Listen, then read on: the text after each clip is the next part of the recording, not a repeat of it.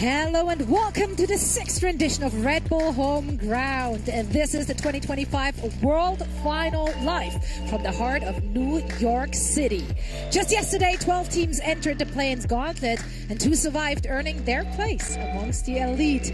Now they have to battle it out today against 6 invited teams in a double elimination bracket. My name is Zoe, and joining me for the first portion of the day are Mimi and Ender. Let's chat about what went down yesterday, because there were quite some surprises, a lot of very competitive groups.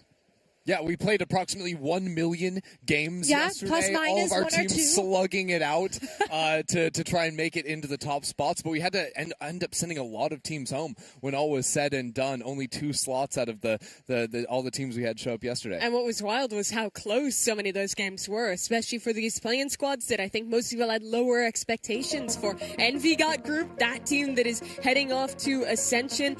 The squad to do it was Eintracht Frankfurt. They end up losing in their game to not make it to today. But a lot of upsets in the groups, even if it is 2 teams, some would have expected to make it through. Yeah, I mean, even if you look at Group C, where we only had 2 teams and we ended up playing a best of 3, Flo Tim Cheese still took that first map off of Cubert Academy, which is just absolutely wild. A big shocker to start the day. Yeah, BXL had a good time as well. We just saw them against Eintracht Frankfurt. Fennel, yes, they lost, but some individuals on that team, like Ace, just really showed up yesterday. It was Ace against the world, I felt like, in both of these Fennel games. Lost one, won that second against Rod, but he was outstanding in both of them. Yeah, absolutely. And, you know, Fennel, they were playing with some stand-ins to try and make it work here, and you saw some guys like Anthem stepped up towards the end. At the end of the day, wasn't quite enough, but then we had this C9 game, which is absolute madness, nearly ends up going the other way after that crazy Silvolt play from Saiz. And it's extra impressive because being able to play a team like Cloud9 so close with a team which is just like kind of put together, right? Like a band of friends, if you will, coming through the Spanish qualifier in Kleinaland. They really performed well. They played, like, the synergy was on point. Like, the game plan was there. Like, that looked really smooth. There were a lot of teams yesterday that didn't have a tier 1 experience or hadn't played at big lands before, but that was one of the few teams that was like 100% a true pug mix that played nothing else together, and were just kind of sent it for the Spanish qualifier, and were literally 1 round the difference away from making it here today. Yeah, C9 end up going all the way through. So this final bracket we get with the invited teams and the teams that end up qualifying looks a little bit more normal than you might expect. Not some huge upsets coming through at the end of the day, but that only is going to make today's games more exciting. That's right. Yeah, let's talk about the 2 teams that made it through, starting with Cubert Academy. They had a good week of competitive play, and they're really meshing at this point. Like, they have a new IGL, 2 new players to fit in after losing their IGL, or having him, like, being promoted, of course. Yeah, he got robbed away from them. What are they going to do? Robbed by Rob. Robbed by Rob. Exactly. And now, of course, you have Kess and Xander stepping in from 100 Thieves. Kess stepping into the IGL role for this team. Those 2 guys were also so outstanding. That last game that they won to qualify here, it was those guys that were stepping up big time for the squad. But they're looking a lot more cohesive. I think that they showed some real resiliency as well after getting absolutely stomped game 1 against Flo Tim Cheese. They go back to win that series. They win a dominant game to make it through, and now have a tough game ahead of them in a BO1 against NRG. Yeah, and they're kind of already grinding the offseason, getting a whole lot of reps in, coming off the Sen City Classic just last weekend, now playing here today. If they can make it to the next day and just keep getting more and more experience, I mean, this team has a lot to prove as the Tier 2 team up against all these Tier 1 squads in the invite stage. Yeah, I mean, they had a good run at the Sen City Classic. A team that did not was Cloud9, but they rocked up this time around for the Red Bull Home Ground, eager to make it into the double elimination bracket and hopefully not come second for the 4th year in a row. Yeah, they'd love to make the finals again and actually win it this time. The interview with Zeppa was so funny, where he was like, well, I don't want to get second again, so I guess we could either win or get last point. And then you see the gears turn. He's like, no, we can't get last place anymore. So it'll be better than that for the new C9 at least. Yeah, and this new C9 team is pretty exciting, right? With Penny and Zelsis coming into the roster. I think Penny as well, after going over to EMEA for the stint after being the emergency sub T1 in Toronto, is now trying to join this team and make an impact on the America stage. But some of the players who have been there for a while also stepped up in their game. This ace for Oxy was absolutely lovely. He had a rougher start to his day and not the best end to the season for him and Cloud9 as a whole in Americas, but he's back in the form that you want to see from Oxy on the Neon in that map. Yeah, I mean, for Cloud9, if there's one strat, one page in the playbook which always works out, it's Oxy go kill. And he closed it out against Clan in a very, very competitive series there in the last round. Now, let's chat invited teams, because obviously they're coming from, you're like, yes. Obviously they're coming from all over the world, right? And those are like household names with former Red Bull home ground champions in the mix here as well. Let's dive in. Starting, of course, with one that just dropped really big news yesterday. G2. Yeah, Professor out and Schmieg in is the probably some of the biggest news coming out of the off season for G2. This team is going to be very exciting to watch. I think just seeing the new version of G2 playing with Baby Bay in the roster is going to be a whole lot of fun and give us a good preview of what's to come for this team. And it's such an interesting move going into this meta where we're going back to a lot of older roles where initiators are less in vogue, because this is a guy, Jonah P, who was always so good at Viper, at flexing over to roles like the Sky, but now he's out for Baby Bay, who used to be a duelist player. As of late, he's been a Sentinel player and a Chamber abuser who's stepping up instead. And I think if you want to talk about how the roles are going to affect this team, Leaf is a guy that is just completely meta resilient. He's played Duelist in the past, Initiator, Sentinel, and I think that in this meta where you're going to be seeing a lot more double Sentinel or double Duelist, having Leaf be able to play the flex role, having Baby Bay come in here to play Senti, makes a lot of sense for the team, especially a team that's been so outspoken about how much Baby Bay helped them. Even when he came in, just the light mood he brought to this team in Stage 2. Yeah, I mean, people were kind of like trolling about it, but honestly, Baby Bay pulled his weight and then some, given how kind of last minute he was like pulled into the mix. And he's been grinding since. Like, that man has put in so much work. He has earned this spot, and I'm very excited to see him getting another run with him. He has, but he has a lot to prove because Jonah was so consistent. He was with this roster for 4 years. I think that for Baby Bay, it's not just about showing up and performing, but also getting out from the shadow of this move and pushing forward to a G2 who we can talk about as doing more than the team did last year when they failed to lift any trophies. I'm just glad that Baby Bay is out there giving little guys like us hope. One day, Mimi, you too could be playing on the Red Bull stage. You're Diamond. You could do it. No, I think I'm also Diamond. That's not the trajectory, though. The trajectory is failing at pro play, moving into casting. Oh, that's what I've done. It doesn't work the other way? Nah, you don't think so. No? He noticed, so he went back to, I still got it. He's like, I still got it. I'm not there yet. I don't have to shackle myself to a desk just yet. Yeah. But maybe in a year or two, Baby Bay, you're always welcome. Let's take a look at them and their opponents, though, because G2 will be facing off against Zeta. And, the first one to reach the ground loses. I guess we don't have to play the game, but also, how do you sync up your jump so evenly? It's very impressive, but judging by the picture then, they're at the same height. They're going to fall at the same rate, even if they weigh a different amount, so it's a tie. Yeah, do you think they just, maybe it's easier, they don't have to jump, they just bend their knees up into the air, and then... I think they realized that this was a tie. It's very simple, I think that they realized that this was a tie, so they did round 2. Who's winning? I actually like the counter that we're seeing there. It looks like he's going into, grab the foot, redirect it, and then... Valen is about to be lifted over his head and slammed on the other side. Jimmy would be so happy if he was... I think Valen would lose this one, just based on what's happening there, with gravity. You think he's overcommitting to the... I think he's overcommitting. He doesn't seem safe in his stance, so I think it's very easy to redirect the energy of the kick and just take him down. And it's a BL1, you only get knocked down exactly. To the floor, so it's really challenging. So true. Yeah, let's talk about their opponents then. Zeta. I mean, yes, it's a BL1, but it's also 3 new faces for Zeta, right?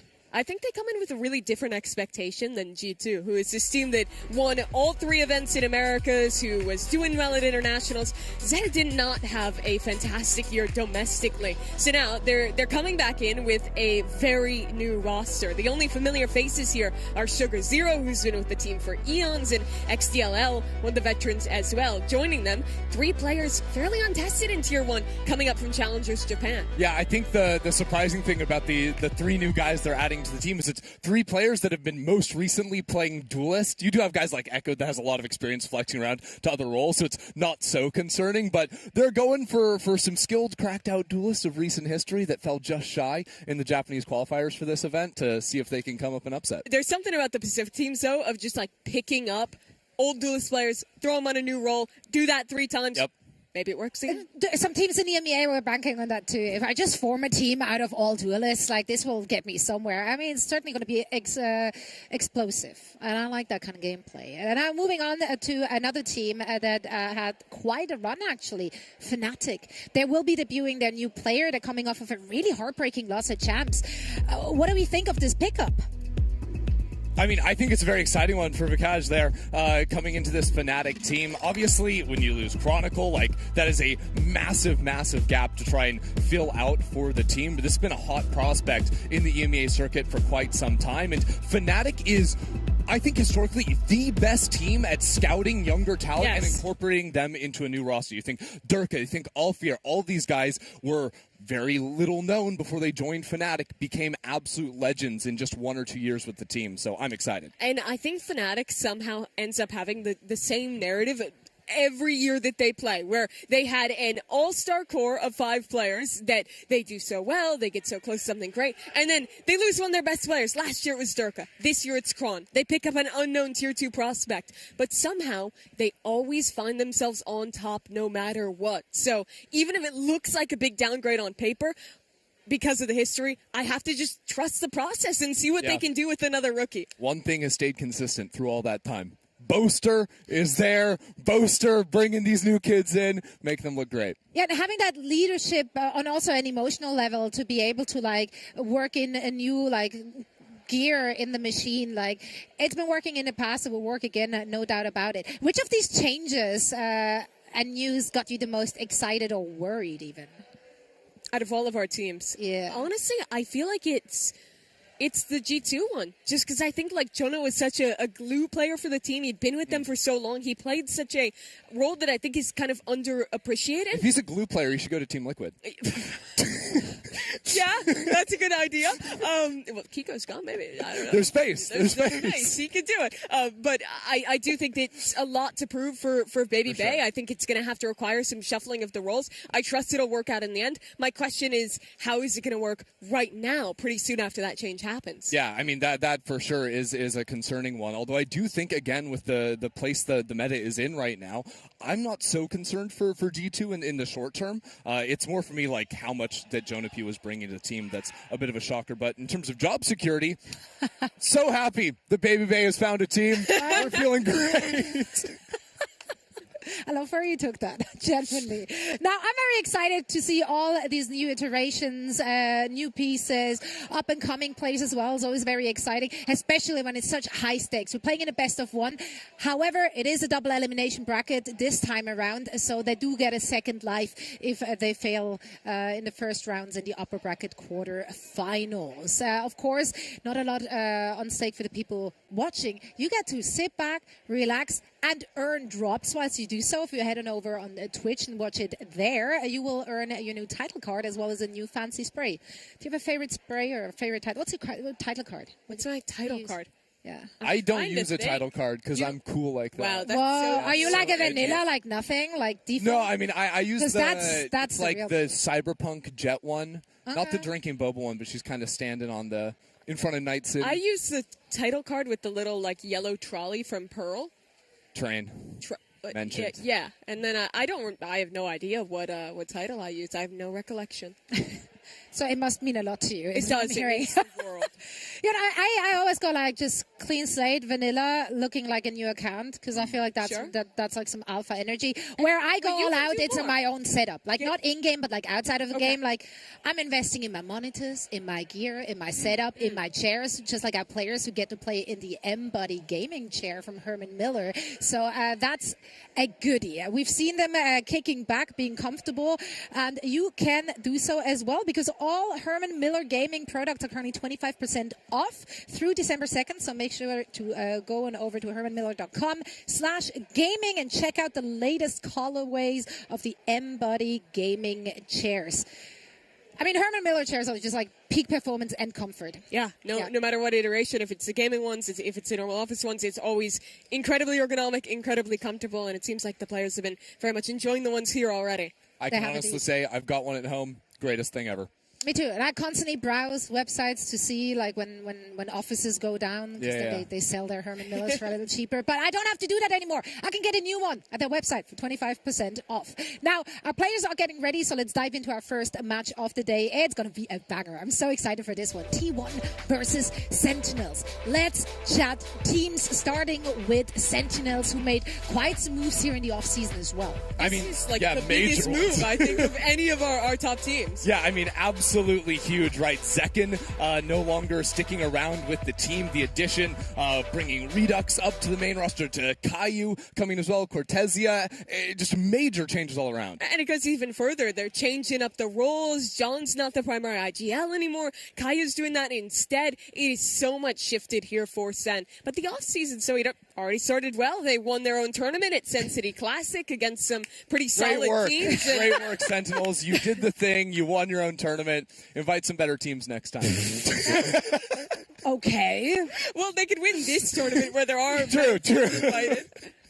I don't know why I'm throwing shade. There were good teams in that tournament. But someone has to do it, and you were the one. Thank you so much for adding a little spice to the desk.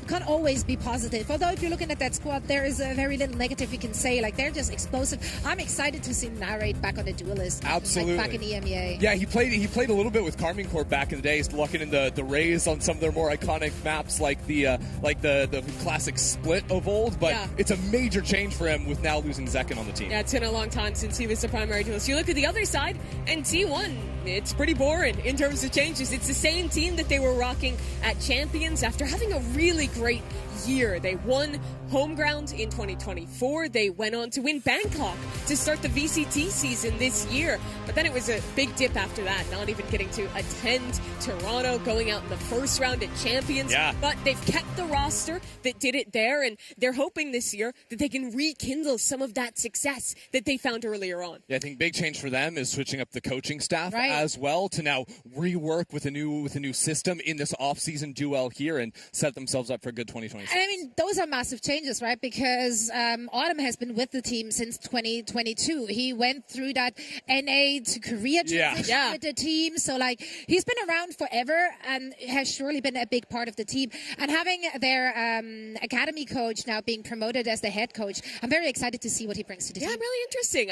I think that this is a very good meta for T1. When they were so successful at the beginning of the year, if you remember, it was when they were playing the Yoru ISO stuff that they innovated, taking down the chamber or rather the Teo of G2 that they were constantly picking there. And I think going back to a meta where double duelist is very good, where Yoru is still a defining agent of the meta, fits into their playstyle very well for a team that loves putting together set executes, has some very incredible young fraggers who are also just crazy at entering together. It seemed almost like teams were copying them over the course of the year, because after Bangkok, we started seeing way more teams just playing the double duelist initially, and then of course with the big off-season patches as well, it's like, wait a second, is Riot just gearing things up for it to be a T1 world in 2026? This team's got to be happy. What's your expectation for this matchup then against Sentinels? Because historically those two teams have not been facing off against one another very often. I mean, I think we saw 3 times, and Sentinels has the upper hand, but those were all in America, so like completely different teams and different players, so that means nothing. So I don't even know why I brought it up. It's such a hard one to get a read on, because it's one team that is stuck completely together, but was having a weaker showing towards the end of this year versus Sentinels. But I do say the history of being together gives them an innate edge. Yeah, but if you're holding that metric, Sen also had a similarly bad end to their year in pretty much the same way T1 did, without even hitting the same heights of this roster that has stayed together, except for that mid-season change of bringing in DH.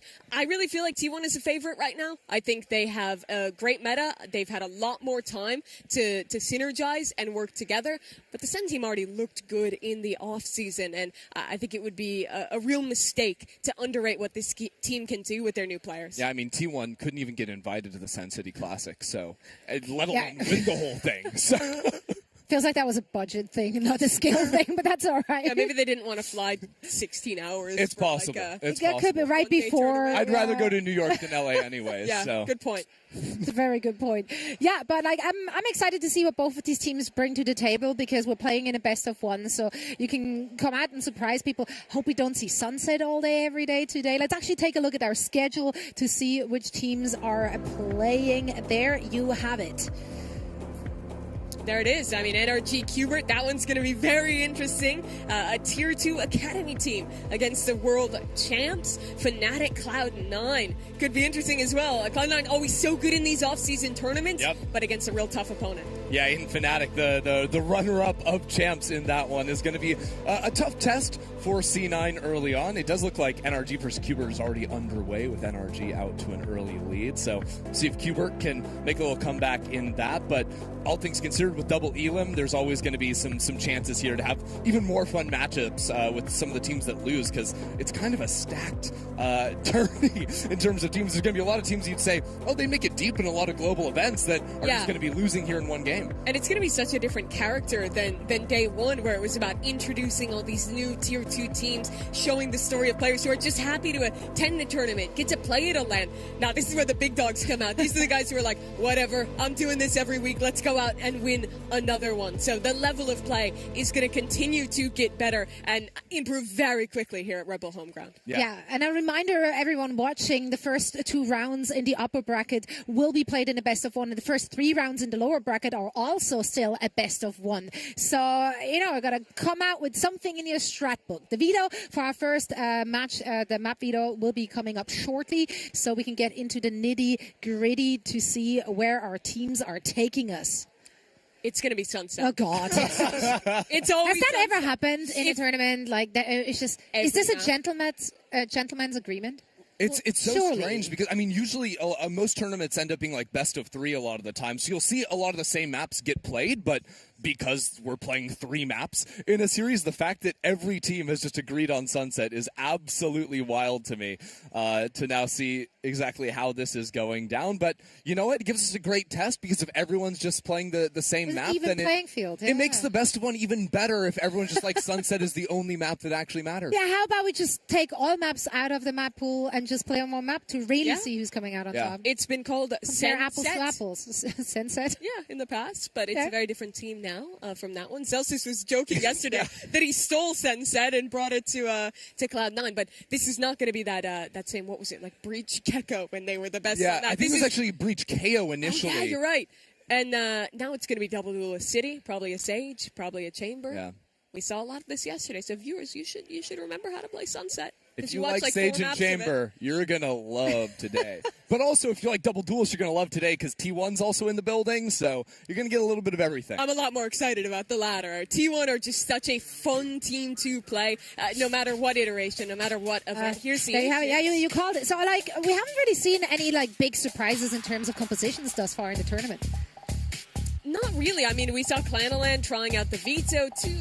Still 100% loss rate. It is interesting. T1 are playing a single duelist here, as a matter of fact, playing double smokes, going solo Sage. Yeah, it's interesting to see Izu, the one to be playing that Sage. I tend to think of him more as like the dive player with him playing a lot of that Yoru and such, but Buzz is good on that role as well. I'm looking at Narrate. It's been a while since he was a primary duelist. You have to look all the way back to Carmine Core, and I wasn't incredibly impressed with how he was playing on Duelist at Sen City Classic. Not to say that it was particularly bad, but I think he still has potential to unlock his full form that he had back on KC and when he was playing Initiator for this team. And I think even with Carmine Corp, it was still flex duty for him. He was usually playing the Raze when he was being asked to step into that Duelist role. So for him, too, it's about opening up that agent pool, showing that he can do a little bit of everything here with the new Sen squad. Redux Chamber is certainly exciting.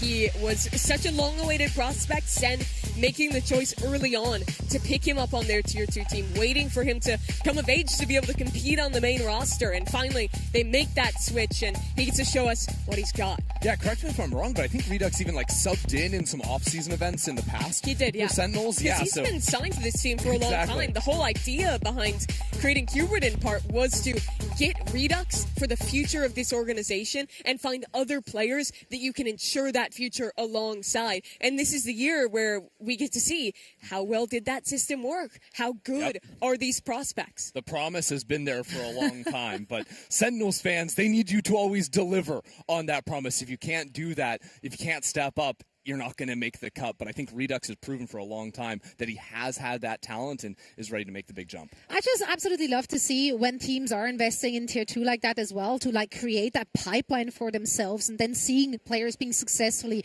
brought into the main squads. Yeah, I mean, farm systems work, and I think this is a great way for Sen to prove that and maybe inspire some other orgs to want to take a similar leap. I mean, it speaks volumes that Qbert Academy is the only team in this tournament, the Tier 2 team, that made it through the qualifiers to now play with all the invite squads. So very impressed to see what they've done. Yeah, and we are getting ready for the game. First match of the day for us. So, guys, please take it away. All right, Sentinels versus T1 to kick off the invite stage. Double elimination bracket here, best of ones for the two teams on your screen right now. If you were with us yesterday, we'd have seen a whole lot of Sunset. And there's no big surprises here. An early wall down into B main from Sentinels. I am anticipating a little bit of a mid-fight to break out in the not-too-distant future, Mimi. Yeah, a possibility for Narrate to slide through, but with the smoke top mid, they'll back up, worried about someone popping straight through that smoke. Instead, the pressure might just fall to Narrate. Alone for now, but a relay bolt is a great tool to stall. And a frenzy in hand. Could do some serious damage in this tight choke. There. T1 taking their time, though, walking up into top mid, and I don't know if Narrate got full information. Wall goes down, and T1 have started the advance. Caillou with first kill. And now with smoke to stall out T1. They've actually repositioned all the way back into market. Where Narrate has fled the scene of the crime. But there's going to be 4 players ready here backside Meteor. That's huge to cut the rotate and find Cortesia. Still, though, Sentinels have this smoke to play with on site. Meteor taking a timing through dark to try and get a pinch back as T1 continue to strap out onto the side. Kills being traded across, but it's Narrate to find 2, and Meteor behind enemy lines there gets cut down for Sentinels pistol. Very well controlled round by Sentinels. I think they did a solid kind of reaction throughout of every different thing T1 was showing, because they pressured with that Sage wall into mid, send back it up to not get caught by that play. They catch one there. Then it's immediately this fast rotate back into B that Sen is also in position to be ready for. That's how you have to play against T1. They are going to be very fast. They're going to be poking you in different parts of the map before they fully send that commitment. So that kind of reserve style on defense is important to not let them take the pace of the game into their own hands. It is interesting to watch the differences unfold as time increases here between how John QT used to call with Sentinels versus how Caillou chooses to take things now. With the Sage and the Chamber, though, always expecting Redux to be looking for these angles. Talk a little bit about playing the Viper here. This is the second team that we've seen pulling that one out. If you're a North American viewer, it's very uncommon to see that agent picked here on this map. But the best things for him is being able to control extremities by lurking instead of heavy utility. You see that Viper wall over on A. That makes it a lot harder. Well, but hold on a second as now. I'm saying this, T1 have actually picked up a couple guns. Yeah, Narrate's going to fall back here. Guardian in hand, so chooses to wait for his teammates to show up before doing too much. Actually, as I say that, getting involved, now that Caillou is assisting with the util. The Sage slows are so problematic now. Makes it hard for Sentinels to trade one another out, so the wall goes down. Sentinels take their time. With that wall blocking them off from market, they can only really come out over. The trades are going evenly. One-on-one now. Cortesia down to 10 HP. But it's just a classic stacks hands, and it stacks to take it right back. A thrifty for T1. Okay, T1, that is a beautiful thrifty round to pull through.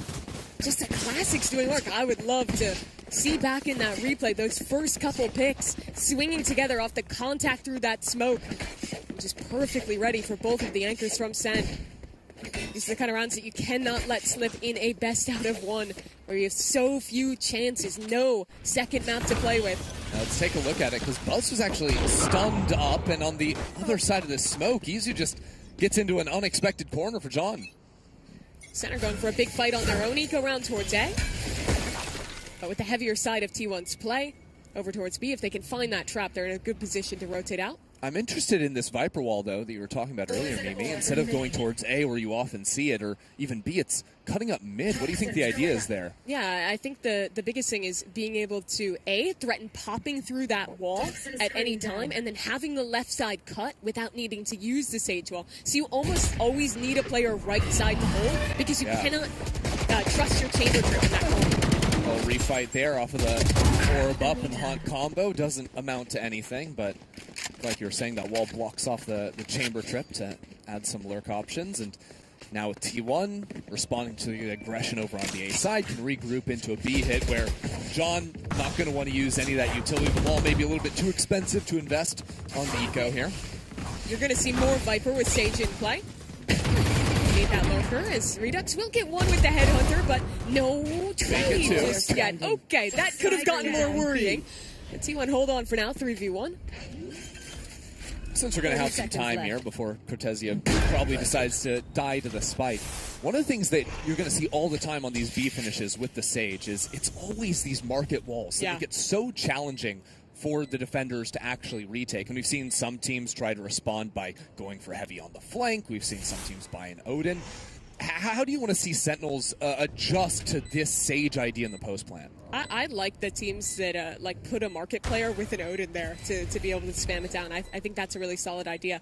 But if you're not just doing that, I think that you need to be playing heavier to flood backside early. Once you lose backside control, it becomes so hard to win the retake, even if you break that wall. So I'd like to see Sen being in a position where they're trying to have their Neon or their Chamber, your players that can get very fast rotates, be able to be running in and prioritizing getting out backside instead of playing the set retakes. As Sen was really doing all year. That was one of the biggest criticisms about this team, was how often they were committing to playing that full retake on defense and letting that plant go down. Yeah, their B player would be hiding back low, but not even really challenging on the site so often. See if that ends up changing, as maybe just an early wall from John into B main. Besides, actually, with that enemy slow orb coming down to a more passive wall, so it's not as easily busted down. Look at the top mid play with that Viper wall up. You have two players high-low to stop alert coming past it. Yeah, Sentinels adjusting to the position of that wall, putting the chamber trip on A as well. Solo player on that side. T1 will be happy about how early they got this wall down. It's going to fade pretty soon, and they've even taken the time to go back and break it. So an opportunity now to re-clear A, or just work back into mid if they'd like. Yeah, it's worth calling out that Izu does have access to the res for this round. Choosing to play away from the team currently, but regrouping gives you a great ability to accelerate with that. Sen just use a Prowler A main. They'll get the chamber posted forward and rotate players back towards mid. This could be concerning, though. With Redux continuing to creep, T1 are here to re-clear. I believe there's a drone available. DH has that. So up goes the drone. Redux holds his own until the paranoia comes out. But still, a lot of utility spent. Down to 35 seconds on the clock. And that's a nice shot from Caillou, deleting the lurk up mid.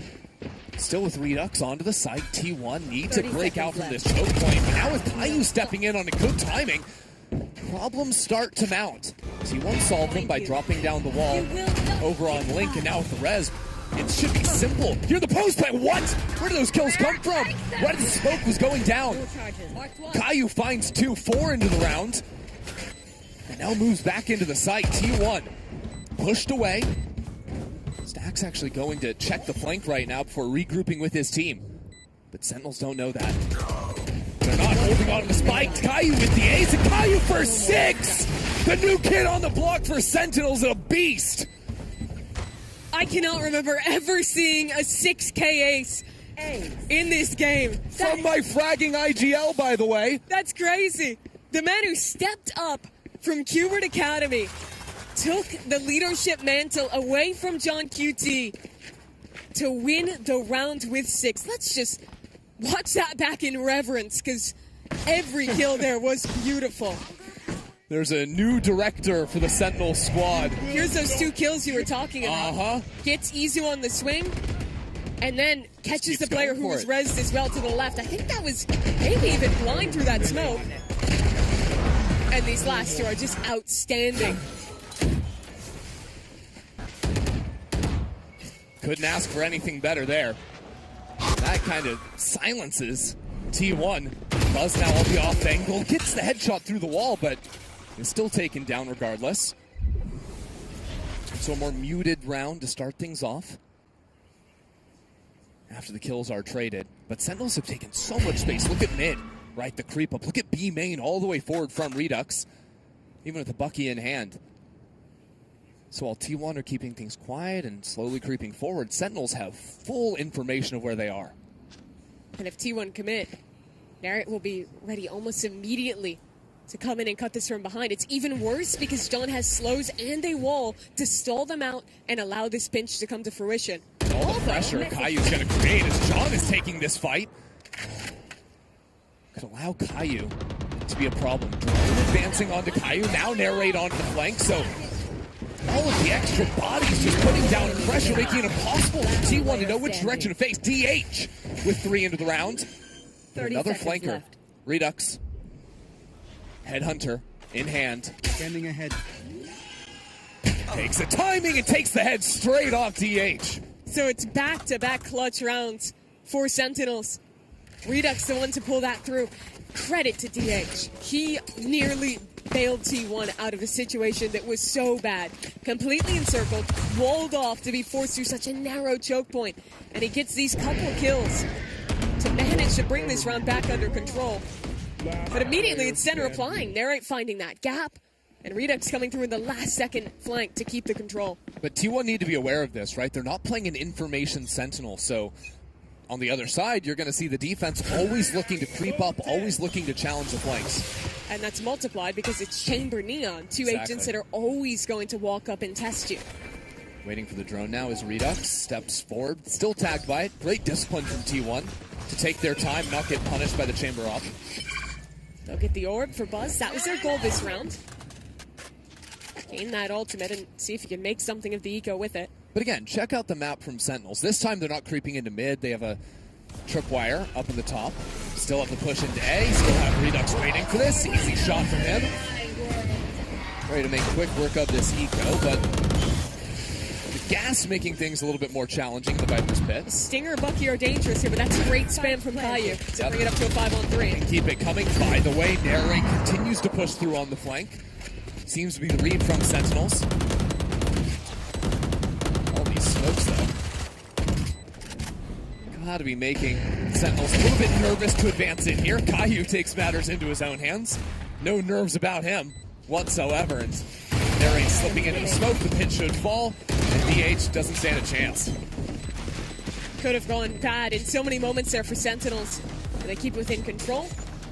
Wait until they're grouped up or wait for that flank to come through and get the round. T1 that was just an eco that they invested the pit in to hope to make something of. But let's talk bigger picture for him. Yes. You were bringing up these flanks a lot, and I think for T1, you need to see them not just like 4-1ing into rehits. They have to be going back and pushing the Chamber or the Neon that is contacted up off the lines. If you leave those players forward, you're going to get fast flanked and you will always be executing into a 3 or 4 man site. Yeah, well, new coach KDG going to call timeout for T1 and see if they can find these adjustments because, you know, if you're playing ranked and you're worried about the flanks coming in, you can still 5-hit and just have one person turn around and watch. But I think, like you're saying, having a lurker be more of a contained duty or listen for rotates, all of these things is a much more reliable approach to get that info early on. Because the issue isn't necessarily them dying to the flanker, so that does become a problem at the end of the round. The bigger issue is the flanker having forward position means there's 4 players stacked on the site you're executing into, and Sen have double Sentinel, which makes it even harder. Can always slow down the site hits, can always just download your information because of the forward players. Knowing that you don't have a lot of bodies over on the A site makes things very simple for Sen. Well, we got a timeout. Little update from some of our other games. NRG just finished up 13-4 over Qbert. Qbert not out of it. They'll be going down to the lower bracket to fight for their survival, but pretty good start to the World Champs with their new player. Not too shabby from them, but we're looking at World Champs in 2025. You've got NRG, you got a Red Bull home ground champ in T1 here, trying to return to this event and make an impact. Need to adjust out of this timeout to the boost. Come back. I love that look from Cortesia. Right up onto that, but it's quickly dealt with. T1 know exactly what kind of play was being sent their way. They've got the same agents in the comp. They can run it on their own defense side. This is the right reaction. They're going to funnel players back towards mid.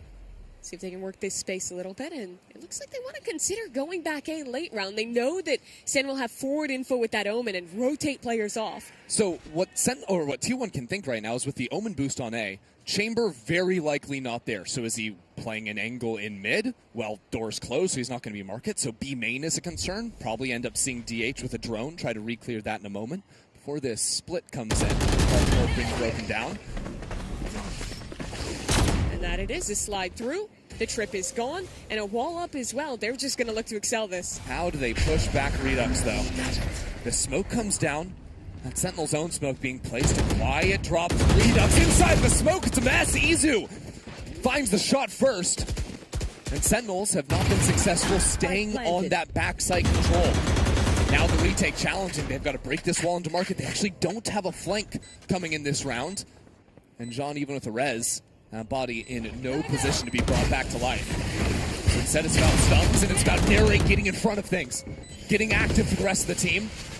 These slows really chopping up the site, making it hard for Sent and T1 to find a fight against each other. At the same time, T1 have wrapped back around. Izu looking for a flank into Bobo, while Narrate continues to march on in.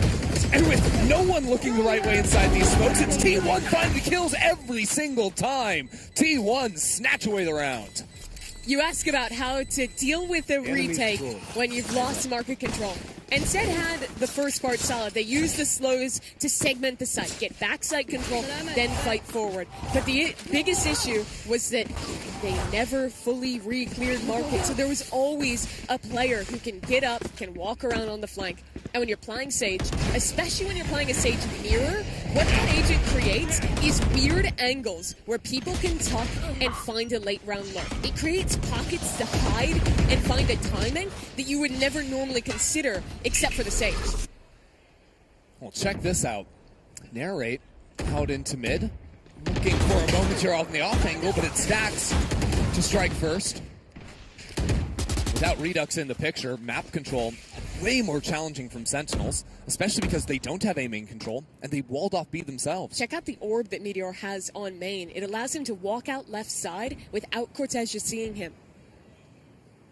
There is a trip to contain this angle, but Meteor will call his teammates back in. And with help reasonably far away, Cortez has to stay alive here. Quickly drops back. Look at the map though. Rez into top mid, so Redux back in the picture, and Narrate again is flanking on the Neon. Without the Omen though, a little bit harder for Sentinels to hold on to this A side with Meteor dominating on Link. This round may still slip away from Sen. Comes down to this flank, it comes down to Narrate, creating havoc on the backlines. While he's on the backlines, Meteor is fighting on the front.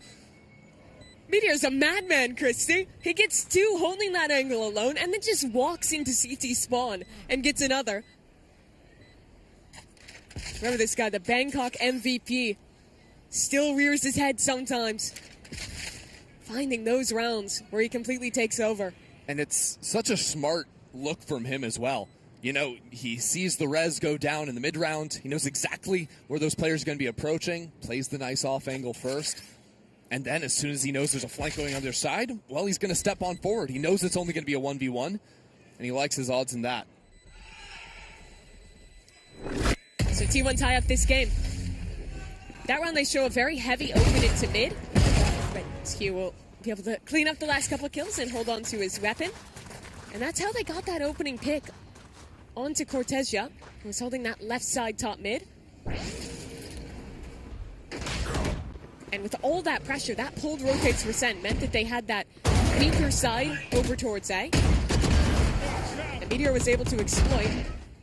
That orb I mentioned in the last round does make it very difficult to play A main alone as an Omen player, because you can't hold that passive angle while still getting full information the same way you could. Yeah. And instead, if you try and play up and hold your one way, you're at risk of them walking into the orb, popping out on you, and even if you get one, it's not enough. They're going to excel into the site and take it. I mean, I think one of the reasons why you see a lot of Viper on this map, not just the lurk power of the wall, is because a lot of times on attack you default an orb like that just to make it so the enemy Omen is never throwing the one way, because what's the point if it just gets instantly broken? Yeah. You'd rather just hold on to that yourself. And when they're doing that, it encourages you to play a more passive A, look to play retake instead. Exactly. But then they have a Sage comp where it is hard to actually commit to playing full retake. It's a better where you don't have the double initiator power to play those Sen retakes that we knew them for in the past. Definitely makes things a little bit more complicated for Sentinels to solve their A hit, although they're bringing bodies over onto that site. Yeah, this round, they simplify. We're on an eco, play close to smoke. It's all good. And also, get out into mid, see what we can do. Cortezia, Vandal in hand, and a teleport boost up on the wall. Sage and Omen. That is an angle I don't think I've ever seen before. He's looking all Through the way the window. into A main. Unbelievable. Sage and Omen, you know, a duo that's been cute ever since Valorant beta for the funny boosts. Unfortunately, well, he's not going to see anyone that way. Instead, T1 is looking back towards. Are they going to walk to him? He's got 10 seconds left on the wall.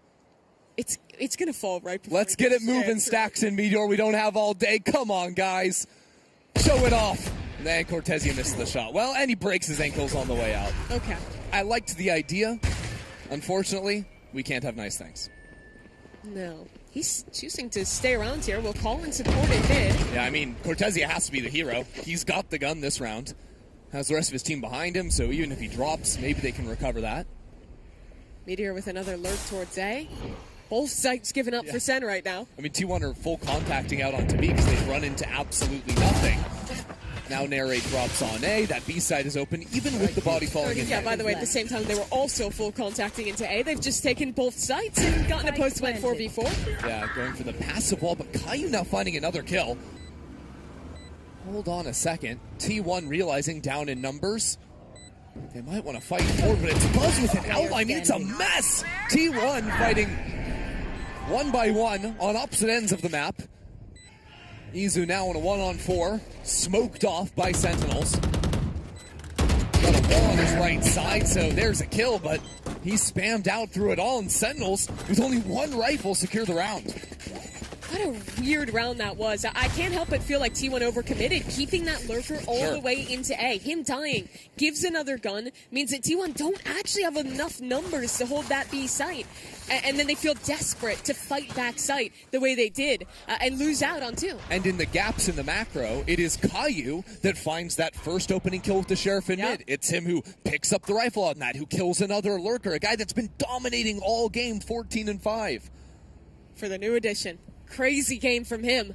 The IGL stepping into this for the team. A great showing for him. And right alongside Narrate, back on his old role. We're talking about solutions to A main. Here's another pass at it. Send 3 that way, shift the chamber into mid. Yeah, but this is why that one-way not effective. Redux, though. Double swing will force him to slide on out. You got to be loving that if you're T1. You use one dart. We've already pushed the chamber off 10 seconds into the round. Check out how quickly Narrate has rotated back over onto the B side. He's playing A early on, now shifts to hold top mid. This is a show of the new tempo of the game. You will not see T1 re-hit until a minute has passed from that first start.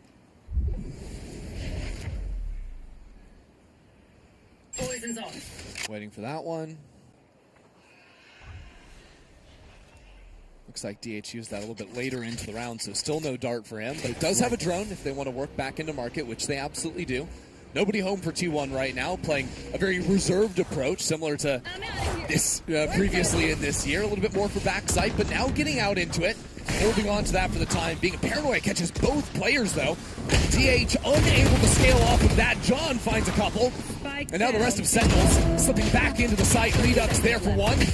Still things a little bit messy as Stacks picks up the spike. A 2-on-2 now for T1. The Viper's fit is brutal here. Hugh trying to post up ahead of it. Caillou finding it, but only finds the pavement. Tezia, now Paranoia. 10 seconds on the clock, so teleports for a quick timing around the other side. Meteor went on a fact-finding mission, though. Realizes he's not in Boba. And this informs Meteor. And Stacks falling back into the pit. Smoke whittling down. Cortezia sees a gun, but it's Meteor for 3 in the round. Great recovery from T1. I think Sentinels had the right approach. You called it more reserved, but when you're playing against a team that can almost always market split on you, having 2 backside and a crossfire between your 2 Sentinels, I do think it's the right approach. The issue was the rest of the rotates came so late that even though John, QT, and Redux did a ton to win out on this initial brawl, the rest of Sen's players ended up hobbling in one at a time. And you do maybe want to critique you a little bit. He felt so confident to take that timing into the pit. And instead just loses out on the opportunity. Yeah, Caillou struggling a little bit there, but it's these late rounds for T1 that they're finding so much success. A little bit shocking, honestly, going even in these rounds without even securing a lot of these opening kills. See what they can do here. Sentinels playing a little bit on the off angle now. Nugs takes his timing, takes the head off, and now they step straight into Caillou on the other side. Sentinels abusing a little bit here as T1 slow to advance, impossible to find the trades. Given time now for Sentinels to stack 3 onto the site. Buzz still likes he wants this though. A little bit upset as he goes back into the site, but this duo between Redux and Caillou has been lethal. And now Narrate joins the fray as well. Sentinels push up to 6. First round this half really where I felt like it's just a full site hold shutdown by Sentinels.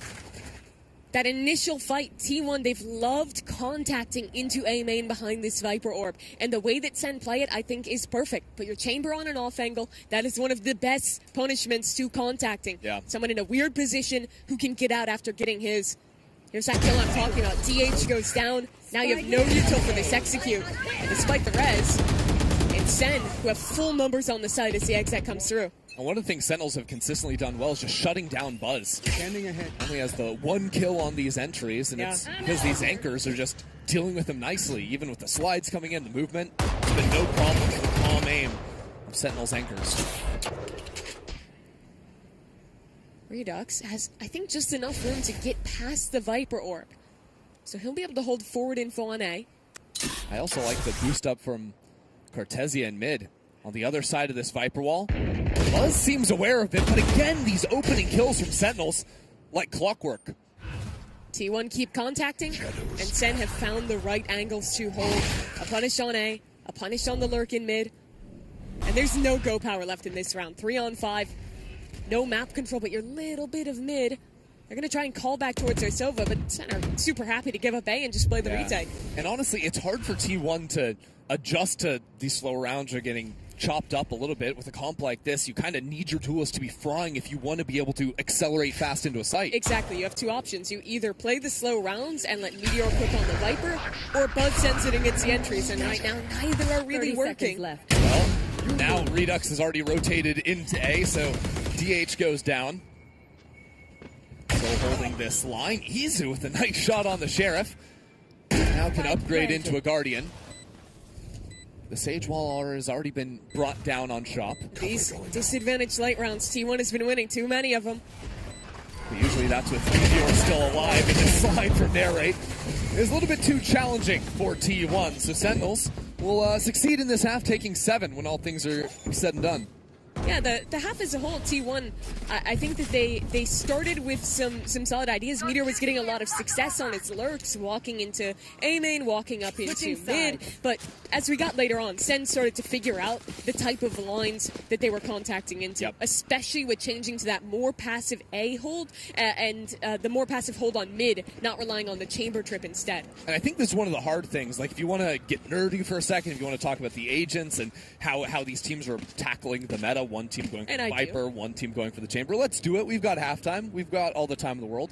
I do think the Chamber really thrives in the playing against double smokes world, against control-style comps, because those smokes don't really mean anything to a guy that can abuse off angles and just swing through them. I think Viper Sage on this map is very good against Viper Sage on this map. Yeah. But I think that Chamber Sage is good into the Viper comp and good into a mirror. In my opinion, I think that they're really solid. Looking at some of the other games, though, FNATIC playing Cloud9 in their best of 1. Looked like FNATIC was up 5-2 in that match. A tie game between G2 and Zeta as well. That could get interesting. Yeah, still early on in the match, but exciting to see. If Zeta can do something here with 3 new players into the team, but NRG smacked Qbert down in this opener 13-4. Also believed like it was Ethan and Mata dominating inside of the server. So good news for the reigning champs. Yeah, to focus back on our game now, which is 7-5 at the half as we get ready to head back towards Abyss in about Abyss. Sunset. I should have known that because we only play Sunset. I don't know where I got Abyss from. Well, we're going to play it soon. Here's some highlights of some of these other games. So this was that NRG one. Kiko, nice 3K that round. Yeah, really nice work from him. I assume it's just going to be a lot of NRG winning. Actually, comps are kind of fun. Ethan's playing the Harbor here. Yeah. On Haven of all things. Double smokes for the 2 teams, but... It's interesting because we aren't playing the new Harbor patch. So that's maybe that's just wants one last hurrah. One last go with the old boy. Yeah. Before he gets played sent his to fair a share of Harbor in the past, but one last Cove incident for NRG could... That's so unnecessary. Sam's not even on the team anymore, man. I don't think he's watch partying this either, so I think I can say that. Come on, man. Is that legal? It's legal, but I don't know if it's ethical. Okay, fair enough. Look at that little scuba clutch action to win the game. There it is, 13-4. Nicely done, but we are going to be jumping back into the second half of Sunset between Sentinels and T1 here. Again, reminder, if you're just joining us, this is a best of 1. All of these games are best of 1, but we are now into a double elimination bracket. So if your favorite team loses here, they're not necessarily out of the tournament. They're going to have at least one more go of things. And if you win out today, you stay alive into that final stage. You get to play downstairs in front of a crowd in New York on Saturday and Sunday. Big reward for any of these teams. It really does. Here's the pistol, though. Attack side Sentinels are going to be contacting into mid, setting up for a B squad. Early breakdown of the wall. Putting down their own Sage wall. And actually, Izu places one there as well, just to maintain backside control. Sentinels are still a little bit more reserved here, taking their time, realizing it's going to be really hard to fight deeper if they had wanted to, instead falling back into the market. Yeah, if you're sending plants open, you play market, and you still have a crossfire. But isn't this defensive wall a bit of a problem? Because T1 aren't threatening a flank. They now only have one lane to come back into the site from, which they've crept into, so they're trying to wrap back into market from mid. Interesting way of approaching things, but it does come at the cost of time. T1 need to start to activate a little bit here, and it's not going to work against the Headhunter. Sentinels can fall back, play a little control from main. 2 players still hanging out on site, but these shots are connecting from T1. Back up. And Narrate really the only guy to stick around here and make it impossible. Now the knife kill for the new duelist. Sentinels win a pistol. That's diabolical. Pulls out the hatchet and gets the kill. Monstrous there. 2 kills with the frenzy, and then the knife. Are we joking? I know that Narrate would have survived in the hit short story Hatchet. One person will appreciate that. I read that book in 7th grade. Yep. Look at this. Look at him. Poor Buzz is just looking at it happen. It was a very weird approach on that retake, though. With that wall back in. I'm interested to see if we do see it again. It's like it really funnels your options on how you play it, especially in a Sage mirror, where it's very hard to retake market control. Yeah. Well, hold on a second. Meteor has just seemingly walked up into the game alone. Izu's now getting a classic kill. Another eco round win. I mean, this is classic Sentinels. You know, the thrifty rounds both ways. Win them, lose them, hate Chrissy, them. that's a Vandal. Which now belongs to Buzz. If Buzz ever wanted to start farming some kills in the game, this round is the one to do it. They have to use the wall literally just to survive. Now a 2-on-5. And Buzz is here again. It's the 2 IGLs for Sentinels, so maybe they can figure something out. I don't think so. And it's just over like that's a flawless thrifty round 2 from T1. 14 total points of damage done by Sentinels. That is a catastrophe. You don't say. Yeah. Well, they try and funnel into market. They lose the first, and then it is just Sage trailer, slow orb. Everyone is jumping up and down, panicking. A wall in their face, and the gun gets lost. Oh, man. Yeah, let's see this again, I suppose, because, yeah, a little right-click action into no chance of scaling, like you said. If T1 didn't win these 2 ecos, it would be 11-3 right now. That is certainly a way of putting it, and it could get a little bit worse. T1 converts here, Redux gets the first, but even with stacks taken to 2 HP, the kill not being confirmed there. Bad news for Sen, now sliding across. The stun doesn't really amount to much. He's still able to slip on out, thanks to the Neon. And T1 have taken full map control at the same time. Yeah, they have a flank coming in. Support has arrived for Buzz in time to bail him out on A. Sen are going to consider the possibility of a flank. Look, Caillou has been insane in this game, so if anyone's going to steal back another thrifty for Sen, after tossing the last, it would be him. Thanks that Sage wall. T1 get a free rotate back towards B. They're going to beat them here. And this wall makes the cross a little bit safer for them. Look at Izu, so quickly into the smoke. Choosing not to go for the quiet drop, taking his time. At some point, Sentinels have to commit the spike down. There's already a quick flank coming in. Buzz sprinting through the other spawn, but with Izu now falling and T1 realizing they're all in isolated positions, round becoming a bit more challenging. Good timing from Stacks! But 1 kill is not going to be enough. Not for Buzz here, but they're looking the wrong direction. Hold on. John trying to heal himself back up. 10 seconds left. He has to commit the spike down, and he cannot do it. A Red Bull clutch for Buzz, and T1 narrowly avoid disaster. So close to going wrong and getting us back-to-back thrifties. But it is Buzz to bail them out. A player who is almost always alongside Izu in that duelist role. Now here, with a lot on his shoulders and with a really rough first half. He was 1 and I believe 13 at some point in this game. But now second half, Buzz, he's come alive, working that scoreline back up. Yeah, 7-1 in the second half for the duelist. But this is the big round to tie things up for T1. Buzz the tip of the spear for the squad, but a good stun. He's going to shut down Redux. And now a forward wall from Izu. Broken down immediately. Sentinels not wanting to deny or give over any control to T1. The second fight also goes Buzz's way. I mean, he's just a defense-sided player, Mimi. It might be. He's about to go positive if he keeps this pace up. After only getting 1 kill in the first half. Rez is available, though. Makes that ult orb. Still, though, 5v4 for T1. And again, Meteor on a flank. Yeah, he's walked so far up. You see in mid as well. Stacks is in position to contain that space. So it's 3 ready to go on A for T1. Caillou taken low. The stun. Quick switch to the shorty. And good support out of Izu. This tag team, often on the dual trolls together. Now providing some support on the other side. But Izu isn't able to swing in for the trade. T1 taking their time. Meteor finally here on the flank. It is being held. Cortezia waiting. Waiting for smoke, but Caillou is out in the open. It looks like Sentinels were turning around considering trying to leave. We're now down to 25 seconds left on the clock, and they can't fall back into Meteor. This guy's already taken down 2 from Sen. Sen have no way to advance before dealing with the flanker, and at this point the round's just lost. I think they're saving, I guess. They don't have any way to get out of this round. 10 seconds. Meteor's gonna get another. Oh, the timing for the smoke means 3 into the round. And yeah, you'd love to save. That would be nice. But now that the clock is gone, it is time to charge in T1. And John on 17 HP will not carry the gun over to the next, and Sentinel's money is looking rough. So from a game that was only close because of 2 eco rounds, T1 have now turned it on its head.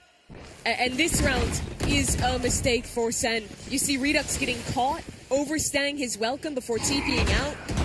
And credit to Buzz, it was an incredible shot to get the chamber. The second there, in a bad corner, he wins it again. But with a comp like Sen's, you need Narrate and Redux to win those duels, and Buzz beat them both. And Sentinels also have to shut down Meteor. Think about the eco round. T1 secured after losing pistol. That started with Meteor finding a pick, just full walking B main. Here he walks it again. Hold on, the Neon getting ripped. Sen might make a go of ecoing T1 back. Narrate's going into spawn. Will boost over the wall, but he's shot in the back of the head. There's nowhere to go. T1 are just mowing the Sentinels down.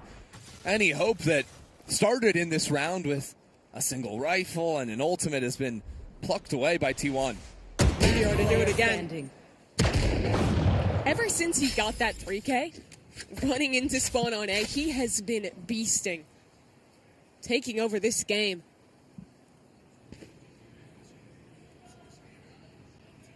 So T1 were in a similar position back in the first half where they started getting punished by, you know, the excessive flanking or walk-ups on the extremities. Can T1, or can Sentinels rather, find the correct adjustments that T1 were able to try and bring things back? Yeah, I think it is pretty different because for T1, or rather for Sen, sorry, for T1, they had a comp where they really wanted to contact everywhere. For Sentinels, they don't really have that same potential because they're not playing this Viper. Instead, their comp is very reliant on Narrate doing something active, while Redux is proactively lurking somewhere else and getting a position for the team. So they still likely want to play slow rounds and let Redux get into a position where he's going to find value. But thus far, the issues have been when Sen is going for that initial play, when they're taking their first piece of map control. Often A main, they're losing a player to Meteor, they're losing a player to Buzz, and T1 then gets to reset back and play on an advantage almost every round. Well, Kaplan calls a timeout to try and parse through the issues T1 have been posing for them. What do you think they're talking about here? I mean, as like a one-round thing, I would like to see a B split come through. I think Market is probably the weakest space right now for T1, and well, that Viper is very good for anchoring. I don't think that this is necessarily a great retake comp for T1, and I didn't actually love their approach to the B retake with that Sage Wall last time. I wonder if the retake approach changes. Looking at the position of Meteor, looking to just throw that Viper wall that cuts off all of backside, and that can accomplish similar things with still giving you the option to retake with a little more ease. Redux is back to his own game. This time, won't get away without taking a bullet to the head. T1 have stepped up from just that early one-way and Sovadar. Oh, I wanted to see a B split. Now that becomes so hard with that Viper spin in main. If you want to go B, you're going to have to flip the map and fight Boba, or hope you can isolate that Viper, which is a very big risk. Yeah, maybe leave one player to try and late lurk into B is the idea. That's at least where Cortesia is playing for the time being. Still, if Cortesia dies, then round is pretty much over. He has to play his cards very carefully. TH popped the drone from deep top mid, but it was instantly broken. Don't know if it saw many players there. Because of the pit as well, Market is not as weak as it normally is. There's actually 2 players there holding. Yeah, I mean, there's even a Sage Wall in A main, so Sentinels are going into a very expected finish now. T1 anticipating this look, although maybe not the deep split up top mid. 3 players headed there. Buzz in the thick of things, narrowly avoids death. But it has allowed a couple players to slip on past DH, not a problem. Gets stepped into the thick of things, and now T1 find themselves with a lead into the round. Quickly answered by Redux on the other side, but as Meteor and Izu now closing in, and all these gaps of information from Sentinels, that leads to T1 securing 10.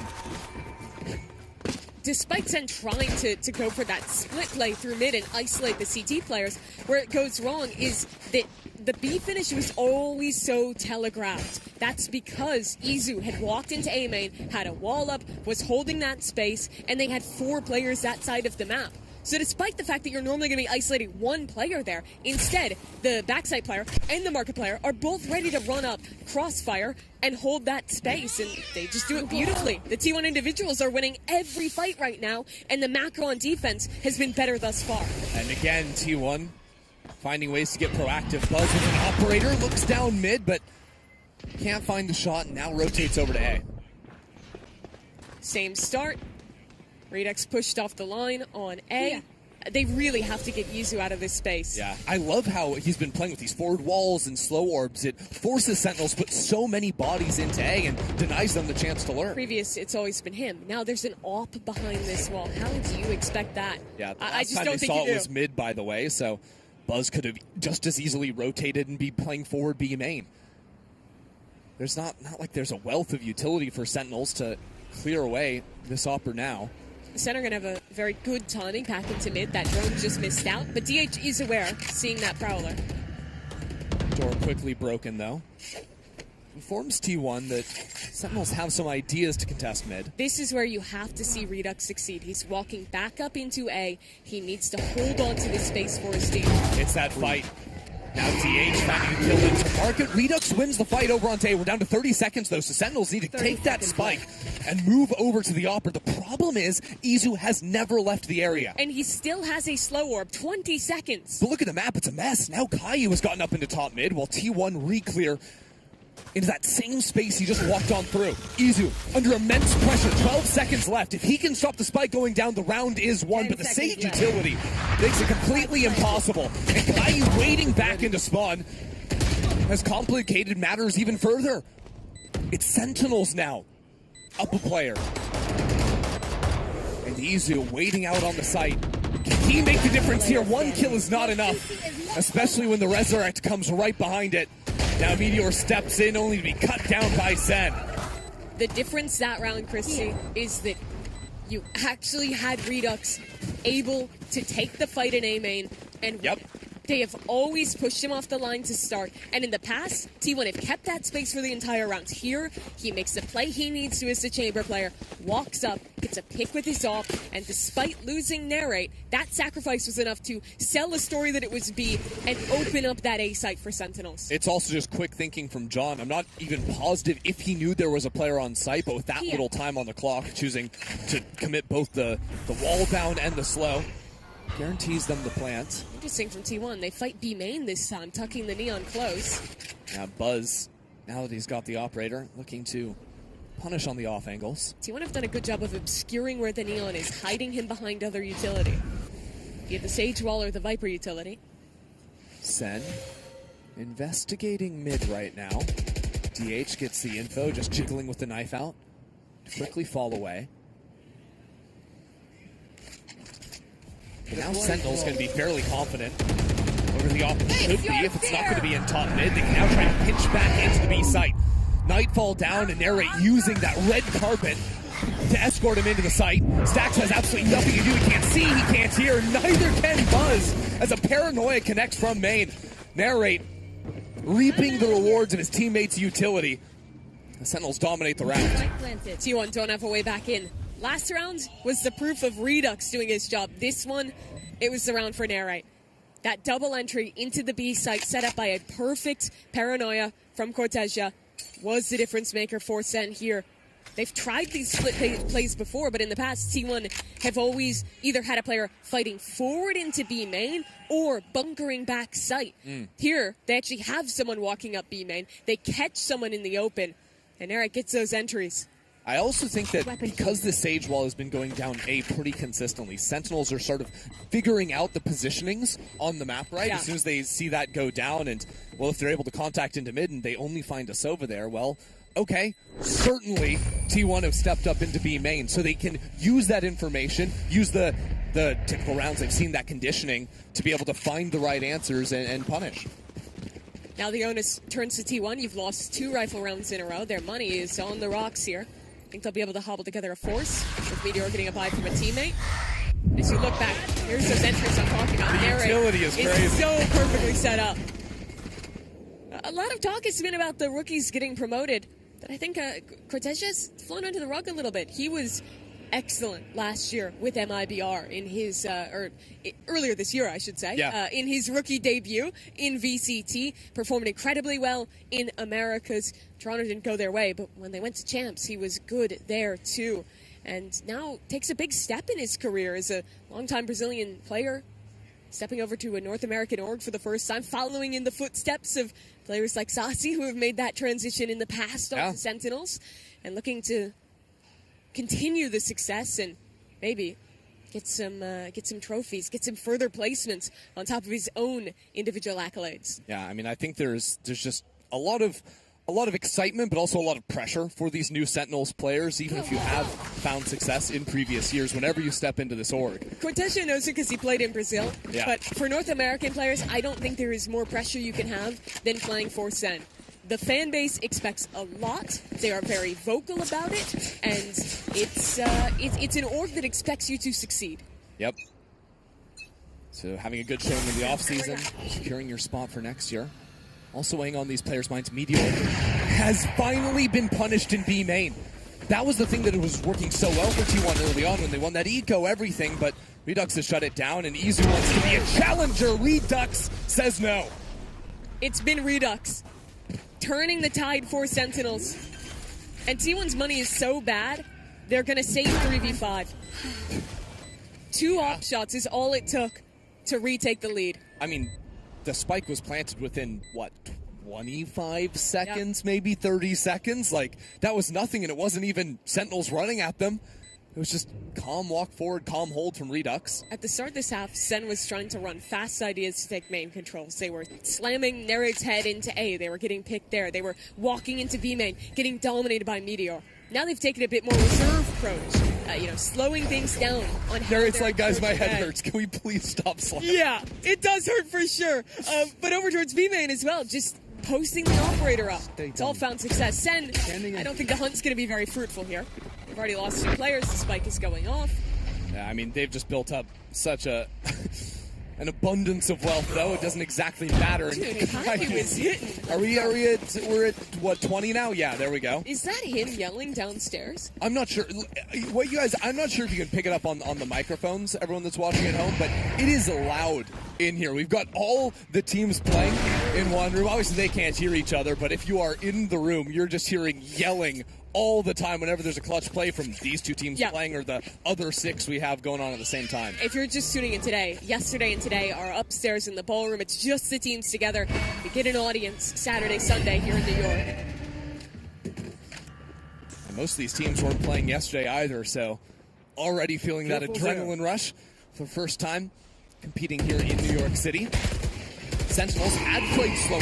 This time, though, a lot of challenge into market early on. I think as they realize that it will be Izu here, and even Meteor too. The stall is immense. Wall up to follow. Neri needs to take the time to break at least the section, threaten to lurk later. Expecting Sentinels to move back into A and clear away anyone that could be up on the one-way. As they realize there's not a second one-way, though, things get interesting. In past rounds, Sen have shown a similar mid-start and then popped into the Sage on B. So it's a weaker A setup for T1. Now they realize something's up. They send rotates, but Narrate's ready to go against Buzz. Buzz with a rifle in hand, not the operator this time around, but he's pinned back into the corner. Can't swing in through the wall either because Sentinels are waiting for him. T1, we're divided up. Now they have 2 players in backside, though. TH with the dart ready. And support incoming from Meteor. This wall has completely divided up the site, though. Sentinels continuing to find creativity. And what it's allowed them to do is isolate every single one except for Izu. Izu is there and firing on all cylinders. If someone's going to come back, it'll be Izu bringing Meteor back into the fray. Instantly shut down by Redux's op. And yet, the stall, the slows on top of the smoke, has allowed a half stick, has allowed a full stick. Stax is going for it! And all the way through, T1 tie it up, regardless of the ace. Redux gets an ace in a round loss. An outrageous moment. Sentinels don't expect the stick. The spam doesn't connect. And a round that should have been theirs, in every sense of the word, is stolen away. I mean, these 2 kills from Izu to then go into the revive, even though I guess the revive doesn't matter, it got shut down immediately. Still just a hero for the team. And in a game where Kaiyu has had a 6K, Redux has had a 5K, things are still tied. But that round looked the same. It was an isolation onto Buzz. He was shut down early with a slow orb to cut his retreat. Does not matter. The rest of T1 steps up. Now a similar start for Sen. 3 towards mid. Bait out the Sage util from Izu. I mean, it's a huge amount spent, although this time they're set up to pivot back into B like they've done a whole lot more. They can get this utility. Izu changing things up, though, and I think that's a great read, walling up B main instead. It allows both players on this B site to focus together on holding the door. And the orb makes it almost impossible for Sen to get through. They have the orb for the market door. They have the Viper wall on top of the Sage wall for B main. So Sentinels just try and chew up all that utility before realizing they actually don't want to go into the B finish. They want to run it back on A. How far does Sentinels contact? And how soon does T1 know? They're going to re-clear mid, go 1 for 1 in that area, and now they realize it's A. Yeah, T1 can approach so quickly. Options for multiple players to flank, especially now that Buzz gets a kill. And some good damage. 30 seconds left. Enemy Sage Wall giving him some amounts of protection as T1 choose to fall back, play into spawn because there is a flank approaching. They'll break the wall, put on some pressure, and buy the time for Meteor. How much can he do? He is here so quickly. A chance to go up to game point, and Meteor finds it. First kill goes his way, make it a second. Meteor has been electric in New York City, and it is now T1's game to win. That might be the extinction event for Sentinels. Shut down by the man on the flank. T1 did such a good job of selling that tail, breaking the wall, keeping the pressure up. No one from Sen thought he would be on such a fast timing. And for the second time this half, the game has flipped.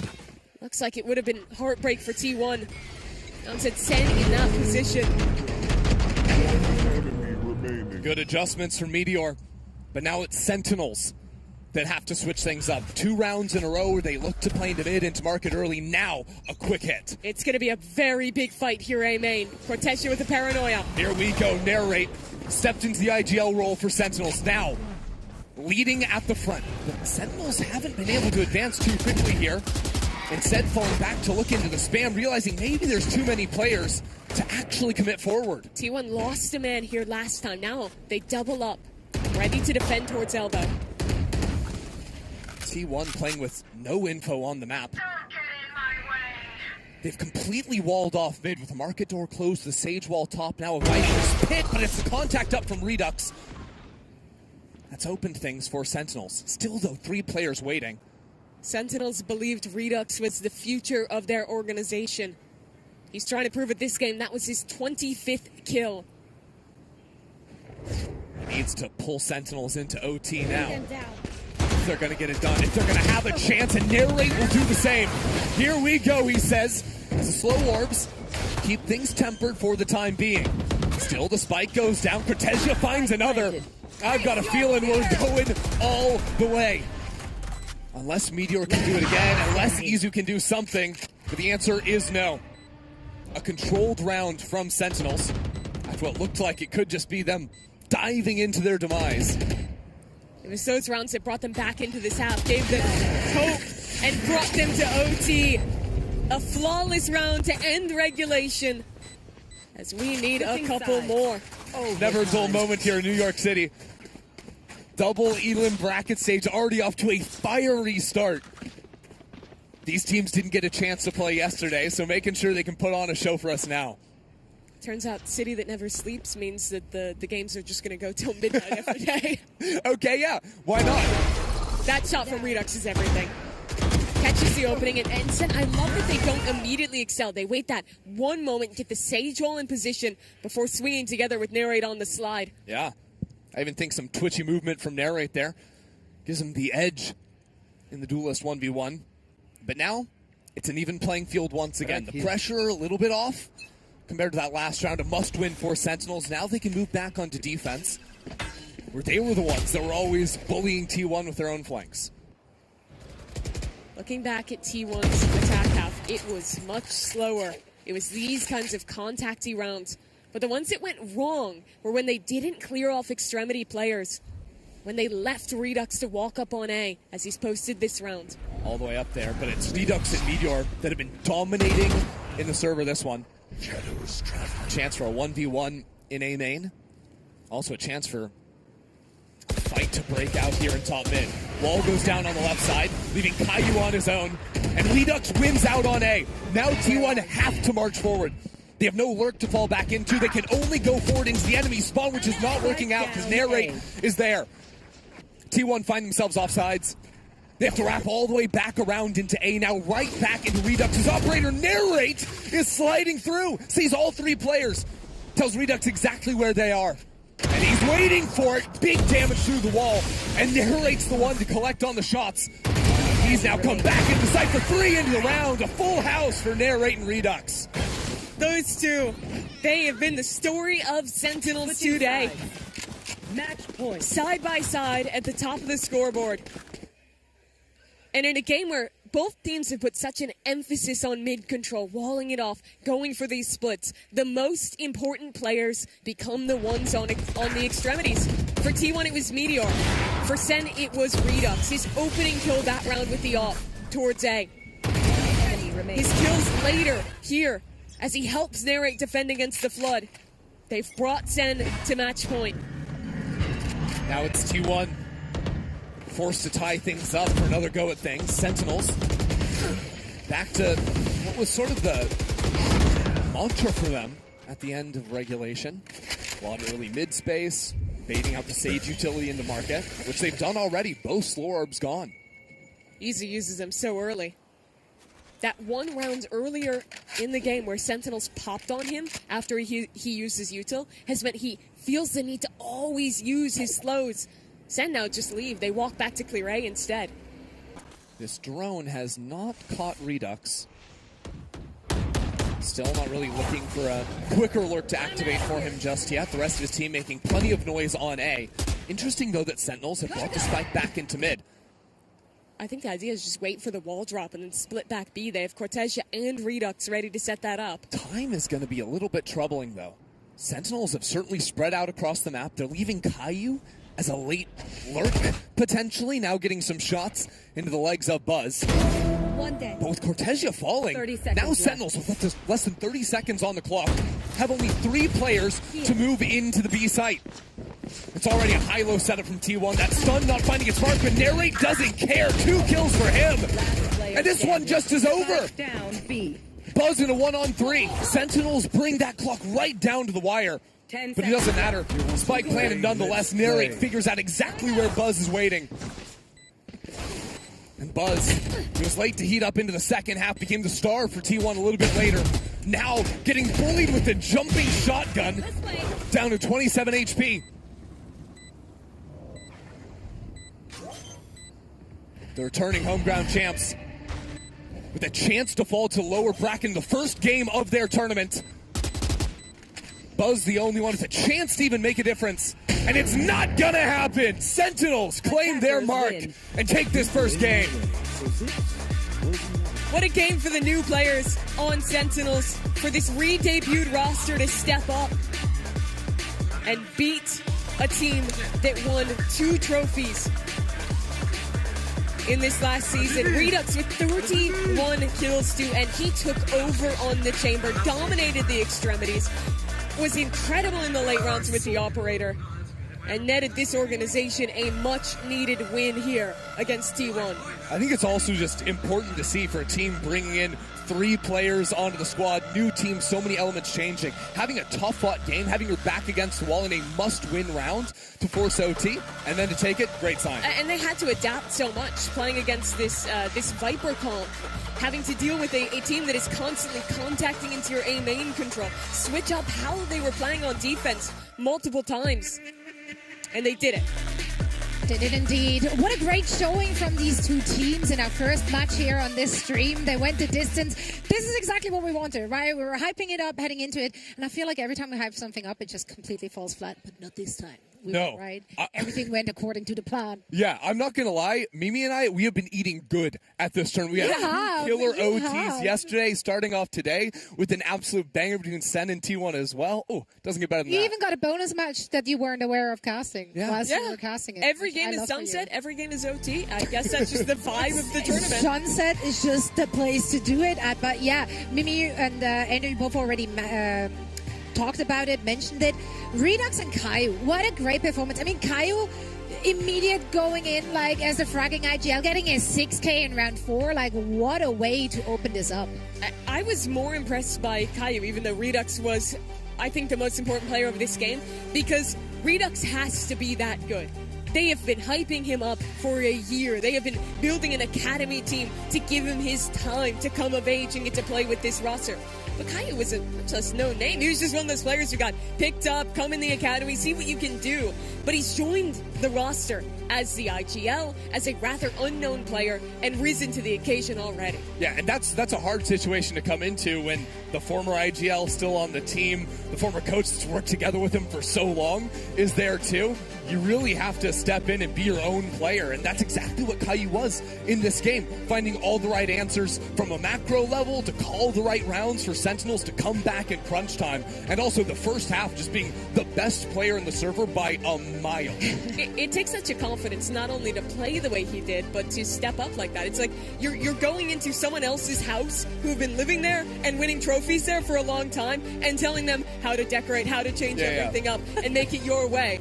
But he's succeeding at the role, and really credit to Sentinels for having faith in that academy system, in finding these new players to ensure the future of the organization. And what a great confidence boost for this team heading into the later stages of this tournament, because they did that against T1. This is the defending Red Bull home ground champion. This is a team that stuck together. No new pieces to work into the mix. I think that's the biggest part, right? Is that T1 is almost one of the best litmus tests for how good your team is at this tournament, because they did stay together. You kind of know their deal already. So you come in, you have a hard-fought game, and you got a guy like Redux dropping 31 kills in the opener. Beauty. You're doing it also when someone who won an MVP award this year is dropping 24, nearly dominating the game himself. Yeah, I mean, Meteor, absolutely insane. While they do lose, I do think it's telling that, I think it was, 16 first kills to 10 in favor of Sentinels, that it's still this close because of the late round work that Meteor was doing. But I think the man of the moment is sort of Caillou for what he was able to do individually in the first half especially, and on that macro level. On another note, he wasn't quite as insane or quite as standout as what someone like Redux was putting up, but this is a very good game for Narrate. There were questions about him stepping back to the duelist role, especially after the departure of Zekin, who was like the player for Sentinels. He was the face of the team for so long, but Narrate played very well this game, and that's going to build a lot of confidence and momentum for him in the rest of the tournament. Yeah, and the cohesion was there as well, right? Like, there weren't very many moments where you felt like they're not on the same page. So whatever Sentinel is doing, it's looking good. No, honestly, I think that the way they were playing a lot of these rounds on the attack side, so creative, like all the different sage wall ideas they had when they were planting the spike and fighting more forward. I thought, even though John didn't have a killer game in terms of KD or anything, the way he was walling, the way the team was playing around with these post-plant ideas, I thought that was very cool to see. And for a team that's very famous for having a lot of unique ideas and approaches and dominating on Sunset, keep giving it to me. I like that. Yeah, and now they have to face off against Energy in the semifinals in the upper bracket. You know, it's just a champion. Team, it's all right. It's just another one. Yeah. This is going to age so well. I am sure of it. I'm excited for this matchup, though. And, of course, we didn't get to cover the Energy match. Energy came out on top of that one. You guys, I think, did a short check-in.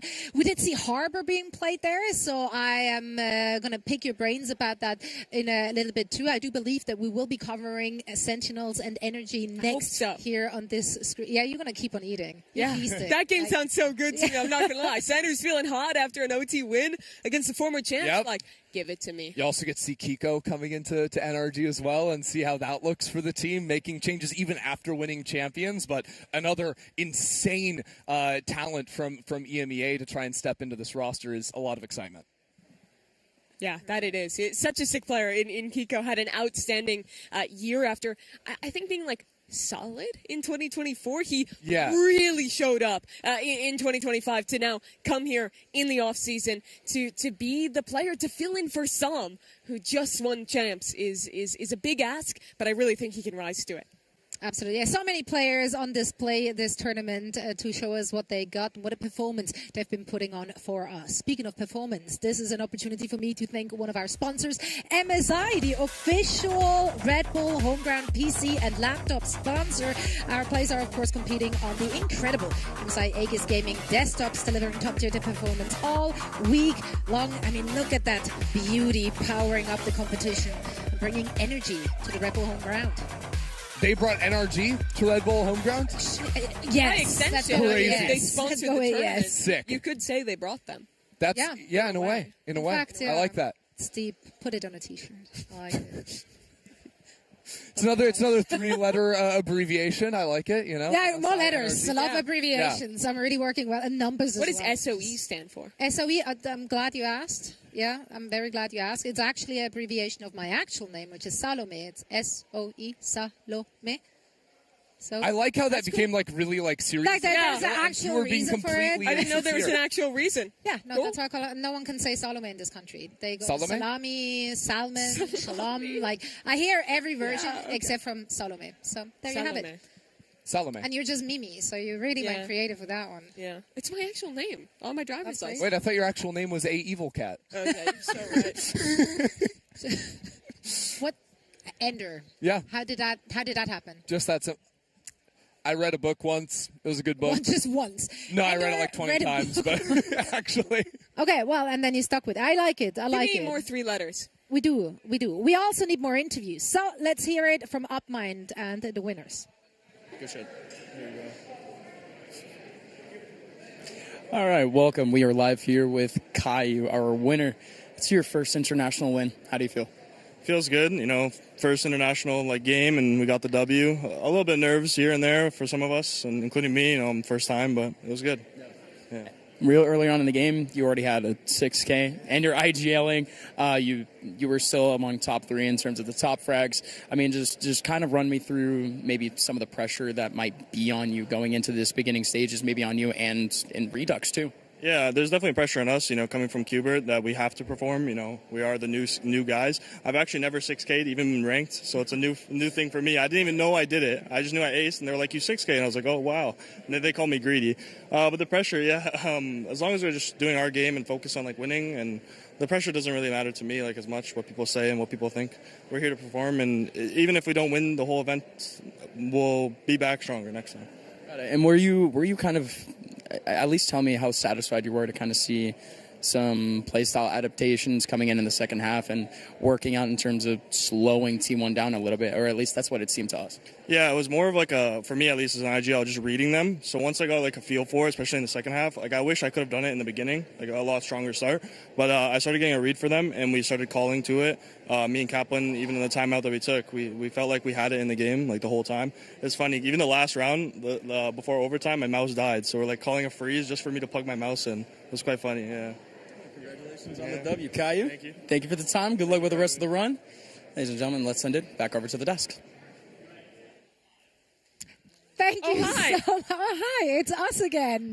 Thank you so much, UpMind. Great to hear from our players here down on the floor, and I'm sure this is not going to be the last time we're going to hear from this particular player. What a great way for Sentinels to open things up here at the main event. Of course, we have many more games to come today, but first, we're heading into a quick break, and afterwards, we should be back with energy going up against Sentinels.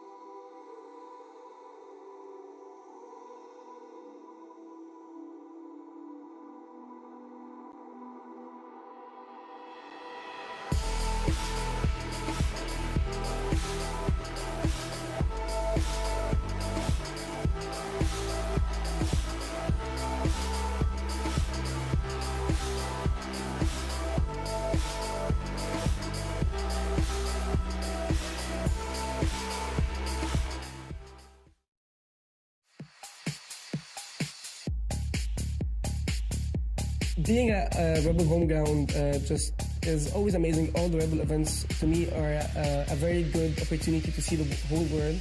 Usually the US crowds are very biased towards their teams, so I hope we get to play in front of them. I think this is like one of the biggest events that Valorant has had in the States in a while. So it's going to be very nice to see like American fans and like... Thinking about the crowd that's watching us and the other team in the finals, it's really nice because people came to watch us.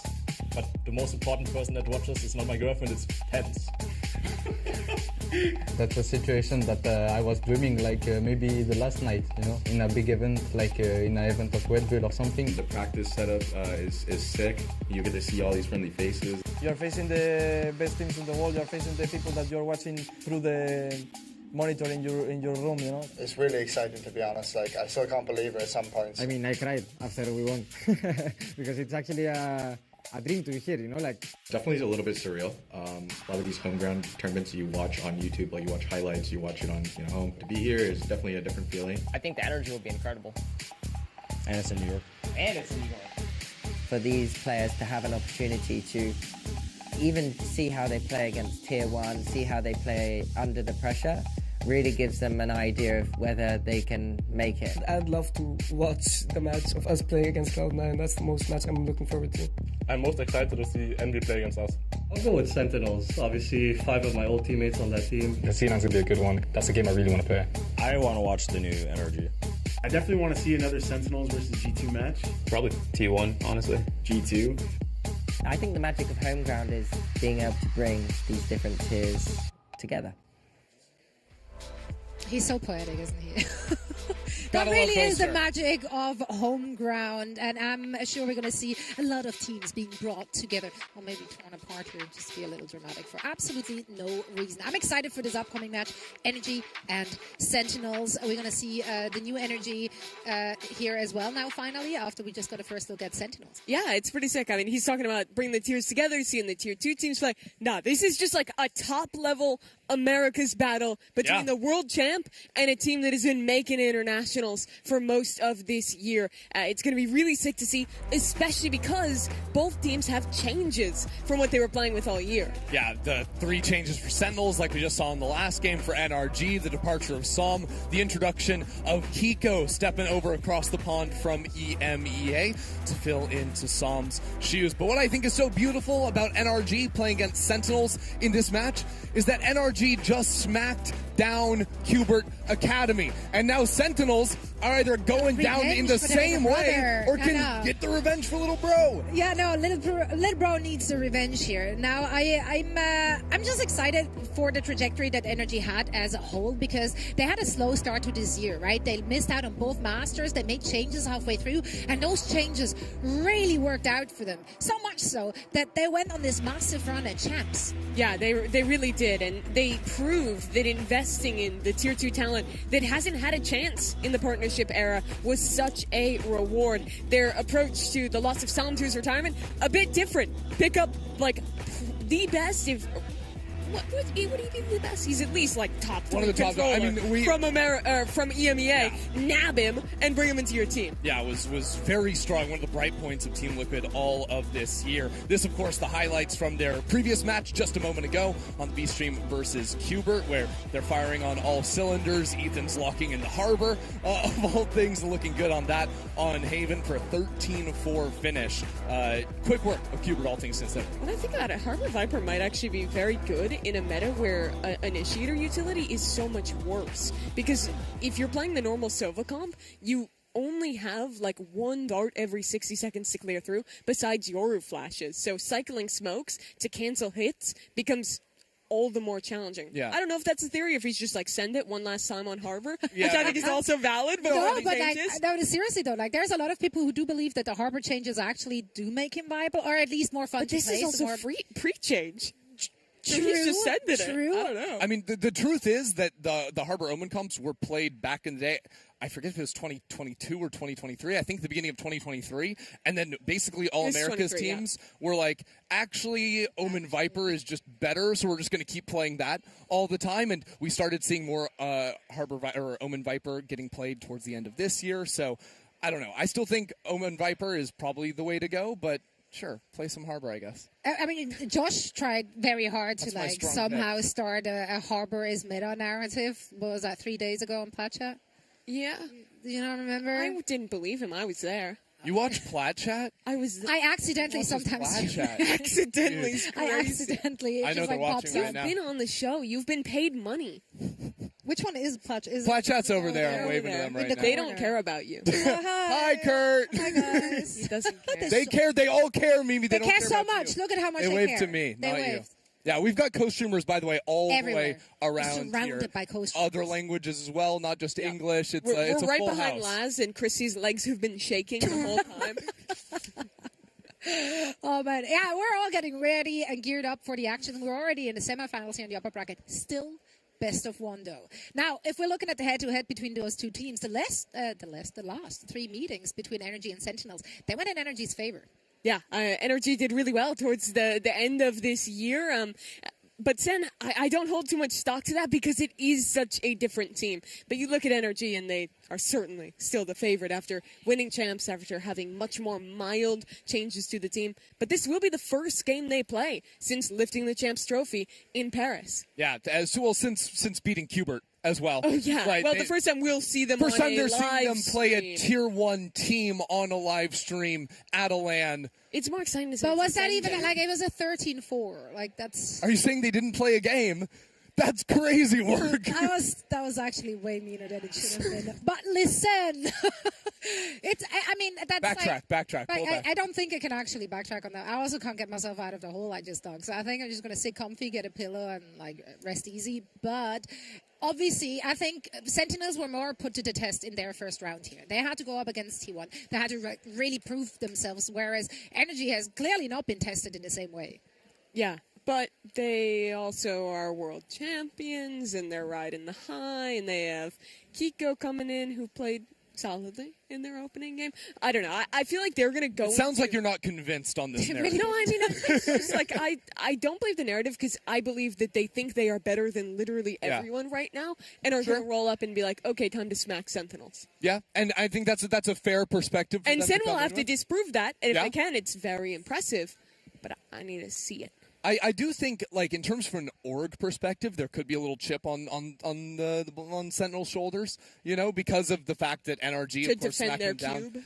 To defend their cube, of course, the poor little guy. He, had a rough go of things earlier today. But also, when you look at it, like, Sentinels were the number 2 team in Americas all year long, right behind G2, only for NRG to steal that away. So they stole Sentinels Thunder at the end of Stage 2 in Americas, first of all. And then they go on to win the whole thing. Yeah. So I was like, wait a second, guys, we matter. No! They were also like the first time in America's 2 seed did anything at a global event all year. MIBR at Toronto was rough. It was rough at Bangkok as well, with G2 being the only real memory for America. So NRG rocking up and winning it all. I think there is a little chip on the shoulder for Sen. Yeah, at least Rob's shoulder. He cares. I know he cares. There's one person with a chip for sure.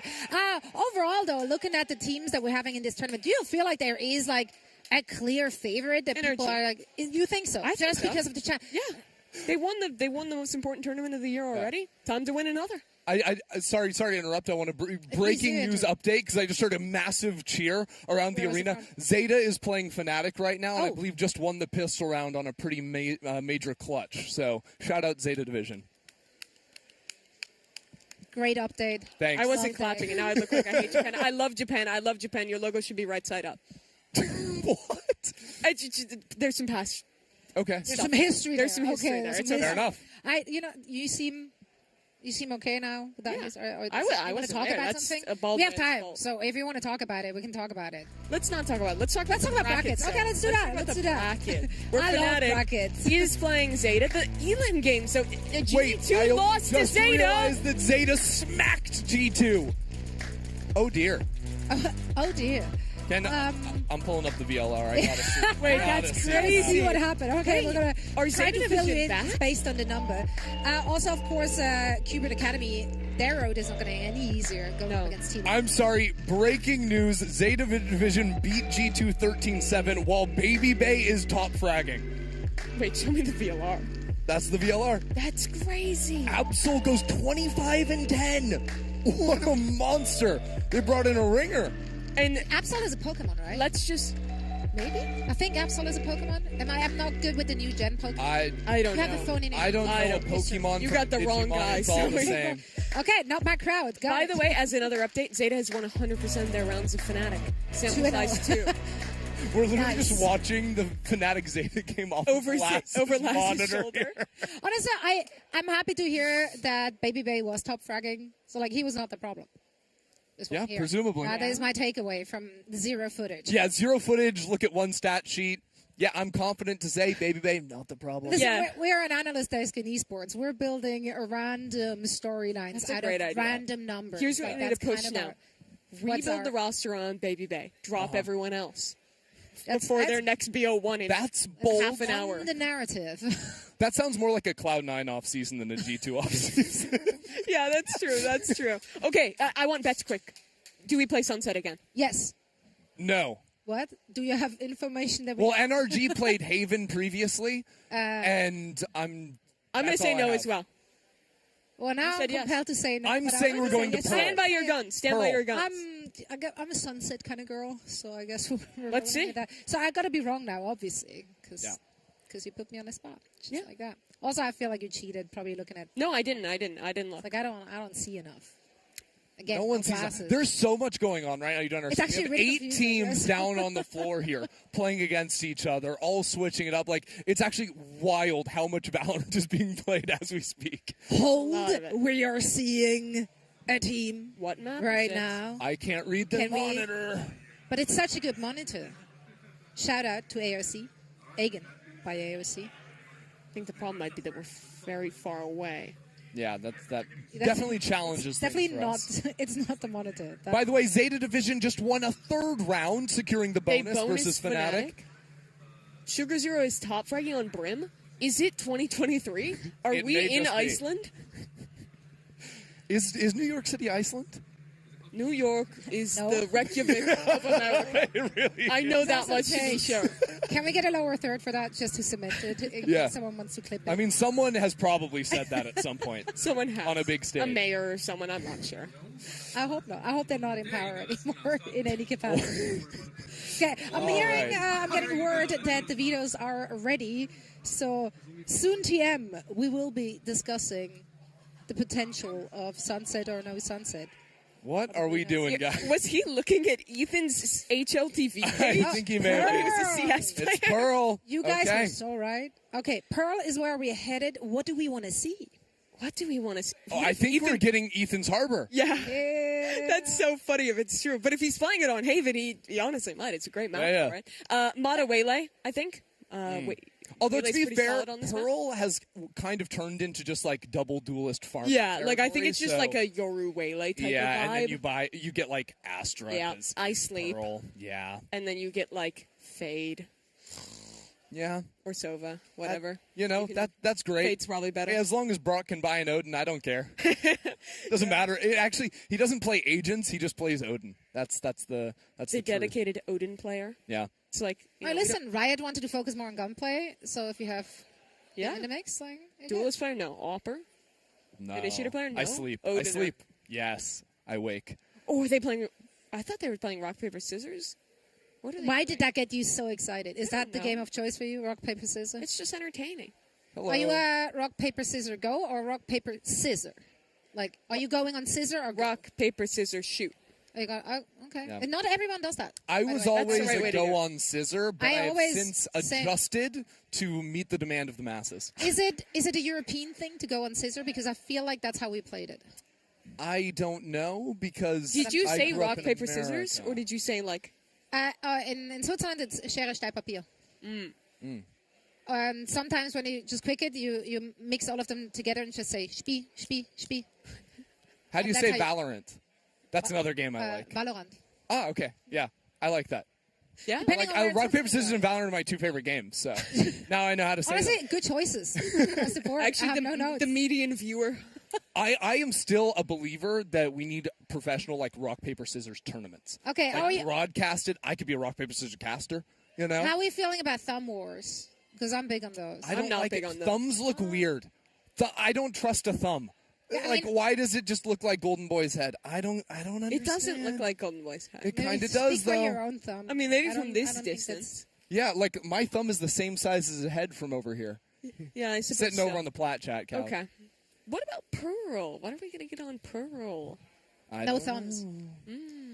Oh, no they're thumbs. loading Oh, in. they're loading in. Okay, Here okay. we go. It's happening. Mada's getting comfy. Yeah, get a stretch in. That's right. Thank you for waiting with us and listening to Christy slowly go crazy. I don't think that was crazy. Zeta are about to go up 5-0, by the way. Whoa. Sorry, I'm just like watching this game. And It's a 5-on-2. No, don't get up. I don't like that. Oh, wait. Huddle. Yeah, no. Huddle. Okay, Chrissy, go. yeah, Channel your Kaplan. all right. They just humiliated our little red cube. We have to show them that little red cubes are not to be trifled with. Yes. You guys really do share one brains. That's my best cute. pitch. I love that. Okay, that was really compelling content. Thank you. What agents are we going to get is my question. And the answer is the solo Waylay. Okay, Kiko's going to be rocking the Killjoy as Scuba sticks on that controller. And Ethan's playing the Teo. I do like the Teo choice quite a bit. I think he has the best drone in the game right now, and he doesn't suffer from the same issue of refreshables as the other initiators. I think another element to picking the Teo here is with the map changes that came into Pearl, as well as the ping changes way early in the year. Like, just playing off-site and playing for spam is way harder nowadays, but Teo can still cringe it and play for the missiles in the post-plant. When no you have the problem. Astra as well, you have like half of the spike time worth of stall just with your utility. Killjoy mollies, too. Like, you've got so many options. The other side is kind of where I expect teams to go on this map. I'd maybe think some chamber play versus just the Killjoy, but turret is really nice on this map because you can lock down straight while still having a full stall setup on B, which is why she still gets play here more than on really most other maps in the pool. Yeah, she is so valuable to work into the team, and I think especially if you're rocking a double duelist comp, putting a chamber also into the mix is maybe a little bit overkill on that front to go find early fights, so it will be Redux pivoting over to the Yoru for this map after we just saw him dominate on a chamber on Sunset. So defensive macro is just Killjoy hunkers back, and then you have your two duelists free to walk around the map. Go for something aggressive early, into mid, in towards A main, and control that space, while you let John and Cortesia do their damnedest to hold up against the Waylay on the other side. You're going to be jumping into this game in just a second, but I'm so excited to see where we head. Right, our first upper bracket semifinal between Energy and Sentinels being played out on Pearl. Guys, take it away. All right, let's go ahead and jump on in here. Sentinels versus NRG, a little America's match up here. Starting things off, I'm also excited to see Mata, who's back on the Waylay here after being one of the first players in Tier 1 to really start dominating on the pick. Yeah, I'm super excited to see it. Put your blinders on, Christy. Stop looking at the FNATIC game. It's time to lock in here. Because you got a pistol round underway, and Narrate already down in mid to Mata. Well, better Waylay wins that. Mata claims first blood on Pearl. Redux is tucked on the box. TP running out soon, so he will be stuck. What does he want to do? 2 kills out of Redux. Quickly repositions for the third and calls in a little assistance too. It was a good start for NRG. The new Sentinel star has already secured 4 kills into the round. Hit an ace in his first game today. Can he make it back-to-back? Ethan is trying to wrap all the way back around. The round's already lost. It's just a question of if Redux can get this ace. Cortez will spot him in a moment. Or maybe he won't. A little bit awkward there. The headshot. There goes Redux for the ace. A beautiful start here for Sentinels in their second match. The way he played that was so sick. I thought he was screwed. His TP was running out in 5 seconds. He was alone on the box after his teammate died. I need a drop. And he perfectly isolates 3 fights. Hits the fastest ghost one-taps you could see. And keeps it going from there. Let's watch that back.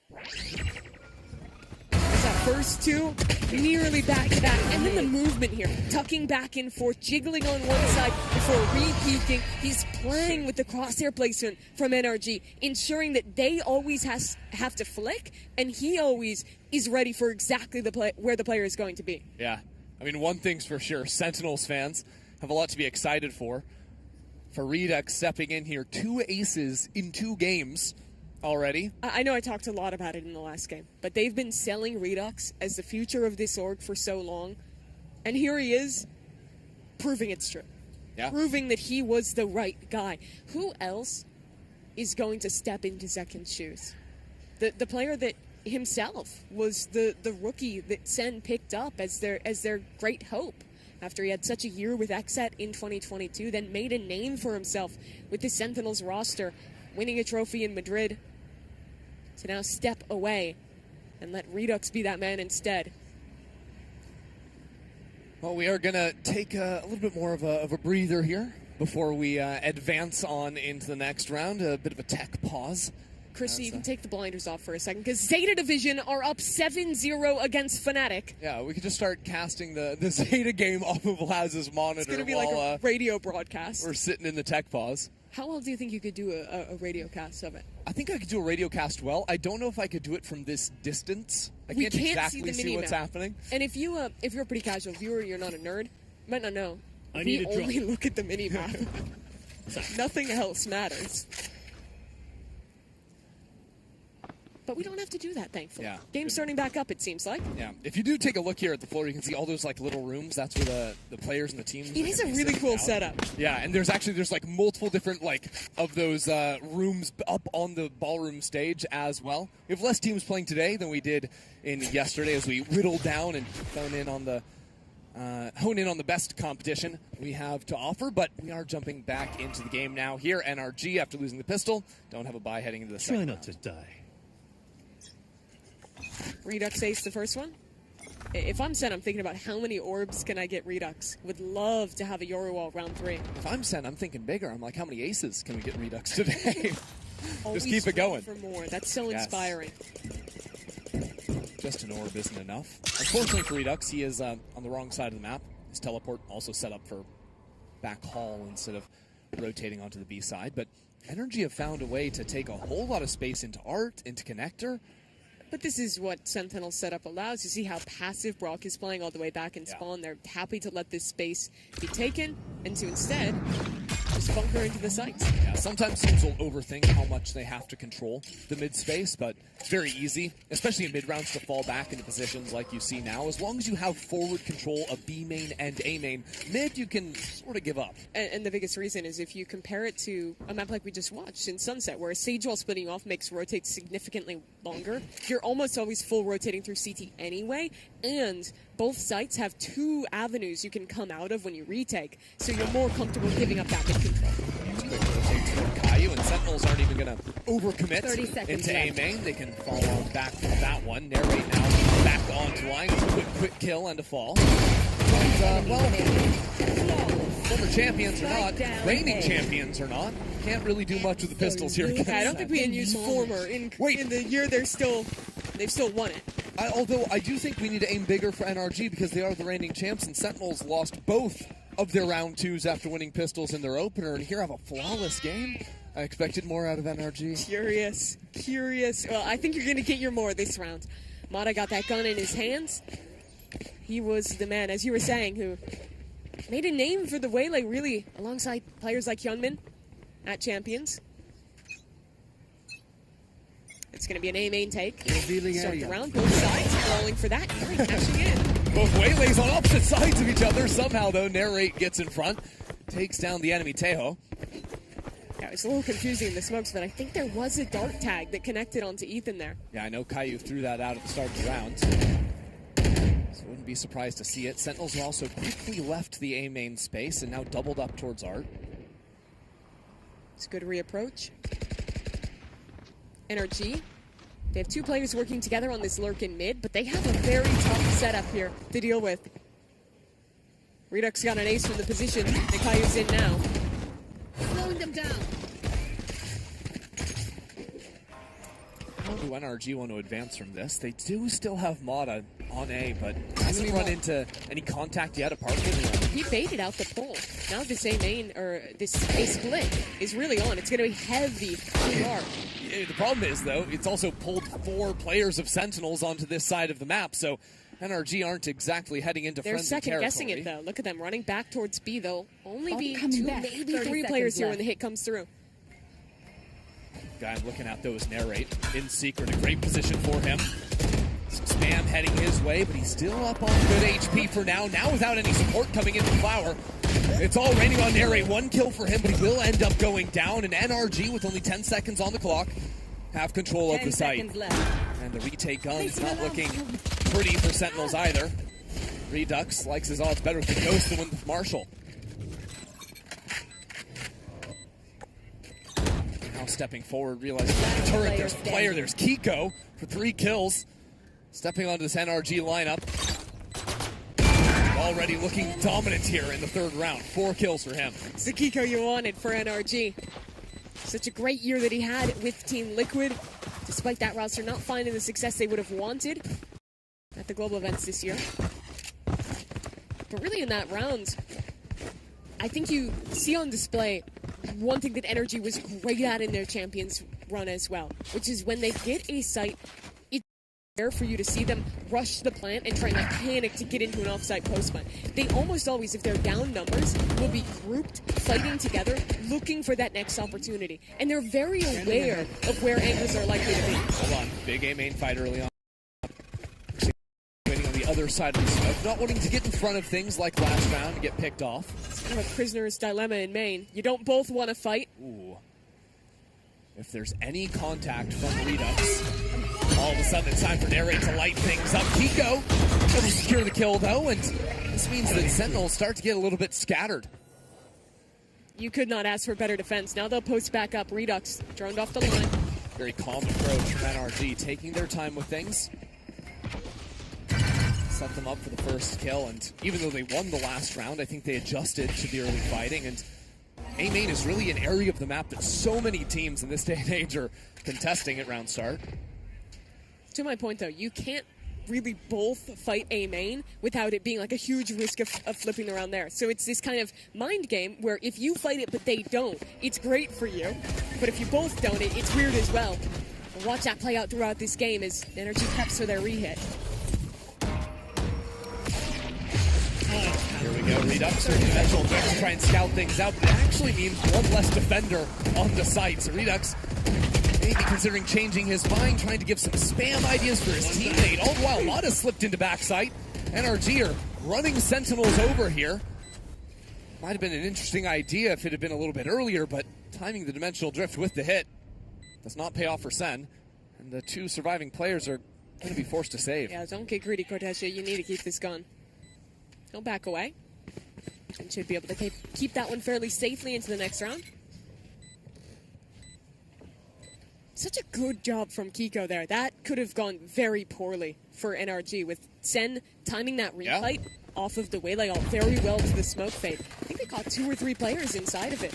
It's only because Kiko hits a banging shot that NRG keep all 5 alive to end this round. Yeah, if Kiko loses that fight, not only is it him falling instead of Narrate on the other side, but very easily could be 2 or 3 kills for Narrate off the back of it. And you have to remember, NRG had all 5 players in A main. They didn't have a cancel option. So if they were down numbers after that fight, it would have been very hard to go read through the rest of the map and figure out where to finish.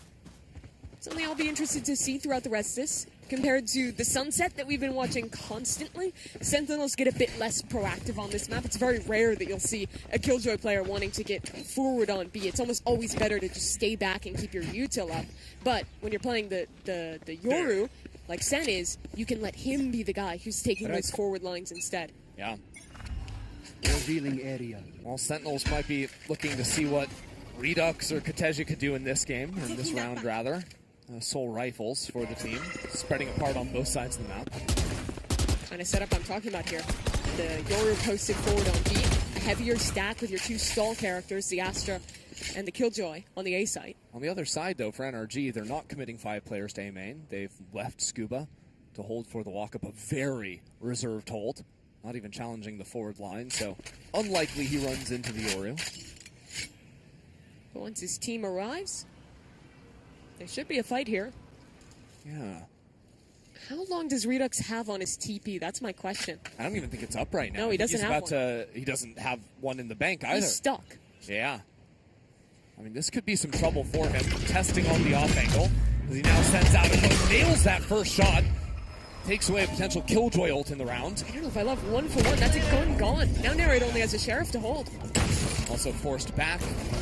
Rewind. Narrate into the sight. Taking his time, but again tries to dodge 30 away. seconds left. Seems like Sentinels couldn't quite connect on those shots. It's going to cost them with a little jump swing over. Baiting out for Ethan to secure the kill.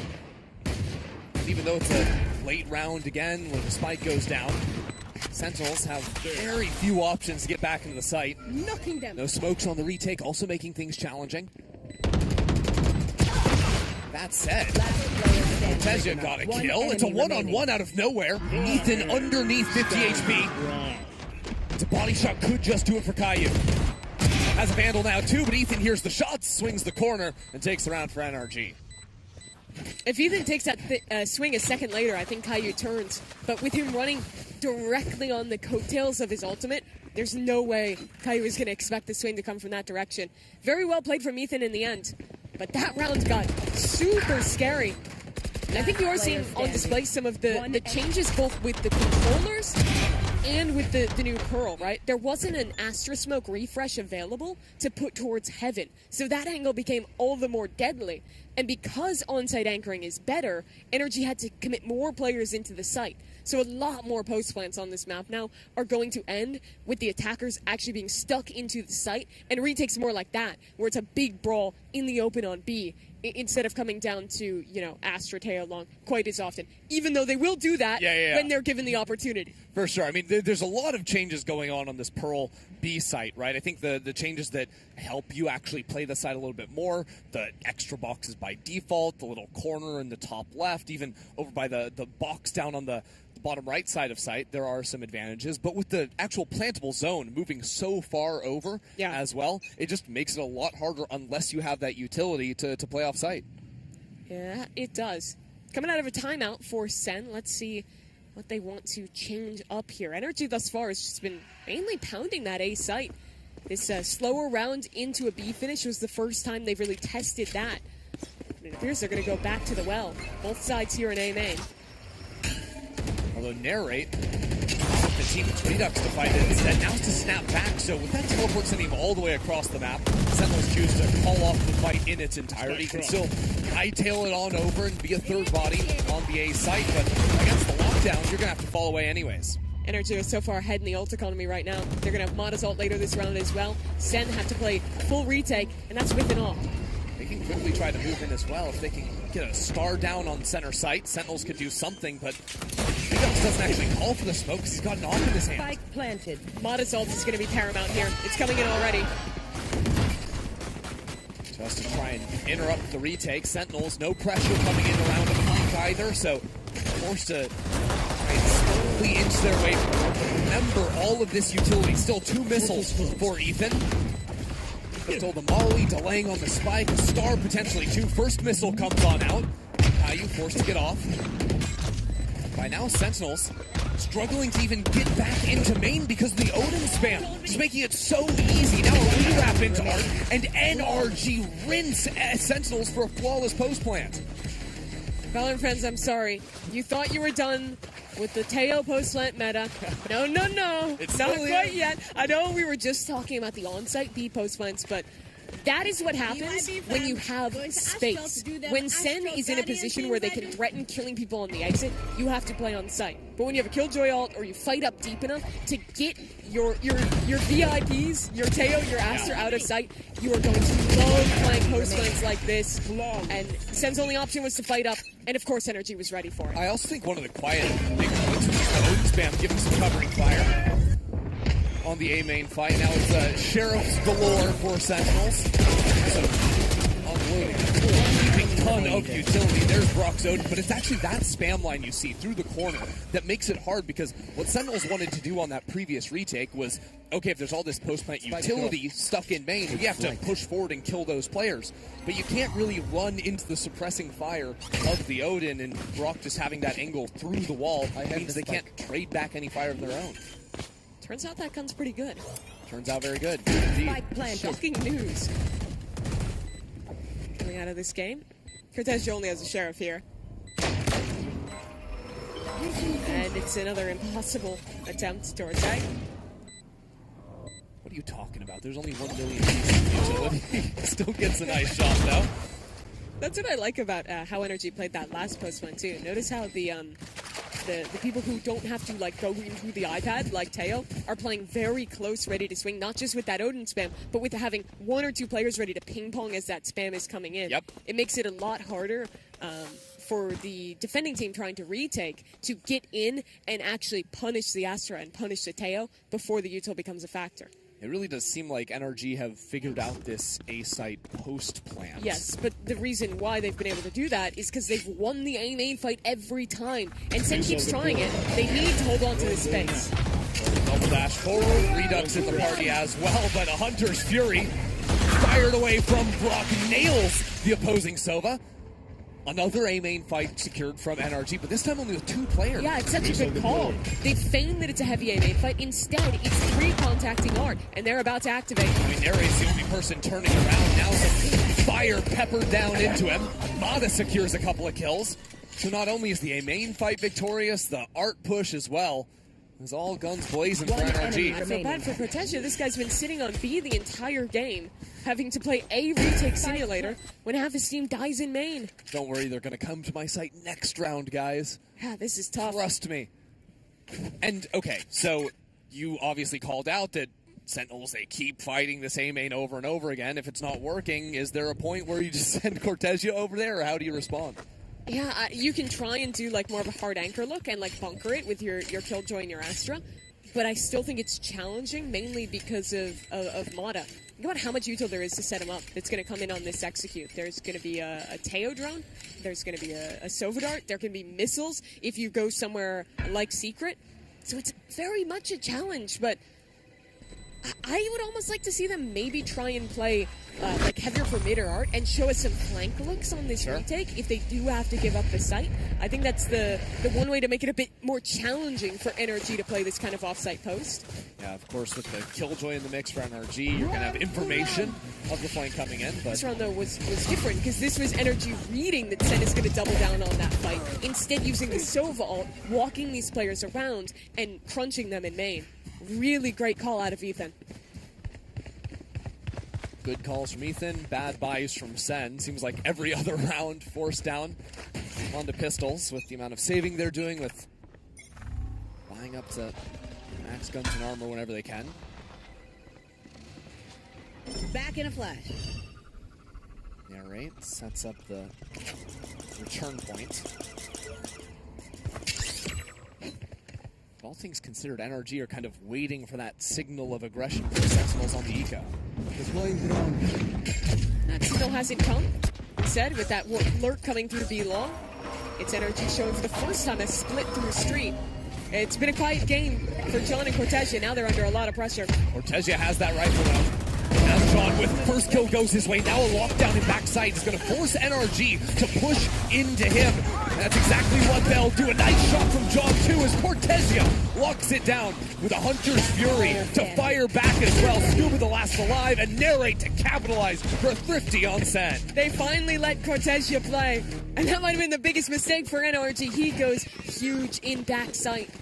But you have to credit Caillou as well. That Sova coming in was perfect. Because not only does it help him get those kills and help out in terms of damage, but it's almost like flashing the players who are trying to swing into it. You cannot see anything when you're going into that ult. And it makes those kills so easy for Cortesia backside. It's also a perfectly horizontal haul, so where Caillou was as well, like it's just going straight down that lane, nowhere to hide. Another A main fight though. Double dash, Mata sent backwards, but Seems like the result of a lot of these fights, even when it's not a kill, is Sentinels falling out of the space. This time, though, deciding to stay forward. Scuba walked down long last round. He does it again here. So they call a similar strat, splitting through Hall. I mean, the thing is, there's always an alarm button on this choke point, so very hard for Scuba to advance through. But what he can do is hear the rotations off of the site and look for a timing to kill Cortezio when he decides to leave. Energy has conditioned these heavy art plays to split back into A. So now if you're Sen, you're fearing the B split they showed last round and that art split they showed before. So in reality, what it's going to be is Ethan goes A main to throw down a drone here, try to create that idea that it's coming back in A. Well, the whole team resets on B long. This is done to mask information. If they stick around in street, high chance that Sen can re-clear and get that info going down. Without their Teo, though, this is going to be a big test of the execute, because this is the bunkered site. Astra util, Killjoy util, ready to hold. Question is, do they commit the wall down into the fight? 30 seconds left. Do they left. try to just pop out with it? Wall does go down already. Those Sentinels have 3 players waiting to respond, and Cortezia is not hit by this Mano. He will wait for his moment. Last round, Carl in this position. This round looking to do exactly the same. Still alive in that corner. He runs out of bullets now. 10 seconds left down on the clock. Caillou might look for a little something extra. Narrate rips into the site. No time on the clock and 3 kills for the duelist. Back-to-back for Sentinels. Heads up from Narrate, ripping that ult to flood through. But the credit of the round, again, has to go to Cortezia. This time, he only gets 1 kill. But how much time did he buy? Just sitting in that corner. Had to be a good 10 seconds that he was a thorn in the side for Sentinels. Here's a look back at it again. Narrate dives through the Astral. Plays so well around this pillar. Oh, yeah. He is having an exceptional day. Took over game 1, doing it here 12-7 as well. No easy task, especially when the last 2 rounds, the only rifle rounds they actually secured. So now it's NRG and Bunkar's time to hit the brakes for a second. They've got 2 more rounds in the half, and if you look at it at a very simple level, if they're going B, they're losing. If they're going A, their post plants are unbreakable. At what point do you just say, okay, we just keep playing our post plants as they are, or can Bunkar figure out some way to adjust to these backhaul holds from Cortezia on B? The Teo does help with that. They've wanted to save the missiles for later rounds for those post plants, but that can help a little bit to clear backhaul. I almost think they might rip a B hit with Ethan's ult this round, where you can full clear that space, essentially force Sen to either play in the open or play off site. But I think Sen are going to be okay to do that because they have Astra Yoru, which is such a great combo to retake. This is interesting. Mata is playing A main with an operator on the attack waylay. The rest of the team setting up B long with Ethan. Fall back here. Maybe waiting for this double dash to try and be right back. Catch a nice shot. And he does! What a great read. The hard read out of the timeout from Bunkar. And now here comes the second phase of it. There was players waiting outside of B. Now they cut the noise. Call back towards him. And the thing is, if Mata doesn't get the kill or he hears 3-4 players, they could then quickly accelerate into B. But the other pathway in the flowchart is get the kill, don't hear a lot. We can keep inching forward, keep looking for something. The trade, though, with Caillou waiting with Yod in the trade directly into him. That's 2 kills, and he's not letting go. The second he does, finally, is punished. And now, as Ethan tries to open up this site, John QT is still waiting in the wings. Wasn't pinged out by any utility. Redux giving information. John creeps forward quietly and quickly. He decapitates Ethan. But it's still a problem for Sentinels as Redux realizes he's the only guy left. And now NRG have plenty of time to rip it over to the B site. It's a foot race, but NRG have to cover more track miles. They have to run all the way back through street, but Redux guesses it. If he had full sprinted, he would have beaten them here. Now instead he has to play a retake against Brock with an ult, Scuba with a pull, in a 1-on-2 nightmare scenario for Sen's new player. Brock is choosing to play on site. Is the Hunter's Fury less of a concern? But the position he's in on the backside of Pillar is almost impossible for Redux to clear. Calm, patient, waiting. I think he knows. He's got an idea now. And he can't slow down. He needs to take these fights as they come, but Brock won't let it happen. Caillou wanted to be the man of that round. Gets so much value with the Odin in main, but that is Brock's gun. He's not going to let that happen to NRG.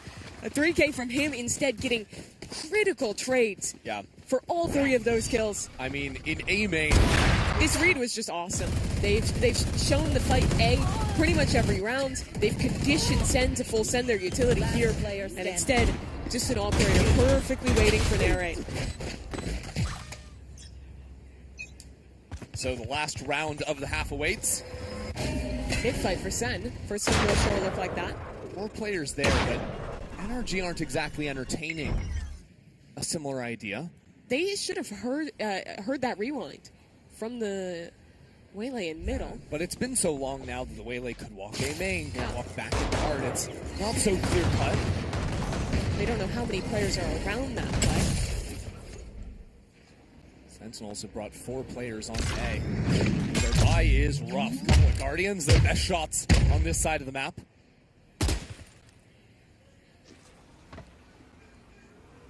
Scuba doesn't have any space back towards B, but modest operator. That's all the way back into sight. Yeah, caught Caillou on a jiggle there.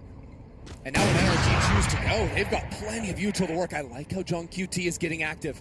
Maybe a little bit too much, though, as NRG were waiting for it. And only a stinger in hand. Now he's stunned up and he is mowed down. The rest of Sentinels have left a long time ago. So NRG are going to have no problems getting back into this site.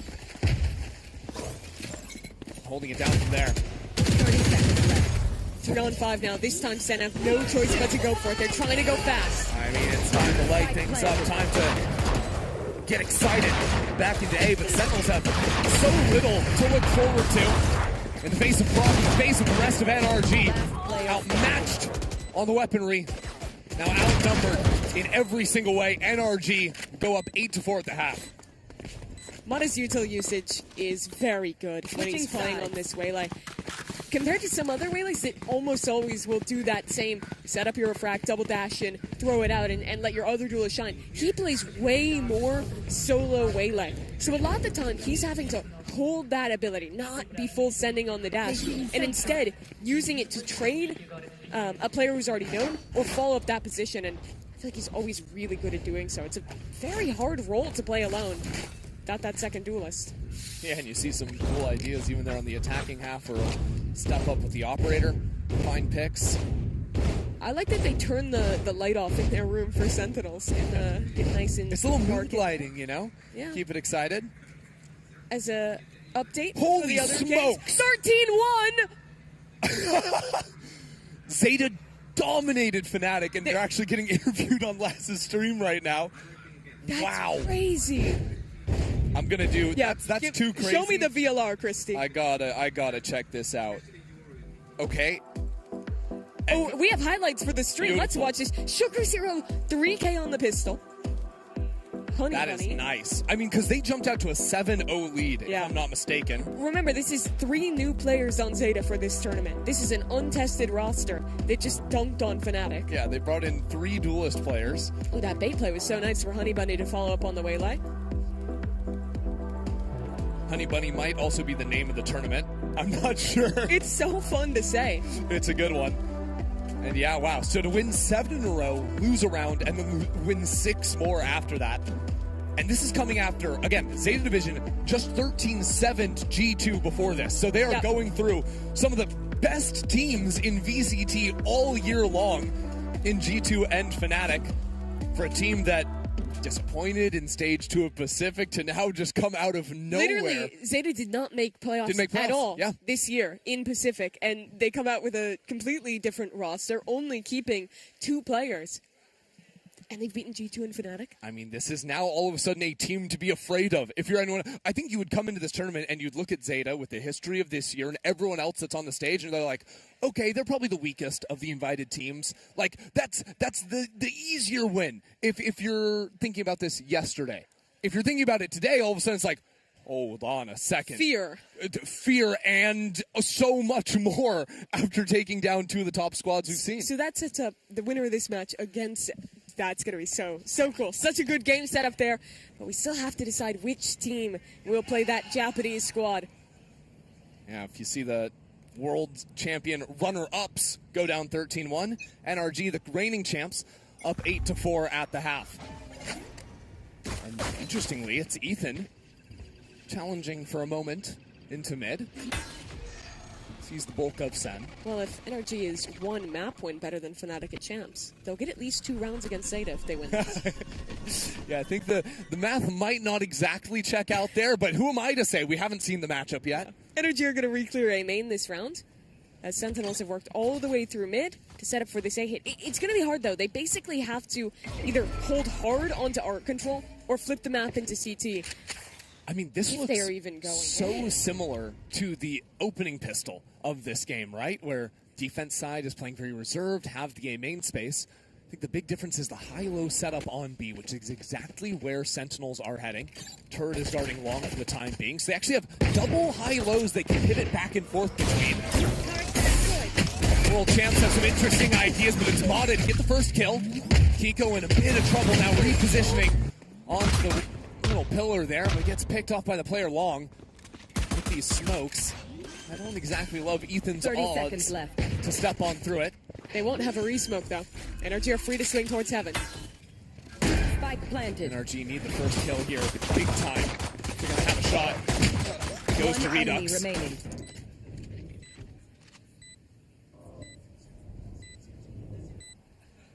From here, 1 kill. All of a sudden, make it 2.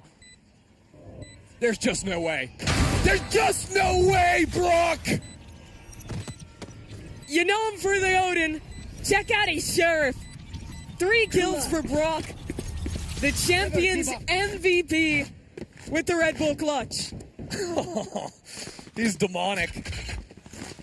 You'd think Sentinels would get some hope back. They win both pistols. Yeah, we can make a go of things. That completely takes the wind out of their sails. Let's play that back. Crowd not exactly going wild for him, but Brock. I think his teammates were, I heard them screaming from up here. And that is such a brutal round for Sen. Staring down the barrel of Cubert's fate. So after a more tempered round in the pistol, Sentinels quickly seize A main.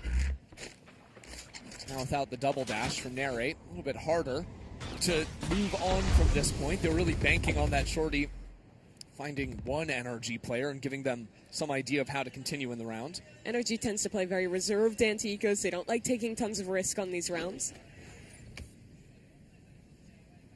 Double setup towards Art. Everyone else playing either far back or with a get-out-of-jail-free card in the case of Mata.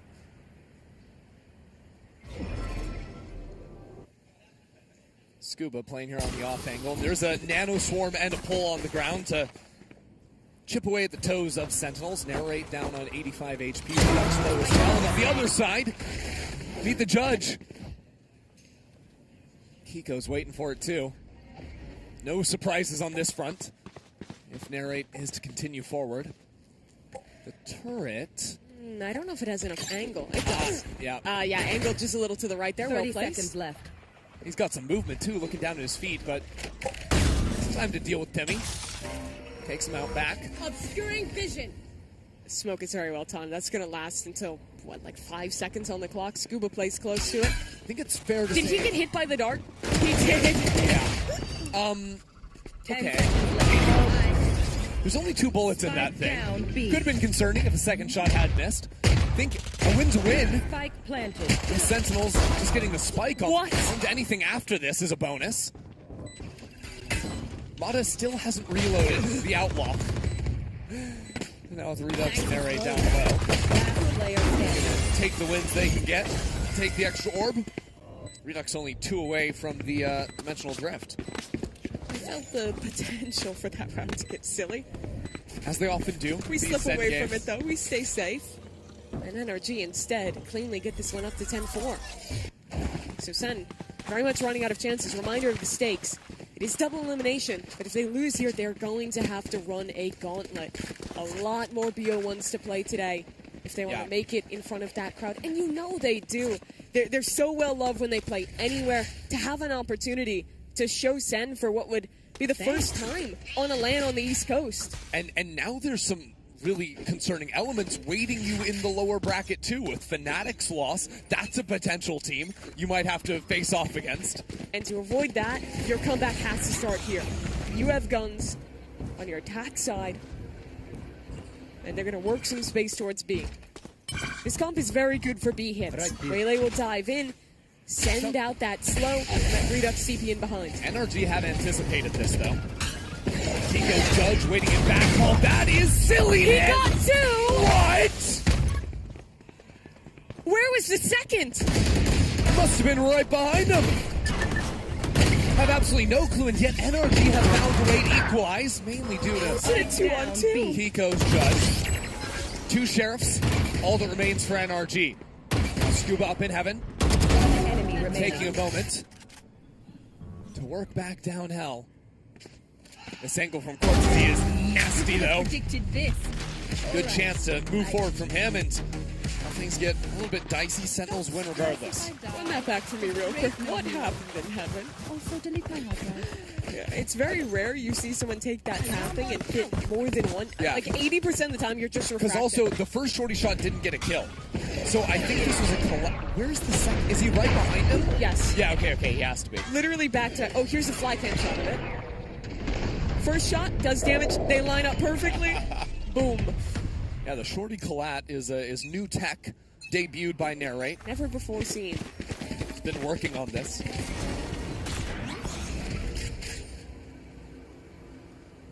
Back to the well then. Ooh. There's going to be a lot of this, these B hits in this competition. What were you excited Kiko about? didn't have a gun for a second, so I had assumed he either bought for someone last round or this round, but picked it up somewhere. A little bit odd as it's time for Narrate to move again, this time changing the path into a back sight. Cortezia's lurk. Did some big damage down too, but he falls back. They're failing to secure it. Narrate wants a little bit more. Wants to fight forward, realizing that NRG are probably thinking about that flanker still. Look how thorough they are. They're looking for the flanker, but Cortezia still gets his mark. And he's going to stick around and continue to cause problems. Oh, good read from Brock. Anticipating someone up in the smoke, but it doesn't matter if you kill the players on site. This flanker just keeps killing you. 3. That's just a 1 round for Sentinels. Yeah, bye-bye. Nothing in that round mattered except for Sentinels planting the spike and Cortezia existing. Now for NRG, I think your question has to go to how do they want to play B? I think the answer is one of 2 things. You either want to be playing retake a little further back, as they tried to that round, but unfortunately got completely owned by the lurker, or you want to fight up in that area. Use Mata to get forward on long and be the ones to bring the fight instead of setting back and letting that young Waylay work against your anchors. Problems now for NRG is that the forward fight a little bit harder if Redux just chooses to rip the dimensional drift right off the bat. Also got then, if Sentinels just want to guarantee 1 round, you just Redux ult into A, and then you have Killjoy ult in post plant. This is a good stack for NRG. I think they expect Sen to read a B long fight, so they stack A instead.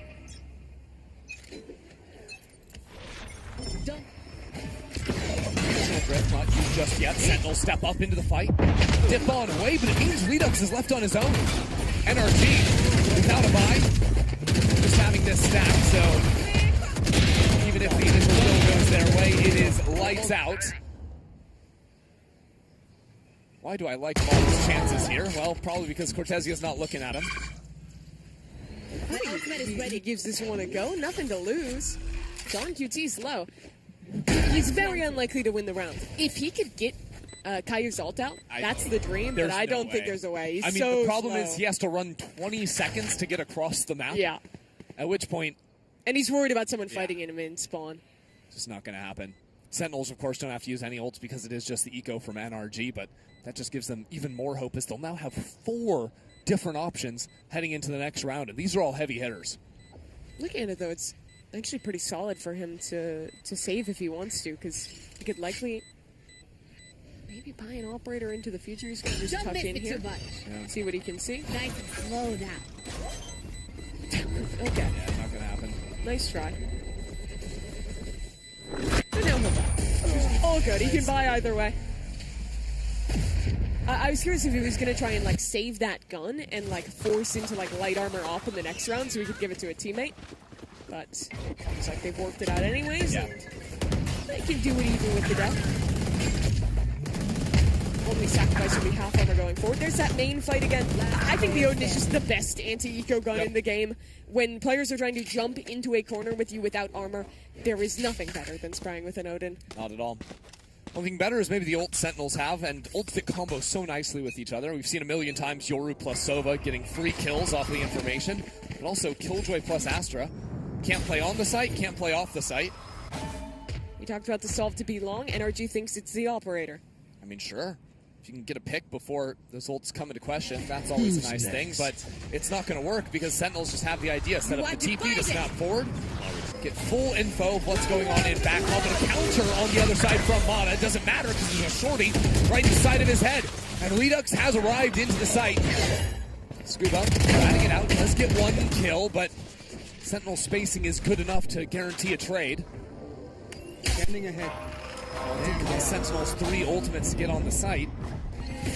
Win to win. Watch Brock can work magic again from up in heaven.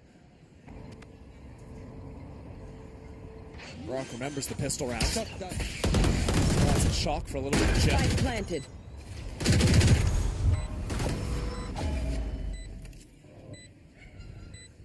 The Odin needs players to give him a fight.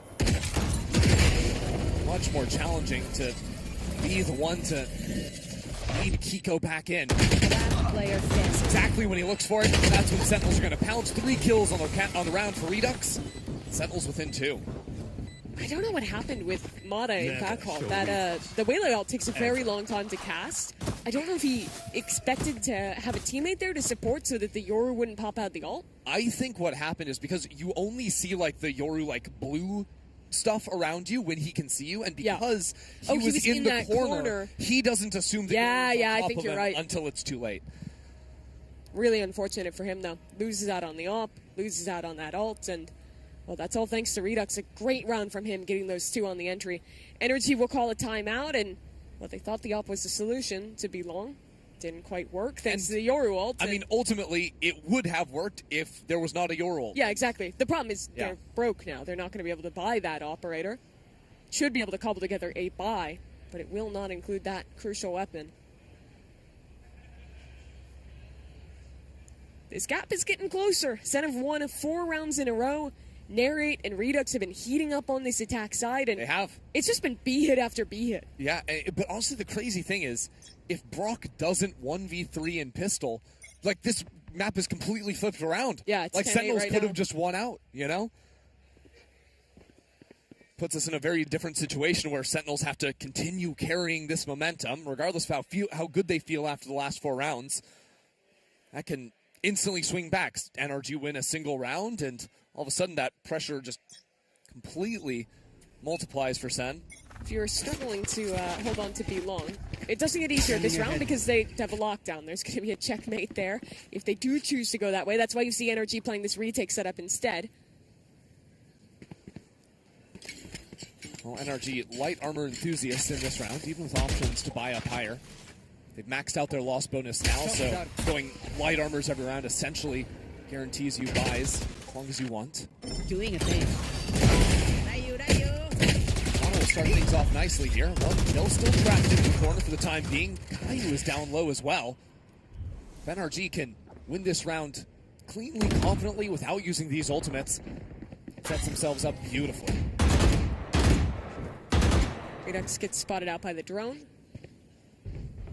As Sentinels back up and reconvene over towards Art. NRG, they're reading this is not a re-hit on B. They're comfy to just leave the alarm bot there and play retake with the ult, and instead stack the A site. And that's exactly the right call. I got the spike. Yeah, this is tough for Sentinels to play, splitting up into pairs. Especially with Caillou so low. And Cortezia being forced to hold his back for a moment. How do you clear Mata here without a Waylay? I don't think you do. I don't think you do, especially with that coverage, like you're saying. Mata's got his back, and now 15 seconds left. No control over the spike. Sentinels choose to save. That round went so wrong for Sen. Yeah. Just that pick in mid from Mata in the right place. It's kind of the worst case scenario as well for Sen, because I think if they guess correctly and end up finishing into B, there's worlds where even if they lose some players, they get a plant down. Maybe they eat up one of those big ults on the other side, but NRG winning the fight so early over on the A side just forces them to give up. What's more NRG than having like a perfect defensive call to get them back into the game? That's what they've been known for all year. The excellent defensive rotations, making the right stacks at the right time. Ethan has truly proven himself as an IGL who only took the primary leadership role for this team in 2025. First time in a while in his career to do so. Less than 6 months, IGLing for NRG. And then one champs. Champs, off No to big start deal. at home ground. Can keep it going. Brock trying the other end of that Odin spam we saw in the first half. Not too much success though. Still looks like full HP for Sen. Energy started stacked closer towards B, maybe considering like trap playing that Killjoy ult if it came through. Now they've rotated back over, and Mata has been active in art. Drone tells them a lot, because with the Killjoy turret in Street too, means that there is no forward control that Sentinels have. Look how comfortable Energy are to give up B yet again. Mata's on the rat box. Remember Redux. This was his ace box in the opening round. Ethan has some support as well. Switching over to the knife, though. Mata doesn't expect Redux to be so close. And that's going to give full control back over to Sentinels. The problem is these two players in secret for NRG. And Brock with the Odin can lay waste to anyone trying to plant the spike. Redux needs this fight. He takes it cleanly. Continuing forward with the shorty. Knocked out by Scuba. But still, that pressure has allowed the spike to go down. Narrate still looking forward. Needs more of these kills, needs to find the lockdown, which he does. And Ethan on the other side knows there's players all around him. 7 bullets in the chamber, down on low, 3 kills for Narrate, end the round. The round is won by Narrate, and won by killing Brock.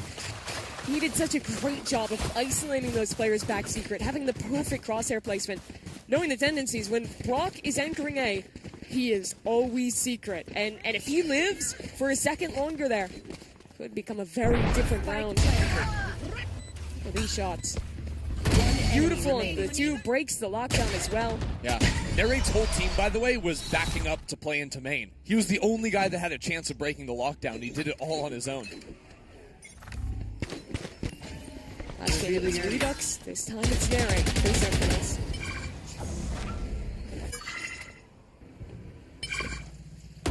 And well, we've tried some different things, we've rotated around. Now it's finally time to use that lockdown that they've been holding on to. Cortezia is a little bit too far away from the team. He's trying to run over there, so saving him for the post plant as ults are exchanged. A Valorant moment here as the site is laid to waste. Narrate up and happy with the shorty! Again finds his mark. Sentinels up big in this round. And NRG are playing inside of the lockdown. That has to be a mistake. There would be no time to escape. And with Mata falling down, it'll be forced to save on Scuba. Sentinels are within 1. Such a tough round there for NRG. Sentinels, they layer their utility absolutely perfectly, knowing that they can't just immediately commit the lockdown, that their win condition is baiting out the utility from Ethan. That ultimate, they can always break the lockdown. Instead, they full dive backside, catch the players who are waiting to fight back in off of Ethan's ult before they're ready to go. And then, and only then, use their own lockdown to secure the round. Very nice ult usage from Sentinels, and, well, because of the kills, they can keep this party rolling with the dimensional drift. Yep, right back into it. I got enough time to go into the Astro. That's one of the best things about their composition. Every one of those ults is so impactful. So what are NRG up to? How do they break this streak? I mean, 6 of the last 7 that they've lost. They've got no cash. No cash at all. Gambling a lot on trying to win out in a fight, secure an orb for Brock. Means he's guaranteed that ult in the next round. It's where you see the hero stinger. The only thing they have to speak of this round. I mean, again, with the maxed out loss, actually, their loss bonus got reset because they won the round. That's why they can't buy here. Yes. It's actually devastating. It almost hurts all the more. And because they used some of those ults last round, they don't even really have something to guarantee a win for themselves. Instead of playing this super slow, they're trying to figure out if there's a trap play, where it is. Brony's down. Yeah, I'm a little bit concerned. I think Sentinels are going to use the dimensional drift here, sending Redux solo into Art. With how late we're getting onto the clock, I think just to guarantee you're not heading into the meat grinder, you're going to need to do that one. So that's exactly what they do. 3 more players of Sen advance into main, and timing into the smoke is punished. Now the quick slide from Narrate. Coolest arrive for Sentinels. 30 seconds left. Things are still looking good for them, regardless of the damage going down onto the front line. Nice shot from Kiko. Still, NRG have a lot of work left to be done. Rifle secured from Kiko. There was a time to step into this roster fully for NRG. The second match he has played on a stage for this squad. It would be now. He chose so low. He gave the rifle to Brock. The clock continuing to work away. Kiko has to push forward, has to find something, and he cannot do it. Now Molly's enter into the fold. The utility is just close from Sen. Taking their sweet time with things, and Brock is knocked out of it. We are all tied up. Sen are running this one all the way back. And after an incredible streak, now really the last chance for NRG to arrest the momentum. Their one win from that round is that Sentinels used the dimensional drift. With low info, after waiting for almost a minute, they felt like they had to. If not, risking hitting into a stack. This round is the do or die for NRG. You've got 3 ultimates, you've got all the money to buy your big guns. It was Mata's attack side op that caught Narrate in the first half. Now, Narrate trying to make that play himself. Narrate, like that similar angle. One suppressed. But both teams choosing to actually just throw in the towel. Not overcommit to A main just yet. They're so rich they can throw guns away. Obscene wealth from Narrate. And now with the Vandal in hand, he'll re-clear the space on A. Does Brock catch anyone on the drone? Just one.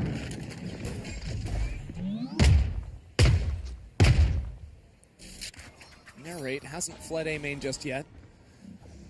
Now choosing with the rest of Sentinels to go back. They're going to leave John as a late lurker. The start of this comeback was all about the B hits. They've laid off it for a while, but now it's a fake of it. Yeah. John could still assist the team with those global stars. On the beat pop, Mata throws down the ultimate. Knows how much is resting on this round, on that kill right there. And with Ethan securing a shot into market, pushing these players out from Art. Center scrambling, 30 seconds. The spike has to run all the way back around to main. And how many times we've seen this before? Sentinels run down the clock down to 25 seconds, lose a couple of players. Usually they are calling off the round. This time they commit forward. Scuba has gone uncleared. And Redux waiting inside the smoke. We're down in pressure time. 10 seconds on the clock. 2 players live. NRG have stepped up into the server. NRG with a flawless round push themselves to map point. What a round for NRG. Sentinels, they had their opportunities, but it was Mata. I really think the hero of that one. He was so alone on long. Makes a tough decision to rip this operator in with his ultimate and take that fight, swinging into an Odin, and he wins it. Sen, with that player gone, they just run out of time. They had no choice but to desperately scramble into A. And now Sen are on the ropes. The truth is, Sentinels have only lost, making that their second rifle round they've lost on this half. They would have won this game already if the clutch in the pistol round did not happen from Brock. That 1v3 with the Sheriff. You can't let it haunt you now, though. Round 24, that is all important for Sen. The past haunting them a little bit. Another thing I'm looking at now is the money on Sentinels. Remember last round they bought the op as a little bonus on top. The money is, there's not technically a full heavy armor 5 rifles for this team. John can't even go light armor and guarantee stars with 2 guns to drop to Caillou. So it'll mean a guard. Wait, someone had a gun on the ground, I guess. Yeah. Or no. I can't do math. It's okay. They have guns, though. They've made it work. Caillou's one off the ultimate. But this is back to the well for Sen. They're simplifying. Together towards B. But against Morozov again, he was the hero of last round. Pinged out by the drone. Sees ahead, doesn't connect. And now Sentinels forcing him off the line, comfortable to step forward behind the smoke. Sees a couple of players while it goes down. And here we go. Sentinels into it. Nerrick doesn't make it to heaven, and this time he's cut down by Kiko. Kiko stepping into Som's shoes on NRG. And maybe pushing the Sentinels back just like NRG did this year. That's both duelists gone. They don't have a lurk. Where does Sen go? It's a 3v5. But there's not even a real way into this round. The rounds Sen have lost have been due to early kills and the clock going down without map control. We are in this situation again. Caillou has to find the answers. He'll call his team to split back towards A. It's the most open space on this map.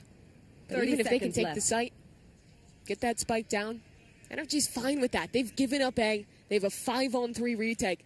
So now you ask, who will be the hero who steps up and evens out these numbers before they just sit back and let the retake happen? Sentinels can't rest back at all. The hero has to move forward, and the hero will be Cortezia. 10 seconds left. He didn't get to play in the first half, quite frankly. NRG avoided him entirely.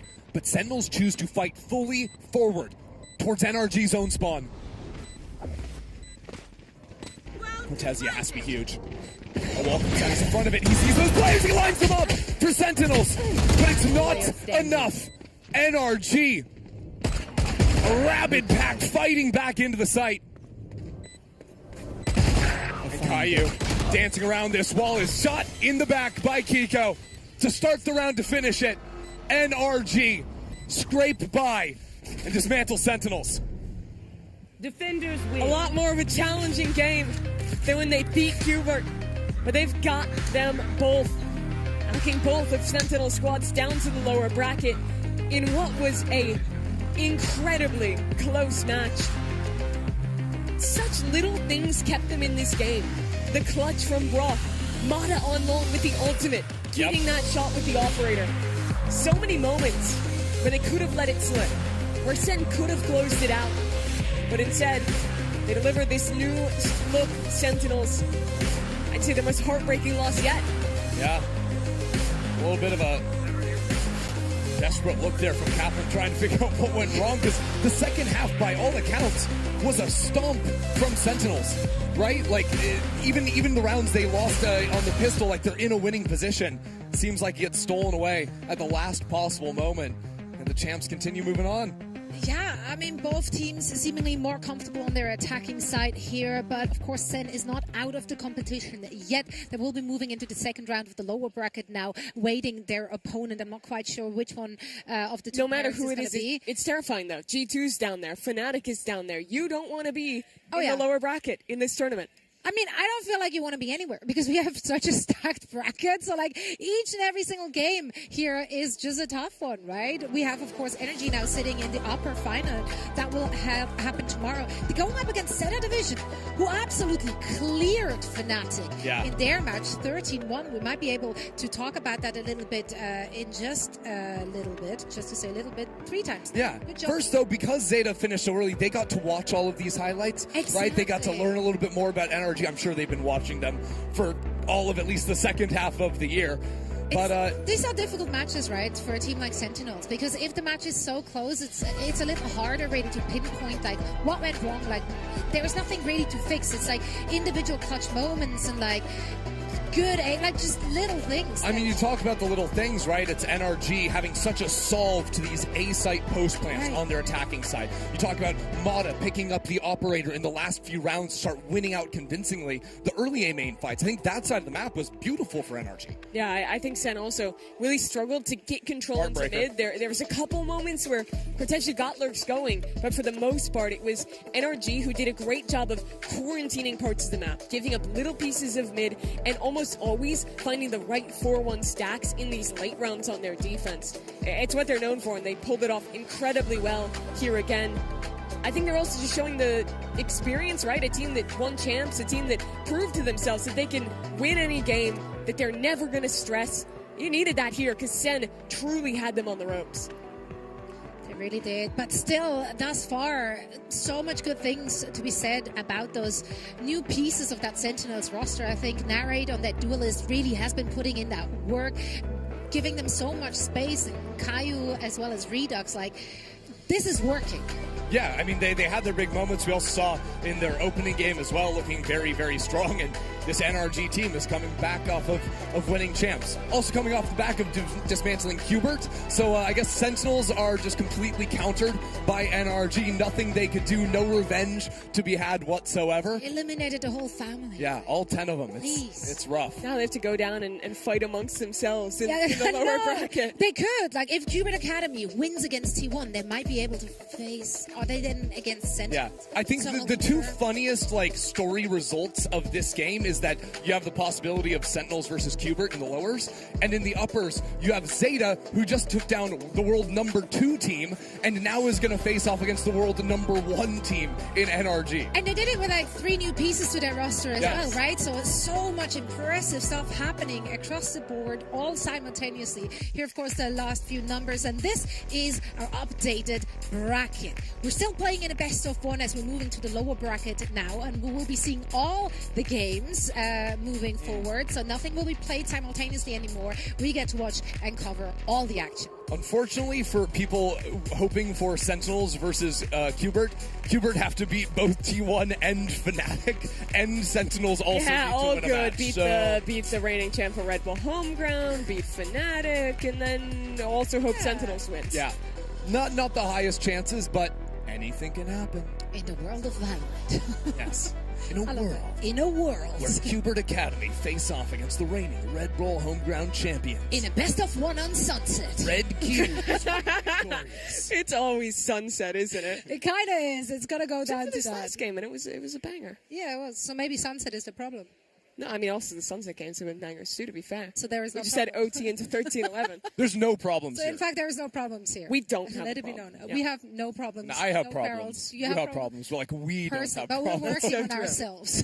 And that is all that matters, right? I'm very interested to hear from our winners in just a little bit here as well. And of course, the thoughts going up against Zeta division. I'm sure they're not super familiar playing against them. I mean, they've been playing games the whole time. Gus is going to talk to them in an interview, and Yeah. what do you think about going up against Zeta Division? They're just going to be like, Zeta Division? Aren't we playing FNATIC? Like, what? Yeah, they're going to be a little confused. 13-1 though. What? It is really funny that by doing that, they've robbed us of the champs rematch. Yeah. Because we would have literally had Energy FNATIC if they won that game. Instead, no. And you know what? Good. Yeah. Let's get some variety in our True. lives. That's what It's we the want. spice of And life. if we're gonna have that champs rematch, it's gonna be with way bigger stakes later on with elimination on the line. Yeah, I love variety. I love new things, such as the Sony InZone headset. So big shout out to our partner, Sony InZone, who have been providing us with the best peripherals for this very tournament. We have some of them, of course, on display right there. This is the InZone H92, the official gaming headset for the Red Bull Homeground World Finals here 2025. Wired in-ear headphones, InZone E9, and other peripherals are in their line too, so make sure to check them out. I love how slick and simple and just good they look. They look really nice. Yeah, that pairs with anything. You can wear this with anything. You're like, I don't care what my bicycle.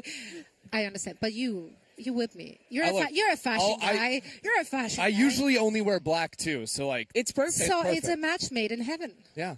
Today I'm not for some reason, but yeah, but we can't be perfect all your the time. gi-looking outfit would look so good. I with agree. That headset. I agree. Just throwing it out there. And I now also just got word that we do have an interview.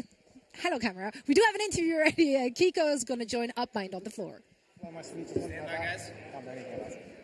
All right, welcome back, ladies and gentlemen. I am here with the one and only, the new blood, Kiko. Kiko, how much productive time have you actually had with NRG, and how did that time lead to your second ever pick on Killjoy? To be honest, we came into this with maybe a week and a half of prac. Yeah, Killjoy's fun. Played it before in the past on Liquid, and yeah, I mean, it was fine. Other than that, yeah. I mean, hey, listen, you came from Team Liquid with your own experience. Let's say that you had multiple teams that you faced in the internationals who got top threes. You lost to them. You might feel a little bit dejected from that. Is there any sort of unfinished business from your time in Team Liquid? Yeah, I'm just hoping that this year, we make it out of groups at internationals if we attend. I think with Liquid, we made all 3 internationals, didn't make any runs, so, hopefully with NRG we can make some good runs and play some good games. Yeah, and that was your second game against Sentinels. Just speaking from your experience, even though, of course, we are looking at a little bit of a different team, from your experience, was that really the type of game that you anticipated from Sentinels, even after the comeback? To be honest, I think their comp was very APAC style. The DRX comp, their play style was very aggressive. Not very used to it, I would say, to be honest. Like, holding down the sights was pretty hard on Killjoy, playing Anchor there. But yeah, I mean, just different styles, just regionally, I guess. Kiko, congratulations on the win. We will be seeing you throughout the rest of the weekend. Thank you, Kiko. Back to the desk. Thank you so much, UpMind. Love to hear it from our players down on the floor. What's that grin about? What? I'm just happy to be here. Okay. I'll stop smiling. Why are you being so suspicious? Yeah, What do honestly, you have to that be looks happy suspicious. about? I have a toddler at home. I know those faces. Why am I smiling at this? I don't know. Sorry. It's good. I just love hearing from Kiko so much. I can't. Also true, actually. Stop laughing. Well, we're not laughing. I'm happy to be one here. of the problems we were talking about. This was the problem. And we Smiling will be too working much. through it as we're taking a quick break. And also, we will be getting ready for our next match. It's going to be Qbert Academy and T1. Qbert Academy. Give me a percentage here. Be nice. I can give Nice. 50-50. Okay. That's nice. Either they win or they don't. It's 50-50. They win or they don't. I don't know. His professional opinion I would is say that one team will be winning this match. This is a peak ball is law game. It's 70-30. T1 should win. But Qbert, they always have the 30% chance to upset. It's always possible. It's true. And we are playing in a best of 1. So everything goes, and all of that is going to go down after a short break. So don't go anywhere. We're going to see you on the other side of this.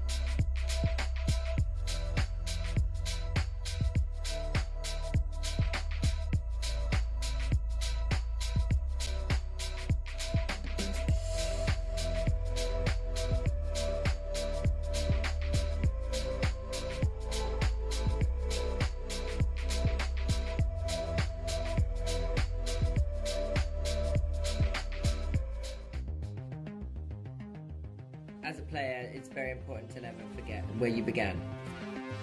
For us, this is a one-time opportunity. If you grinded your way to get here, it makes you want to grind even more.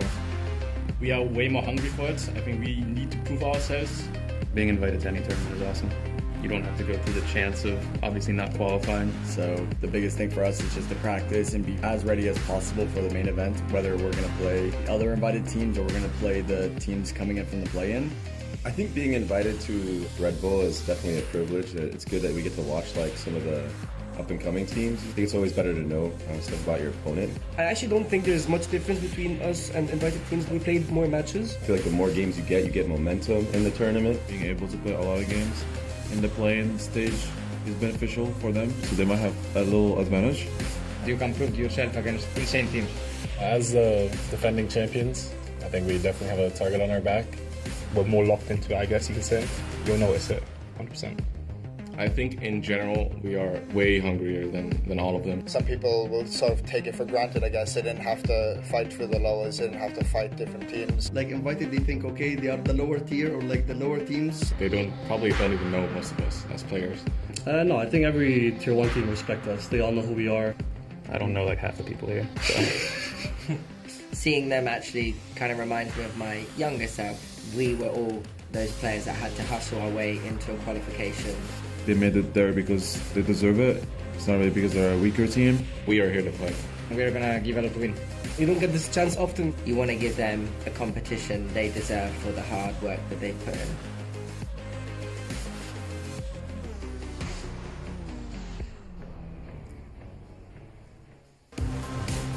Right on. We got a few more for the quote book. Mimi, what you got? I don't have anything. Christy was just looking at me and like making a pog face because there's a train. I literally can read the book. I read the Boaster quote that you have just I thought stolen. I thought it was good. I mean, you have to just remember everything that you've played for before and move forward. I thought that was a pretty cool video. I mean, we don't have a lot of tier 2 teams other than the Cube left in this tournament, but we had some close games for them. I mean, definitely, if 1 or 2 rounds go differently, could have had more of them here, and they really put up a fight in that first set. They really did. I love the editing in that video, going from like, don't know who we are to I have no idea who half the players are. That was great work out of Ethan on that one. Great work. Nicely done. Good job, players. Good job, video editor team. That's good content. Good content for us. And I'm sure we're not going to lack good content looking at our next few matches either. T1 going up against Qbert Academy. So far, Qbert Academy had a good time, obviously, in their group. They played a best of 3 and won that one.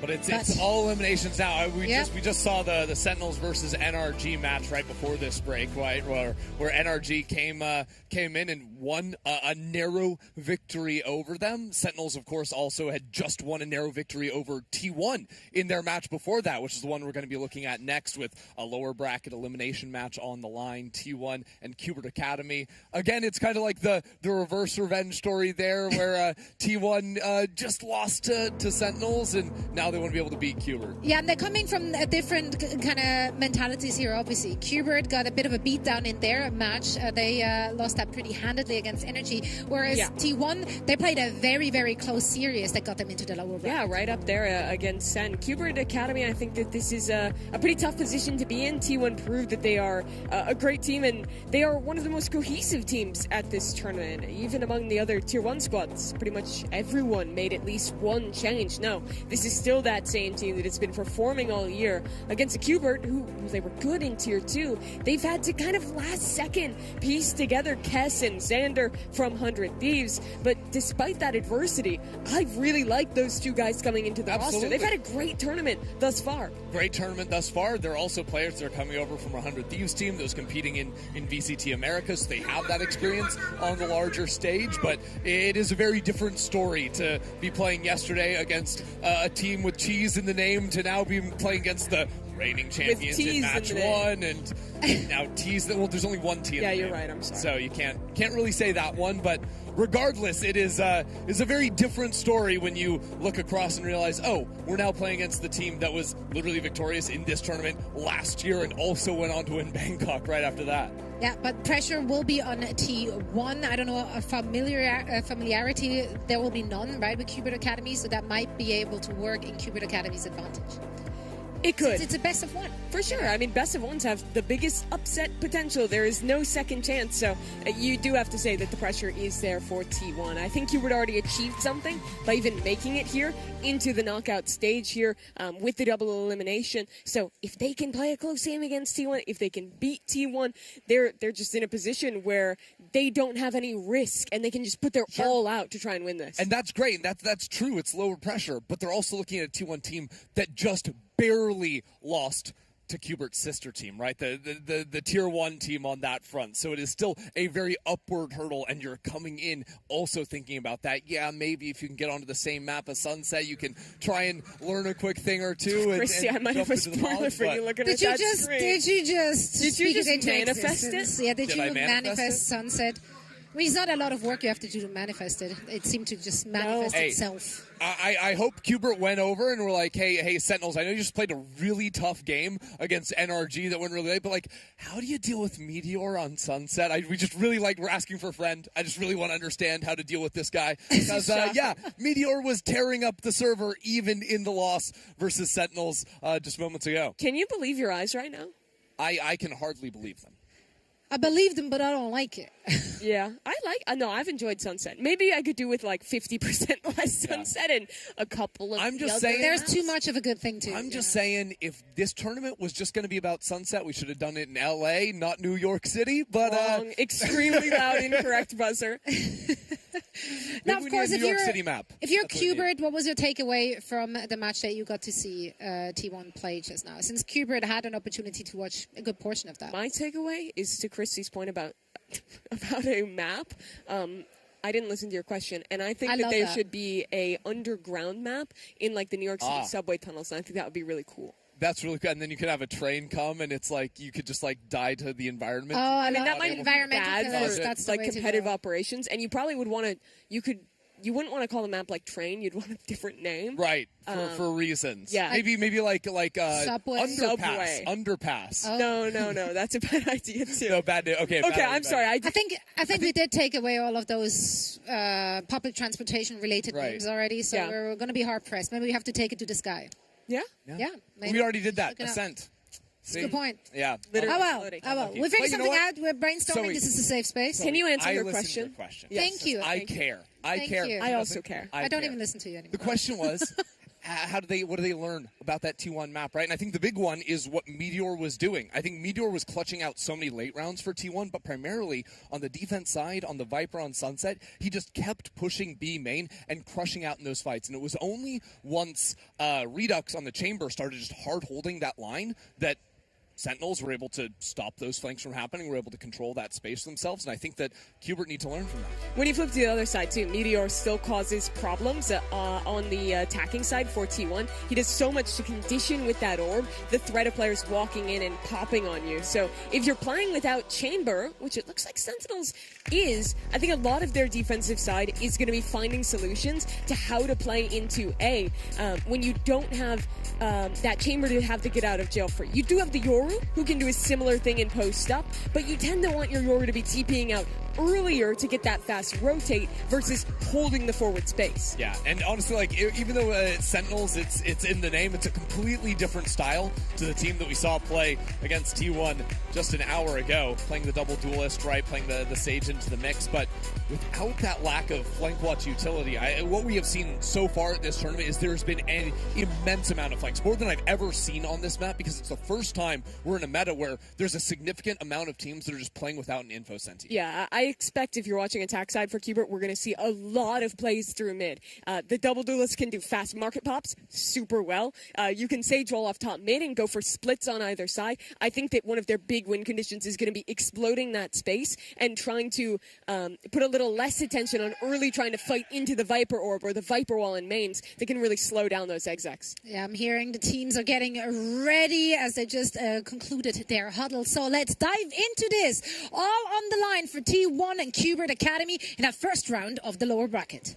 First team we're going to be sending home here on day number 2. Cubert made the cut to be able to compete here against some of the best teams in the world, but now they've got to take down the returning Red Bull Homeground champions to stay alive, and that's only the beginning of their day. We're going to be playing 5 more elimination matches today. Coming up after this one, it's going to start off with a fight in B main. Meteor, the problem for Sentinels when they faced off on this map, is Hubert going to overwhelm him with force. He's suspicious about this play in main. Just throw down the molly. But of course, Hubert have two duelists. They can get past that one right into his crosshairs. Yeah, tried to combo the flash with the teleport, but it didn't punish Meteor at all. Only now will the wall go down, but there's still players in backside. Nicely done by Knights. As he continues forward and sets up for a deep post plant. I like that T1 are putting presence to break this wall early, threaten a market play. Knife it down.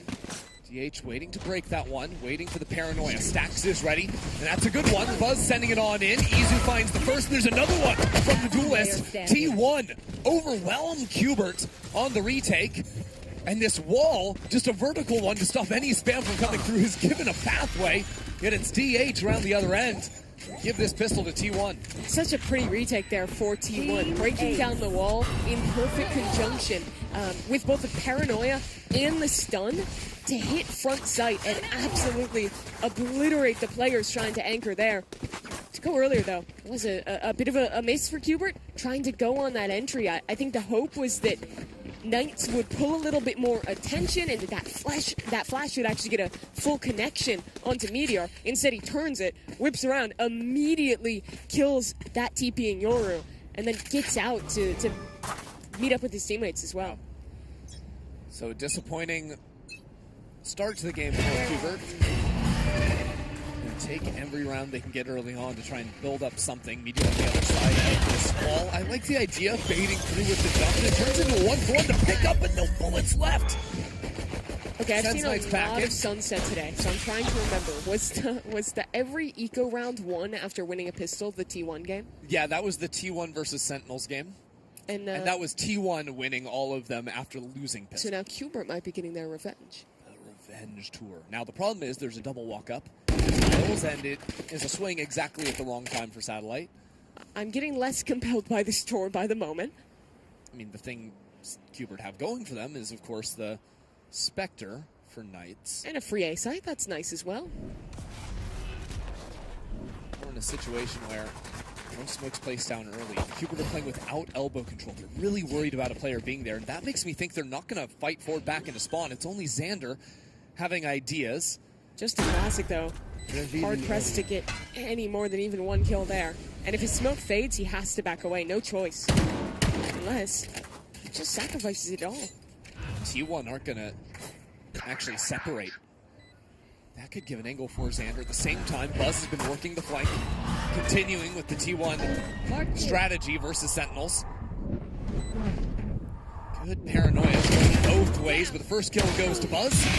Sharp on the flank, and it goes down to one player. A little bit shocking there, but T1 steady the ship and take the second round.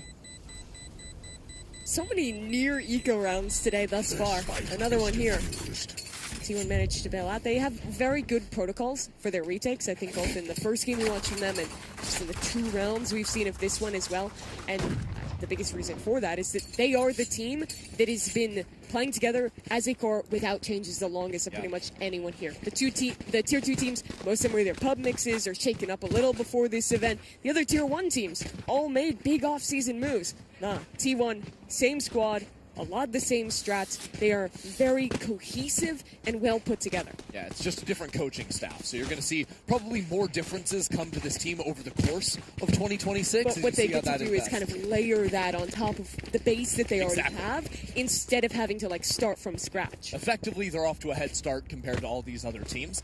But we are not exactly off to that. We're going to have to take a little pause here as some tech issues get sorted out. It was actually very short. Wow. That's awesome. That rules. Now, if we're looking back into the game, T1 carrying over a Super Bulldog, not looking great for them. But one of the things that T1 was doing versus other Sentinels earlier today was they were always flanking, always pressuring the flank, whether that was Meteor or Buzz or whatever. But Sentinels comp didn't really allow them to fight forward and to spawn so nicely. I'm wondering if Hubert, rocking the double duelist, might have some more ideas to give up on their flank and just fight the rotating players. Like flip the map more often when they feel that pressure. I think it's a good shout. This is a little bit of what I was talking about, right? With putting an emphasis on that mid control. T1, they are going to be so strong when you try and hard hit into them, and they have both Sage and Viper, these excellent stall characters. You want to be pulling rotates away from them, and instead isolating those two on the extremities. It's exactly what heavy mid control does. Meteor like to walk forward with Sheriff on his eco rounds, and Hubert hold nicely for it this time. Now ready for a split into the B site with only Stacks really holding on the back site.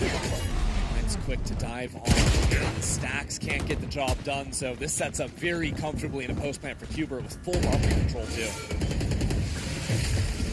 Sagewell goes up towards spawn. With the weaker guns, there's nothing to immediately spam that down before it reinforces. That's cool, though. Usually we've seen the Sage Wall going into market, but because it was off the split hit, people were able to hold on to market without using the Sage Wall there, and they get the deep wall into spawn, which versus the pistols primarily. T1 have an absolute no shot. The reason you don't normally see that wall is you tend to just jump over it. So it's you still have to pay attention towards CT versus the market wall completely deals with the problem. But it can work situationally, as it did there. I mean, as long as you're watching it, you have the advantage with the jumps. Okay. Tech pause. I'm going to keep talking about the game in case this is like another 10-second pause. Knights is going to have ult here. I think that's a really big win for Hubert. And you were drawing a lot of comparisons to the main Sen team and how they had to play a lot of these slower rounds. They didn't have a lot of go. That's going to be so different with Hubert, especially because with no ult, Paranoia Dart, double duelist dive, that's a great execute, especially if you can make it a split. It's even better when you look at the power ults they have. Yoru ult, Waylay ult. On a very tight map like this, Waylay ult is so good, and Knights doesn't even have to be the one to follow it up. You can have Satellite TPing in. Yeah. There are so many set plays you can do with your duelist ults in this composition, and that very powerful duelist utility that you get from agents like the Waylay, like the Yoru. That's why we're kind of in a double duelist meta right now. Yeah. I mean, it's different to the Razes or the Jets of the world where they have some damaging utility or the Cloud Burst. They can't have that ability to really set up their teammates. Neon also is very much in the mix here as a substitute to the Waylay in a lot of comps, I think, for that very reason. Yeah, she has the stun. We always talked about duelist being a hard role because it was the most mechanically demanding. You're dashing in on jet, you're off, and you need to position very well. Now I think duelist is the most mechanically demanding role, and you also need really good utility usage. In these comps with one initiator, you're basically filling the role of like what used to be, say, a KO with having the most important flashes for your team with Yoru, while also having to TP in and put your life on the line, needing insane mechanics, and like having to learn like TP lineups, when to use the clone. There is so much mechanical skill and thought that has to go in to this agent. Yeah, I mean, even the way your abilities function is sometimes a little bit tough too, right? Compared to your initiators, breach a little bit simpler, just hold down the stun line, whereas you might actually have to learn a thing or two if you're playing a Neon to make your stuns hit the right target.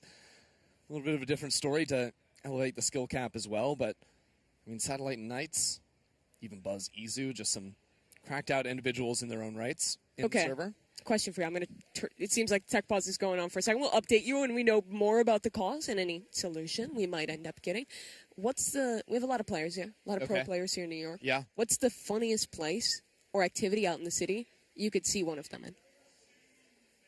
Okay. Can you think of one for me? Let me cook. I think.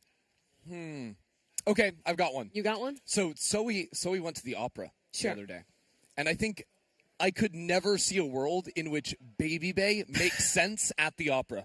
It would be so out of place. That's ridiculous. I'm imagining him there in like the G2 jersey as well. Oh yeah, and doing the tongue at the. You know what? Like whenever he has a big play and the tongue goes all the way out, he's just like, "What is?" Don't call it doing the tongue. What else do you call it? I don't know. Making a facial expression with his tongue that he's known for in the VCT. That's way too long. I say doing the tongue. And I'm committing to that. Okay, so moving on. We can ask Baby Bay what he calls it after this. Yeah, let's not ask him that. Yeah. I was really hoping I would. I really don't know how to recover from what you've just said. No, you could say anything else. You could say, "What's the funniest thing you could imagine a player doing in New York City?" What is the funniest thing I could imagine a player doing in New York City? See, she always has the questions. He never has the answers. That's so true about me. Wild. And the problem with me. Yeah, we're gonna have to work on I've this got material. nothing. This I is came up grim. with a question, and then This I have is really no grim. material. Okay, do you have another question, perhaps? Do I have another question? No, she doesn't have that either. Have you? So how about that weather? No, that's not my question. That's not my question. Have you actually done anything and gone out in New York? Enjoy being in like a walkable city that's a real place and not Los Angeles? I went to and saw some live piano. That's cool. That's something that I don't know where to find in LA. Yeah? Yeah, that's grim. I was just like, Well, I mean, it probably wanted exists, but it's pizza probably a and I wanted 40-minute piano. drive away. Yeah, and then it's like, do you find parking? No, okay. There's a valet here that's going to charge $800 million Yeah. to park your car for you when you could do it yourself. Yeah, that's the typical LA experience. It's so refreshing being here and like getting to come to a work event where I take like an hour train instead of flying across the country and to get to watch Valorant. And I think it's awesome too because East Coast Valorant fans have had so little opportunities to actually come out. Of course, you're looking behind us right now. There's not a crowd there. But Saturday, Sunday, we're filling out the main part of the venue here in the Manhattan Center. The entire ballroom, balconies up the wazoo. I mean, the stage looks sick. Yeah. It's going to be filled out. I'm super excited for it. It kind of feels like, to a certain extent, with like the balconies, like you're watching Valorant, but kind of like if you went to like the theater and you have like those big balcony seats where you can watch it. Stage is pretty sick. Whole lot of seats in there too. So it's gonna be a loud venue tomorrow when the teams get in here, especially because like tomorrow we're gonna have what NRG and Zeta playing the upper finals, which is gonna be an absolute banger. You're gonna have whoever makes it through this absolute gauntlet, because including this game we have 5 elimination games going back to back to back to back to back to back today, and there's never a moment to breathe now that you're down with your back against the wall. I think that's why you're so happy if you're a team like Zeta, who just like 13-1 FNATIC, breeze their way through their day, no elimination games, and now they just get to actually look ahead and prep for that upper bracket final that they're going to be playing in. Yeah, 100%. It's a big reward. 100%. And it's also just like the fashion in which, like, again, if you, because we weren't broadcasting, but like, the Zeta win over FNATIC is just absolutely insane. Has completely turned this tournament on its head for a moment. And I mean, right now we're still working through like the early stage lower bracket, but there's going to be a FNATIC waiting for you down here that everyone will fear. Yeah, just a little update for you folks at home. We heard it's going to be about 1 to 2 minutes before we get back in game. The admins are just finishing everything. They're out administering right now, or whatever admins do. Yeah. Yeah. You were a referee for a while. I was a referee for a moment in League of Legends, but yeah. I think instead of talking about my referee stories, we go ahead and check out some fun content we've cooked up here at Red Bull Homeground.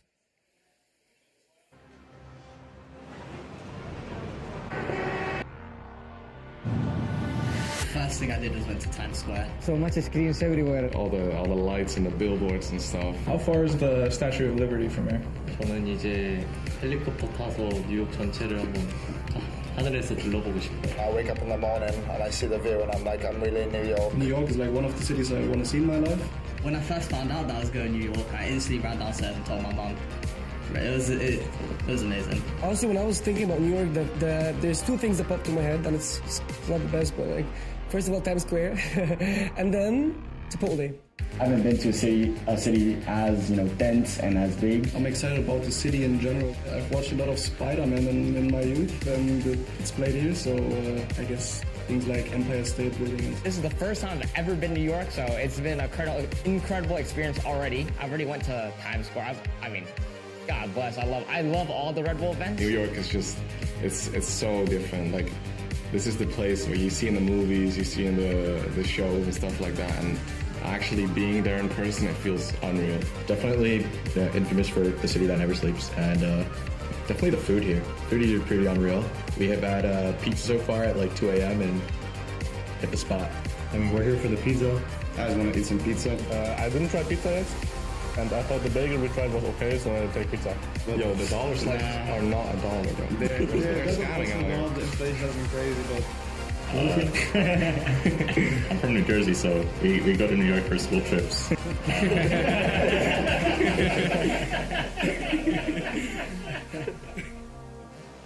You heard from some of the players on their thoughts of going to New York. I think it's very interesting because to me it's not very novel to get to come here, other than of course like having a Valorant event. Because you live in Philly. Yeah, but for a lot of these players, it's like coming from halfway across the world to a city that is so iconic, that is so renowned, and not just doing that, but having the opportunity to play and compete here. I think that's a really cool opportunity. And definitely has to weigh into some of these players' heads when they're thinking about making it to tomorrow and getting to play in front of a crowd. Yeah, it's a little bit of a different situation, right? Today they get to play with all the other big pros around them, and they can go out and mingle on the floor. Like, you can just pop down there and I don't know, walk past your favorite Baby Bay. I know you're a big Baby Bay fan. Yeah, I did, and I said hi to him, and it was very exciting. Did he ego you? No, he talked to me. Oh, he talked to you? Yeah. That's good. That's I good. mean, It's good to see we worked with him for 2 years. It was but look, crazy. he becomes a pro player. Maybe his ego balloons. Sure. Like, I want you to answer the question though that the players were answering there. Like your impressions coming here. What were you excited about? What have you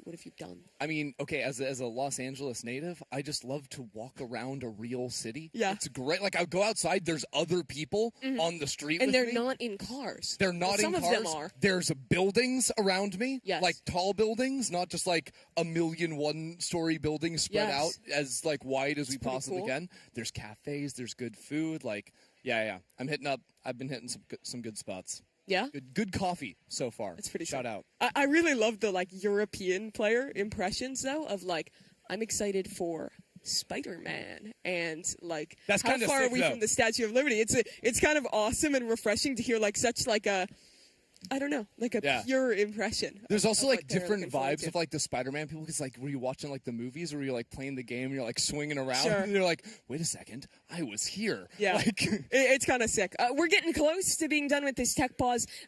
We had to restart the game, so we're just getting everything back sorted, waiting for ready checks for our players. Should be just a couple more moments. Thank you for bearing with us.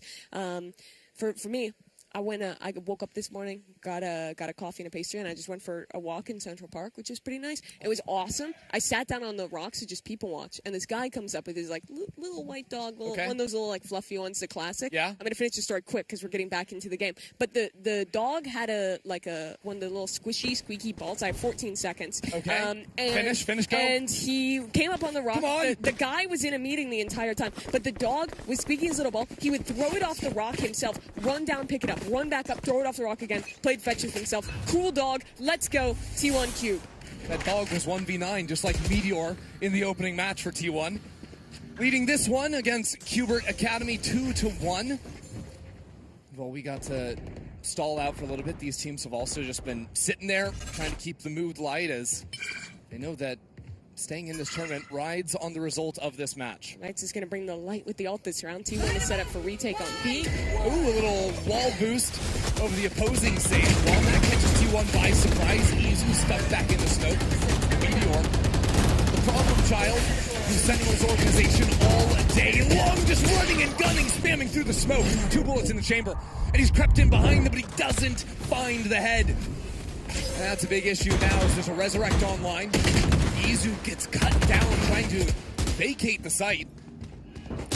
Just sprint in one after another. Great round out of Qbert to tie things up. I think that play is especially good coming out of a pause, because you do something totally unexpected right as you get back into it. Popping up over the sage wall with the boost on a very weird timing alongside that ultimate, and then just showing some really good team fighting. Backside together. Knights, credit to him in that round. Gets Qbert back into a tied game and resets T1's economy here. A little surprising too, because they got off to a good start, but unfortunately for Meteor, he didn't have enough bullets to actually make good use of that reposition he found inside of his smoke. If he had a full clip, I think he gets 2 there.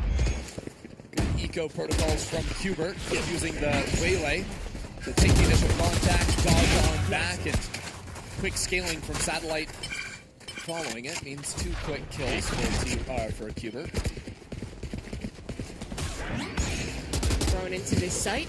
Stacks, the only one really left to try and anchor, and he's about to get overwhelmed as well. This is a very well considered exec from Qbert. Satellite remaining for 3. And they're going to pretty easily get this one up to a lead. Yeah, worth noting that Meteor again on an eco, which is kind of full sprinting on the flank. Xander's holding it for it this time, so it's not really surprising us too much. High chance Izu just ends up dying to the spike here, regardless of being one off of the ultimate. He might get his chance to die to a player. I honestly think with Sage, it's a little harder to find the reses. Yeah, because you're very rarely wanting to like fight up to get an orb. Yeah. You're almost always putting a more passive wall, and if you die with wall, straight to jail. Yeah. Do not pass go. Do not collect $200. You had one job. Yep. Regardless, though, Kess already had an ultimate online and was the beneficiary of the kill. Means that Izu gets his ult online, no problems, but Cubert do have the lead. Pop-up for Buzz. What's he going to cook with this one? Viper wall to cut off mid. That'll let Buzz walk into any number of positions, call for his teammate to drop it, and then have that op ready to go. It was on defense where Buzz took over in the first showing today. This time, I don't even know if he took the shot, just instantly dodging off back. Nice is up so quickly. Fires off a few, but ultimately decides to call back to his team. And this is a quick change up out of that. The ult straight in towards A, but there's going to be 3 players here.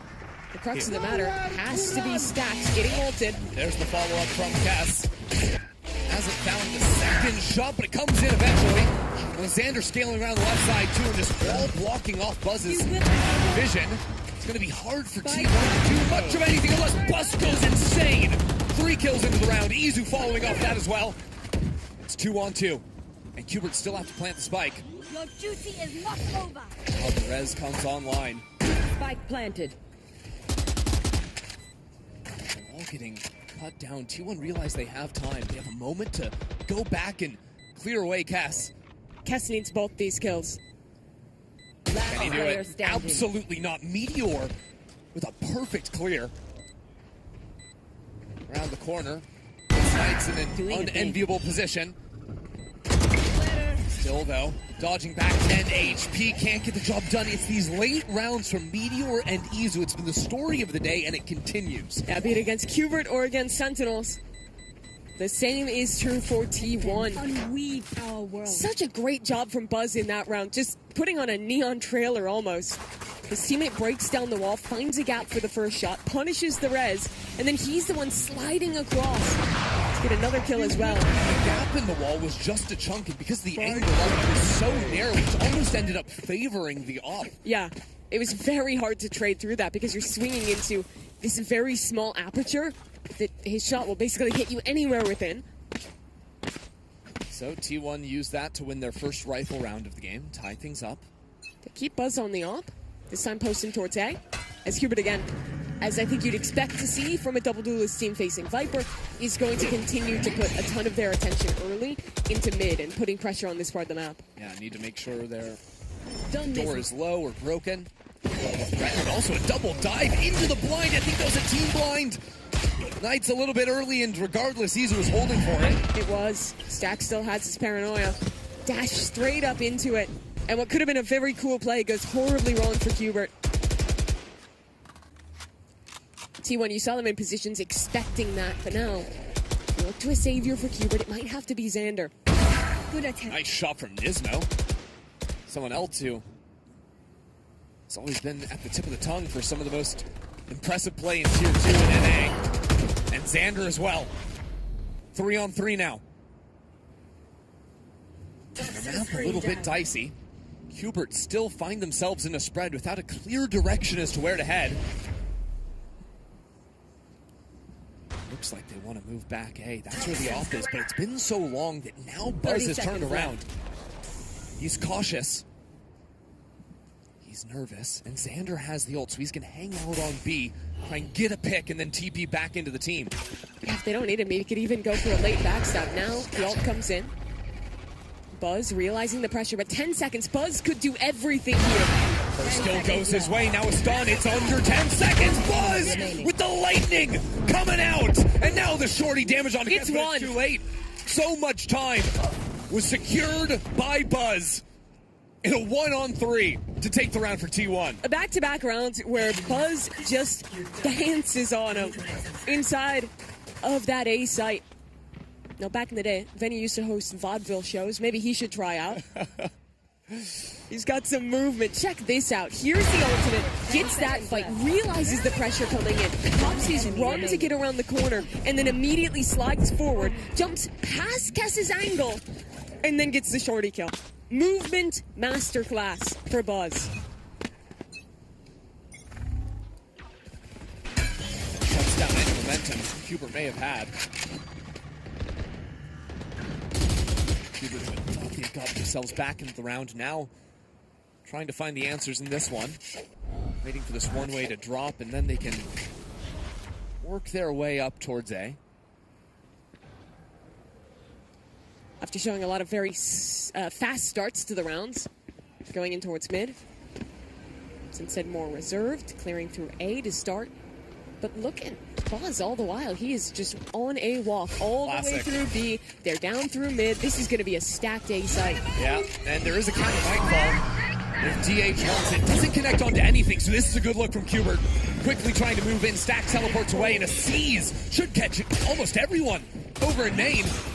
It looks good, but Kubert still trying to advance. Stacks hit the back, and he is in for 4! Untouchable for T1. Where did that come from? Izu swings around and executes Kubert. And while it's his gun to do the final blow, that round was already won off of Buzz walking up that flank, off of the push down mid, and T1 having 100% information on that being a 5-hit from Kubert. Wow.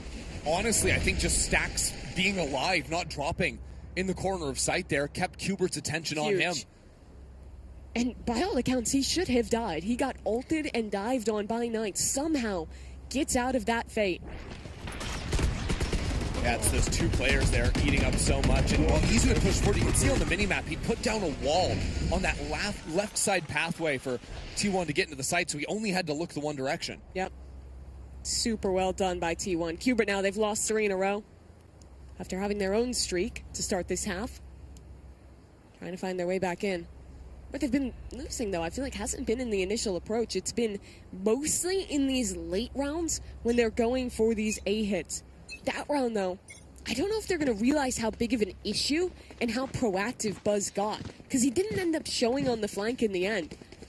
I'd like to see Kubert go back to some of these rounds where they're willing to slow down for a second, re-clear those extremities before showing us these later hard hits with the Yoru Waylay. One of the things the Big Sen squad showed is that they could play for some mid-space early on, try to eat up a lot of the Viper gas and Sage utility into the market play, but interesting TP for Xander.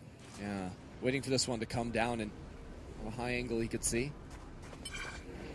Usually this comes with a team going heavy into elbow and then Xander plays contain. It's a good change too, because if that angle gets sage walled, he can surprise them from top box. You're absolutely right. Well, the same is true with the Viper's Pit. He's going to be above it. I mean, he could try to drop into it, try to teleport into it. The rest of his team is tearing things up into the other side of sight. First kill goes their way, but Stacks was the issue, and continues to be so. Shock Dart the only thing to shut him down.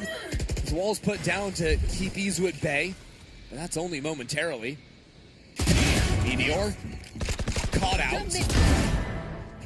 Izu has been just on He has edge the res from now. that position. He's going to wrap back around, maybe try and find one of these bodies. He'll have to wait for Buzz to work up his flank, but the two of them together could certainly defend a res. Fights first. Might not even need the res. If Buzz is going to keep working like that, the res now as a form of bait. Meaning the stun comes in. Izu can follow off of that. Nicely done. It's beautifully done by T1. The critical kill is Meteor onto Xander. Xander from that commanding position up top was his whole goal was to break the crunch, meaning that there was pressure on the other side, and as his teammates were the strong side, to work in, get a backstab, and then let them actually get through the smoke. But when he dies in that pit, loses out on that 50-50. Instead, all eyes for T1 turn towards the smoke, and it is an exact repeat of round 8, where they also got funneled. Those concerns are starting to mount now.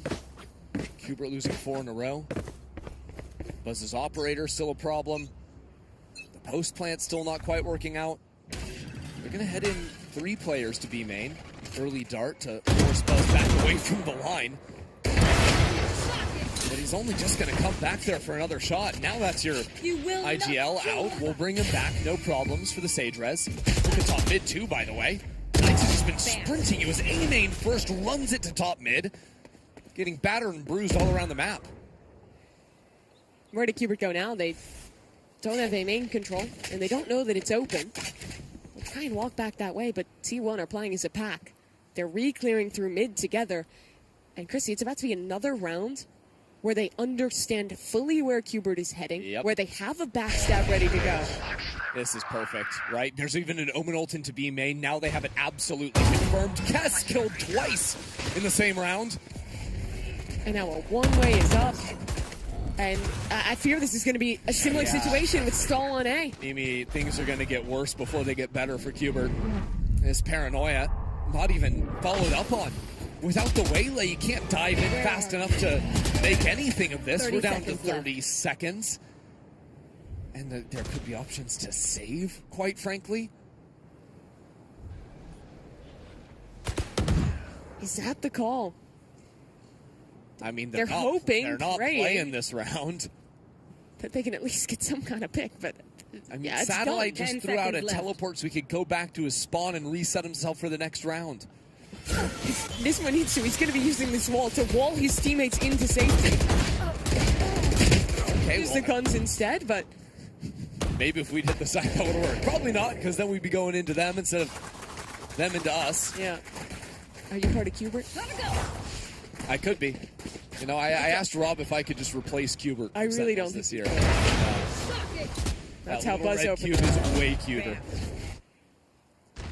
And this flank, these flanks are killing Qbert. Yeah. Round after round, someone is walking down mid, walking down B main. If they're going to go into A and get stalled by the Sage, they need someone containing map control. Well, the problem is, if they thought the Sage was playing A, she's not. She's playing Market now.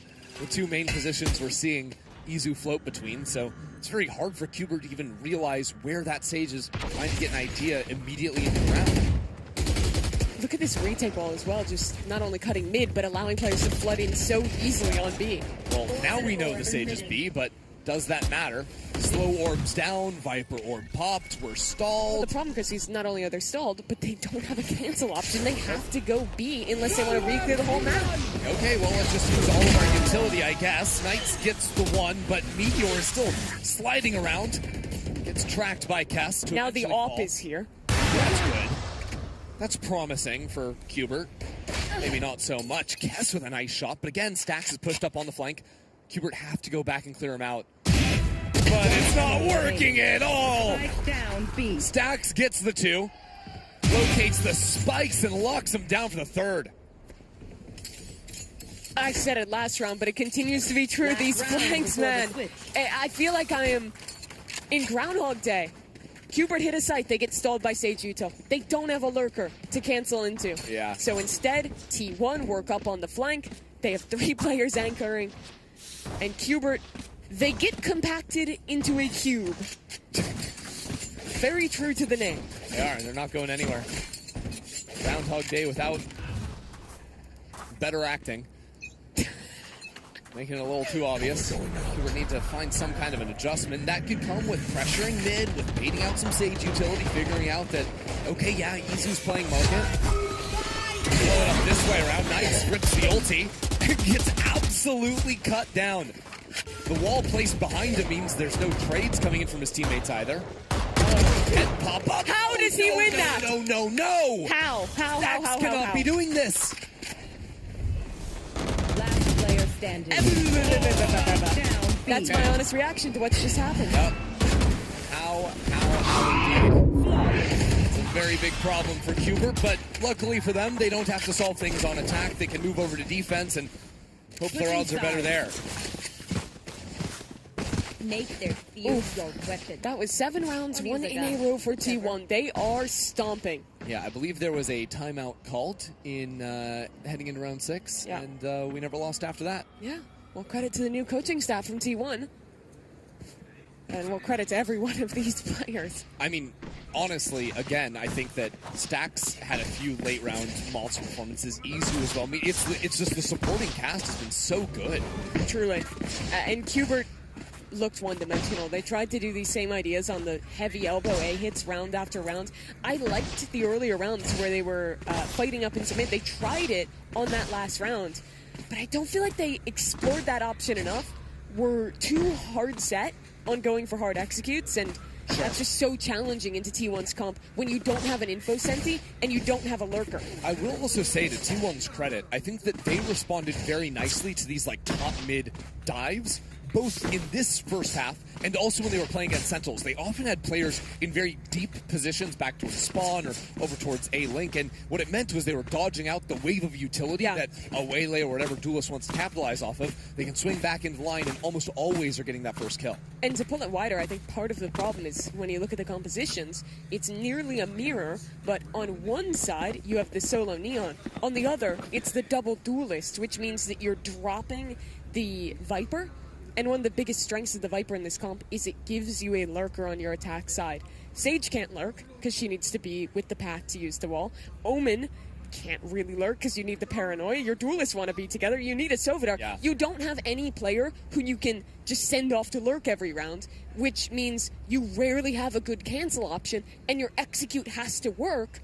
But you're playing against Sage. Yeah. And she's the best agent in the game at canceling executes. And honestly, your best bet for a lurker is probably Satellite on the Yoru when the TP is up, but you're a little bit more hard bound to that. So that usually is, at the start of round, might do his own thing, but is always going to end up regrouping back to the team and still lead to the problems you're mentioning. Now, luckily for Cooper, that is a problem if we go to another game for them, and they have to play attack. It's a problem if we go to overtime. But first of all, they have to actually get back in this game to force either of those two things. Currently trailing 9-3 as we move into this second half with Cooper on the defense. Cooper need this pistol round. They need it badly. T1 is a reminder of what to expect from their attack side. We saw no lurks the first half. The second, in some ways, it'll be defined by it. Watch how Meteor, when he has a wall like this, works into mid. When he has his A orb up, how he pressures the A players. Single-handedly, he can create a ton of presence on this map. Toxins going up. DH making some noise on B, but it's a fight on A that'll determine the round as soon as this one-way drops. Rifle orb goes up, and Cass is there for a quick trade. Help out one of his duelists. Maybe not as round-defining as it looked like with 8 players on that side. There was a Sage wall place B, which is why there's this heavy rotate A. But it's already been broken, and the door is open for a B split. Yeah, Kubert playing the Sentinels playbook from earlier this year. Full retake on the B site. Look at the util, though. Satellite has no flashes. Dart's not going to be here for a while. No paranoia. Or wall. This is a hard retake to win. Yeah, I was wondering if Nismo was for something, but he'd already used the wall early on. Are we going to knife it down and get this retake going? It's a little bit awkward. Xander wants to pinch in from the open market door. That would be their best bet. Buzz, though, holds his ground.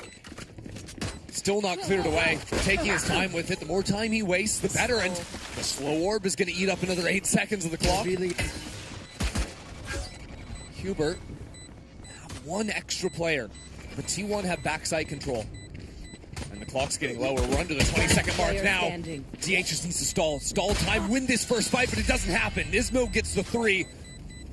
And the pistol for Hubert is much needed. Nismo stepping up that round. That was such a difficult retake. They had practically no utility to work with. Just desperately trying to knife down the wall and fight back through market. But managed to make it happen. Check out some of the kills at the beginning of this round. Kess's trade there is also pivotal. As you watch the fight come out, Nismo does a great job of tucking in and out of his opponent's wall to stay alive and protect the diffuser in the end.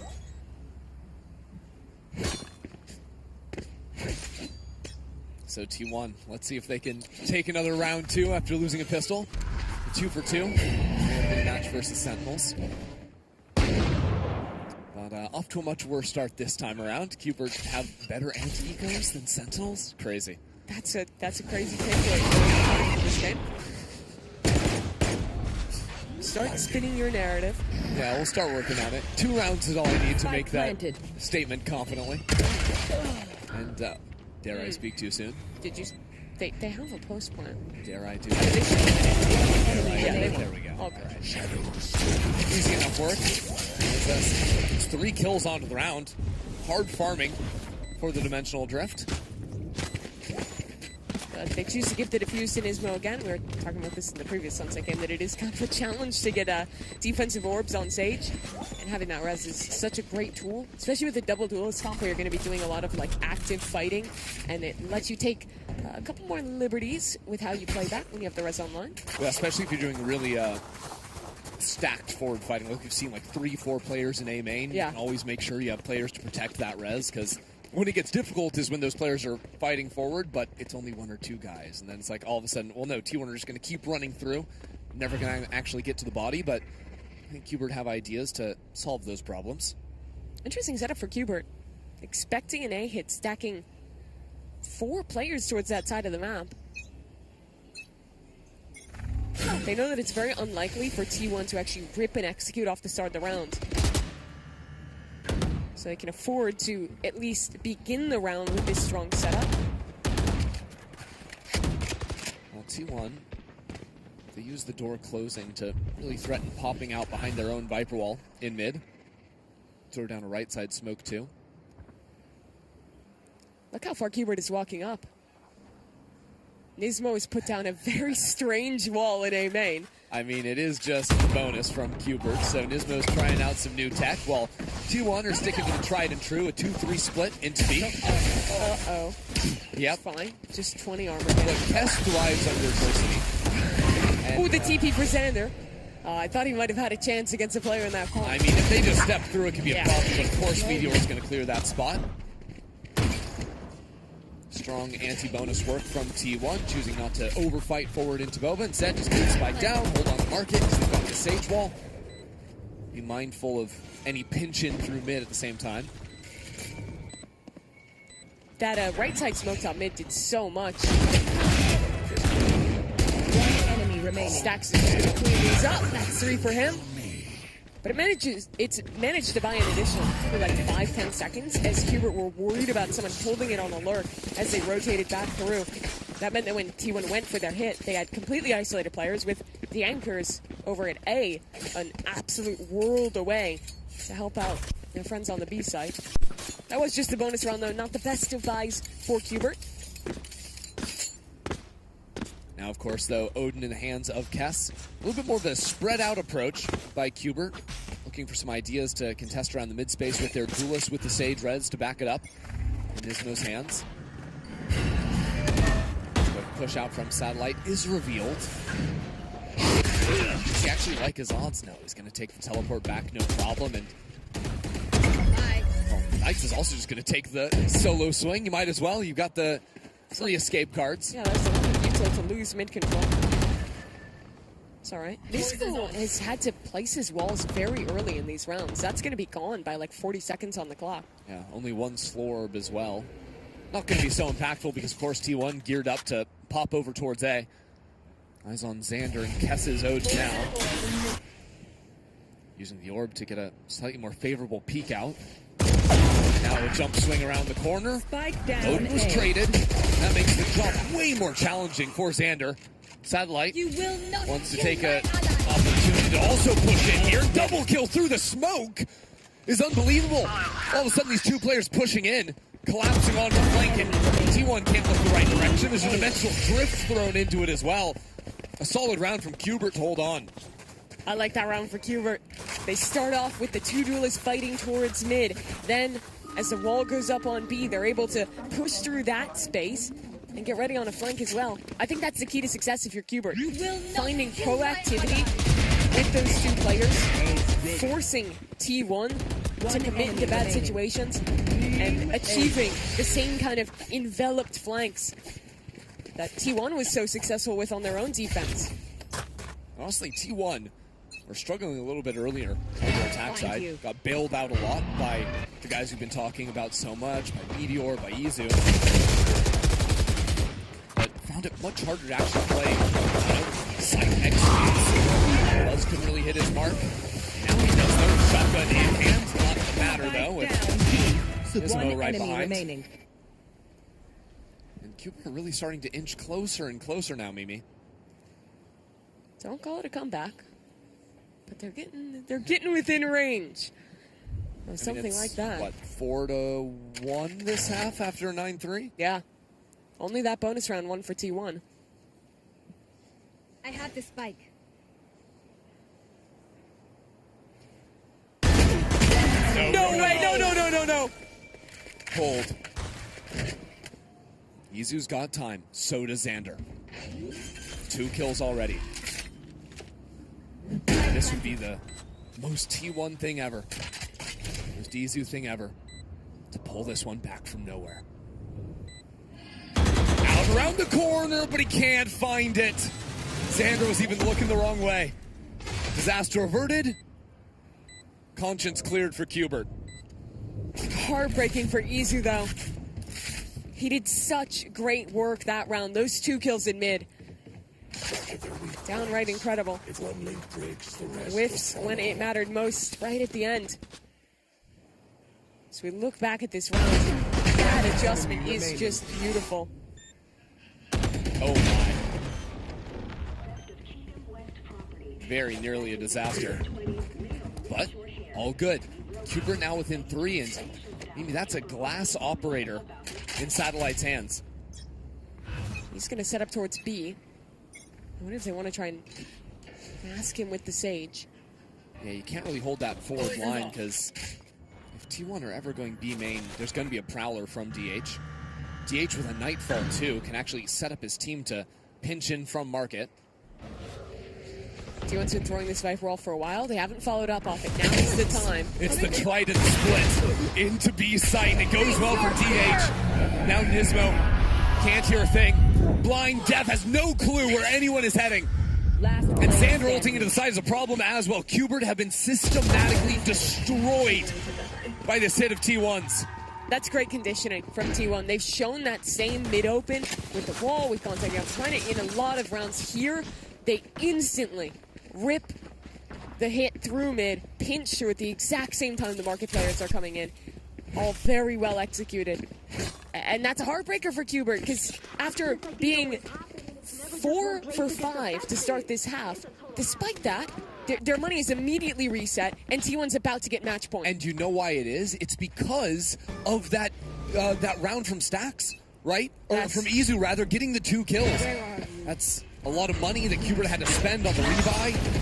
Could have been the difference. Now teleport down, but the Stinger, there's no way you're finding a head on that thin an angle. They're lucky to keep all 5 players up. It's unfortunate to not have anything to show for using your Dart and Paranoia. Now a classic T1 round. Meteor works his space in mid. The rest of the players start to chip away at the extremities.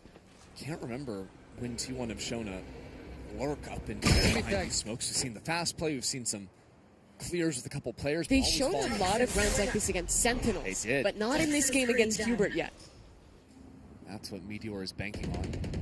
Qbert being asleep at the wheel and responding to the stack moving into A. Very good timing on the wall for Nismo. That'll let Qbert focus their attention towards A. The Bucky. The Bucky has to be massive for Knights. Bridge of match point, but does absolutely nothing. Now that lurk up into mid, catching a nice timing almost. Gets the kill eventually. Kess with a Sheriff. Clean on the first, but again, it just doesn't seem like it's really going to be enough, especially with Rez online. Sure, you can be happy to take away that ultimate, but not when it's at the cost of T1 moving up to 12. All in the face of these last 2 players, T1 Yeah, with an ironclad post plant. It's also a Sheriff and a Stinger to try and break down a chunk. Satellite has a flash. He uses the flash, but it doesn't matter at all. Buzz with 3 shuts down any hope of a comeback. The glimmer was there. But now if Qbert were to do it, they would have to run 5 rounds straight.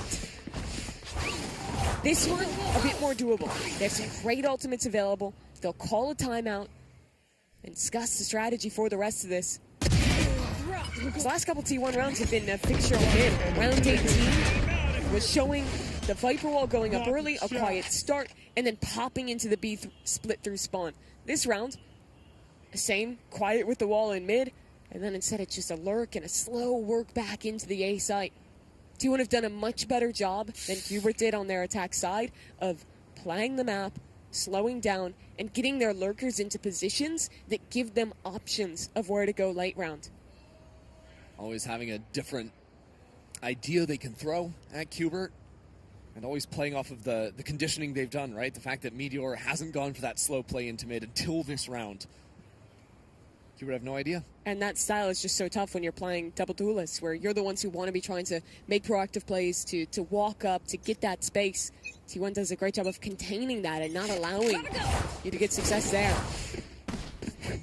T1's day has been a roller coaster, right? They played that insanely tight game versus the Sentinels main squad, lost it in overtime after starting off the game pretty strongly. Completely reset themselves for the start of a very long lower bracket run. Double elimination, but now every single game, the chance to be eliminated. For Qbert, riding on this round, Satellite in the corner, cannot track anything. And Cass also is going to drop T1, making quick work of this A site. It'll fall to Nismo and Knights. What can they do? The two players who is stuck around on this team trying to salvage Qbert's run. Overall, Meteor is actually pushed all the way up. Knights left on his own, left on an island, and left with no hope. T1 get their revenge on the Sentinels org and send Qbert packing. Another rung forward for T1 as they send the last Tier 2 team remaining in this tournament away from New York. What a game it was for them.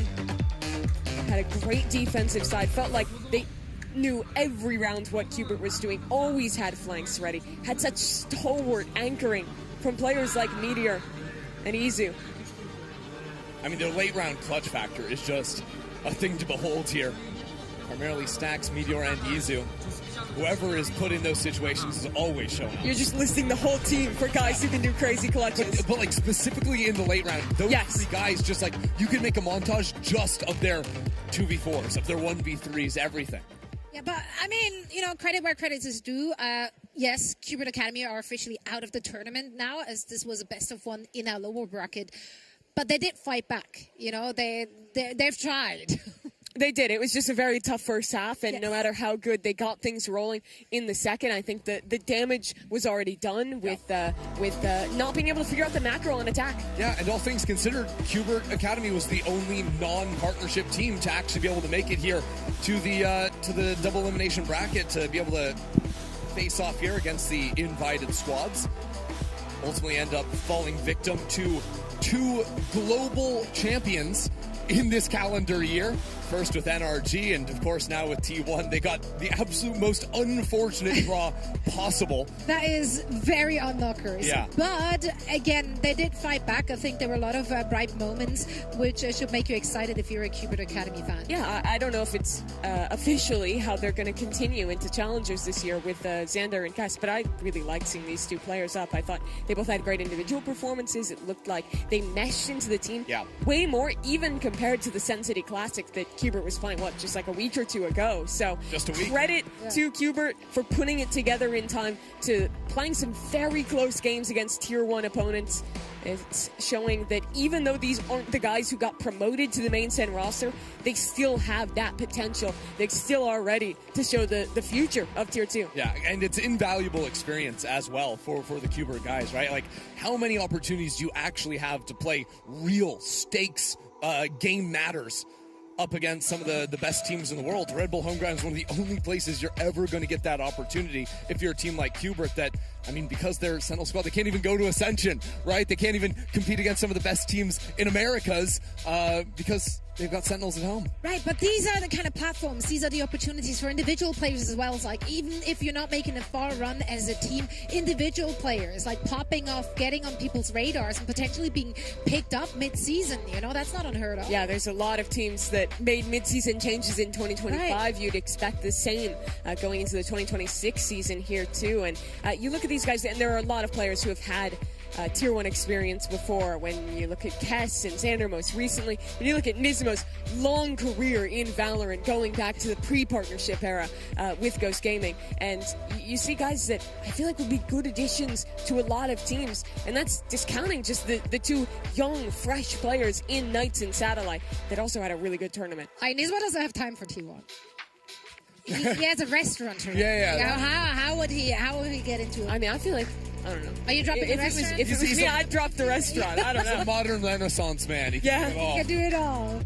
Restaurants are only open on Monday and Tuesday for the rest of the week. Around the match schedule. Exactly. Well, that's a marketing idea, I think. If you're just running Valorant in there as well, why not? Now, here is our updated double elimination bracket that you just saw. Now, of course, this also means that T1 will be facing off against FNATIC. That's pretty sick. 2 Red Bull homegrown champions, right? 2024, 2023 in T1 and FNATIC. Yeah. And both teams that, especially for FNATIC, you might not have expected to be right away down in that lower bracket. You didn't expect the 13-1 to Zeta division. No. No. Not particularly. You are not good at your job. Like, it's the slow burn revenge arc for them since FNATIC won against Zeta, completely different spot, but that doesn't matter. In 2023, in Tokyo, in Red Bull home ground. Just saying.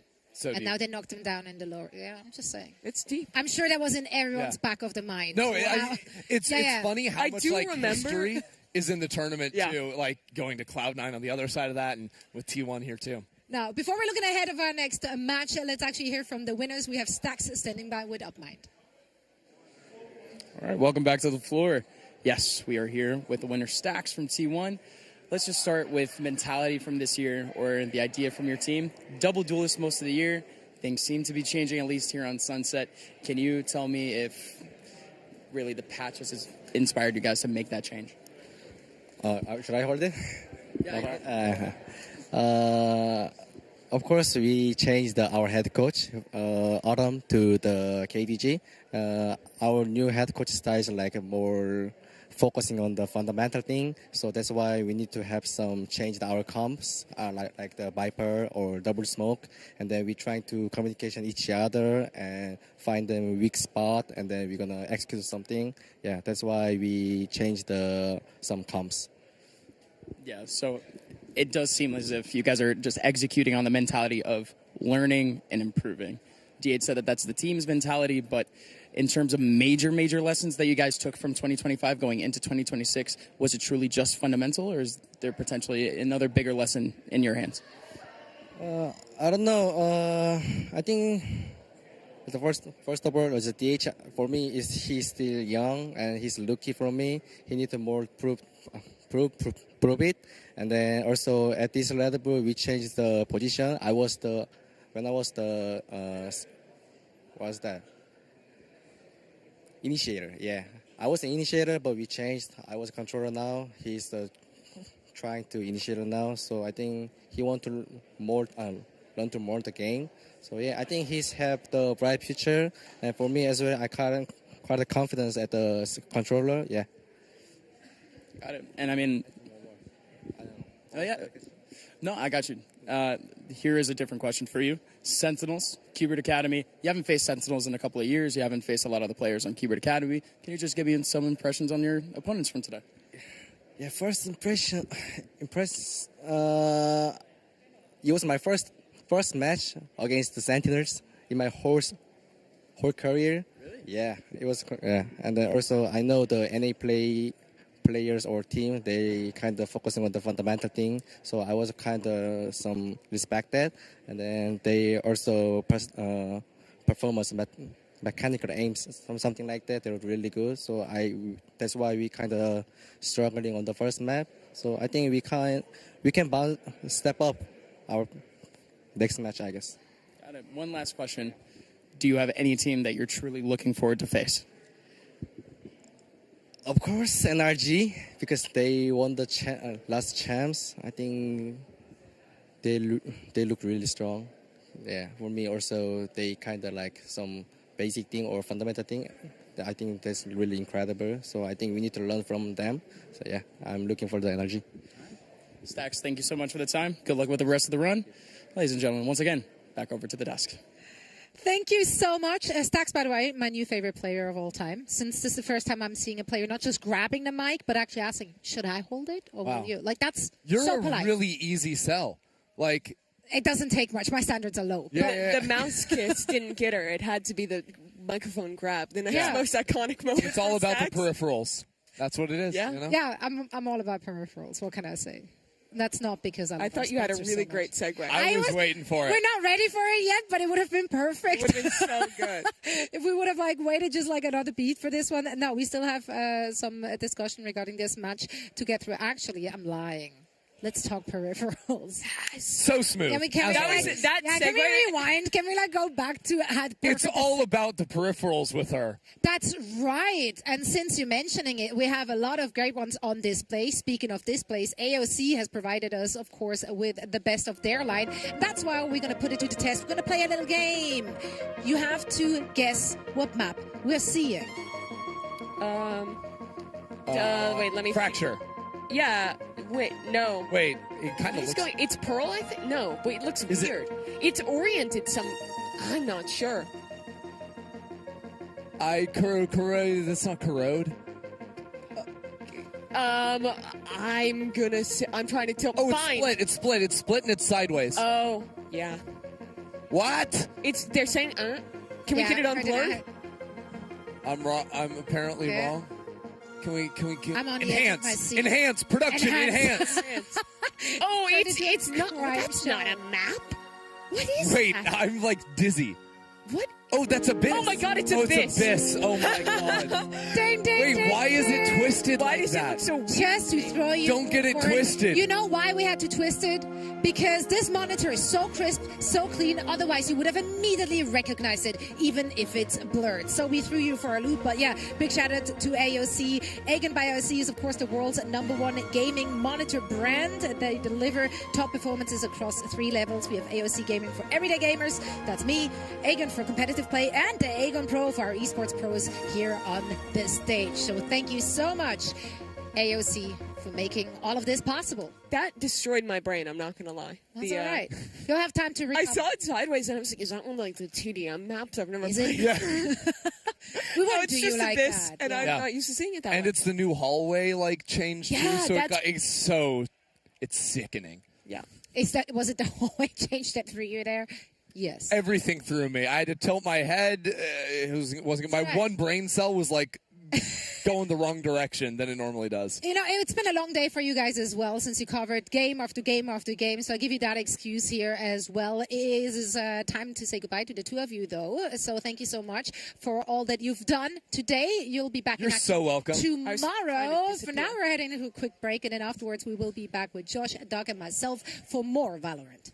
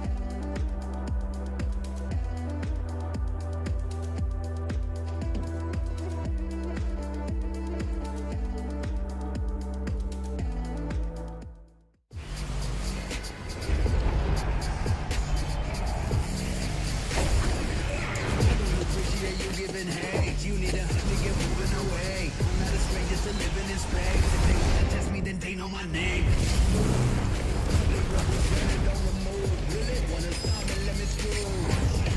Fancy could ride with me. In the air, looking down from a cliff.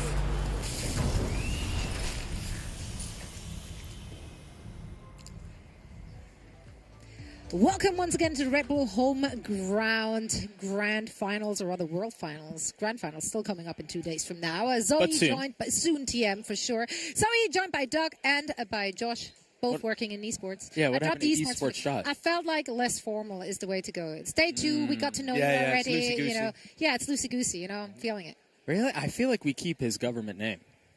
I think we keep the Govy. If we think it go full Sideshow. Josh. Yeah, Sideshow is my government name, actually. Yeah. Okay, Sideshow and Side Doug are joining me here for a quick chat ahead of our next lower bracket match. We're still playing in a best of 1, still everything on the line, and we had some surprises already with teams dropping into the lowers. And the way that they've done it.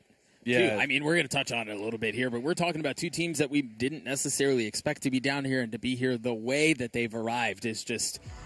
it's Valorant, baby. I mean, especially G2. Yeah. We've already just seen Cuba disappear. They were one of our play-ins teams. Now you've got C9. Right. So I guess in some sense, you do kind of expect the teams from the play-ins to be less likely to make it. But G2 being knocked down instantly by Zeta Division, not on my bingo card at all. But then you see that Zeta also beat just even more dramatically FNATIC in the next game, and you're like, all right, well, maybe G2 aren't actually maybe it's not a G2 problem. Maybe it's just like Zeta Division like exceeding expectations, and then some with 3 new players on their roster as well, so like phenomenal performance on their end. Now let's talk about this G2 roster. Obviously big news dropped this week with Baby Bay in the mix and Jonah P out, so naturally after such an upset quote unquote against Zeta Division, people are quick to jump to conclusions. Of course, Jonah P would have never lost to Zeta. Never. Like that. Our armchair analysts having a field day with what's going on here. I mean, the truth is it was a sample size of 1. Yeah. Yep. Right? And a BO1 as well. So it's even, which is even more... high variance. Right, yeah. And so you kind of look at it and go, I mean, I don't know. I also think, as you mentioned, Zeta are lighting the tournament on fire. It was also a map that is not at the very tippity top of what we associate with G2's map pool. They played on Haven. Yeah. It's a map where they've been a little more off and on with it. Baby Bay playing Killjoy, which, you know, you don't... It's not, they were having the most success when they were getting Baby Bay onto stuff like Chamber. I was expecting them to run a lot of Chamber, but it's not really the greatest map for that kind of thing. So I don't know what the style of them looking forward is gonna be like. I don't know what the player form is gonna look like necessarily. But you expect big things out of G2. You don't expect them to be losing instantly once you get to playoffs like this. So I think the pressure is on them rather than C9 in this match. Yeah, I do wonder too. Like you talked about G2 success when Dre was on the roster was via the Chamber. You've got Leaf on your team. Yeah. Are you... He's not... You really don't... I mean... They've blazoned it everywhere. Baby Bay is our Sentinel player for 2026. No, the tweet got deleted and it got rewritten. Did it? Yeah. Oh. Yeah, they removed Sentinel from it. I know. It was crazy. All over Reddit, by the way. Read Reddit. Like or maybe... Or don't. Or don't. But... You'd be more informed than me, though. I only saw the first version of that. Yeah. So I guess the delete worked on you or some of us. That's okay. That's okay. Now, that's just one change on the side of G2. We saw also, of course, changes coming in for Cloud9, their opponent here in the lower bracket. And then talking about the rebuild, we had them on earlier today. I think Cloud9 this year brings a lot of, I would say, experience now. Power of friendship. Nepotism. Nepotism and the power of friendship. Okay. Will it click? Will it work this year? We'll find out in the next episode. I think Cloud9 is a really good team. Yeah, he knows Cloud9. Spanks him every time. I think, and with the new roster changes, Zaz is joining them. I think he's going to be their experienced guy. With it being Zelsis' first time IGLing, it'll be a little bit maybe hard for them at the start, but I can see them improving as the year goes on. Obviously, now that you're adding Zelsis to the equation, you know, it's going to add that, like, extra fuel for us because, you know, he's our ex-teammate, and if we're playing on, like, real stage, we're going to be yelling at each other. It's going to be real crazy. We don't see the friendship between Zelsis and Emmy being a threat. On the server, it doesn't really matter. They can be friends all they want, you know, Zelsis and Emmy, but we're just gonna run down Zelsis and it's just gonna be free. Like, he doesn't shoot his gun, so it's just, what does friendship matter? He's about to drop 40. Yeah, dude.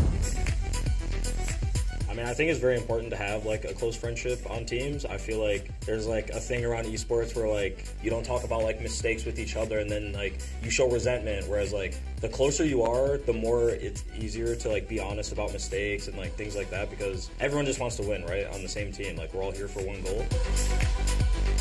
I think with this new roster that we can excel to new heights. We have a lot of firepower, and I think we have a lot of stability with this team now. Wow, so you're saying Mitch and Net brought none of that? Okay. Wow, dude. Don't put that in. Don't put that in. Would never put that in. Wouldn't do you like that. Okay, power of friendship, buff or not? Sure. Yeah. I mean, is the point of this that G2's friendship is crumbling? Is that the narrative that? Yeah, I you're think trying to we're spin rating here? friendship based on results here.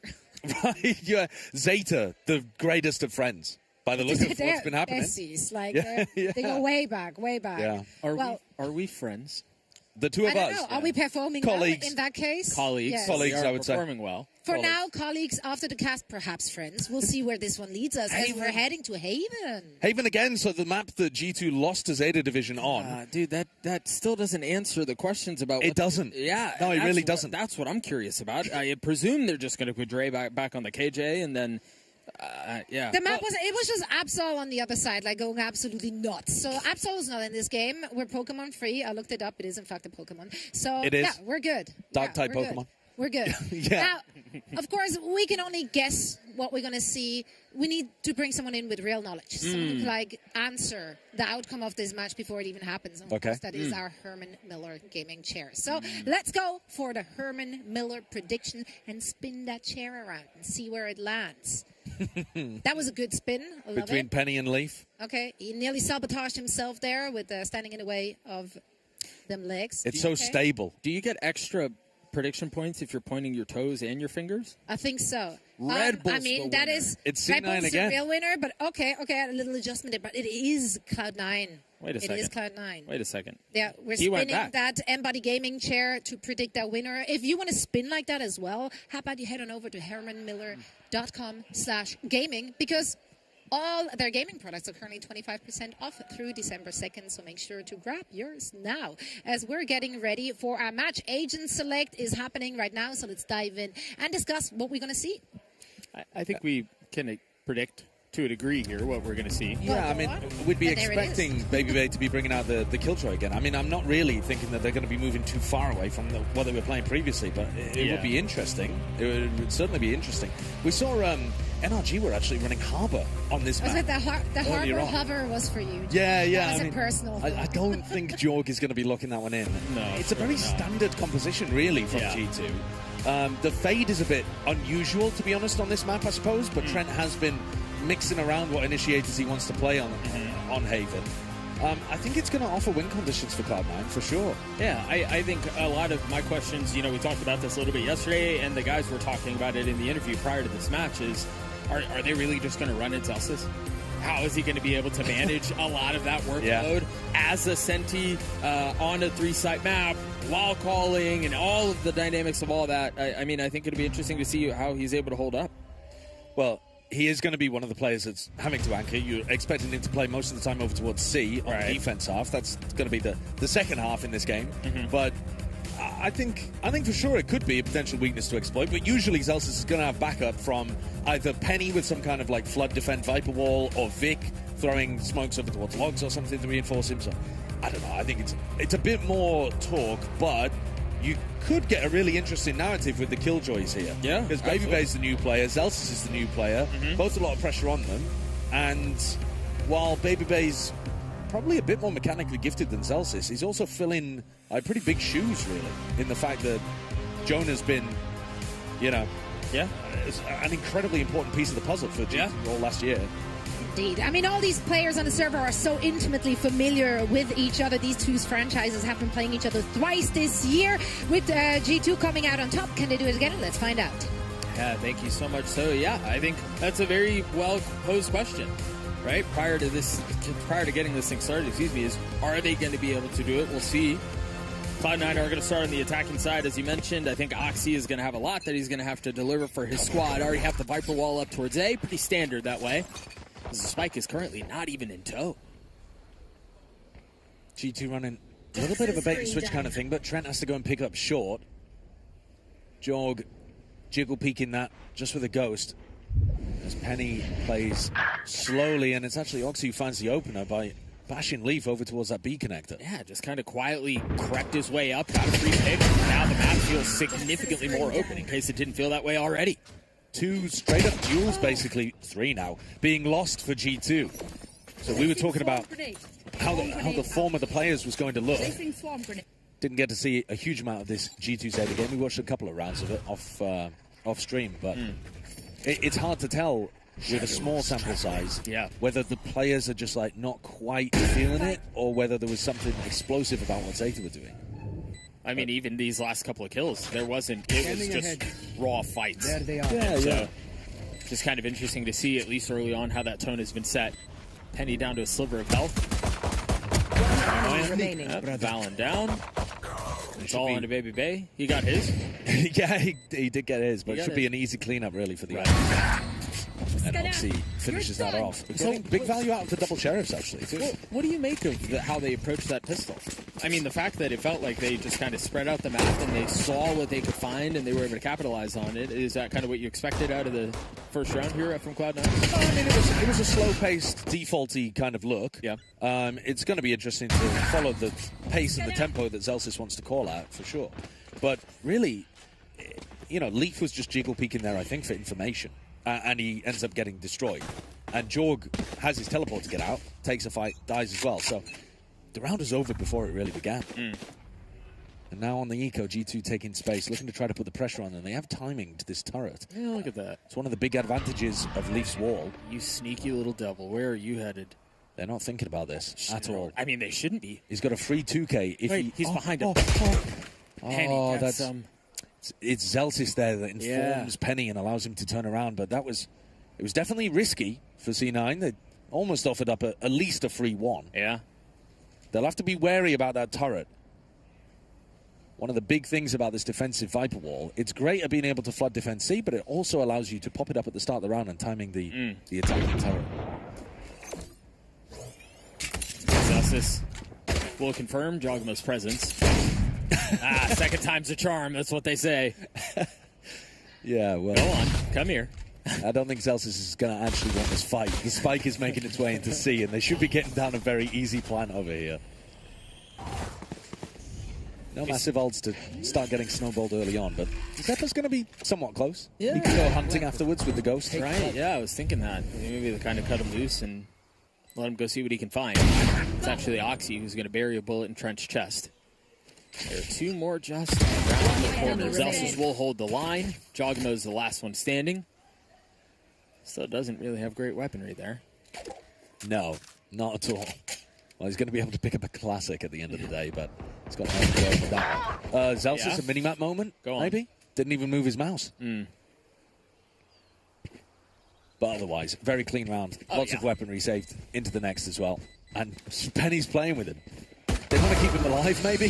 No, they're going to leave him for Zepa. Yeah. Make sure that Zepa gets up to 1 away from the orb. Yeah. So the fact, though, that Zepa is 1 away, G2 can start thinking about, all right, well, are they going to see default and try to pick up that orb?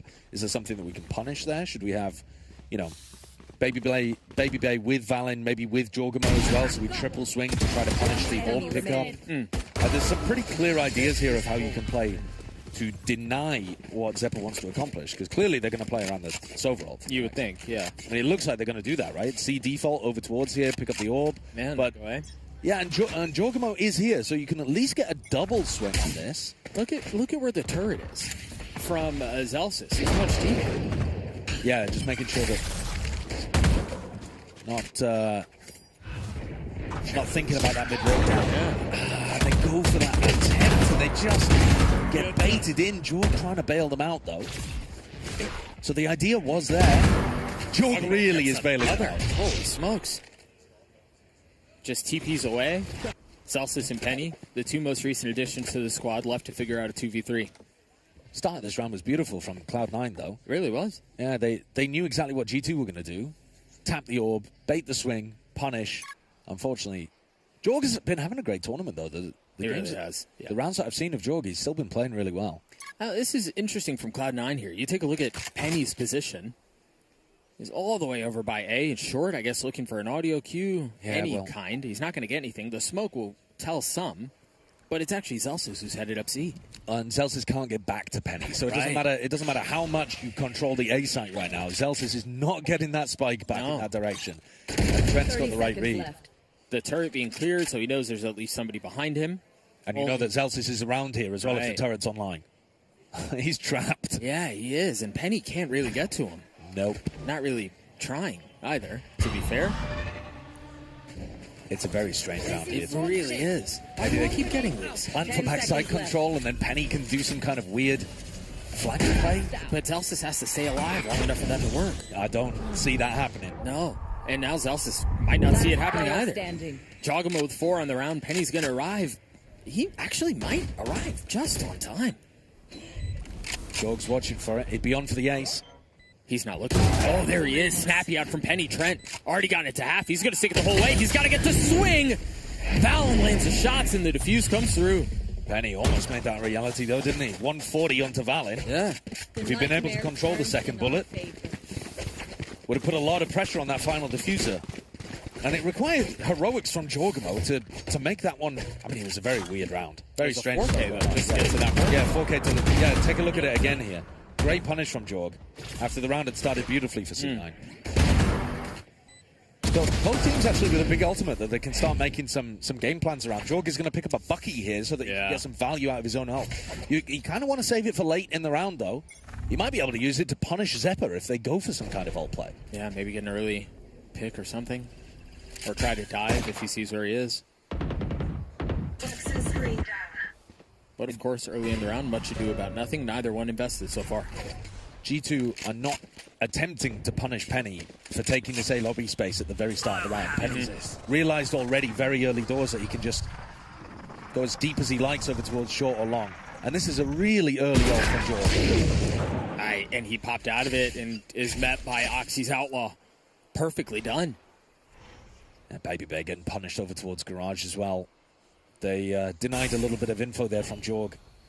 Jorg maybe calling to Baby Bay that he could take a little bit of space, but Baby Bay just looking at it on the minimap, thinking he could make a play there. Yeah, hits the deck, and this is pretty devastating actually for G2. They're in a 3v5, and Jorg is not there to bail them out this time, and their economy is not in a good spot either. And this is where the ult cycle might start for Cloud9. G2 could be in a really bad spot really quickly unless one of these three are able to pull off a miracle. I know it's pretty... yeah, 30 seconds left. I guess they're going to go for it. Are you thinking about a save? I wonder. Yeah, it is interesting because Trent and Valen can buy next. Yeah, so it could be the right move. It kind of looks like it's what they're doing, too. For Leaf, though, the Outlaw is not particularly useful because your opponent's going to have full money, and yeah, I don't think they're going for this. I think they're saving. Yeah, it does look like it. And I think it's probably the correct play because Valen and Trent are going to be, you see them at 1,800, 1,850 credits. Leaf. Yeah, manages to get away with that as well. The heist of the century. Yeah. Sticky fingers. Yeah, I mean, I say the heist of the century. It's not quite nicking stuff from the Louvre, is it? But Too soon. He's made out with the Vandal. Too soon. And so they are going to be able to reinvest into this round. But it's not. There's been no signs of life here. The normal stuff that you expect to see from G2, the snappy aim, aside from the 4K from Jorg. Yeah. Not been much going on. Would you say that might be because of the pace that Cloud9 are bringing in their attacking rounds? The very slow tempo to things? Well, what's strange is actually that they're losing players very early in those rounds, though. Right. The slow pace is more to kind of close out very safely. But the early round advantages are all going the way of Cloud9. Even the round where Jorg got his 4K, it was actually to recover a 3v5. And their economy is so... They haven't actually decided to reinvest into this round. Oh, Zeppa's going to get a free pick on Trent, isn't he? He's going to get info on the second. Damage dealt. Valen dancing around the ult, still gets damage, still gets a kill, and Jogamo joins him. Slightly faster pace here for Cloud9, and G2 feel comfortable with it. Yeah. Valen's a little stuck, but Joel can try to bail him out. Nice flash, nice swing. Vic on the trade. As Valen gets another. It's Vic left in a 1v3. Barring a miracle, which won't come through, G2 will get their second round. And again, worth noting, the pace change from Cloud9 seems to be the most comfortable round we've seen from G2 defensively up until this point. And it wasn't a big investment. No, it was a half-buy round, Yeah. which is really strange. I thought for sure the whole reason they were saving was so that they could force up into the next round. But yeah, I thought the same. Yeah, fair enough. I mean, they did seem like the protocols were a lot happier when they knew exactly what C9 were doing there. The tempo shift up, though, is not a problem for C9. You're expecting it to be a big rifle round, so you just want to throw something different at them. Yeah, sure. But yeah, G2 looking a lot more comfortable when the pace increases. Quick check on the ults. Nothing really to note on the side of G2. Oxy and Zelsis both flirting with their ults, though, and those are trouble. G2 in this round looking at like they wanted to try to take the fight towards short a little more. Joe pushed back heavy by that last Right? Yeah, no thought at all over there as to whether there could be a player tucked in that corner. So Valen got good value from previously as well. Big blind spot for Cloud9. And so they slow the round down. Spike not really committed anywhere. They drop an alarm bot on their exit, and you presume they're going to rotate elsewhere on the map. Well, the alarm bot's really nice, though, for controlling this space so that they could go back into Zelsis later on. And I'm wondering whether Zelsis wants to try to greed for the orb. He's one away from a lockdown, but it's a really risky orb to try to take. It is, but these are the positions where Cloud9 have found success in this map. It's the slower, spread out, see if you can find a pick. He's thinking about it. He's at the very least staying over here, and they're going to drone for a little bit. They don't have the drone, but they're going to pressure Garage a little bit here with a smoke, break the turret, and maybe even go back over towards Zelsis. Brother, those intrusive thoughts have to be like nails on a chalkboard right now. What, pick up the orb? Yeah. No, I mean, I just think... Look at him, he's greedy. It's too greedy, though, at the moment. Especially when you could have it for post-plan. Yeah. They're going to go into a B exec instead, 15 seconds. Trying to control for backside. Baby Bay. Peppered. As Zeppa gets the best of him, the spike will get planted. And now Penny scaling forward, getting a little bit of value on Trogamo. Trent falls, the second domino. Cloud9 in full control, really not just of this round, but what's felt like the map. Yeah, for sure. Balance starting to march his way back forward. Only one kill found. Just enough to keep it interesting, just enough to keep us on the hook. But one singular Leaf against three members of Cloud9. Much easier said than done. And no dice for Leaf. No kills either. A rough start here for a Viper star, potential superstar level player. It has been a very rough beginning. Goose egg for Leaf and Trent. Probably the two best Americas players of this year. Yeah. And then Baby Bay at 1 and 5 as well. A very slow beginning here for G2. Cloud9 not necessarily running away with it, but in all of the crucial situations, no trade there from Trent. Valen not able to pull off heroics over towards Link either. And they invested 3 players expecting that to be an A re-hit the whole time because of Zelsis' alarm bot. Yeah, into the next round we go. And it seems like the pace from Cloud9 is not changing. At some point, G2 have got to realize that they are scaling very quickly down short. Yeah. And they've got to try to punish that. Do a 4-player crunch on A lobby in one of these rounds and try to abuse Penny or Oxy taking that space. They did invest a little bit more down long in this round, so at least have somebody there. But not much beyond that. And Baby Bay's been locking down Garage in plenty of these moments. Here with a judge. B looks weak though. Brother, are we watching FNATIC? It is slow, isn't it? It's a very slow pace from Zelsis' calling so far. But it's working. And if they can take short control, they've got a beautiful position for the lockdown. Vic's going to help escort him into position. The Doctor turns on one, the ult is popped. Oxy gets ahead of all the utility, but the paranoia is perfect. It's going to find some time. But Zeppa floods out behind it. Trent back in for feed. No, don't go that way, brother. 3 HP. Vulnerable Dot somehow still survives. Good night. That's a full clench. It's a 3v4, but full sight control. Flank coming through from Baby Bay, but he's only got a judge. Eye with the flash is quite nice. Trogmo able to get a little bit of value up from heaven. Pops the ult. And now the pit. And Giacomo can fully counter this. But he didn't actually see the Viper. Spots out Zelsis, who counter spams Trent. And the pit is still in play. Zelsis gets another. Baby Bay falls. He's running and gunning with a Vandal. 2v2 now. Quickly falls into one. Giacomo, who has been the only bright light for G2, is put in a position to close the game out. Oh, to round out on his own, and he does. Well, he is still sharp, isn't he? Good night, man. Jorg is playing a great game, but he is begging the rest of his team to wake up. Yeah, it's tough because it's just him. It's and just that feels him. terrible to say right now, but that's the truth. No, it absolutely is. Good night. Look at that. Yeah. I mean, this isn't just a deadlift where he's got more kills than the rest of his team combined. He's almost got double the rest of his team combined. Crazy adjustment there. Kind of wild that Zelsis doesn't win that one as well. Yeah, I agree. But Jorg's got some aura about him at the moment. And he's desperately trying to keep G2 in it, buying time until the rest of the squad can remember who they are. Leaf picked up an outlaw while there's 4 light armors on the other side here, Doug, as well. Yeah, meanwhile, Valen more concerned with A short now. So a lot of what you were talking about some of that space is countered. They're ahead of it. But this time, Cloud9, they've set their sights on B.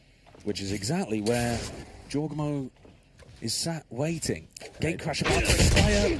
Oh, and punish. Getting ahead. Yeah, we've so often seen that little jump spot to get info. You're TPing away. You see that on Abyss a lot. And there, he's punished for it. Valen able to respond, though. Oxy falls. Valen gets another. Are these just spams through smokes? I believe so. Penny's wall was down. Penny, though, on the trade. Zelsis waiting for the smoke to go down. Repositions, takes a step back, waiting for the swing. Gladly greets Baby Bay. Penny with 3 on the round as Cloud9 hold on. And while Valen's making an attempt at getting some impact in the round, double Bulldog kill, when Jorg hits the deck early, at the moment, G2 are cooked. Yeah. He just wasn't expecting there to be 4 players facing him at the front of B main. They still haven't really done what I'm looking for in A lobby, though, where you commit 4 players to the fight. Like, and sure, you know, send the paranoia, smoke it off. Right. Really, like, flush out that A timing, and you can go back and pick up the rest of the map. Yeah. Their B retakes also look really weak, especially when Valen dies and they don't have a smoke to be able to play with. Oh, so here's the smoke. Valen poking his head into A short, but they're not hard fighting over it. It is just an eco for G2. They hide behind the wall, too. Confirm no one's there. And so Trent goes exploring at least a little bit. So if they rotate back into this, I mean, you're right, it's just an eco. Yeah, it's just a classic. Sheriff, at best, you're getting a one and done there. Oh, yeah, of course. Right, Trent, the only player. Yeah. Hello? I didn't see that one. What a beauty from Oxy. Is that a tag? That's Leaf on a jump peak, I think, from back plat. I think he was tagged as well. Or lit up by the dart, something. But Zeppa got an assist. All right, Trent, go on. No, maybe don't go on. Really good coordination, though. Yeah. Oxy putting his body on the line and trusting in his teammates. The power of friendship. Trade me out. At the moment, C9 are playing a really clean game, though. I think Zelsis Really could be very happy with how he's called here. Oh, absolutely. Yeah, I saw Oxy in the elevator yesterday after their matches, and he was just talking about how he felt like he could do nothing. Like, everything, it didn't matter what he did, he was just getting fried anyway. But he's still watching, even just that last interaction, very selflessly, like, yeah, I'm going to trust, they're going to take care of me. Bodes well. Yeah, it really does. At the end of the day, it's much more a team game, Valorant. You don't need the 5 best players in the world, and in fact, sometimes those super teams fall flat on their face. Often, it seems like. It does. Jorg still sat at 12 kills, slowed down a little bit in the last couple of rounds. He fell off, did he? Well, but nobody else has caught up, is my point. He's still got Sure. more than the rest of his team combined. A defensive timeout here, attack timeout for G2.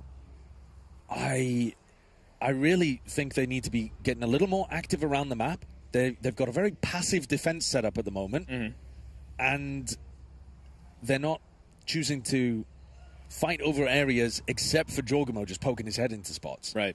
So I'd like to see them be a bit more proactive. Like, if you lose, for example, think back to the round where Zelsis put that alarm bot in A. Instead of having 3 players stacked on the A side for the whole round, re-clear that. Go and break the alarm bot, prowler into A main, use a horn or something, flash re-clear, like go and get that information, clear that question mark, and you'll realize that they're not about to do a big A re-hit round. Like, maybe you don't kill Zelsis, but you at least get the information that you need to be stacking elsewhere. And the space. Yeah. Right? Arguably more importantly. It feels like that's a nature on the defensive side. Would you say that because of the nature of Haven and how it plays, you almost have to do that to find success? Especially against the Viper. I think against the Viper composition that puts a lot of... it denies you information as the defender. Right. Yeah, you need to be proactive. Babybay's got an ult for retake. They've actually stacked 3 players on A at the start of this round. Yeah. No lobby fight. No. But Trent being a bit more proactive on the timing to go and re-clear out A long. And now he might be able to get up on a line and jiggle peek it. He uses a Prowler as well. So they're going to take a mid-round timing here to flush out A. And now they should start to move players away. Jorgamo TP's off. And C9, because they're playing slowly, they're not going to be exploiting this early round gap towards B. Just starting to prod in now. I love how Zelsis is calling this attack half, man. Well, this should be a difficult round for him, though, because the art advantage on the opposing side, and G2 have actually got Valen posted, Trent with some info. It should be a bit more difficult, but even the little things, like going in and making sure you're clearing some utility in B, then you're pulling back. He's calling the map really well. Leaf needs help. Oxy's already in his lap. Good night, brother. What are you to do there? Yeah, well, ideally you want Jorgamo reinforcing from the back of the site, or Valen sending it in, Baby Bay on the side with him, something like that. But instead, these defensive players have been so separated. You mentioned the ults. They've invested 2 of them already. The lockdown and the nightfall. Now they're going to try to flood him behind it. Vic will fall. Look at the key. Keep a close eye on the minimap. They're going to be 2 flanking all the way back around through garage. And Zeta can buy time for this with his ultimate. Oxy stays alive. A paranoia in his face. Now the ult pop from Zeppa. Jogbo gets it to half. Stays alive, at least for now. Oxy with 3 on the round. Penny That's so gets nice it as well. That's so nicely played, too. They bait as if it's only Oxy going for the wraparound play through Garage. Penny full baits Oxy. Oxy still manages to get 2, by the way, but then they never think that Penny is behind him. Really, really well played round from Cloud9. But I think, you know, it's not just that Leaf is having a bad game. He's 0 and 8. But also, if you're playing the Killjoy ult to retake over towards C, why is Leaf playing back plat, which is like the most committed position you can be in? There's no way out. If the game plan is to play retake C, then you have to be playing near the exit so that you can leave. If Baby Bay's not going to be playing to flood, then why are you anchoring as if he is? The things just feel so off for G2 on this defense. Yeah, Hello? Where's that one going? Yeah, not the right way. They were clearly trying to dart behind them. Of course. To make sure that nobody had, you know. The flank. Right, yeah. Cover the flank. Yeah. Their turret got timing, so they wanted to... You can never be too sure these days. Interesting there, Oxy clearing that little pocket behind the wall. Yeah, nice spots that Leaf will occasionally play in. I do like the adjustment here from Jorg and Trent, trying to play up and punish a lobby control, but Zelsis has stopped going in that direction, really. It's also always on an eco. They're never in a position to do this when they have guns and they can fight back. Well, this is not a round where you can particularly fight back. Zelsis throws out the lockdown. Leaf detained as well. It's given them the full C site. Only a small pocket of backplat where they could have been, and C9 were very ready for it. Spam through the smoke, not going to connect. Warning shots. Meanwhile, Jogno is going to try to find a timing, and ultimately crumbles at the hands of Zeppa. We were talking about Jorg playing fantastically early on. He's still stuck at those 12 kills. He's slowed down, and no one else has really picked up the pace. It's tough when you only had one gear that you can go in, and all of a sudden that gear's grinding too. Yeah, yeah. Well, C9 firmly in control of this game. Quite a limp half from G2. Yeah. Very controlled from Cloud9, showing us a lot of different ideas. Early A short kind of tempo at the beginning of this half, and now they've backed up and starting to pressure over towards Garage and see a lot more. Leaf still on 0 kills. Yeah. Not what you would expect from a player like Leaf. And now he's got the judge. Oh, to play around the pit, I guess. Yeah.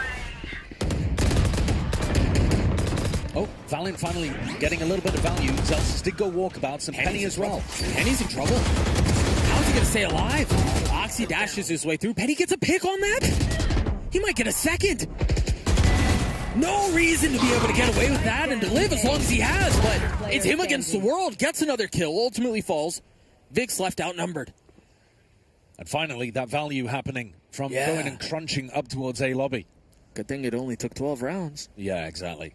Vic's managed to take a big timing through here, and all of these defenders are split up. If he finds a nice timing on Valen, the round is still on. He's got ones. Does he find the timing? No. Missed him. Yeah. Valen with 4 as G2 matched that number. But man, it took him literally 12 rounds to be able to counter what Cloud9 were doing on this map. And they were trying to put a bit more emphasis towards A-lobby control, but C9 were just not going in that direction for the past 4 or 5 rounds. This, a little bit of good fortune for them too, that Zelsis and Penny wanted to expand towards A. Because it felt like they hadn't been there in, 3-4 rounds? Maybe something like that. And that was when they finally did invest a lot of folks there. So, I do think overall, though, there are a couple of concerns that you brought up that you and I discussed in that first half that still remain. Oh, absolutely. Absolutely. I guess in terms of individual impact, we were questioning, well, who's going to step up alongside Jorgamo? And Valen, big 4K in that final round, had a couple of moments, spamming with a Bulldog to defend a previous B hit. So he's managed to climb up the scoreboard a little bit. Jorg, unfortunately, slowed down, though, and Babybear, Trent, and Leaf are still not really up to much. They're going to have to hope on their attack side that Leaf's Viper play is applying the same level of pressure that Penny was. This now has to be, in order for G2 to stay in this tournament and not just get eliminated in clean maps to Zeta and C9, they're going to have to hope that their attack side looks really, really strong here. They were one of the first teams when they were playing back in Tier 2 to make this comp look fantastic. They were one of the originators of the Viper wall that everybody uses now. Valen was playing fantastically back at the time as well. Really innovative, and yet they're currently getting walked on a leash by Zelsis. Yeah. Penny, we mentioned him, one of the more recent additions to the roster, is performing incredibly well. Not just with his utility and some of what they've been able to do around his walls and things like this, but also currently sitting at 14-5. Oxy has played his role very nicely, and I think, again, we've sung his praises a couple of times, but you mentioned it just now, too. The way Zelsis called that half. That was really nice. That's great. It was exactly what they needed. Now, G2 did say that they're going to run him down in this half. So when Zelsis is defending, is he going to be able to stand strong against that? And are G2 actually going to live up to the threat that they made? I think they have much bigger fish to fry right now. Yeah, it could be. They were very slow decision-making from G2. They look out of sorts. Still, and it's not like G2 are historically a fast-paced, fire and brimstone type. Like, they tend to draw the rounds out, maybe not to the degree of a team like FNATIC, but in a similar vein. But that did feel abnormally slow. Yeah, I think they were just not being proactive with figuring out the information around the map. They're normally a much better info team than that, I think. Now, let's have a look then. Zelsis alongside Oxy getting reinforcements from the crack duelist with a Sheriff over towards C if indeed G2 did want to test his mettle. But instead, G2 may be looking to use the safety of Leaf's wall to go and take some A control early on here. Shadows travel. Early smirk towards C. And they've left Trent out to see what he can find. Meanwhile, the rest of the team, they've gone a bit of walkabouts towards A. And Vic is here. Oh my gosh, he hasn't seen him. He just saw a little foot, didn't he? He's got to realize there's a whole lot there. Gets his one. Zeppa's there to help.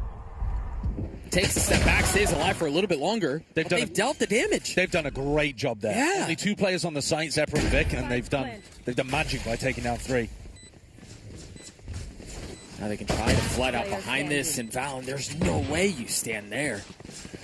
And so Trent, double-faced, falls. Oxy gets the last kill. Cloud9 get to 9, and this map might be done. This map may well be over. Yeah. G2 would be horrendously disappointed, I think, with their performance here.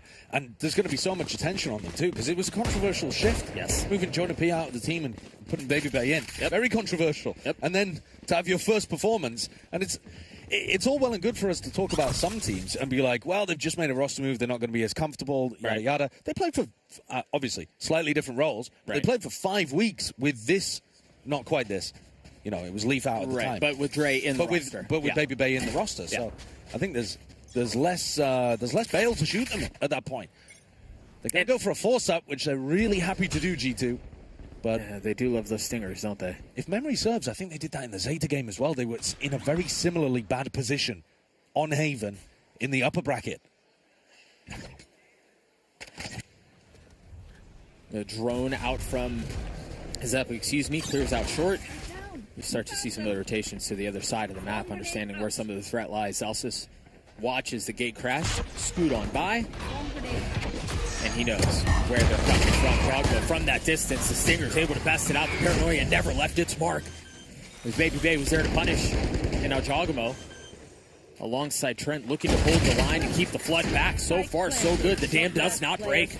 That's a much better round from G2. Way better. Lovely movement from Jogamo. They've got a fake TP and a haunt coming through, and then he throws out a second teleport and jumps around on the entry so that he's playing in his teammates. And also just a bit more fire from Trent, getting up there, trading out instead of hanging towards the back of the pack. Those are the kind of signs you need to see if G2 are going to be able to pull off a comeback. C9 getting overwhelmed there. G2 with a classic Stinger force buy that pays large dividends. And a 4-player stack from 5-player stack, sorry, from C9 over towards A, looking to try to punish if you do go in this direction. And they are. Delay refight into lobby, could well catch lead. Oxy dashing out with the classic, and a little bit of help from his friends. Oxy gets a second. This is a bit of a mess, of course. It's the safe and steady hands of Jogamo. What? 4 on the round. How did he get that one? He wasn't even aiming at Zeppa. A stray bullet. Crazy. Sometimes you play Valorant, sometimes Valorant plays you. I keep getting played in my games. Oh, yeah. Baby Bay's managed to work himself into an awkward position for Zelsis to deal with as well. Spike planted. 2 players looking to cut off the rotates, but that also does offer ones to Zelsis. Yeah. No armor and a Bulldog. Jogamo, a stiff breeze knocks him over. Instead, it's an ace at the hands of Jogamo. It's an ace from Jog. The only one who has really been contributing. Valen caught up, but really the only bright spot for G2 up until this point. Yeah, I would agree. I mean, he's at 19 kills. This is kind of phenomenal. Yeah. At the same time as some of his teammates have, you know, really, really far away from double digits. I like the idea from C9, though. Bear in mind, remember that this was an eco for Cloud9. And this is what I wanted to see P2 do in the previous half. Do a delay refight over A lobby. Stack your players over there. You can do it on a rifle round too. But all right, C9, now that we're back to a rifle round, going for something a little more default. They're got to be concerned about Jogamo's ult, which has come on very early in the half now. An opportunity for G2 to snowball off the back of the Yoru ultimate. And so they stacked the C site early. Because if you are going to go somewhere with that, it's probably going to be C. There's the ult. Faking like it's going over towards A. Right. TP's into B. Completely caught Penny here. And breathing down his neck. He's got to understand that he's close by. Yeah, Penny falls at the hands of it. Zelsis trading back, spam through the smoke, gets the kill.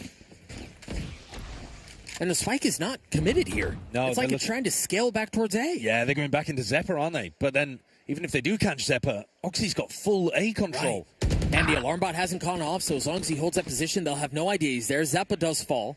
It's a tough position for sure, but definitely winnable. If Baby Bay gets timing, then Oxy can have some impact from short. He's got to be careful. Big kill goes the way of Zelsis. Whiffy from Baby Bay, yes, too. Yes, it was. Oxy.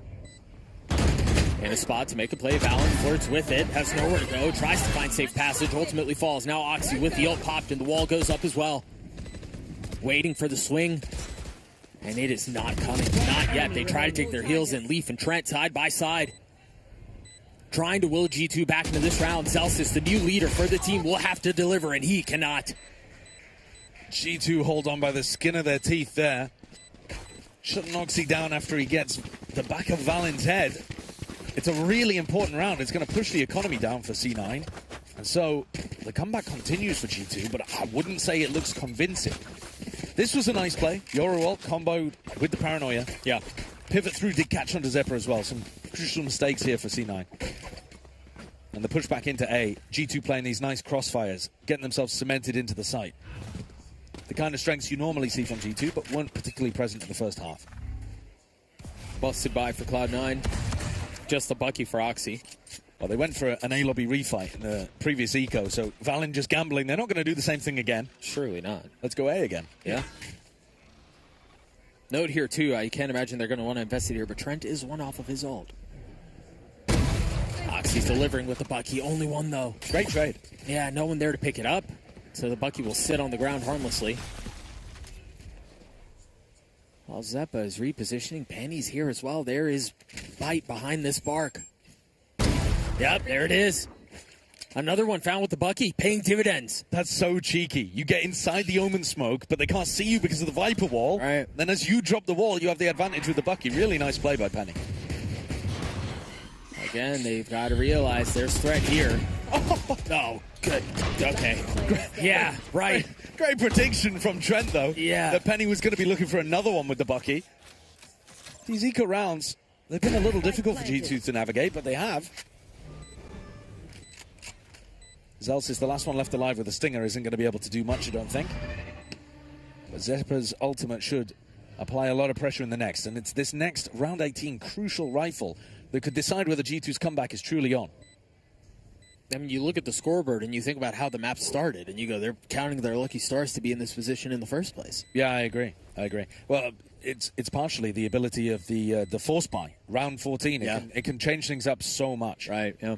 And then you also get Jorgamo's ult online really early because he aced. Right. And suddenly... there's a chance. There is a chance. The circumstances, the stars have aligned to allow G2 to run 4 in a row here. 4 in a row to bridge the gap to 1. It's Cloud9 trying to hang on to this. Remember, elimination is on the line. It's early position where we didn't really expect either team to be here. I may be Cloud9, but... yeah, Cloud9 a little. Their unimpressive performance at the Sen City Classic, I think, would lead you to believe that even if they do get out of the play-ins, they should be underdogs in the playoffs that we got here. But, yeah, losing to FNATIC in the uppers wasn't unexpected. A loss here after being up so much, though, would be heartbreaking. TP straight into spawn by Valen. They'll be wondering about Heaven. Wait, he's behind him. He's going to see him. He's going to see him. Oh, he didn't get the kill anyway. Oh, that's unfortunate for Penny. Oh, now the Nightfall rolls out onto the site, and G2 flood behind it. Valen taking matters into his own hands. Okay, Valen's turned up. He wants to win this game, and he might have just done it. That's a critical round.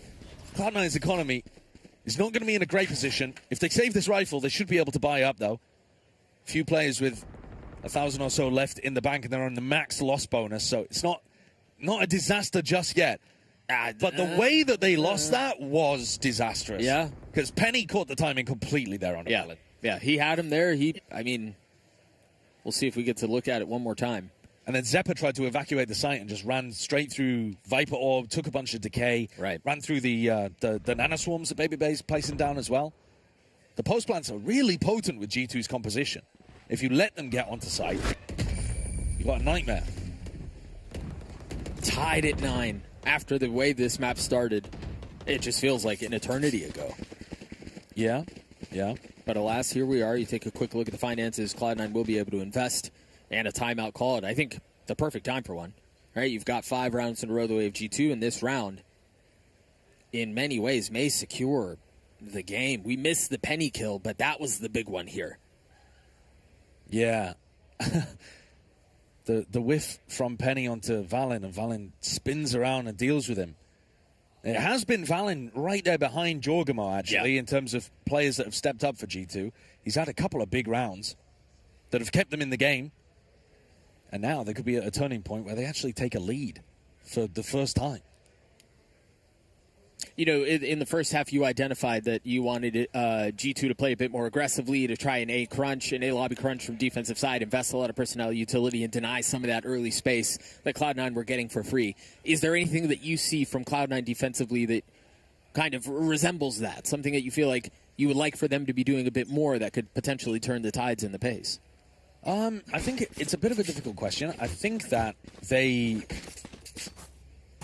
they were playing the Yoru, I'd love to see them go for some pressure down mid. But I don't think necessarily with Oxy doing that too much. Their comp is also really nice for getting refight pressure going. Because if Oxy is playing over towards A and you see some people over towards A long, for example, stunning, refighting, it's all really nice. But you don't want to give them the actual sight. Right. Because then you have to get back in through Leaf's util. And in this round, probably in back through a Viper's pit too. So I think it is a little bit more difficult to come up with a good defensive adjustment here for C9. Well, the new caller on the roster will have to figure that one out on the fly. G2 are going in a different direction too. Vic loves playing this spot. He's so good at playing these kind of angles. But this time, doesn't catch too much. Commits himself over towards backplat as well, so Penny will have to come and reinforce if this is a commitment on C. Also doesn't have another TP to get out. He has entrenched himself in, doesn't get challenged. That's a big kill too. That's enormous. Oxy's happy to take those kind of fights, but gets beaten in this occasion. And that turret is perfectly happy just being sat there. Never really think about the happiness of the turret, but yeah, I guess so. Robots are people too. Oh, that is What's not that there. orb? Yeah, that orb is supposed to go over towards CT. That is a missed lineup from Leaf. Oh, Vic trying to play back sight. Zeppa close by. The flash, the eye, very nicely done. But Vic's able to turn it to spam. He's gotten him beaten and battered, and he will fall eventually. I mean, G2 have fully roared back into this. Yeah, and I think you can just see the training. They have more confidence in terms of how they're taking the fight. Yeah. I think Trent has made a really big improvement from first half to second half. Yeah. I mean, there was only really one way to go. That's true. For a lot of those players, to be fair. But the fact that they've done it, yeah, I agree with you. Yeah, he's much more towards the front of the pack. He's willing to trade out Jorg. That little duo is working a lot better to go and take some space. Celsius gets a kill. Note off of that. One off of his ult. Penny's one off of his ult. Zeppa has his too. So they've got a couple of really big tools here. But the truth is the momentum has swung pretty heavily the other way. Yeah, it has. And C9 can't seem to hold on to these sites. No. It is somewhat similar to what we were seeing from G2's defense side. They're hoping that G2 kind of walk into the setups rather than themselves being proactive on defense, but I think it makes a bit more sense with their composition. Namely the Sova for the Fade and the Yoru for the Neon. Yeah, the Neon in particular, I think. Yeah. But, I mean, here, Penny looking to try to take a fight. Gets caught in garage and it opens the door. 6 in a row, the way of G2. Again, a night and day contrast from what we saw in the first half. They look significantly more comfortable. Their teammates are all shooting. It's not just Jogamo and Valen leading from the front anymore. It feels much more by committee this half. Heavy stack towards A. Yeah, they've probably switched things up here. Zeppa looking to try to put some early spam over towards here. And they've got an alarm bot in short. That gives them a bit more peace of mind if Leaf is hanging around. But Jorg can chill here for another 10 seconds at least while his gate crash is still online. Valen should be there to clear the drone. Will be, so Jogamo stays undetected. At the same time, with the drone broken, you're pretty confident someone's around there. And you've heard that TP noise. Could be a fake, of course. Bring them down. So because of that, you see Oxy start to stroll his way back over towards A, swap positions with Zeppa. This is where I'd like to see a recon over towards A long, just to clear that little question mark that you have. But I think they do seem fairly confident that Oxy and Celsius would be able to hold it. I also think Zeppa being as close by as he is with ult kind of helps, right? Yeah, Secure absolutely. that a bit. And he's in a fairly safe position to as well. They have turned their attention and their sights over towards A. The Nano starts to swarm towards the site. Full utility dump, the paranoia, the orb, all of it. They're hitting this site. And Zeppa right on cue pops the ult. I don't know if he's going to be able to get a kill on the other side of it, though. Meanwhile, Oxy still has not been flushed out, still has not been cleared. Eventually does fall at the hands of Leaf, who has come online in a massive way. And now the pit to play around 2. Immediately spammed back. Countered Zeppa with 2. Vic joins in. And it's Baby Bay. Most recent addition. He's going to have to win this out in a 1v2. Did manage to get the spike down. We'll have a little bit of time. No real utility to speak of. And forced to play behind that smoke. The spam. Zeppa vacates the space. He's able to play around it a little bit more safely. And now the second dip. The flood out is there. Vic cleans it up. Cloud9 punch back. I think that should have been G2's to win there. Leaf barreling around the other side and dismantling Oxy gave G2 everything. And then Zeppa is like fade away kills 2 through the smoke. And suddenly game back on and Cloud9 straight back into this. I think you're right, though, when you say that G2 have absolutely woken up. Look at this. Flash in towards the back. Even though Jorg dies, Leaf is right there, backfilling the space. The players are taking the room and putting the pressure onto Cloud9 a lot more. But this time, yeah, Zeppa just finding an opening. And C9 able to equalize the score. But that was pretty desperate. Light armor or regen armor on all members of Cloud9 here. And Zelsis up to his ult, so they could be playing retake on one of these sides. Vic's going to go walk around down C long, which is an interesting idea. Neither team have really done that. So. No. And even just taking that lane away allows them to play a bit more confidently elsewhere on the map. Yeah, they can stack the A side, basically. Right. Which is exactly what they're doing. Some noise being made from the attack on that side. Bit of utility dump, but the spike is not there. This is a fake. And they are not biting. The drone will re-clear. They're committed, trying to commit to get the spike down. Zelsis has his ult. Penny does too. Remember that. Yeah, we're looking for how the G2 play a post plan against this lockdown. Both are popped, Venn diagrammed across the site. Utility through, and Ox is just going in. He's just going in, trying to take this fight aggressively right at the very beginning. Trent was there to greet him. Numbers still the way of the attack. Couple of members, three players detained. 4 of the 7. Literally everybody on Cloud9 detained. Right, a quick freeze onto the round. Jogamo's going to get the freest kills of his life, and G2 take the lead again. I think Cloud9's brains got scrambled by that Venn diagram of lockdowns there. Mine did too. Yeah, I mean, they wanted to commit super heavy to a retake, and just, I don't think they had much chance of being able to get up to Baby Bay's ult. A timeout immediately called. I mean, that is a rage timeout from Imi. I was about to say, what do you think Imi's saying right now? Yeah, I mean, I'm sure he's very calm and very controlled. Yes, right. Guys, we may not have played that one perfectly, but don't worry. Everything will be okay. We've got 2 more opportunities. 3 full players, everyone on C9 caught by that. And 24 final kills for Jorgamo, but those last 3 were gimmies. Yeah. But hey, they look good on the stats. It's ruined C9's eco as well, because they had a massive loss bonus generating, and then they win round 20, and suddenly they're back to only getting 1,900 credits. I think the one benefit they had is that they didn't fully sell out on it, right? They bought light armor on everyone, and they could have purchased a little bit more. And so maybe a little saving grace is that they didn't fully invest, and they can bring a little bit back into this. But you're right. I mean, it's going to be like Sheriffs or Stingers or something. It doesn't look great. No. This is full pressure back on C9. G2 looking like they've made a comeback here with lives on the line in the lower bracket and a BO1. When it looked like they were 6 feet under for the majority of the first half. They just didn't wake up. Yeah. They were full asleep, and now only just in the nick of time starting to activate off the back of a force by having lost the pistol on round 14. They've Frankensteined their way back into this thing. And so now just 2 rounds to play. Penny's gonna ult on the eco. Fully investing into this. They believe they can win this round. They haven't forced, though. 3 of their players still have classics. So it's, it's a compromise round. Yeah. You do fully invest the ultimates, but you don't fully invest the economy. Right. Half foot in, half foot out. I mean, Oxy has his ult, too. He does, yeah. Oxy's got to find the right timing for it. Right. That's much easier said than done. And Jorg and Trent might feel inclined to invest their own ultimates in response to this, because the C site is, unless you go and ult it, is pretty much locked off. Right, yeah.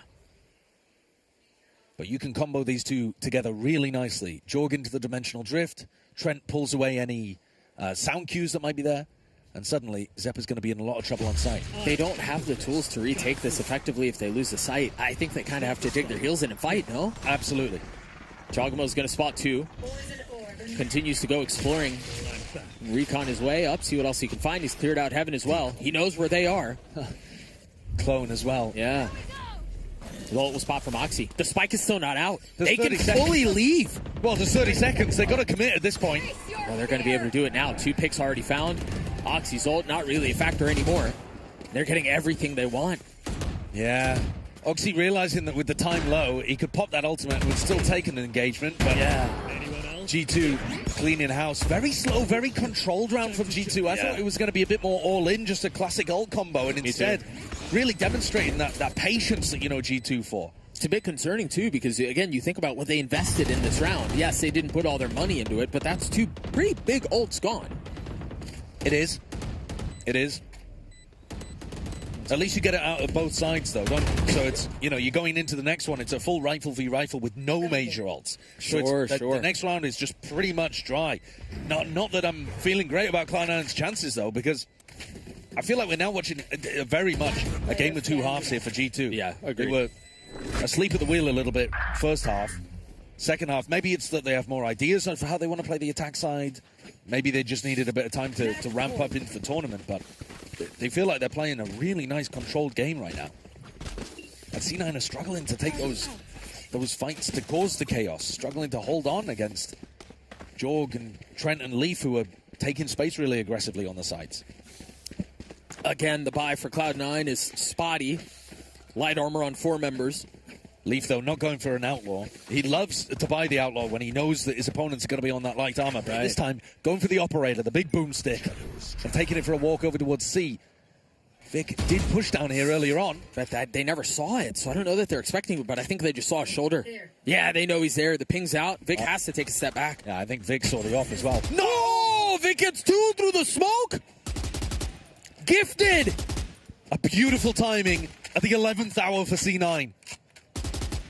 And just like that, the sun does not set.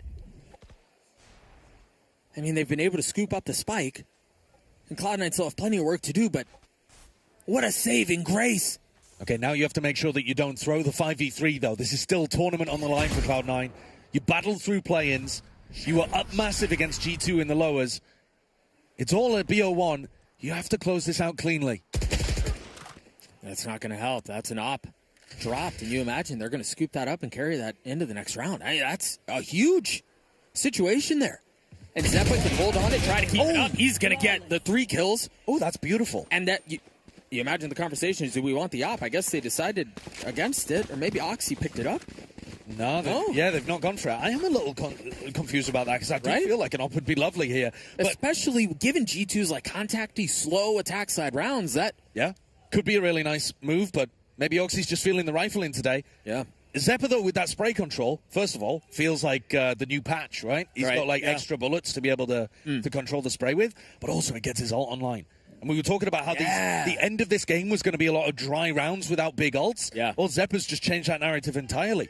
That's going to put a ton of pressure onto G2 as they're planting, or maybe as they're going into a site. And to be clear, there's nobody else that's even close to that, right? Zeppa's ult is the only one that's even in the vicinity of having any impact on this last round of regulation. Now, we did see Valin ult into spawn for a 4K in a previous round, but honestly, you're right. You're not really expecting that to happen more than once. In theory, it should just be Zeppa who can massively impact this. Right. But you never know. Valin's going a bit crazy with it. Is Jorg really going to go for an Odin in this round? Final round of regulation. And he's going for the Odin. What is the game plan? I don't know. I mean, you could do something. He put it down. He put it down. Okay. Yeah. I need to hold your horses, folks. None of that. Does Valin go for the early ult? Because if so, Vic is waiting for it. He's in spawn right now. Yeah. Begging Valin to go for the same play again. I can't imagine he does. It doesn't appear to be. Early smoke down long. The turret there to make sure there's nobody who's disrespected it and ahead of it. And they're playing A fairly softly here. Yeah, so they are. Looks like, from Cloud9's perspective, early round, just making sure that Valin doesn't go for the ult, and then making sure that Zeppa is going to be able to apply a ton of pressure in the mid-round. And G2 are starting to flirt with the only real area of the map that had some defensive hold. Vic just took a ton of damage out of spam. Oh, he's going to get caught. Jogamo's there to strike. Oh, they're falling apart here, aren't they? They're going to need a hero to snatch this one back. Penny, he was able to get one. Zeppa pops the ult. I don't think he's going to find anything out of it. No, not even damage on the player over towards Garage. Oxy has a lot he can do here if he catches the right timing or gets the kill but falls. Dude, Jorg has just been on fire this game. What a hero for G2. How have they managed this comeback? I mean, 4v2 quickly turns into a 4v1, and Zeppa staring down the barrel of elimination here at Red Bull Homegrounds. What in the world can he do? This is as unwinnable as it gets. I mean, you're asking him to make something out of nothing. He got his kill, but unreal performance out from G2. You mentioned it. What a comeback. It was Jogamo. Yeah. And Valin got involved, and he was able to kind of contribute when Jogamo slowed down. Yeah. Second half was more of a team effort, but man, there was a single guy who bought enough time for them to come online, and that was Jorg. Because he was the hero they needed to save them in that match. And it's got to feel heartbreaking for Cloud9, because they've made the grand finals of this Red Bull Homeground event after event after event, and this time clawing their way through the play-ins. Massive lead in the lower bracket despite losing to FNATIC. And they let it slip through their fingers. Celsius, we were giving him so much credit for calling a great game on their attack half, but couldn't find a way to stop G2 once G2 woke up and remembered who they were.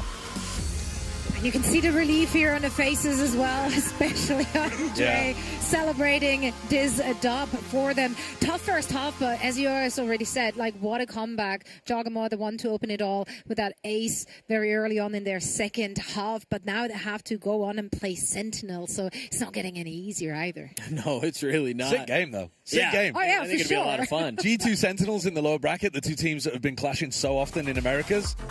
And to do it in a best of 1, 2, I mean, it's just it's super fun. I do think, Josh, you said it best. This felt like Jogamo bought them enough time. He extended the leash long enough for the rest of the team to really kind of come online. And, what's part of the nature of BO1s is that a map like Haven that tends to lean attack-sided can kind of play out this way, and you have positions for comebacks like this, but it really did feel like they had enough of a lead to where they were going to be able to close it out, but wild performance out from G2. Yeah, plenty of situations where C9 got themselves into spots where they wanted to be on defense side. They're defending A, and they've got that Viper Orb, and then they've got the smoke afterwards. Oxy's got help, and yet G2 players finding those picks, feeling much, much more comfortable on the attack side compared to the defensive Haven. Yeah, some silly moments too, where it did feel like C9 maybe crumbled a little. But I just want to see G2 play on a different map now as well. We know what they're doing on Haven, but I want to see Sunset. Can I interest you in Sunset? Oh, we've had a lot of Sunset. Maybe not that one. We've had a lot of Sunset, but I mean, Sunset would be kind of interesting though, because I could see them running Dre on Chamber there. But Sunset turned into our banana for scale. It's just really see how the teams play. But let's talk about Cloud9 though, and what this means, because they had a really tough showing earlier on.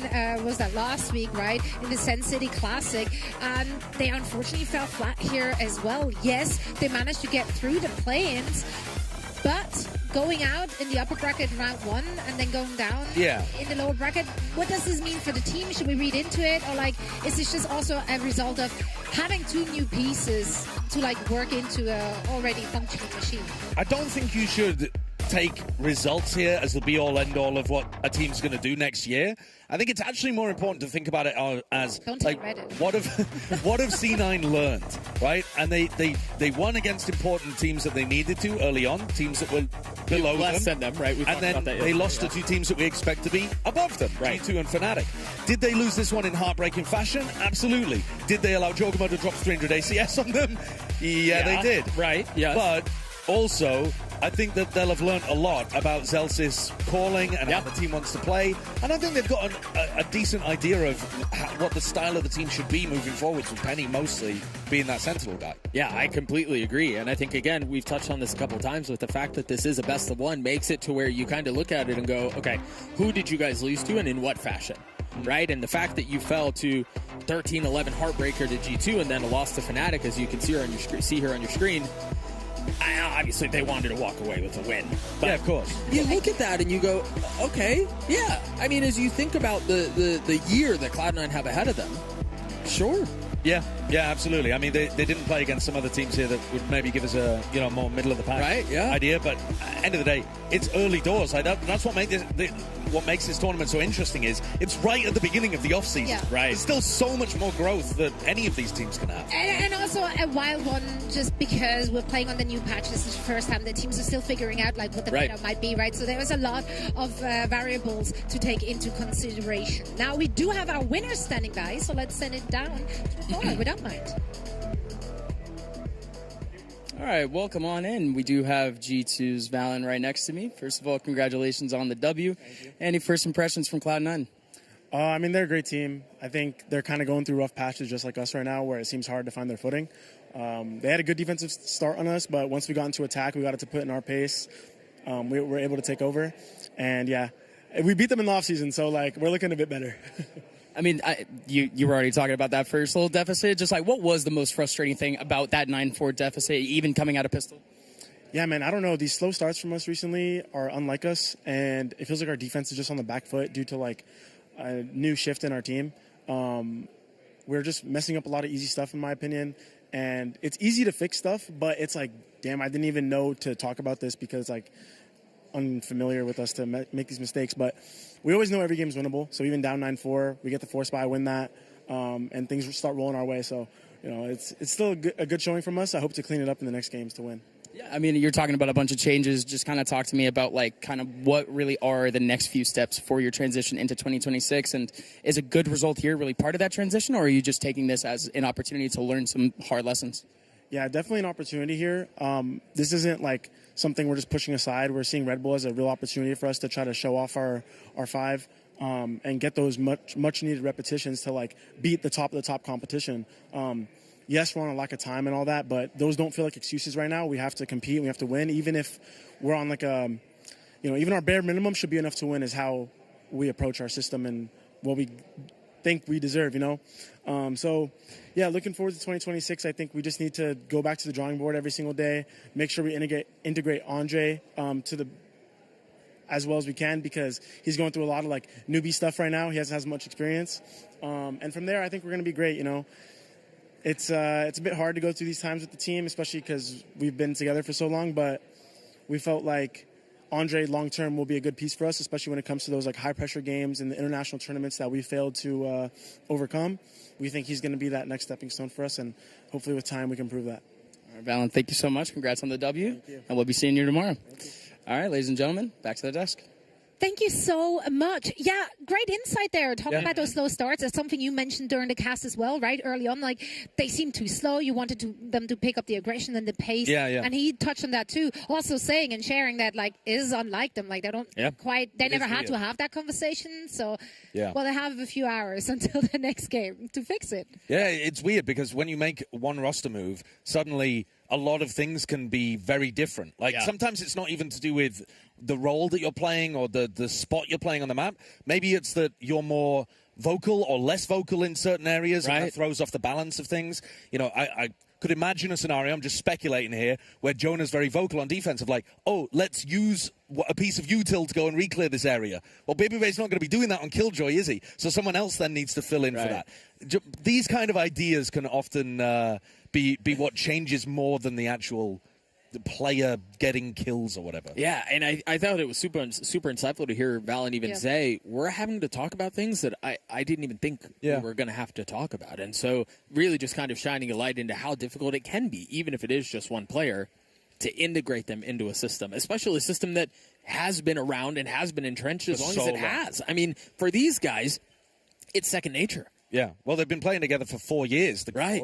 It's been like... And the games have been out, 5 years? Yeah, so they're one of our most long-standing cores that is starting to disintegrate. So it's going to take some work to get back up to that really cohesive system that G2 had. Right. Well, yeah, it will take some time. They have an hour or so until they're up again. And they should be enough. Plenty of time. That should be plenty of time. Also, we haven't discussed, like, Cloud9 got their wish. They did not come second this tournament. That's brutal. Yeah, but she's not wrong. That curse is broken. She's not it's wrong. Officially If you the were curse is broken, go again next year. If you were the genie and C9 rubbed the lamp and Zoe pops out and she's like, "Yes, I'll grant your wish." What's your one wish? You will be eliminated first round. It's one of those. Yeah, but it's one of those wishes, right? Like you want to come second. It's like, but you didn't say first. So they got their wish in one way or another. I see it as a new opportunity, new beginnings. Curse is broken. We go again next year. They had a good last game showing there. We're very excited to see more of them next season at VCT. For now, we're going to head into a quick break and getting ready for our next match here in the lower bracket, so stick around.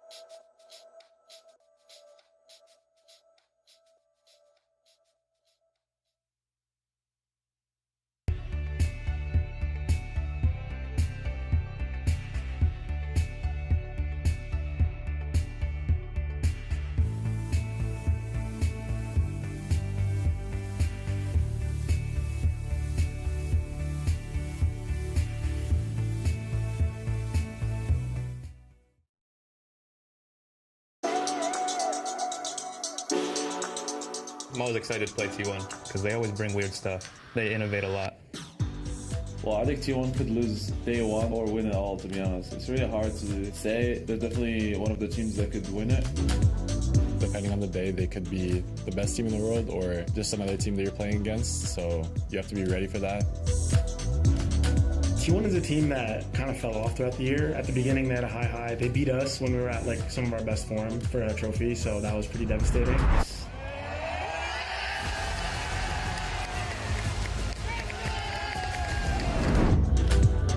일단은 되게 좋은 모습을 보여줬었지만 그 이후로 게임 메타적인 것도 많이 바뀌었었고 거기서 저희가 좀 정답을 찾는 과정에서 좀 많이 헤맸던 것 같고 결과론적으로는 저희가 그 헤매는 과정에서 저희에게 딱 맞는 옷이나 그런 결과물들을 못 찾아가지고 뭔가 그 방콕에서 보여줬던 뭔가 그런 높은 좋은 퍼포먼스를 잘 보여주지 못했던 것 같습니다.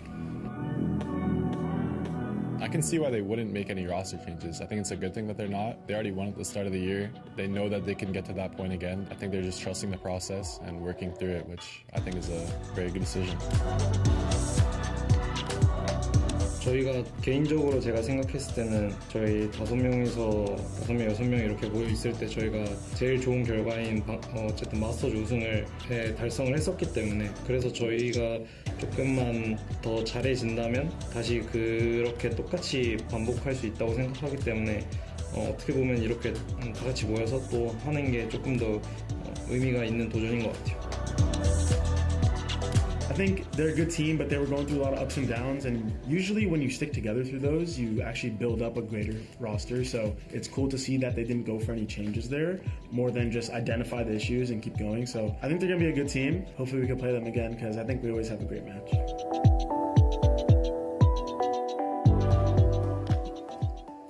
Yeah, that was great to see teams sticking it out through the ups and downs of their Valorant careers. They have not made any roster changes, but they did, of course, make changes to the coaching staff.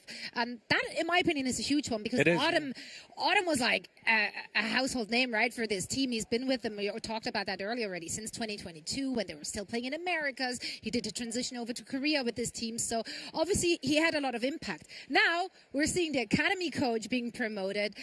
And we already heard from Stax in the post-match interview in their previous match that he feels like the compositions and their style of playing right now is heavily influenced by the new perspectives from their coach. Which, you're kind of hoping that is how that would play out, right? Yeah. You coach is able to... Our coach is telling us to play certain comps, but he's stupid and we're ignoring it. And so we're going to do what we want. Like, that would be a crazy post-match interview. I will say, though... Yeah, that's true. I will say, though, and Valen touched on this, and I think he hit the nail on the head as someone who has been on a team that has stuck together as long as they have, at least for the core. Valorant specifically feels so much more, you said this earlier, is more of a team game than really anything else. And so when you're investing a lot of that time together, especially in this era of people wanting to make roster changes really from one night to the next, for a team to stick together and truly believe in what they have, I argue that this is the key to long-term success. Yeah, potentially. I think it's funny as well that, like, Valen's talking about the fact that they have the same team that beat them at Bangkok. Sylvan somewhere is like, hey, what about me, bro? Yeah. What about me, bro? The DH who they brought in kind of midway through last season is really good. Like, he's been a great adjustment for the squad.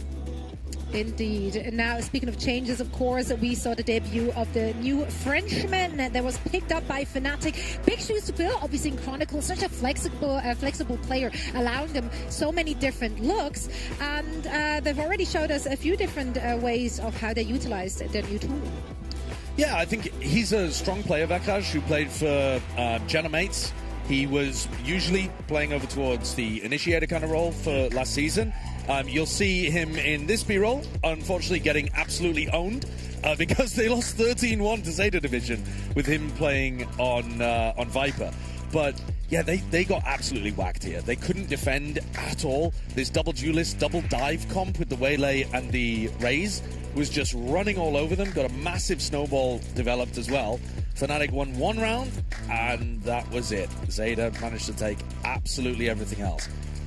I just want to go on record and say that I was a believer of Zeta 1 from Zeta, excuse me. Zeta day one. Yeah, Zeta from day one. And by day one, I really mean what was it? A couple hours ago. Yeah, a couple of hours ago. But I did not fold, and I was one of the early adopters. Yeah. Okay. Hang in there. Yeah. Well, But I do think FNATIC are in a position to be able to. I mean, there's no way that happens again. Surely. Right? I mean, FNATIC get rid of Bind as the final map to send us over to Haven. So, yeah, it's not going to happen exactly the same way again. T1 are also not looking as potent in this tournament as Zeta have, which is a weird sentence to leave my mouth, to be honest with you. But T1, up and down, they played against the Sentinels and Sentinels Academy teams. Really close games, actually. Yeah. Like, super tight, where they showcase some good performances and some weaknesses too. I think FNATIC should be able to handle what T1 are up to, but who knows? Do you feel like after such a brutal loss, you're compelled to make changes? I mean, they played that double duelist, which, by the way, if they're playing double duelist, their new player, I just try to avoid saying his name because I'm so scared of saying it wrong. You've got the French bonus points. Because, yeah, Exactly. I'm not sure. So I'm not going out of my way to get flamed, I was just about to say, like, he could also be playing in double duelist here for them. Alas, it is not the case. We're going to see him on Cypher. Yeah. But they are leaning towards double duelist again. I think if you've got Alpha Year on the team, you want him to be one of the guys taking the majority of the fights because he's just so cracked. Yeah. So and I expect that. I do think when you lose, you were asking about it, when you lose in that fashion, are you inclined to make changes? Do you kind of want to cut Boaster? Right. Yes, that's obvious. Just happened 30 minutes ago. Yep. Obviously. When you lose that bad, again, especially in a best of one, it's much easier to look at that and go, okay, well, yeah. You just kind of wash it all for what it is. You make some of the adjustments that you have to make, but there's so much that has to go a bit silly and a bit sideways in Valorant to lose a map 13-1 that you're not dialing in on one thing. I think a lot of it is, all right. Can we just talk about the cinema we got to watch? The door opened for us. It was like we're joining them in there. I love it. We're in the room. Yeah, we're in the room with them. This Player comp 6 is so strange for FNATIC because they run really slow attack sides usually, and yet Waylay Yoru is all about getting a bit of space and then popping into sites with a lot of pace. And Alfier leading the charge as well, which is a bit different. Normally, I think you want Alfier on that secondary duelist role, where he can do a lot of the cleanup from Kayak entry. Right. This comp usually goes the other way around, unless Alpha's going to be recalling out of every fight and playing a bit more like the Aspas Waylay. But I'm really intrigued to see FNATIC pick this up. It was the DRX style in Champs. Yeah, right. Could be great for them. Yeah, and I think, you remember a lot of how this comp played out. A lot of it was supposed to be around those two duelists specifically. Yeah, I mean, they are going up against the Red and Hot T1, who just came off of a very dominant performance in their first round. So let's get this party on the road. FNATIC versus T1, everything on the line. Josh, give us a bit of, let's say there's someone at home who's watching who did not watch Paris. How are you expecting this comp to play out? And maybe we can get into it a little bit more at another time. Yeah, they're going to run it down short, Doug. Right. Yeah, that's how the comp works. Go away short and get the kills. Yeah, well, the comp is usually going to work with Alfia going in, finding a position to get a safe path towards, and then playing Kayak in, whether that be a teleport or him getting a flash entry. The H just found a little timing here. And Kayak shuts down Meteor, who tried to reinforce. The H so unclear. Yeah, there was that timing that you mentioned, but again, FNATIC crossing every T and dotting every I. And a much faster round. Getting the plant down at 107. I've never seen it. I don't believe it, Douglas. Who are these guys? What team are we watching here? What's Izu going to do here? I ever tell you about that time Izu won a 1v4? Don't start this. At a pistol? No? Did I tell you that story? You didn't tell me that story, and the story never happened. Right. FNATIC are usually known, if you didn't watch this composition of Champs, you're not familiar with these teams, then this comp, in theory, should be looking to use a minimal amount of utility to take a bit of space, let's say a long and a short, and then as you get close to the site, you have overwhelming double dive potential. Right. Your Waylay's going to go in. If the Waylay is under pressure, they can always recall and play in the Yoru to flash and pop in. And if the Waylay doesn't get pressured, the Waylay sticks around. And then you've just allowed Alfia to get onto the site for free. So you've got to fight the Waylay, but you don't have to overfight, because otherwise you get punished by Kayak. That's the theory. Right.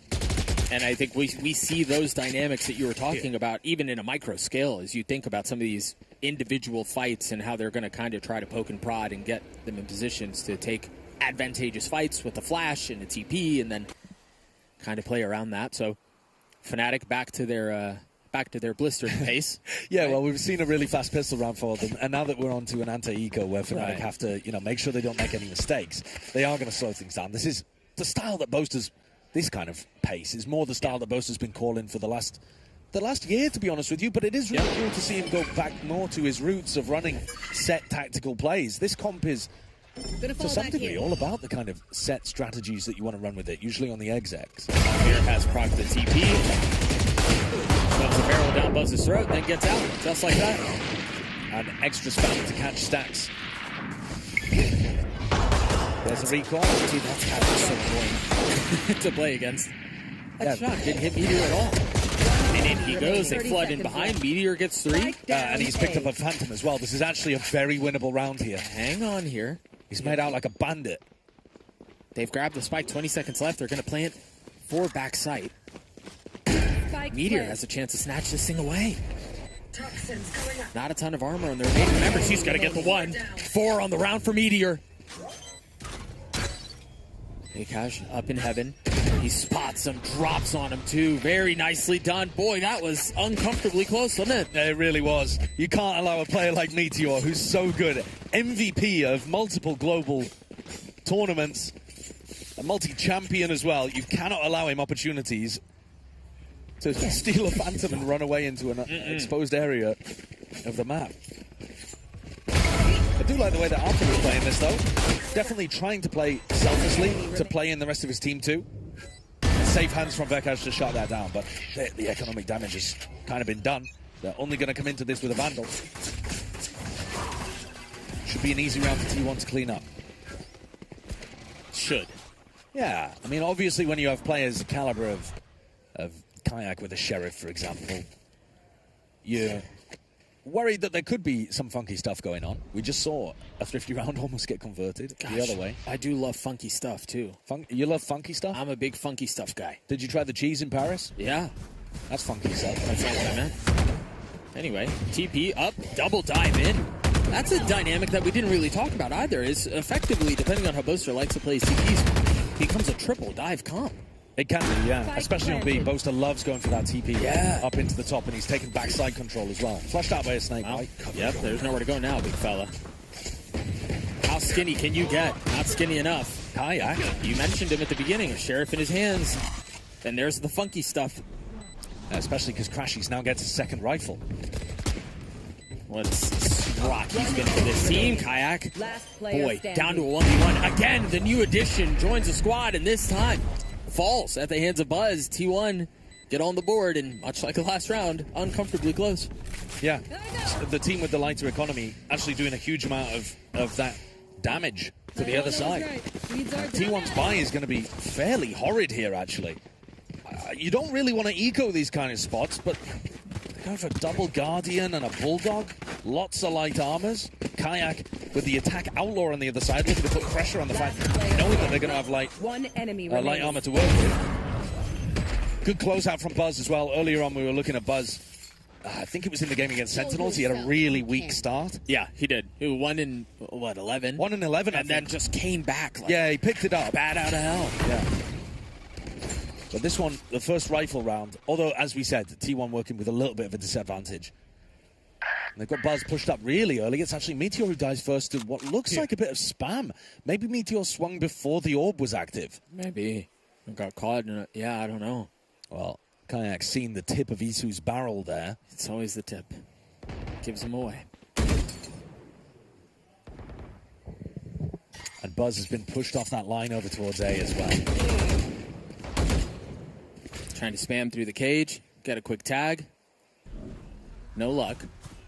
I mean, you could pivot back through Garage here. No, they're in. Or you could go in. And this is the thing, if you don't put pressure on Alfieri, he can stay. Here's the thing, is they're trying to do both. Well, they were trying to pivot into Garage, but Isu is now taking that space in. That was supposed to be a fake B, and then as soon as Alfieri gets in, he's like, actually, B's free, guys. We can just land here. Isu's in a position to make a play. Boaster goes exploring, and it's Kayak who saves the day. Clotheslines Isu, and now they're going to pop the ult.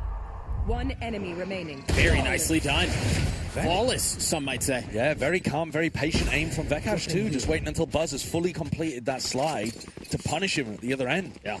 Really controlled in the moment from a less experienced player, not a rookie. Still had some really good experience previous year playing with General Mates, but They'll be hoping they can get kayak level performances out of Vekaj throughout the year. Yeah, currently sitting at 3-1. Steady so far. Yeah, winning them a really important 1v1 as well earlier against Meteor. So T1, after taking a lot of economic damage in the anti-bonus, now knocked down onto a full eco. Meteor doesn't want to give away his life that easily on C.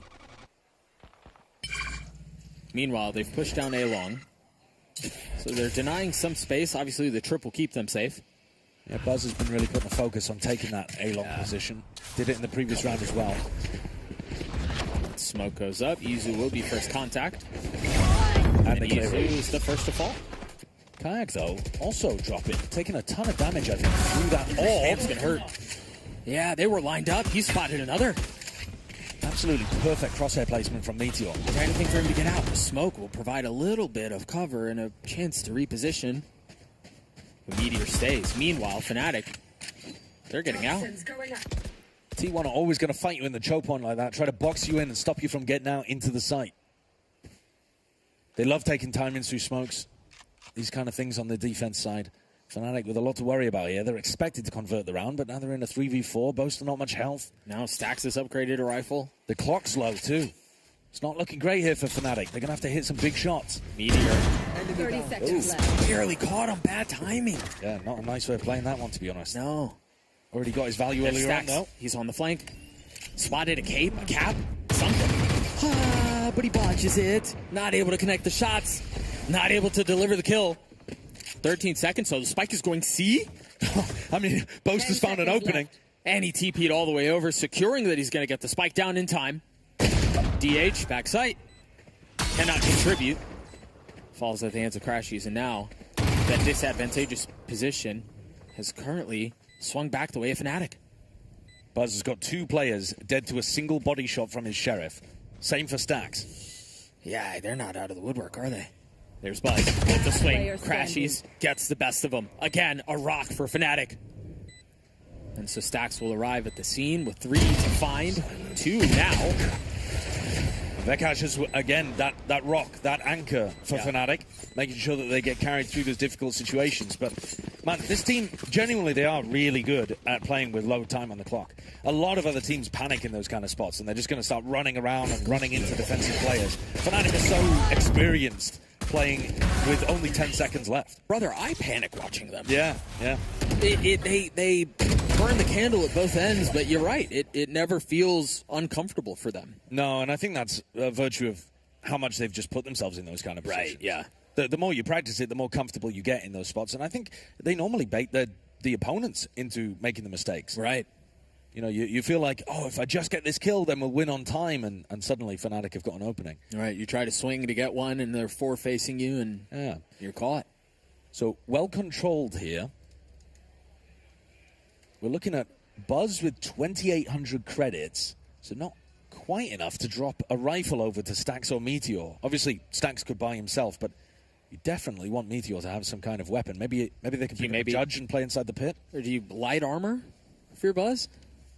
Yeah, you totally could. I mean, he's going for the full armor at the moment. We'll see anyway. Yeah, he did go light armor. I think he's going to drop for Meteor. Yeah. So that will be the case, yeah. Going for the Phantom. The thing is, though, FNATIC have got really good opportunities to put pressure on Meteor inside his pit. Kayak's ult is fantastic for that. Combo Kayak and Crashy's ult together. Yeah. Basically crack open any site. So we could see another fast round from FNATIC if they were so inclined. Meteor's all the way back in spawn. Thought he might do an early pit or something like this, but... No, he's worried about Boaster's ult. Yeah. Meanwhile, Yoru ult popped. Kayak going to exploring towards A. And he spotted low. There's Alfier with the dive. Slows him down and then gets out and leaves Kayak served up on a platter. 2 quick kills found just like that. Perfect execution of the Waylay Yoru strategy, and Vekaj is there again to punish Meteor. Don't worry about that one. You know. Don't worry about that one. But a 4v2 post plant should be unlosable here for FNATIC.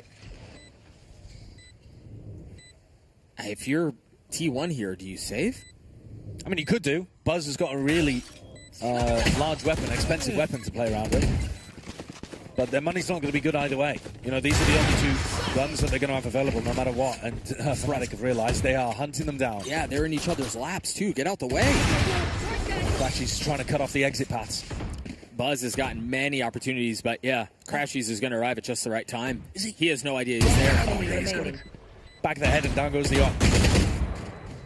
Alphier will join him, but can you imagine? Yeah, they're not even going to be able to carry that op over. So a massive financial investment. They don't carry it into the next. Their finances are now busted. This looks brutal for T1. Now, we do need to, again, just talk about the fact that we saw a map that went heavily the way of the attack, and then it came back in the second half. And yeah, maybe we're in that position now, but...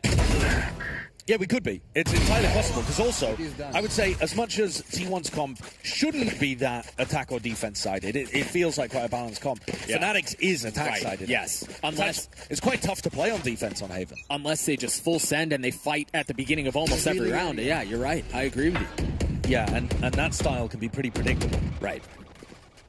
I love the pace swap up as well in the previous round from Boaster. Calling was lovely there. Fast on the pistol, fast on a big ult round like that, and the rest of the time playing slowly like this, making sure that you clear out Meteor in spots like that. You know, checking all the corners. Effort was made. Alphier gets up, TP's out. Oh, Izu gets 2. Kayak on the swing. Again, just enough to get you excited. And now Buzz upgrades a weapon to 1v2. Maybe looking at minimap there a little bit, because he reacted very slowly to that. Yeah. A chance for Buzz. Going in entirely the wrong direction. You know. Hello. He guessed. Can't always be right. No. Fortunately, he's going to sprint his way back to the site and still buy a little bit of time. Again, note, he has a rifle. Yeah, as soon as he taps, though, Alfier's ultimate would just checkmate this position. I'm sure Alpha... you're right. Alpha doesn't want to use it, right? No. So ideally, they don't invest it, but at the moment, just watching each other's backs. And then if there is a tap coming through, they've always got that waylay art in the back pocket that they could use. The plant position as well makes it really difficult for Buzz to avoid, even though he's playing Neon. He should be able to get out, though. He's a speedy little guy. You do. The clock, though. Tap. Yeah, way too late. Yeah, you've kind of worked yourself into a corner here, haven't you? You do want to keep the van, right? You don't want to die. Okay. Well, that's not... all right, well, he takes Alpha down with him. Pyrrhic victory, I guess. Yeah, 6-1, the score. Buzz gets back up to an off. He didn't even want the Vandal in the first place. Right, that's what it was. Yeah. Thinking 2-3 steps ahead.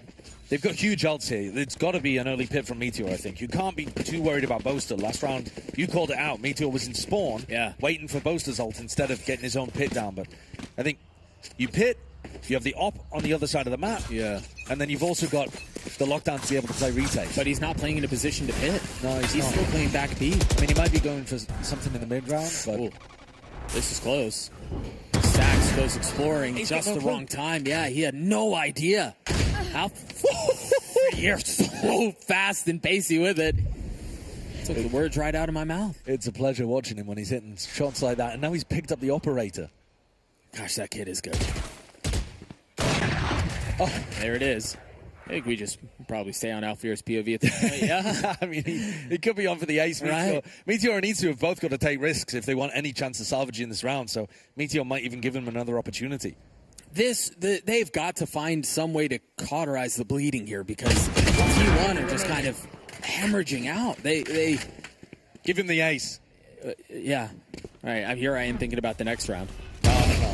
Okay, and now you found out where he is. Yep. Go on. Running down, Alpha. Meow. Oh, no, he missed it. Oh, he gets it anyway. I don't know that one's going in the highlight clip, to be honest with you. You can put the first I kind of hope it does. It was very funny, though. That was almost the most disrespectful way you could have played that. Yeah. There was no need for that hinder at all. No, but imagine if it hits, and he's just kind of sitting there floating. Yeah, you get to knife him. Yeah. I appreciate Alfier being insanely talented, but then also doing stuff for the culture. Yeah, true. I mean, that's for the culture right there. That's not... No, that's not the optimal way of playing the situation. Tremendous respect. But what does it matter? Is Meteor going to force buy when the rest of his team's got abysmal credits? I think it's just because they're in a timeout at the moment. All right, that's also the second timeout. Doug, I've got a question for you. Does T1 know that they can use ults? Not this again. I mean, I'm just not sure. They've got all 5 of them.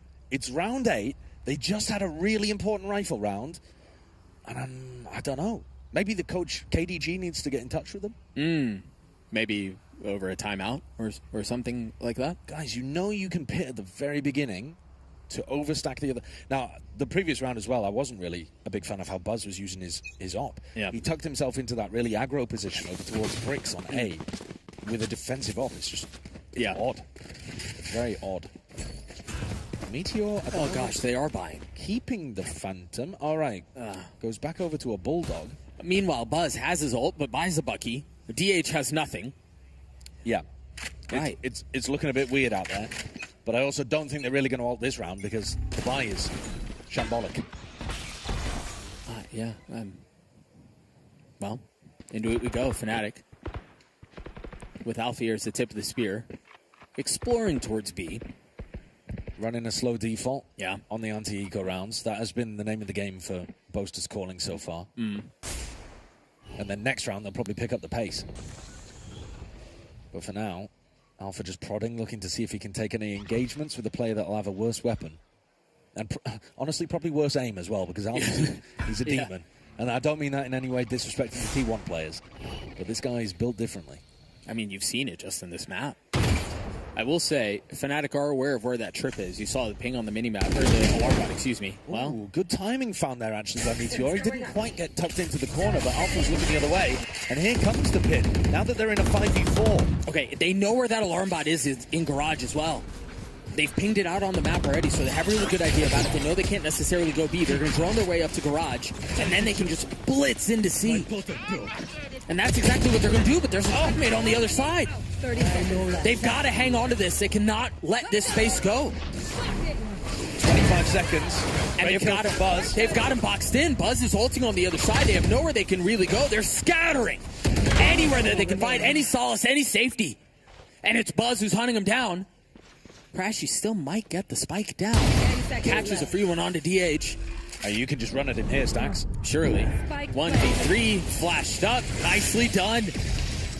Big round from Meteor, to be honest with you. Alpha was looking for that fight over towards B in the whole round, and he's the one that has a Waylay ult that can really speed things up towards the end. But when he drops, and Meteor actually managed to find another one on a player pushing top garage, he's running him around there. Yeah, a pit invested, Buzz's ult used too, and the KJ ult. Yeah, big ultimates, huge. Of course. Yeah. That's KDG value from the timeout. Press R. Press R? Yeah, reload. One enemy remains. To use your ult. Can I be honest with you? Can I confess something to you? Can I confess something to you? Yeah. I was thinking of League, and it just came out as R as your ult. What is wrong with you? Well, you know. You play that dirty game? You don't. Right, DH sitting at 0-9. It is interesting, actually, that we're seeing the kind of role swap up though between DH and Stacks. I thought DH was looking really good for them on smokes. He was. This year. And Stacks is, obviously... notorious initiator mate since the dawn of time, basically. Buzz is a little aggro here. Snappy on the Boaster. I like that. They've been running these slow defaults in a couple of the rounds. You might have expected them to pick up the pace a bit in this one because big rifle rounds with ults online has been when Boaster's gone for something slightly quicker, but he hits the deck early and Buzz is farming. Take his cap right off. Very nicely done. FNATIC are being picked apart one by one. And these rounds become so much more difficult when you slowly are taken out like this, and Buzz continues to pile it on. I mean, he might be on board for the ace too. Oh, he could have had it right there. Crashies connects. Another 1v3. The guy's been in this situation 2 times too many. And he falls. What was the adjustment there? Because was it in the previous round, or maybe 2 rounds ago, we were talking about how Buzz had the op. He took an aggro line on A. Well, he didn't necessarily love it. No, I didn't like it at all. The reason I don't like the line on A is that he's tucked into bricks, and he doesn't actually have long-range engagements to take. You have a look at the replay here. He goes all the way down C, so you know you're going to be roughly, like, your crosshair placement's going to be good for that. Sure. And then he's very mobile around the map after that. When he's quite an aggressive opper to begin with. He is. He loves getting into sticky spots and playing around it, but I think trying to push all the way forward into A lobby with an op is a bit much. It's kind of what he was doing when he had the rifle. But yeah, if he can play down those C lines, or maybe even down B, which FNATIC have been doing a lot of, like Alpha just walks up to front B. Right, tries to find a pick, yeah. Yeah, so you get Buzz onto one of those kind of positions, and I could see him getting great value with the op there too. Got 4 kills in that last round, just off the mark for the ace. I want to see FNATIC go for another fast hit, because I think that's the answer to the operator. The slower you go, the more likely you are to walk into the op. Right. The more you're going to give opportunities for Buzz to reposition with the op. Right. And be a threat. Right. So I definitely think there's a chance here that they could just run another A pop. And again, do they want to see default and get Kayak's ult? Maybe, but they could just go straight A. Again, the comp is built for that too. Yeah. Right? This double duelist, triple dive, again, depending on how Boaster likes to play, does have his ult too. I mean, there's a lot they can throw at a site here. Yes. I mean, they could just go immediately towards B as well, but the problem with going B is you've got to rely on Vekash's cam to push away the opper. So I don't mind a B pop either. I think B pops are really good with this Mosquito comp too.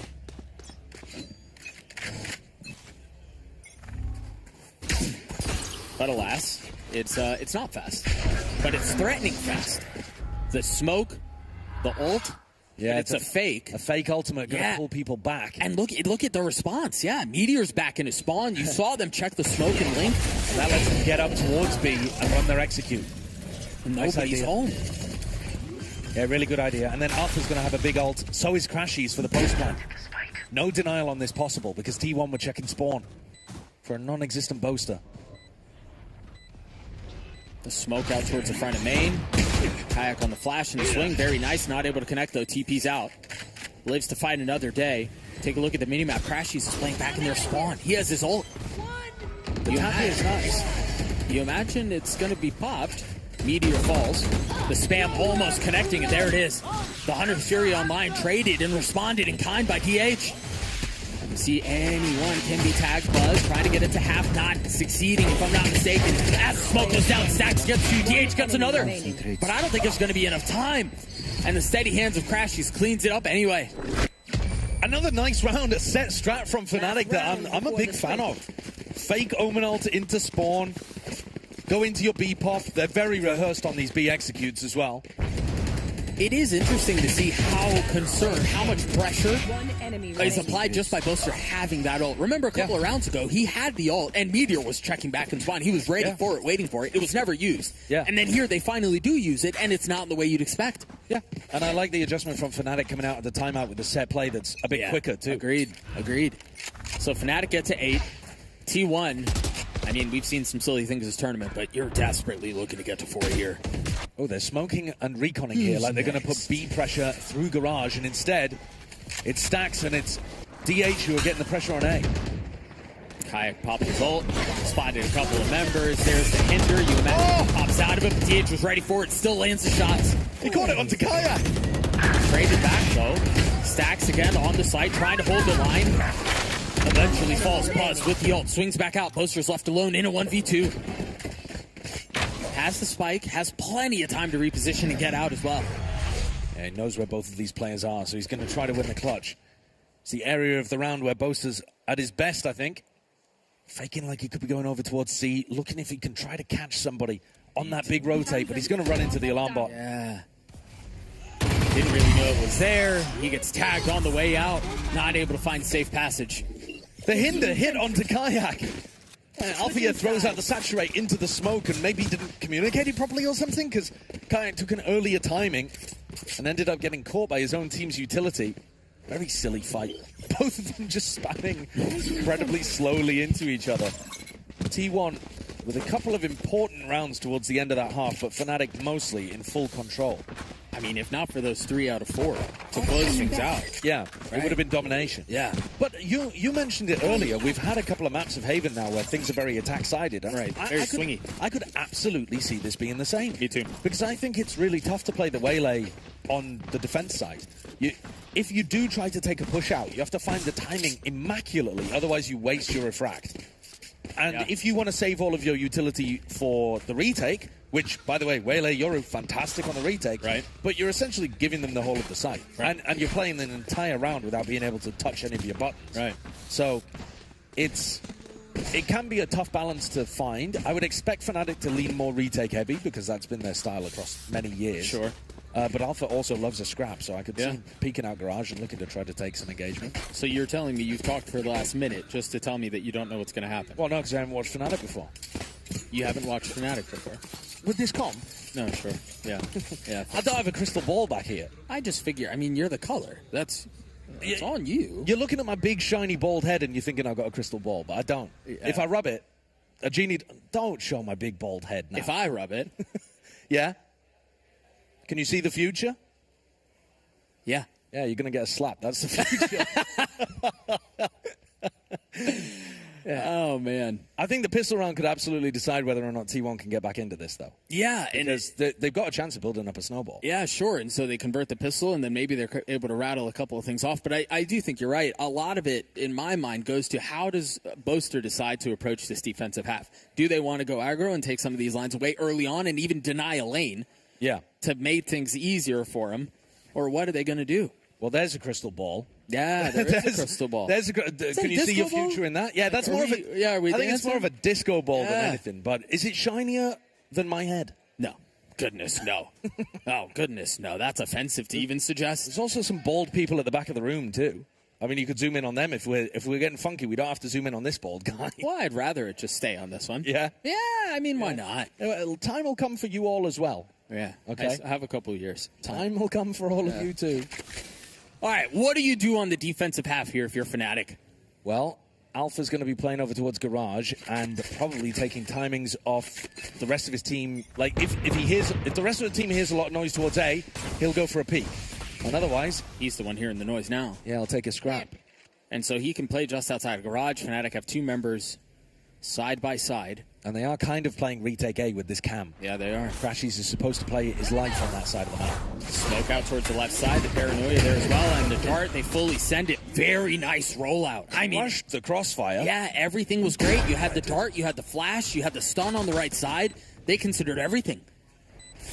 Very clean pistol from T1. As long as they can close this. Right. Which is not a foregone conclusion. Buzz is weak. Shadows traveling. Got a couple of members scattered, though, about for T1. And they try to go in. One enemy remaining. Falls. Crash uses left on his own. 1, 2. 2 more to find, though. Again, just enough to inject a little hope. And you know that Itsu's playing the lineups. Right. Buzz is weak.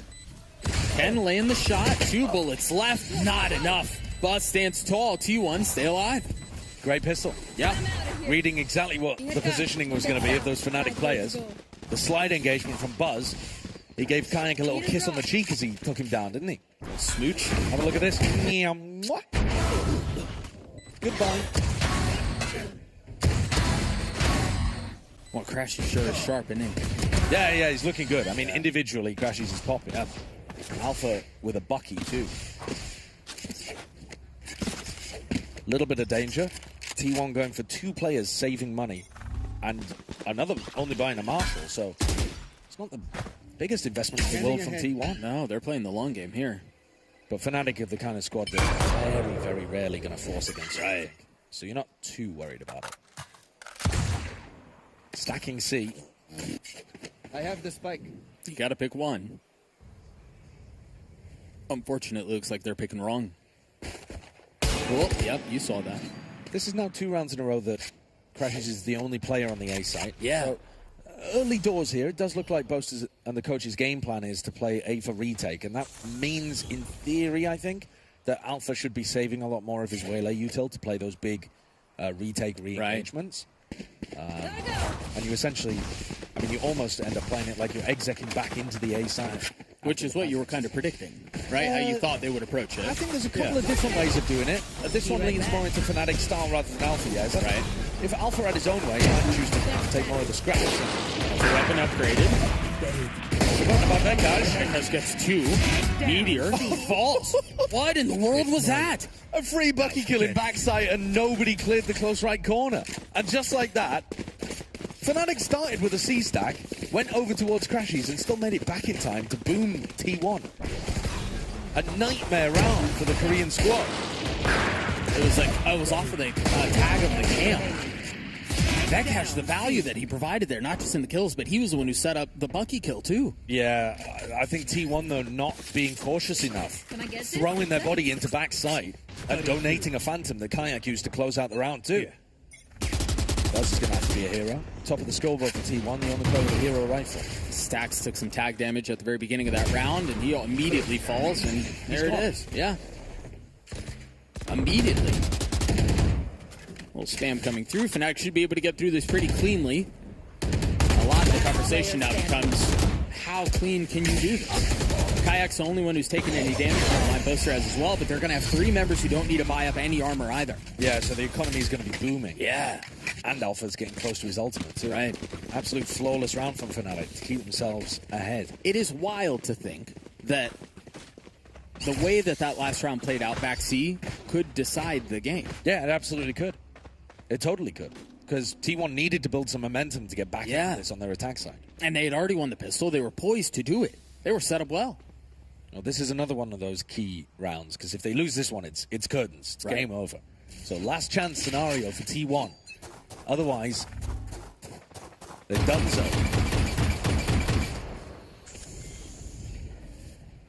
Boaster's gone exploring. Really, a lot of FNATIC have. They're denying all the same main space. They darted there as well. Going to find that nobody's home. And immediately the rotate starts to come through. Crashy's trying to hightail it back towards B or C, where T1 currently are. Yeah, but they also have Alfier, who's taking the C line. They're getting so much info here on where T1 are. This is beautiful. Bit of a weird situation over here towards A. Reclear comes through of Garage. Drone manages to get away without being broken and highlights where Buzz is playing, but it's actually the A site, I think, where the action's going to happen. This is a mess. It is weird. Kayak's holding on to long, but Meteor's already down short. Right. But I think they're okay with losing that line, and now Kayak strikes. Overwhelmed, and now they can turn their attention over towards A. But again, you take a look at the minimap, the rotations are already coming through. Meteor should be able to throw down his orb and stop some of the flood from happening, but Vetcash is going to take a timing. Spike planted. They didn't have any smokes. There was no way for them to deny that heaven line. But Meteor's denying the other line. Yeah. Orb down for a while, covered by the snakebite timing. And Buzz has got a stun for the next one as well. So they should be able to slow down FNATIC on the attack. He's ready to go. Buzz repositions, tucks down into hell. Off of the cage, the TP through. The paranoia is perfect. But Izu and Buzz hold the line. Izu's left alone in a 1v1. On the swing, Boaster delivers for FNATIC. That's a huge 1v1 from Boaster. I love the retake idea there as well. His paranoia sets up Althea beautifully from heaven. That's the idea that they're going for when they play the A retake. Yeah. And very disciplined as well from Alpha to not have wasted his util earlier on. T1 still made him sweat for it. Yeah. Pretty nice spray control, but it's them in a pretty dire situation right now. We had away from being eliminated. Yeah, we had so much discourse around how FNATIC were going to want to play the defensive side with this comp, and you're right, you mentioned it, you see it there. They made him work for it, but I think that question has been answered. Yeah. Yeah, they're going to want to play the retake style most of the time. Yeah. T1 need to find some life to get back into this. Lower bracket BO1. That's not going to help. That's not going to help either. Oh, they're lighting up the kill feed. 2 kills found immediately. He's eating them alive. And Buzz is going to try to find some space there, but Kayak decapitates another. The extremities have been so well controlled by FNATIC here.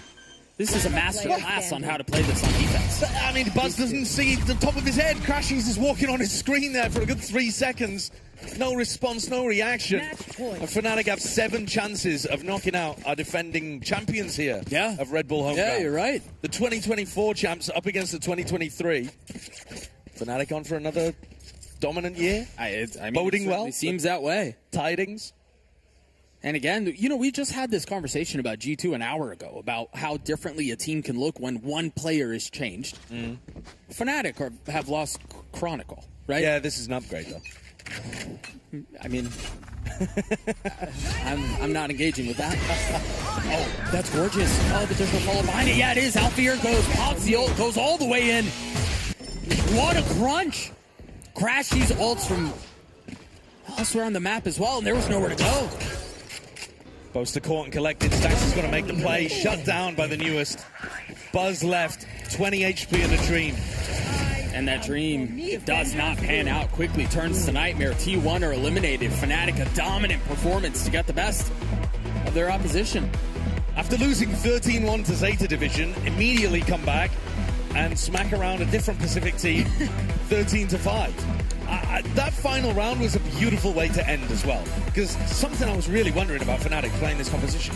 Do they have enough set, fast ideas to make the comp look like it works, to look like it's a cool thing for them to be running? And I think even though most of the rounds were that slow-paced FNATIC defaulting, there were enough fast ideas in there that I really enjoyed to make me want to see them play it again with the Waylay Yoru. I like the idea, I like the look. Yeah, T1 could not find any answers, and that means that our reigning champions are officially out of the tournament, as they are. This match is in the lower bracket, right? And it is best of 1. And that also means that FNATIC is moving on to the round 3 in the lowers, where they will be going up against Sentinels or G2.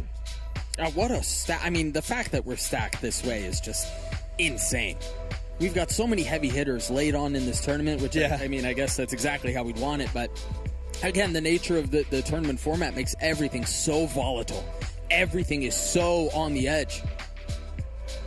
Yeah, T1 here just getting a bit outclassed, I think, though, on Haven. Yeah. It's a map that we've seen in the past great battles between Stax and Boaster, where it's much more about the mind games and how each one is going to be able to read the other. I think Boaster really, with this composition, just had the better read of what he wanted to do almost the entire game. Yeah. It felt very tough for T1 to even get started in it. Yeah, again, we saw that last round. What a beautiful set. It's lovely, yeah. Yeah, it's so much fun to watch when you see some of that come together. Again, it was the Alpha ult, and then the dive, and then Crash uses ult too. It was perfect.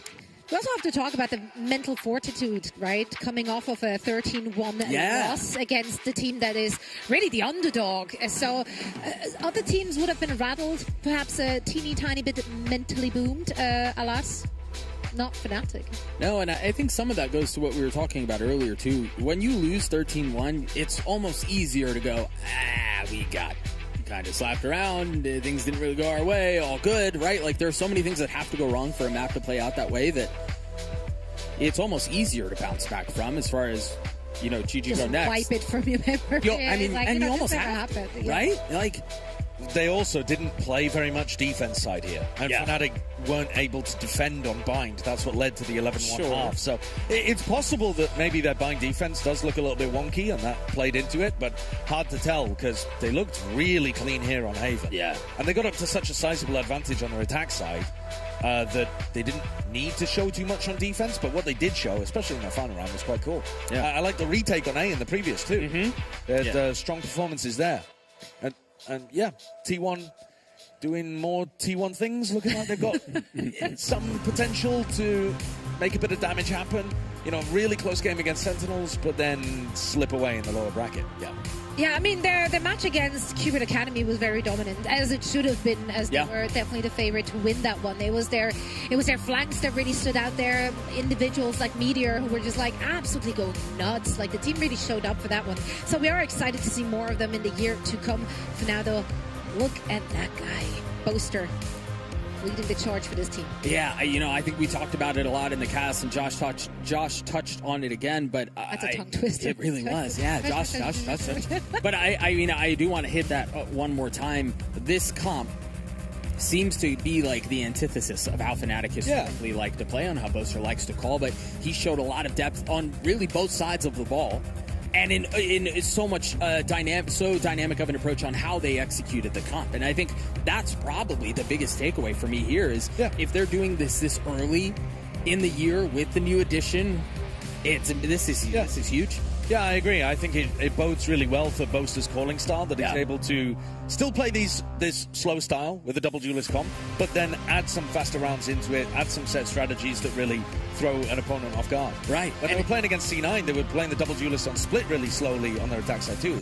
It's not uncomfortable for him. He's very used to it. No, and again, it's not just double duelists. It's the Yoru and the Waylay that just makes it so difficult. But yeah, you know, So as you're mentioning, FNATIC advanced. Now they're going to be waiting to see who walks out between Sentinels and G2, which what It's gonna a be good. banger. I mean, quite frankly, here, like lower bracket starting in that second round, like. This could also be an upper bracket, you know? Like, Yeah. just looking at the names, Yeah. like this is just so stacked. Like there's no clear-cut favorites, and it is great to see all those new renditions of the teams in this tournament for the first time, really. Yeah, I mean, the reason the lower bracket is so stacked is because Zeta Division have been destroying I know. people in the uppers. That's the big Everyone's reason. predictions went up in flames thanks to Zeta Division. Yeah, I mean, NRG and Sen still played a really close game at the top of the bracket, and then you see Zeta just plowing through people in the bottom part of the upper bracket. So, yeah, that's the reason we're in such a stacked scenario at the bottom, where Sen are playing against G2, and then the winner goes on at FNATIC. It's that, and of course, it's a result of it all being best of ones, and we continue best of runs through to the third round in the lower bracket. Speaking is really difficult, but so are these matches because they're being played in the best of one. Now, the upper bracket final and the lower bracket final, they will be best of threes, and then, of course, the grand final will be played in a best of five, and that's to come in the next 2 days. But we still have to figure out who actually finds themselves in that position here from the lower bracket. Yeah. Who do you think has looked better, though? Zeta. No, sorry. Of the teams in the lowers. Zeta. They're not in the lowers, bro. Ask me something else. Okay. What's your favorite Pacific team? Zeta. What's your favorite letter of the Greek Zeta. alphabet? Theta. Yeah. Zeta. Yeah, go on. Ask me something. Name a word beginning with Z. Zeta. I thought you were going zebra here. Zeta. Yeah, that would have been quite silly. I don't have any more for you. I'm sorry. That was a good round of quick fire questions. I like it. We're warming up for a post-match interview here, showing UpMind how it's done up here. So good job, Josh. I think Very good. UpMind's done a lot better than I have in terms of the interviewing content. I have to agree entirely. Yeah, I'm not gonna lie. Yeah, I'm pondering my own question though, and I don't About your really. favorite animal that starts with the letter Z? Yeah, well, yeah. But of which teams looks better in the lower bracket? And yeah, I'm not really sure who I'm thinking about. I guess. Maybe I'd be favouring FNATIC there, because aside from the loss to Zeta, they did look really strong in their other games. But I don't know. I think it's anyone's to take out of G2 Sen and FNATIC. FNATIC out of the three, you feel like probably look very strong. Yeah, I would probably agree with that. It's going to be competitive. We know it's going to be competitive. And speaking of competitive environments, Stormground is also happening in New York starting tomorrow. So let's take a peek here at some of the footage. We have, of course, the Rutgers University guys. Right? Are they here? Are they with us? Are they in the same room with us? I think they're I behind us. see them there. Are they in the room with us? Is the Rutgers University team in the room with us at this time? The answer is yes, and also Zeta, but mostly yes. But Zeta. But actually Zeta. Yeah, they will be playing tomorrow, so make sure to tune in for that and cheer them on. Did you go to university, Zoe? We don't. I mean, I did. How do you say that? I don't know what it translates to in English when you're going to school whilst also studying the craft, like. Oh right, like an apprenticeship kind of thing. Yeah. But like you get a diploma for it because you're actually going to school for 4 years as well. Yeah, I just wanted to see it's 3 weeks. It's 3 weeks of going to school to study, and then 1 week of practical application, so you actually know what you're doing. Just because I never got the chance to play in a university team, I would have been good enough. It's just that I don't. Well, you probably. I don't think you went to university, did you? He got kicked out. But he almost became a doctor. Yeah, there you go. So, almost is a very gross misrepresentation. If anyone has any problems in the building, though, don't worry. I'll be right there. Me too. I watched a lot of Grey's Anatomy. I feel competent. You might be more qualified than I ever was. Honestly, you assuredly I'd be the first one to get up in the airplane when they're calling for a doctor. I was like, I know what to do. Yeah. We already saw our university team doing very well in America's Ascension as well. Winthrop was popping up. So, yeah, it'll be fun to watch the Stormground teams. It will indeed. It will also be fun to continue our run through the lower bracket. First, we're heading into a quick break, and then afterwards, we should be back with our next match.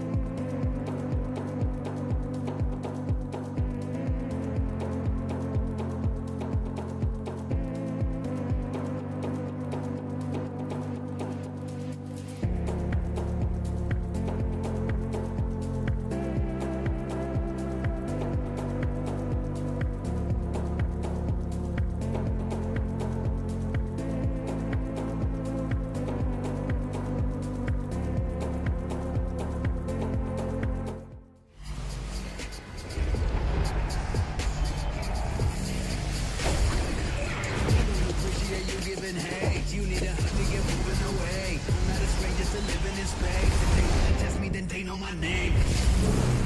Public represented, don't remove. Really wanna stop me, let me through. Fans, you can rob me. Looking down from a cliff.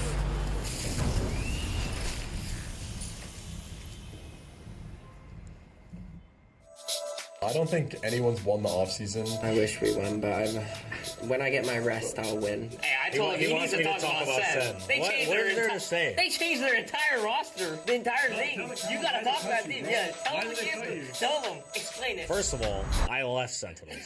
I did not get cut. For Sentinels, changing a core is a pretty big thing. This new roster's personality is, insanely fun. Everybody's a bit of a troll. It's going to be fun as the season goes on, how we're going to mesh together. NRG, definitely, they look good. I think NRG did a good pickup with Keiko. I think he is better than some. We did pretty good this offseason. We're all very happy with our team, so I would say us. For FNATIC, Chronicles the GOAT. This guy's won how many trophies? Too many. Count. It's all good. And then they lost him for, I don't even know. What is his name again? Okay. Oh, Jesus. The new guy. Obviously, I think FNATIC, we have ways of finding these diamonds in the rough, and Vikash here, he's a man of little words so far, but I'm sure he's got a lot to say when it comes to playing on the server. I know G2 kind of been going back and forth with a lot of changes, so I can't really say they look strong. I think the new Cloud9 roster has a lot of potential. Yeah, they are a very energetic roster, and I think sometimes that can get the best of them. We all here at Cloud9 love everyone. Hey, that's what I'm saying. We're trying to switch the C9 we gotta narrative. convert the narrative out here. Yeah. So for Cloud9, Zelsis might be on fraud watch. He talks a very big game, but I think this year is very important for him. Jordan, I know you'll be watching. We'll be watching you. Poor guy. Yeah, we'll be watching you. Jordan.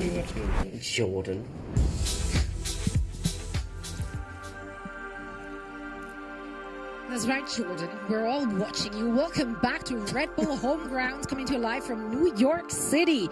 What a beautiful city. I mean, what a beautiful that's what struck me as well. I mean, the garden there looks beautiful. Your first time here, right? The city, yeah, yep. Why do they call it a garden when it's not a garden? I don't get it. Why are you the way that you are? Well, I'm just asking questions. I'm new here, aren't I? I'm new. No, we go Zeta. Stop. Zeta. That's a correct answer if I've ever heard one. Let's talk about our next match, shall we? We're still in the lower bracket, of course, and it is stacked. We're going to find out who's going to advance, Sentinels or G2. Those two teams are familiar with each other, intimately so. Of course, there are changes in both of these rosters that we've already seen play over the last couple of hours. Feels like it started yesterday, but this really just started today, right? Yeah, we've seen what have we learned? Because quite frankly, I feel like Sentinels have gotten their money's worth already of their new edition. Like, I think Caillou, Narrate, Redux, like Narrate on that duelist looked so good. Redux was fragging out. Caillou had a lot of really good performances. Cortesia, when he was allowed to play his game, has been like such a boon for that team as well. Yeah, I think that we haven't really had a chance to talk about this roster. I'm probably maybe most fascinated about whether or not this project will work in the long run. I think when you think about the departure of, obviously Zelsis, but then Zekin as well, putting Narrate in the position to be the star. Sure. Right? When you think about Narrate, even just at the beginning of last year, we talked about it so many times on the broadcast, he was crying backstage after he felt like he struggled, and watching his development and watching him grow as much as he has been a ton of fun. But now he's the guy. Yeah. Right? Like, now he is the leader, and watching him, it'll be really interesting to see, can he fill into those shoes? I think Narrate is so interesting because sometimes he thinks he's the best player in the world and he plays like it. Yeah. And then other times that confidence isn't necessarily there. I've been really enjoying watching Redux though too, because I think they do sometimes put him in the position to be the superstar player too. Yeah. The way that he was playing the chamber on the defense side of Sunset, loved the way that he was like moving around the different angles, always being a threat. So I think it feels very much like a rebuild for Sen. We're still finding out what the identity of this team is and which players to look out for. And then you have a bit of a measuring stick now that they're going up against in G2, because we saw that play out so many times in Americas. Right. Probably 5 or more times last year throughout VCT. Too many. And this version of G2, I guess they internally must consider it to have more long-term legs. I would think. Because they've they decided to make the move. They did it, right? But do we agree? Well, yeah, exactly. Right. So who knows? They don't look like they're in peak form at the moment, but that's probably because they've just made the change. Right. Yeah, but to your point about, Narrate being very emotional, like for better or for worse, I think adding tier 2 players who come in so hungry, so energetic, so excited, I think this is going to rub off big time on the rest of the squad as well. Yep. It just like kind of lifts the spirit and the energy. Let's actually hear from the team themselves all they had to say about their roster rebuild. This new roster's personality is, insanely fun. Everybody's a bit of a troll. So we're all messing around. We're having a lot of fun in prac days and scrims and even after prac. We definitely get along very well. And yeah, it's going to be fun as the season goes on, how we're going to mesh together. Oh, Sentinels. What can I say? A new roster, big tournament for them. They won Sun City already, but this tournament might be a good test for them. So I think for Sentinels, changing a core is a pretty big thing. They got good players though. I think it's very interesting that they kept their IGL, but he's not IGLing anymore. I think that's not seen very often, and I don't know how that dynamic works. Moving to IGL on this team, I'm feeling confident. I've been IGLing for a while, so to me it's all natural. It's a little bit of pressure being on a tier 1 team, of course, but I think I can handle pressure. Honestly, I'm just happy for Redux. Every offseason I've been for like the last 2.5 years. And we've always talked after. I've always given it my respect. Pretty excited. I think I can play way better now than I could have played before. I'm way more comfortable on controller and flexing around in general, so I'm very excited to show off what I can do against these international teams. I was extremely surprised that the new roster of Sentinels didn't include Zelsis. First of all, I left Sentinels. I did not get cut. Now, would I have gotten cut 6 months down the road? Possibly. But, when I saw their pickup of Cortezia, I was like, okay, it makes sense now. Because he is a vibes guy, and he's also just cracked, right? I mean, we're seeing him in the off-season Sen tournament also, like, just dominate and do amazing numbers. And, yeah, I think it could be a dangerous roster. I think they're good. Do I think they'll be better than us? No, they're Oh, subtlety. Really his strength, I think. Yeah, definitely one to choose his words carefully and not really. First person I put in for media day. With, I do think that's such a funny quote where he's like, first of all, I left. Would I have been cut 6 months down the line? Possibly. Yeah, I think it's great self-awareness. Yeah, the start of it started like very ex-girlfriend, but sure, yeah. Good recovery after that. This is going to be a great match. I feel it. I read it in the tea leaves. I sense it. It's going to be a good time. Yeah. Let's talk about their opponents, G2. Obviously, they had ups and downs in this tournament already. People already took out the pitchforks for various reasons, but they made it thus far, and they can go further. And they have, and they've done it their way. Right, they have looked comfortable and they needed to, and there are times that they're solving things on the fly. Oh, and definitely. That very much feels like the G2 way. I mean, that's been their calling card for years now. They've talked about the slow starts that they've been Right. having. I don't know if you can afford to have a slow start against Sen, because a lot of the Sen players look like they want to take fights and scrap, and so Jorgama was the player to bail them out in the previous game, but I think they need big performances early on from, I'm looking towards Leaf and Trent, to be honest with you. Yeah. I think those are two players that throughout this year we've seen can be some of, if not the best players in the entire world. Oh, yeah. And so if they're not bringing their A game, it's going to be an enormous dip down compared to what you expect from G2. And I think they aim, like the actual mechanics are just going to get tested, because Sen have got shooters. They're still a young team, but they've got shooters, and G2 need to be ready to answer that. I also think, I mean, you were talking about Leaf and Trent, and they struggled at the beginning of their last map. How often are we going to see something like that again, right? You Sure. put that against the test of time, you go, okay, surely it's incredibly unlikely that they struggle out of the gates the way that they have. What I want to see is G2 playing a map that isn't Haven, because we've now seen G2 play Haven twice in this tournament. Once losing to Zeta in the uppers, and then once winning down there in the lowers. Right. But they just played the same stuff. I want to see if they play other maps. Does Baby Bay end up playing Chamber for them? Are they going to try and get some value out of him playing stuff that we've seen him be excellent on before? I don't feel like I've seen Baby Bay be excellent on Killjoy. I have seen him in the past be excellent on Chamber. What map do you want to see then? let's not get Sunset again, okay? Okay. But I didn't ask what you don't want to see.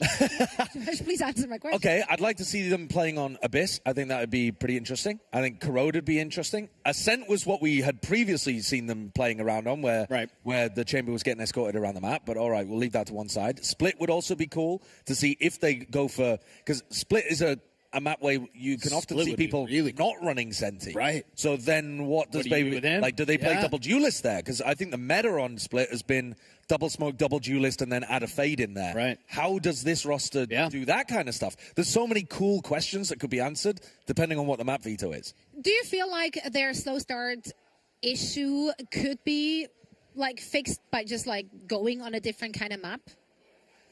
Potentially. I think we don't have enough data at the point to really know what that is. Yeah, if they played a map where it's more to do with, going immediately on the attack, maybe it's even just that they started on the defense side, and so they're a little slow to get that kind of rolling.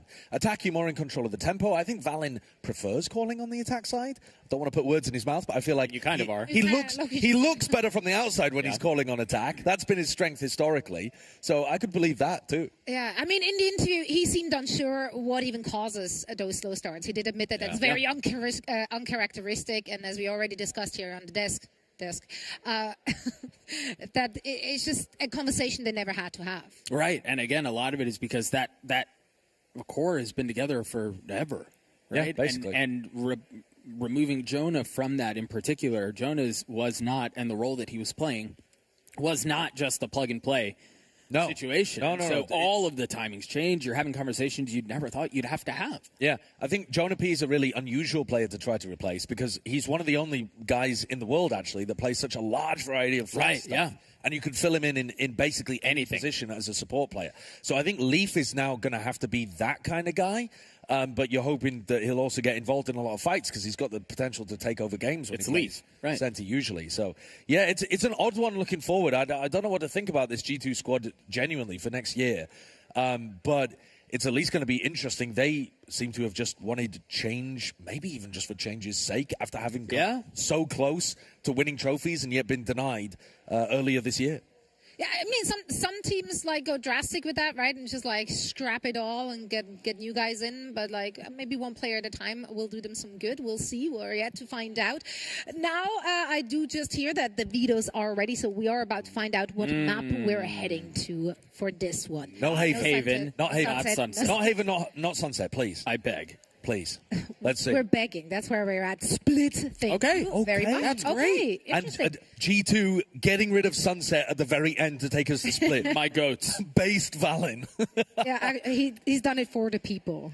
Yeah. And so, again, we get to answer a lot of the questions that we've had really from the beginning of the tournament since we knew that Baby Bay was going to be joining the roster in more of a permanent situation. Yeah. What do these comps look like, especially when you don't have a very standard Sentinel position? Yeah, I genuinely don't know. I really don't know. I mean, if they were going to run what I would consider to be the most standard comp on Split, which is the Yoru Raze and then Omen Viper, who plays the Raze here? Is it Baby Bay? Is it Leaf? I mean, I'm not sure how this team runs double duelist if they do run double duelist. They could have been running double duelist all last year, by the way, with Leaf, and they never really did that. Do you think Baby would be happy to like flex back on the duelist? I think so. I mean, the guy, he's known as the Schmeeg, isn't he? I mean, there's possibly the stupidest nickname ever created by a player. By himself. Actually, he gave it to himself. I mean, he's like main character energy, right? So duelist fits the bill. Yeah. And he's also very skilled, and I think he likes forcing fights on his own terms. But he also hasn't played duelist in forever. I think that's a big key, brother. Yeah. I think the game has changed so much from when he was starring as a duelist, and the truth is, what are they playing in the range? The cream of the crop is whose hand? That's Vito's hand. That's Vito's hand. Apart by hands. Yeah, you can. No, I can actually. Either way, though. I think he potentially being put in a position where the cream of the crop has changed, the game has changed, the pace of the game has changed. It's entirely different. It is. It is very, very different, the game, compared to when Baby Bay was one of the top duelist players. And we're talking, years ago at that point. Right, that was really like years ago. 2020. 2020. And so maybe it makes more sense to put him on Chamber, which you can get good value out of on this map, but it's not the most meta pick in the world. It's actually also, a bit difficult to use on the attack side in particular. And also, Leaf. Well, sure. Right? Yeah. Like, It's not the no first way. time, but it's not the first time that this team decides to not have Leave on Chamber, and they still made it work throughout VCT. Well, I think a lot of the issue there was Leaf was the one who was out. And so they could more naturally slot Dre into that role and go, okay, you go play Chamber, and then we'll have, you know, everything else around it. And yeah. That's kind of the role you need to fill. They're almost blessed by having options here. Well, but it's like cursed at the same time. Yeah, G2 traditionally, by the way, would be running double initiator on these maps. I just can't imagine that they would want to go in that direction with the new roster that they have. Right. So this is why we're having so many conversations, right, as to what the comp is going to be, because they have a very different identity now. I can't imagine this team playing double initiator on not with basically this any roster. of the maps. No. Maybe Leaf will pick up something, but honestly, I don't know. They've leaned really heavy with this new roster change into double initiator being a thing of the past. Okay, I see we are about to load in, so we will be finding out what these two teams are running with. What do we want to see from Sentinels? From Sen, they have usually been running that classic comp I was talking about, where they run the double duelist. And I think that makes tons of sense for them. I think Narrate and Redux... Don't do it. Narrate and Redux... I looked. I saw the agent select. Well, you don't know. They haven't looked it in yet. Yeah. They haven't looked it in yet, Doug. Don't Don't let despair take your heart too early. Sorry, Sen.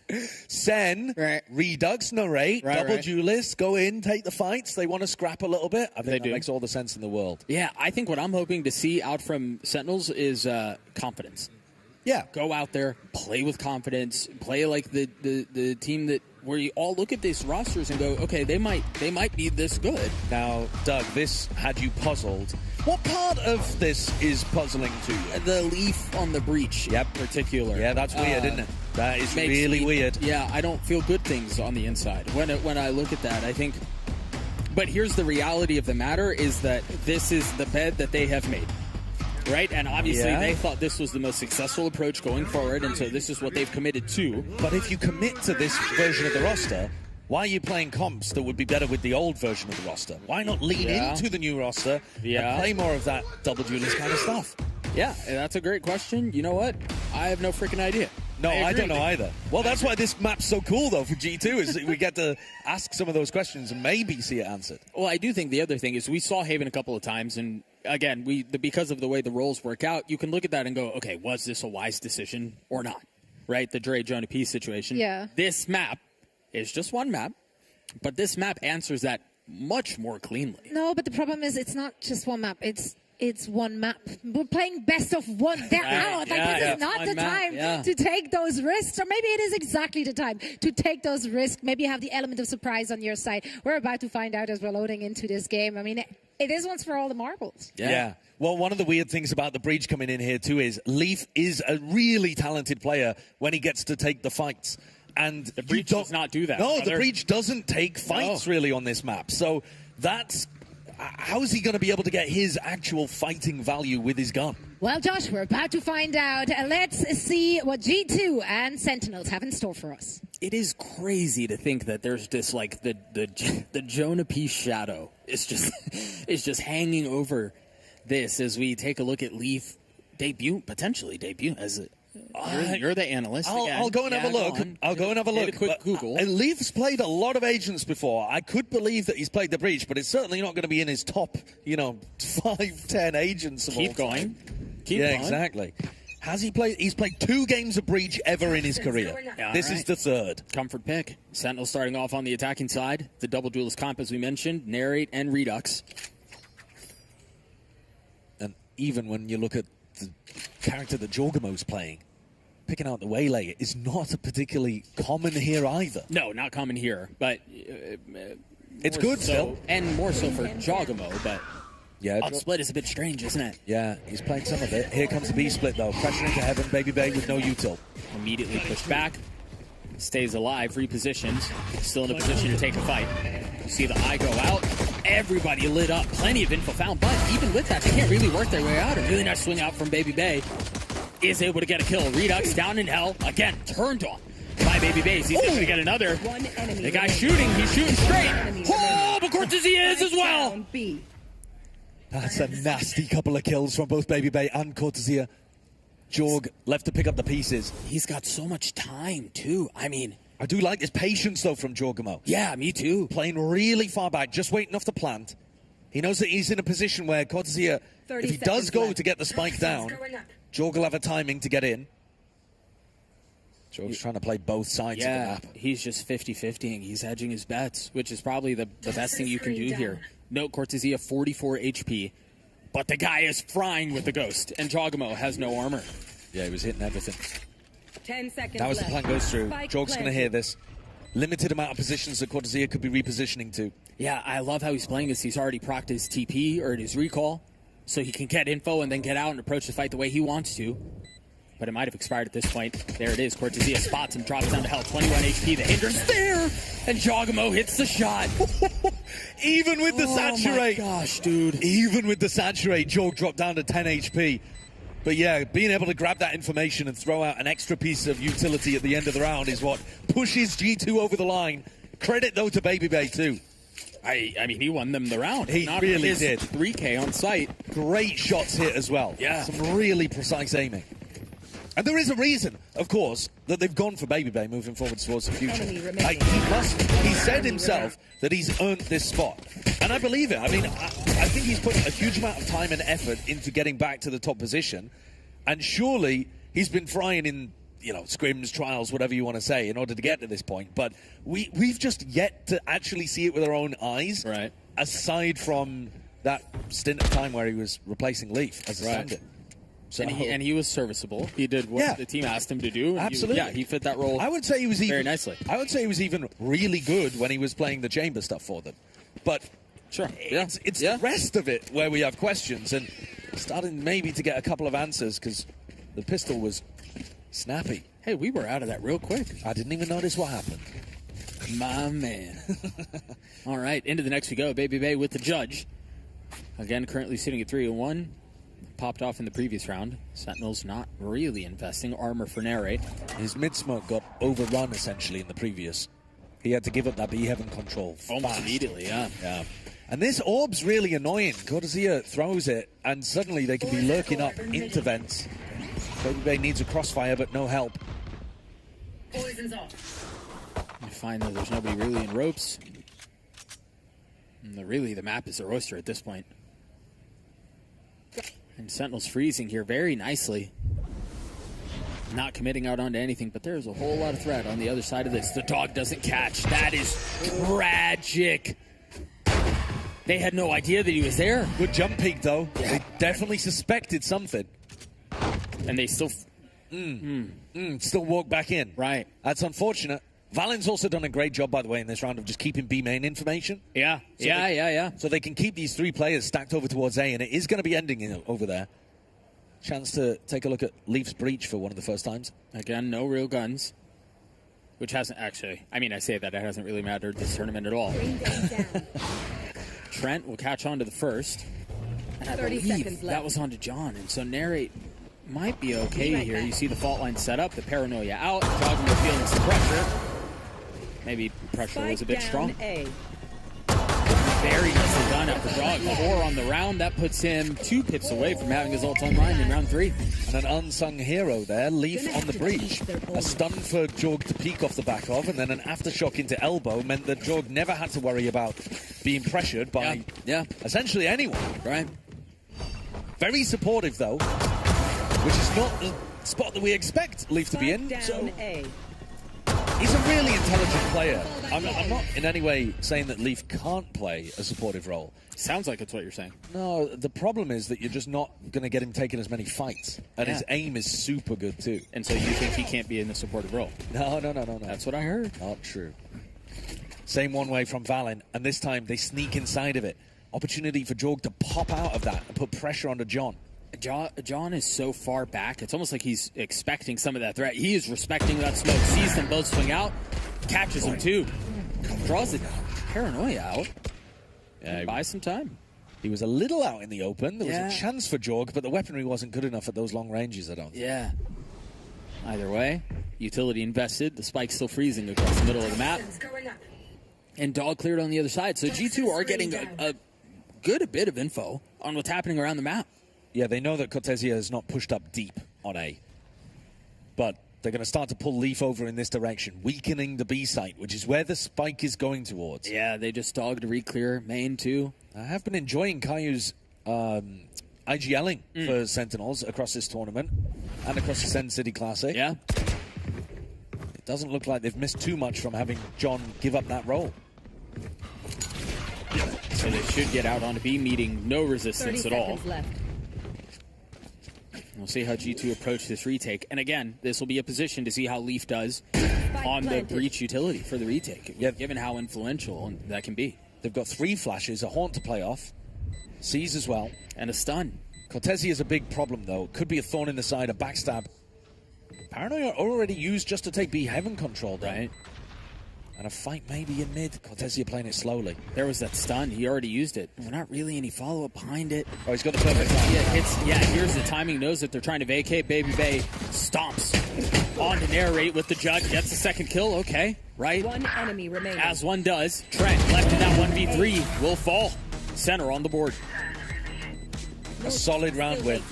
A gamble for G2. Stacking over towards A. They're not going to do that very often. Only on rounds where they don't particularly have the economy to work with, like this on the bonus. Get a drop? Jorg pulling out an operator very early on here. Right. The Waylay op just to put a bit of pressure maybe over towards A. Get in front of one enemy Cortesia's wall. A. Not a terrible bonus. A little bit of eco damage done, but now firing up into the important round. Yeah, you saw full armor on 2 members from Sentinels. You mentioned the op. Currently sitting A Heaven. Yeah, I'm looking at Cortesia's orb, because if he doesn't use that, if he uses that on repeat in mid, which is where he's mostly been doing it, it does actually give the op a sightline from A ramp. Because normally you would be using the orb here to block off that sightline right in front of you. Right. So send triple up. A high, low, and even lower setup to try to punish anyone. And Trent just with spam catches Redux through the wall. That's unfortunate timing, and now Jogamo gets a little bit more bold, a little bit more confident, tries to take the swing, will not find anyone there. His TP is gone. But he gets posted, and I think that's fantastic information. Yes, agreed. So they rotate back, Roomba up towards ropes. We'll find an empty space. Bring them down. And again, you've got the trio of G2 that are going to be tested towards B. Full set of utility up, the fault line will land. No fill behind it, just buy some time. Meanwhile, Baby Bay dropped. Narrate has to go forward. Cortesia lands a very nice shot onto Valorant. And now they're going to be able to get out onto the site for free. Yeah, pretty much. Those 2 players that were hoping to hold anchor positions went down way too easy, really. Yeah. And Sen in a fantastic position to close this out, 4v3. And I wonder here, given the heavy investment into the op early in the half, if they cut their losses and try to carry it into the next. Well, certainly if Leaf goes down here, that would be the case. He survives for a moment, but they don't. out. Yeah, they don't like the look of this, do they? No. I think they played the info game really nicely here, G2. I agree. I think getting Jogamo back onto that A ramp angle. Obviously, they're a little lucky to catch onto Redux, but good spam, good awareness. Lands you a kill like that every now and then. They have a 3-player stack on B. They know exactly where it's ending. They've got people in position. It's just that I'm not even sure exactly how Baby Bay goes down, but Caillou somehow landed a kill onto him. Maybe a tiny crack angle or something.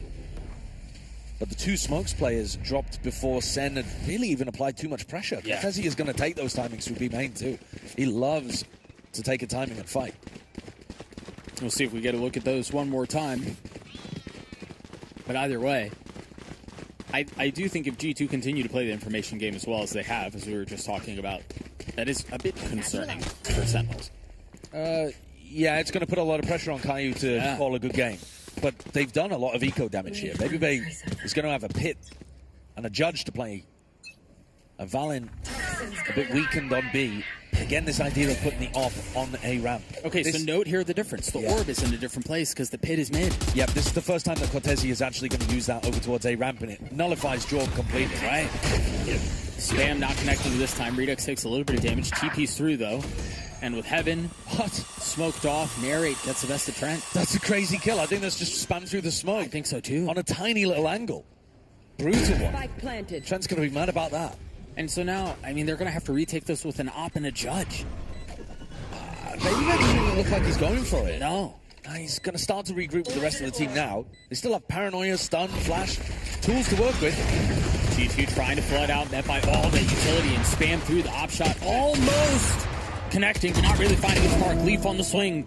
Utility be damned. He tries to frag. Narrate. There to best him. And G2 crumble. This retake attempt. Not fruitful. Nothing going. No. Jorg might even get run down here. Just gets out. I mean, they can still go. Yeah, I think he's safe at this point. Yeah, he might try to push him, but this operator got shut down immediately by just that simple orb. Over towards A ramp, and instantly send through onto the A side. I think they had a great idea of what they wanted to adjust here. Really nice call from barrier drop, anticipating that Baby Bay was going to be ulting on mid. And now they've won an eco swing round. G2's economy is going to be really poor apart from this op. They haven't even been in these rounds particularly, the last three. Yeah. They've just lost players or the site control a little too easy, a little too early. This has maybe a little fast towards B. Yeah. Yeah, full 4 group up in B main. Good night. The stun will buy some time, but they're ahead of it. The TP and the satchel. And they get past that early utility. That allows Narrate to pick up the orb. He's now got the Showstopper online. And that gives you another massive tool to be able to work with. In the meantime, they're actually not 5-person stacking over towards B. They've still got the opportunity of going back into Cortesia. Right. It's just holding space on the A side of the map. And they still have that default wall, too. They really have a ton of options. So, and if their mission is to just get the orb at the beginning of the round, so far, so good. And now they're going to put this into a 1-3-1. But Eric getting picked early is devastating. That's a really nice play from Jorgamo. Hides from the horn, swings back out. I don't think Sen were ready or even thinking about that one. No, not at all. Timing play.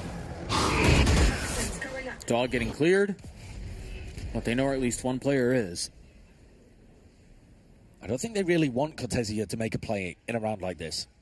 I think they're looking to apply this pressure over towards B Heaven instead. Whoa, easy killer. Not great movement. No, it was not. But Leaf, a stinger from downtown. What the heck was that? 30 seconds left. Now Caillou pulling up. 8 bullets. Make that 6. Not a ton of options here. The Paranoia, I don't think is going to land on anyone. Caillou tries to swing out. Leaf gets another one with the stinger. Baby Bay piles it on. They've really kind of botched this round, haven't they? They really have. They absolutely have. All of the early round stuff looked nice from Sentinels, taking B main control, getting that orb, getting Narrate online. But as soon as Jorg found the pick on Narrate, and they didn't have a showstopper to work with, it's like Sen ran out of ideas.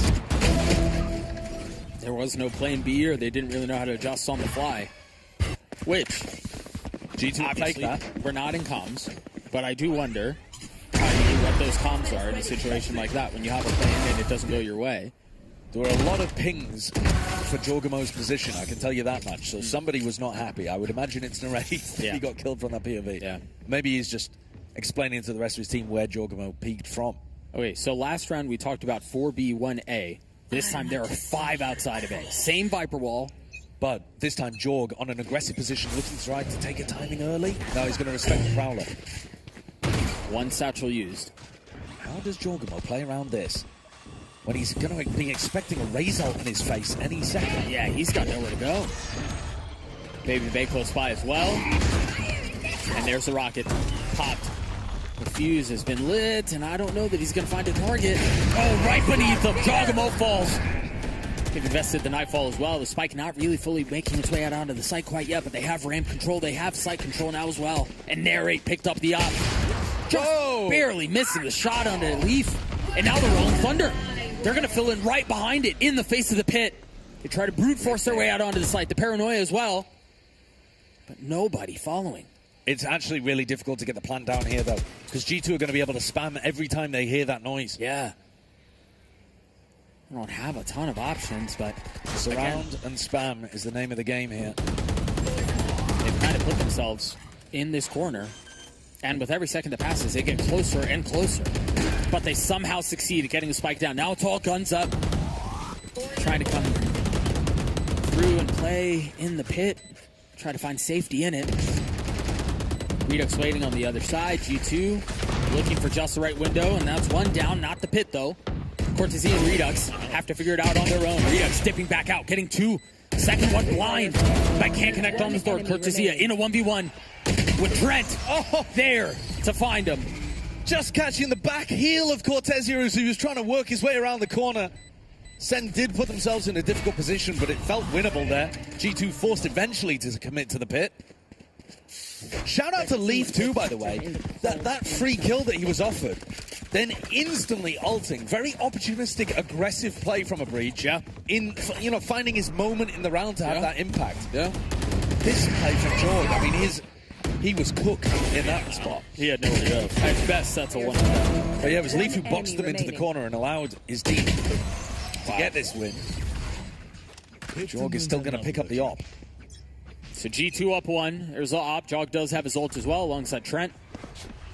Hard to op against a Yoruba, usually. Redux not on the same zip code as Jorgamo to begin with.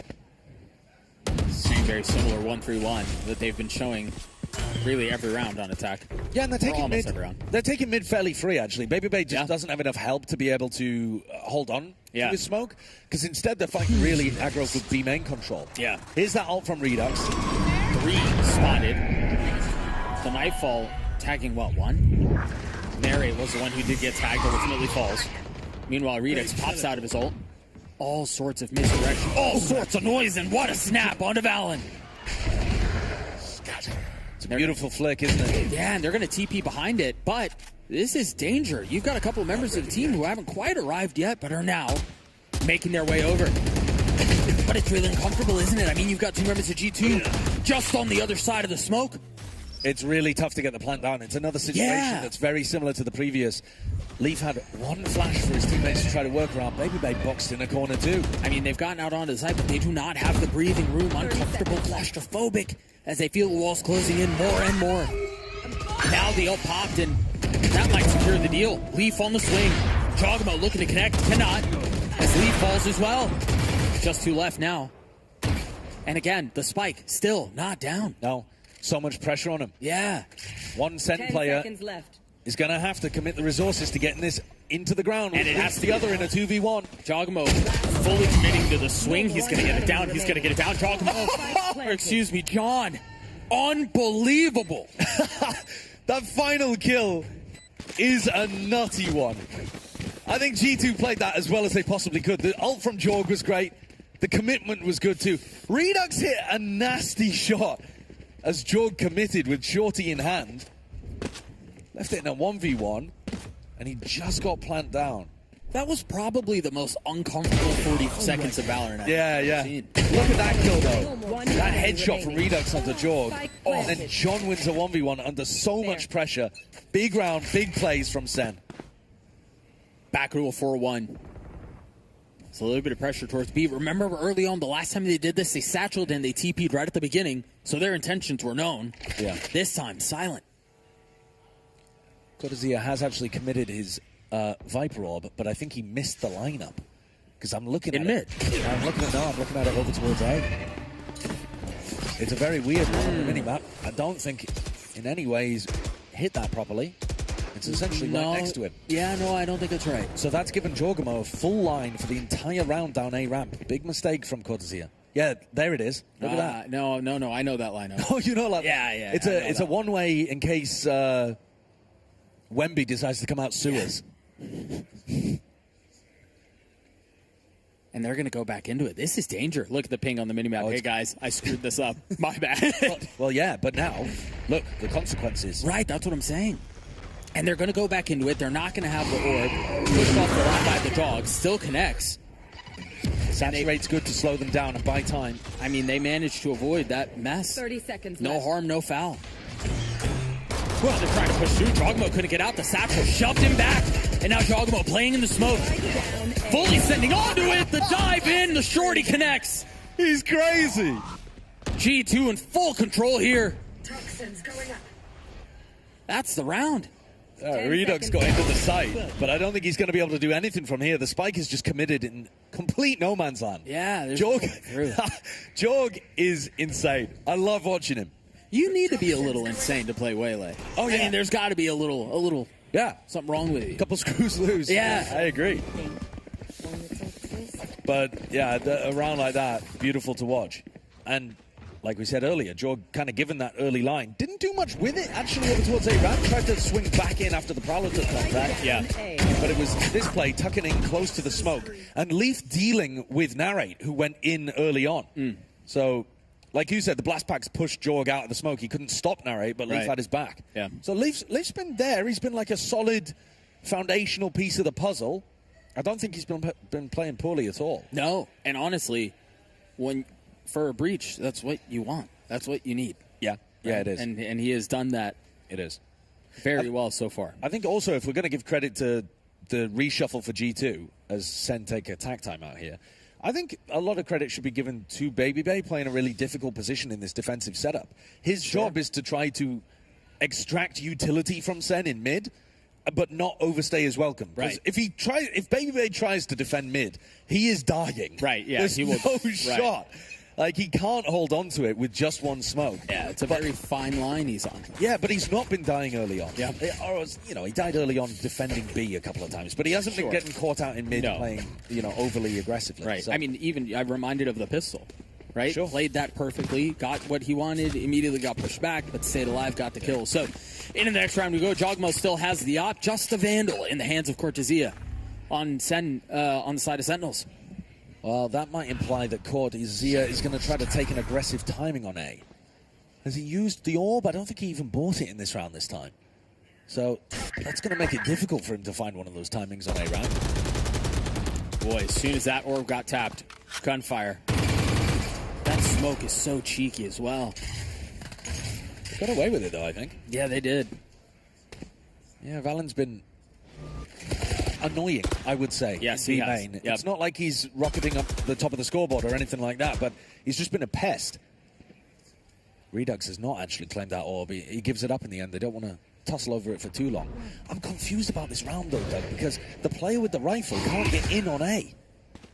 Why does Cortezia have the hero rifle if he's not going to be able to do anything for the first minute of the round?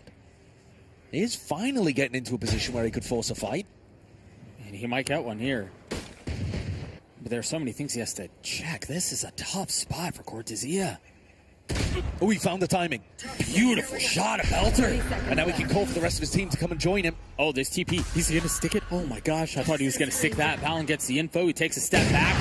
Jogamo using the op as a shotgun. And now they don't have that main control that they had before, and now they don't have the rifle that they can play around. It's just sheriffs, but that might be enough. Narrate able to get one, 12 seconds left. That hourglass is ticking real low, and I don't think they're going to find a way in. 6 seconds, Trent can deny. Narrate committing to it. Yeah, that's the round. Unless John gets 2 in the closing moments, he can't. Trent with 3 on the round. He's now 1 off of his ult. Actually ended up being a good try from Cortezia with the hero rifle, though. He definitely got an opportunity for his team. Yeah. With being able to find that 1v1 against Leaf. But like you said, Jorg just walks in, taking the op for a stroll into elbow. And G2 hold on. Enemy. Ults are about to come online here for the defenders. Less so for Sentinels. They're lagging behind a little bit in terms of the ult cycle. And with G2 up 2 and the find-ins is not looking great for Sentinels, this has the makings of a snowball if they can get through this pretty cleanly. Yeah. Sen would love at least 1 more in this half. Yeah. It's not like 4 is terrible by any means on the attack side of split. Not what you want. 7-5, you're feeling a lot better. Oh, for sure. This is a slightly different look here, too. Yeah. I mean, you've got John in a position to be able to flash for Redux if he takes the fight, but if there's just an op waiting on the other side. Oh my god, that's a devious flick from Leaf. Didn't see it from his POV, but Narrate just got twisted. Jogmo is still there. That bullet went between his legs. There's no way that didn't hit. You were talking about how they'd like to have 1 more. Well, I don't think it's going to be this round, though, is it? No, and again, the money's not great for the next. Last round of the half. Jorg is an absolute menace. Leaf's got his ult online. Jorg's about to get his as well. I mean, they're set up for an 8-4 here. They certainly are. And they might even just want to hold on to guns, because their economy's really poor. Yeah. So unless they get an opener... I think you save. Yeah, you might be looking at it. I mean, there's certainly... the player positions look like they're going to be saving. Yeah. Well, this gives us a chance to yap a bit. It does. In terms of what G2 were doing quite nicely in this round, Valorant faked like they were fighting really heavy over B main control. They had a really deep smoke and made a lot of noise over there, and it was completely fake pressure. They just ran and dominated mid and A instead. So Kayu's getting a good experience here playing against a tough caller to try to go up against. Yeah. Because getting a read for what they're doing on the defense side is difficult. Yeah, it's very hard. Very hard. And you imagine, as much as Kayu's the one calling, John can help influence and, lean on some of that experience in calling against Valorant as long as he has. I mean, it'd be funny if you just refused to help. Round in the half. Just petulantly. Nah. No, you're the caller now, actually. You come up with the game plan. No, I'm sure John is going to be providing, mid-round assistance. What? Yeah. Okay. Look how fast that was. So we were asking how Leaf is going to be able to find his, fragging impact. He's not dominating the game in the same way that he could do maybe if he was playing a Viper or something like that, but he's still finding the moments. And honestly, as a breach, that's all you want. They have double op. Leaf and Dogma are both hopping. Traded. Cover going down. But Redux going down, that's the one player that could have actually got an ult online. Right. Well, there's the other one. It's curtains for Sen's chances here, I think. They're going to have to hope they've got a great defense half. Leaf opping on breach, changing the way the game's supposed to be played. And it's still with the Rolling Thunder in the back pocket to help in case Valen goes down on B and they have to play the retake. Old habits die hard, I guess. Feeling some of that pressure. The eye gets cleared out. Paranoia through. And Valen gets safety. Just under a minute left in the round. They still have a couple of ways to play about it, but the truth is the deck is stacked against them. They don't really have... Yeah. They don't really have the options. They don't really have the time. They overfought into Kayu a little bit there, but it's still a 1v3. Yeah, I mean, you can do that a little bit when you're up 4-2. Yeah, I think you can. Yeah. I really think you can. 30 Kayu's seconds going left. to be trying to think of ways that he could navigate this situation. Might be able to get a free plant on the A side. Time's ticking low, so we'll just have to commit to this, but then... Yeah, but then what? You're going to need free. You're going to need free kills, right? Yeah. You're going to need to catch a devious timing onto somebody. Repush over towards screens or whatever. Catch a freebie. 10 seconds plant in left. the open. Oh, you can't be planting safe. You've got no chance of winning a clutch there. 4 boxes he has to check, and he just checked the first. He got the spike down. Well, true. Well, he used the eye, got a tag as well. Knows where one is. Are the other 3 boxes the 3 kills? Yes. And he's going to get a shot at them, but they're playing with him now. He had his opportunities, but wasn't able to connect, and the probability of this gets smaller and smaller with every second! Oh, but it never hits 0! Holy smokes! Are you kidding me? And suddenly there's fire again in the Sen camp.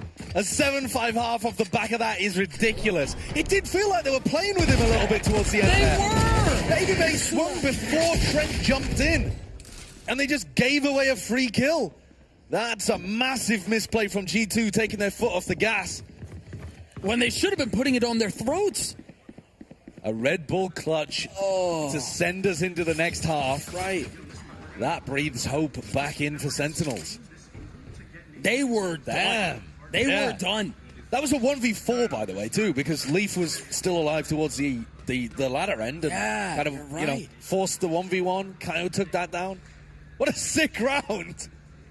He's been really impressive. I've really enjoyed watching Kaio. I think he's been a great pickup for the team. Wait, was he 2-7 before that? Yeah. He was having a really rough half. Yeah. Wow. Astonishing round towards the end. Right. Okay.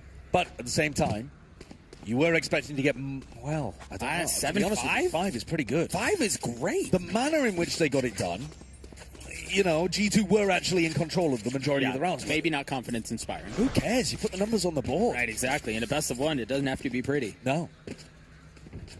Now, on the attack side for G2's comp, you've got to imagine it's mostly about putting Jorgmo in positions at the hands of Leaf. Yeah. Yes. Yeah, you're going to want prowlers, stuns, and trying to combo Jorg to get into position to do huge amounts of damage. He's having a great game. Jorgmo's had a great tournament. Yeah, so really has. Sen might still need something like a pistol here. Yeah, and I do think So you look at the first half and you go, okay, some questions have been answered around Leaf and how he's going to be able to play in the breach, and you know what? And he was very supportive in certain situations. I think about the A flood early in the first half, but this is a different level that he's going to have to answer here on the attack side, because the timing, his utility is paramount. Yeah. For Jogmo to be able to find success, this is much more difficult than what we saw him do in the first half. Potentially, yeah. I think another really interesting question is, too, when Leaf throws his utility, does he then try to get aggro, or does he play back for the clutch? Because a lot of breach players are going to be last alive, because you're sending utility in for teammates and then you're going to play late round impact. Right. I think they already have a player that does that, which is Trent. So maybe Trent gets way more aggressive and Leaf plays more for the clutch, or maybe they swap it around and Leaf actually ends up running in with his breach util, essentially. Trying to back up Jog. I think that can get uncomfortable, but it might play to Leaf's individual strengths. So much nuance in how this roster changed that really shocked the Valorant world. It did. That's kind of come through. Yeah, you could have anticipated G2 making some kind of adjustment, because... Not that one. No, not this one. Although, to be honest with you, Baby Bay was right there. Yeah. But, yeah, for sure, it's an unusual one. It's very strange. But we're waiting for Baby Bay to wash his hands. Unbelievable. The guy's been on the roster for... This is what? You want hygiene to be a top priority, though. I don't want him to be slowing down the broadcast. I mean, priorities. He's desperate. He's had a Red Bull. The bladder's full. Yeah. What's he going to do? Pee himself? No. What would you rather he did? He's casting with you last year, and you want him to make a puddle next year. No. Okay. No. So he's going to slow it down a bit. Big shouts there from some camp. I assume that was Sentinels, but I'm not sure. You reckon? They've been loud today. Yeah, but the round hasn't even started. I don't know. Looking to get the energy up, heading into the next half, perhaps? I guess. Like that Caillou 1v4 wasn't enough. Yeah. Or maybe that was a tactical pee break. Trying to ice Sen when they felt like they had some momentum. Caillou's going to get tested right off the bat here. He's got a lot of help. Where was the help? Oh my god, Jorg hit that instantly though. So fast. And so yeah, they get sucked, but what? Jogmo just continues to put on an unreal performance this tournament, man. Sen thought they were the ones setting up a trap play there, and G2 hit them with the Uno reverse card. And it was called Jogmo. Yeah. They're printing their own cards. 5v3. G2 have been winning a lot of these early round engagements to set themselves up for advantage spots. And it's got to be so hard to be playing from behind what feels like every round. Yeah, for sure. I mean, be interesting to take a look at the end of this map in terms of first kill to first death if Sen don't pull it back in their direction. Yeah. But they're going to need something massive. Caillou, the hero of round 12, out of this one. Poison orb emitting. Narrate as well, the guy that you look to be the spark. Yeah, really, other than Caillou's heroics, it's really been Cortezia who's been a stud for Sentinels, but we'll see if they can deliver here a 5v3. Sheriff and a Ghost. I mean, I think Jorg is allowed to go hunting here and play to try to get the kills, play greedy, and the other four should just be trying to play rock solid for the post banner. Well, maybe not greedy after what we saw in round 12. Yeah, I mean, getting up to that Waylay ult, though, is a massive win. Yeah, that is true. Jogmo will be tested first. Baby Stolen. Right by him, too. One enemy remaining. Baby Bang! Brother, that's an impossible high low. Hey, Baby Bang keeps stealing all of the kills. We wanted the Waylay ult to be coming online. Not the pit. He's going to try again, though. Cortezia. Got the best of him. Oh, Leaf's done it to him. And Leaf goes down for his troubles at the end, but what does it matter? Right. That doesn't feel great. No, it does not. No. You've been pushed into a corner. That kill, though, is so fast. Caillou was expecting to be able to see a player, take contact, throw his utility, and survive, even if he takes a little bit like chip damage or something. Right. He's not expected to get rocked. Help. You have a suck nade. Yeah. Perfect setup, but you're right. He got 100 to 0'd instantly. Yeah. And that's just been Jorg at this tournament. 14-6 right now, and the Waylay has a bulldog in his hand, is carrying into this round. It's the same trap. And stunned immediately. They don't look left. Almost the same outcome, but this time they really don't have the guns. I mean, you upgrade if you're narrate, but you've already lost 2 members. If Redux can get this kill. then we'd be talking a different story. But Baby Bay good with it. Shuts down the duelist. The new rookie star for Sen. Doesn't take a lick of damage either. No, he doesn't. But he's going to be up against a more difficult challenge, potentially, with Narrate's Bulldog. And again, no armor. One bullet to the head, and Narrate's not going to have much to say about it. He might not even get here in time. They are just going to face this wall. Bulldog able to find one, a little bit of damage onto Leaf as well. Fast flank from Cortesia. With a classic, though. Yeah, it's not good. No. Spike He's got to planted. find a window. Last player standing. Narrate tried to swing off the contact there, and Leaf was too sharp with it. Yeah. Bunny hopping into the site, playing his life a little bit.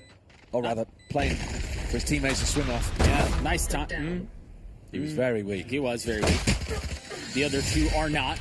And so G2 will get to 9. A little bit of damage dealt. I mean, he carry over the Bulldog and the Spectre. Yeah, it's not too bad, really. No. I think G2 will be feeling fairly happy about that, especially because one orb and Jorgamo's got a massive ultimate to be able to deal with. And I think these are the kind of rounds that you think about the composition that G2's playing. If they get B main control, the B pops are really good with double initiator. And if you want to try to fight them A ramp, you've always got to be worried about the stun or the paranoia. Right. So a player that's in Narrate's position right now can't actually play that aggro. Instead, the stun, though, looking like it's coming straight for Caillou. Bet of utility. Caillou clears out the eye. Oh, he's fully going. Forced the satchel to get in front of the smoke. Really aggressive positioning there from him. Is Jorg going to go for the orb? At the moment, they're just playing for A ramp control. It's dangerous. The defenders will often be able to get a spam punish on you. Oh, Narrate. Really nice spot, but Valen was ready for it.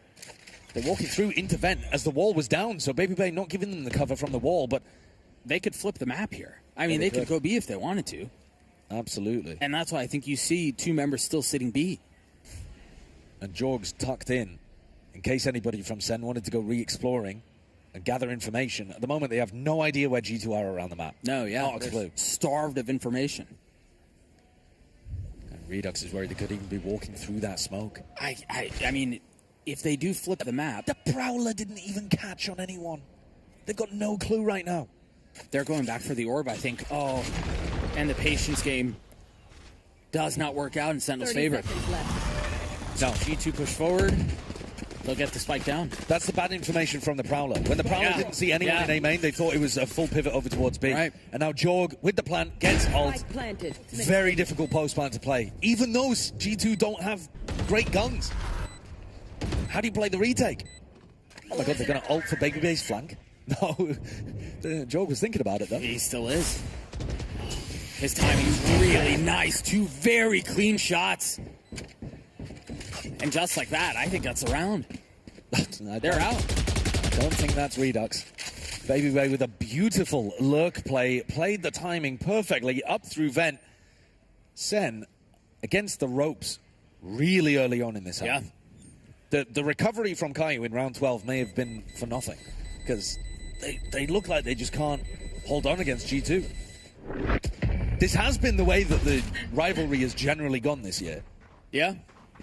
Sen, very rare that they look like they had the upper hand in the matchup throughout VCT.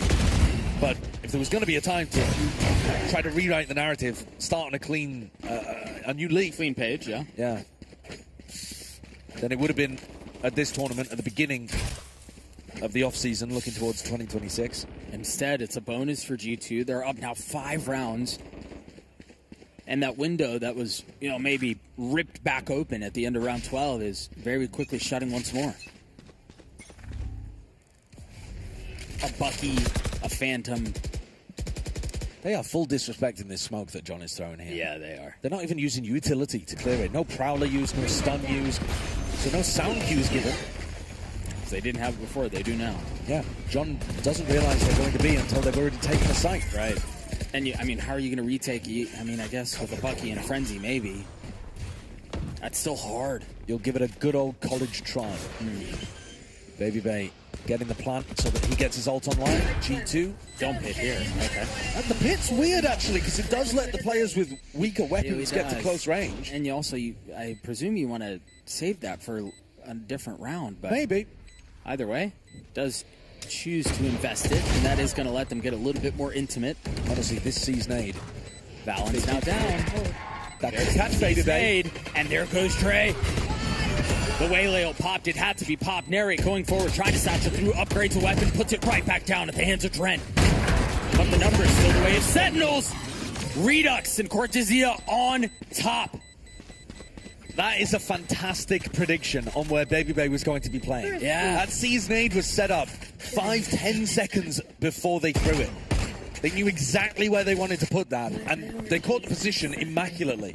Baby Bay tucked around the corner, avoiding any spam damage from, line of sight, but in exactly the spot to get nuked by Narrate and Kai. And Sen desperately needed that one. An eco round, they're back in the game, Narrate gets his ult. Redux even having enough economy to go for the operator too. Which, I believe that's the first time we see it this half. Yeah, they haven't had the money to even think about going for it previously. It's been dire straits, haven't it? The economy hasn't been great. Hit used. No early help here for Cortesia, but you don't want to contest it just in case Narrate's there, backing him up. How does Valen call his way around this? No ults to speak of. Yeah, well, Baby Bay still has his orb available, so you could throw that over towards A ramp, and then you're going to be able to take some control there. Yeah. I mean, you could just take it with Paranoia or Stun or something as well. Narrate's there, though. He is. And he's packing an ult. And you're not running the Yoru. Usually you try to bait out the showstopper by putting pressure with Jorgamo's Yoru and then TPing out. That's for Heaven. Yeah, he's looking to catch the Heaven Rafters angle. Yeah, and that's exactly where Narrate is. The first smoke comes through. Dogs pass by each other. The spit, the stun. Narrate's still taking a little bit of damage, and now they want to go. What's the cue for Narrate to pop the ult? There it is. As soon as he goes in, they have to take a step back. Does not connect. Both duels pass right by each other. Exchange positions. Immediately, everything slows down. Redux gets two. Kebab. They still have a chance to hold this back, though. G2 knocking on the door of the site. Oh, but that just immediately shut down. The value for Cortesia up in Heaven secured the situation. Sentinels get to 7. This comeback's on. It really is. Cortesia controlled this round from beginning to end, locked off the middle of the map. G2 forced to go over towards A, and then he comes in and deals with Jorgamo, who's really the only player that was into the site and could have been a threat for G2. He was the only one because the ult got popped from Narrate. Everybody else had to take a step back. Yeah, and Jorg was the only one able to actually go forward. Here's that 2K. Wow. Oh, it's just in the nick of time before Valen got the punish. Yep. On an absolute knife's edge, but fast reaction times from Redux. And he keeps the op. And we're seeing G2 in a position we haven't seen in a little while. They're a broken bye. With a 3-round lead, Sen are pulling off kind of hero moments in rounds to be able to stay in this one, stay within touching distance, but they're constantly the underdog. Which, as you mentioned, has really been the tail of the tape between these two teams all year. Yeah, Sen won twice, but I think lost 4, maybe even 5 times. And it was always the big ones. Yes, for sure. That's the key. It was the ones for hardware. Yeah. They've inserted Jorgamo here into Vent, and they're going to try to pull Narrate's attention. The wall goes up. The dog gets a little bit of info, but Jorgamo's waiting just on the other side of the wall with a Bucky. Oh, Narrate. He took a step back. Too much in danger, but yeah, gives that sound cue.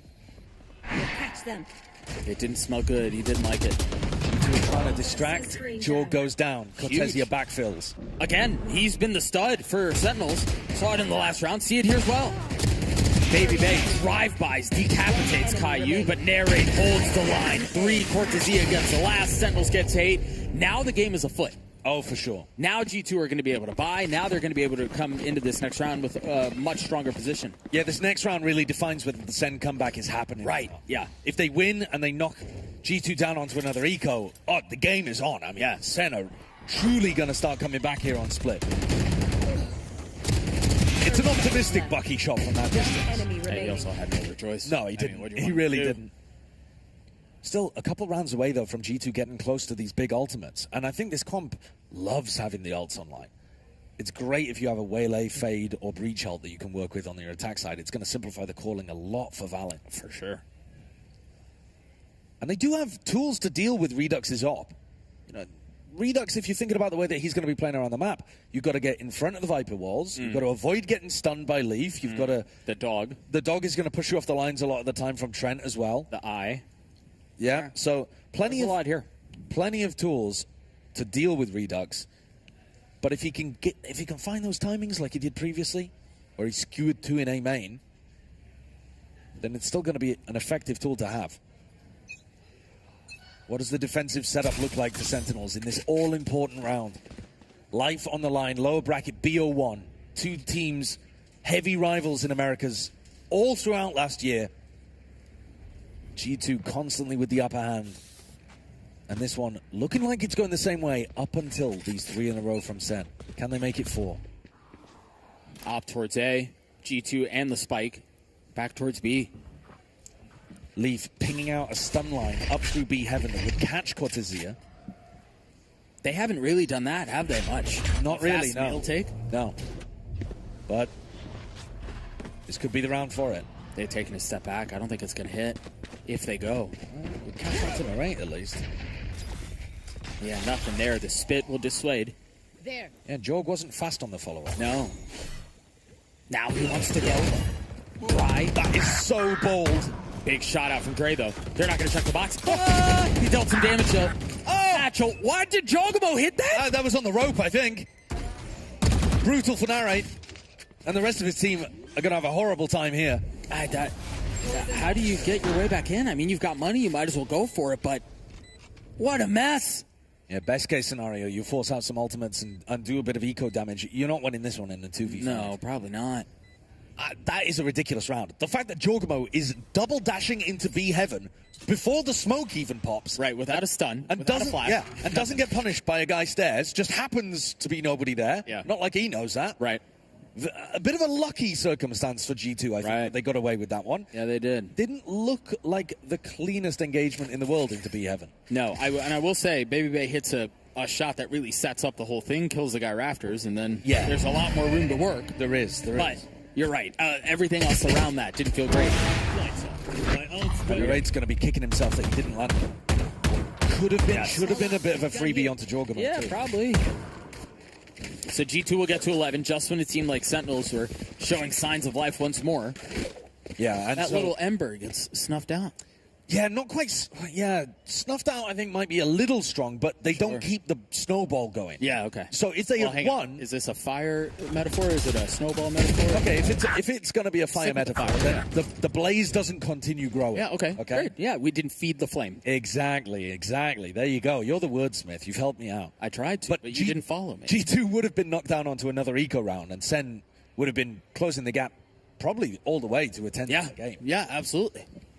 But now they've just got more and more effort to do. It's going to take another couple of wins for G2 to be knocked down onto an eco round. So it becomes more and more of a challenge. Which is so tough, too, when the runway that you have is so short. Absolutely. Right? You lose 2 more rounds, you're out of the tournament. Right, you're cooked, yeah. There's not too much runway space left whatsoever. And so Kaplan calls a timeout last of the half. G2 will still have one more. Maybe avail themselves of that resource later on, but for now. So what's the defensive pivot called here by Kaplan? I'm looking towards Redux, because normally you build the defensive setup around the Opper. I think it is going to be hard for him to challenge A-Ramp. Yes, it will be. You're looking at him maybe having a Viper Orb in his face, maybe getting stunned. Oh, he goes back to mid. Yeah, he's gone back mid. All right, I don't mind this, though. You go for a triple walk down mid. Very common pistol round idea that Sentinels are running here, and you normally play A for retake. Good night. They know what's happening now. Ooh, can Caillou even escape? He's kind of stunned. There's no... Oh, they just smoked for him. He shouldn't be able to get out, but he stays, tries to take the fight, and Valen bests him. Normally in a setup like that, you really want your fate to be playing over in A heaven. Instead, Redux is going to try to get info for his team to retake. Yeah, he's got the info, but how do they convert around it? Baby Bay holding the flank, Cortezia falls. A 5v3, and this might be the flames fading for Sen City. Just 2 left. I mean, they've got the tools for it, but they don't really have an easy way in. John has to get a little bit more active, and there are too many targets to deal with now. All the attention was the wrong way. G2, map point. 4 opportunities here to close out the game and send themselves through to face FNATIC. And lots of ults to be able to close things out. Jorgen Trent, great opportunity to be able to put max pressure on anyone in anchor spots like Caillou was stuck in previously. The triple push mid is, I think, a solid idea against what G2 are doing. You're going to get that information. You're going to try to play for the retake. I don't think the retakes have looked very clean, though, from Sen. They're going to have to do it again. This time, no Rolling Thunder to pave the way. And if they spot Caillou in this area, they can throw the kitchen sink at him. They've ulted as well. He's not going to hear Valen. Valen ulted, and you're right. He has no idea he's there. Caillou gets blindsided. That's the site. That's the map. Narrate's able to punch back a little bit, but, I mean, it's all falling apart. It's just Cortezia now, and he crumbles too. Attackers win. Leave with a 3K to finish things off, and G2 waltzed their way through in that second half. 7-5 really made G2 sweat a little bit at the beginning, but as soon as they got onto the attack side, nothing that Sentinels could really come up with to fend off the G2 attack.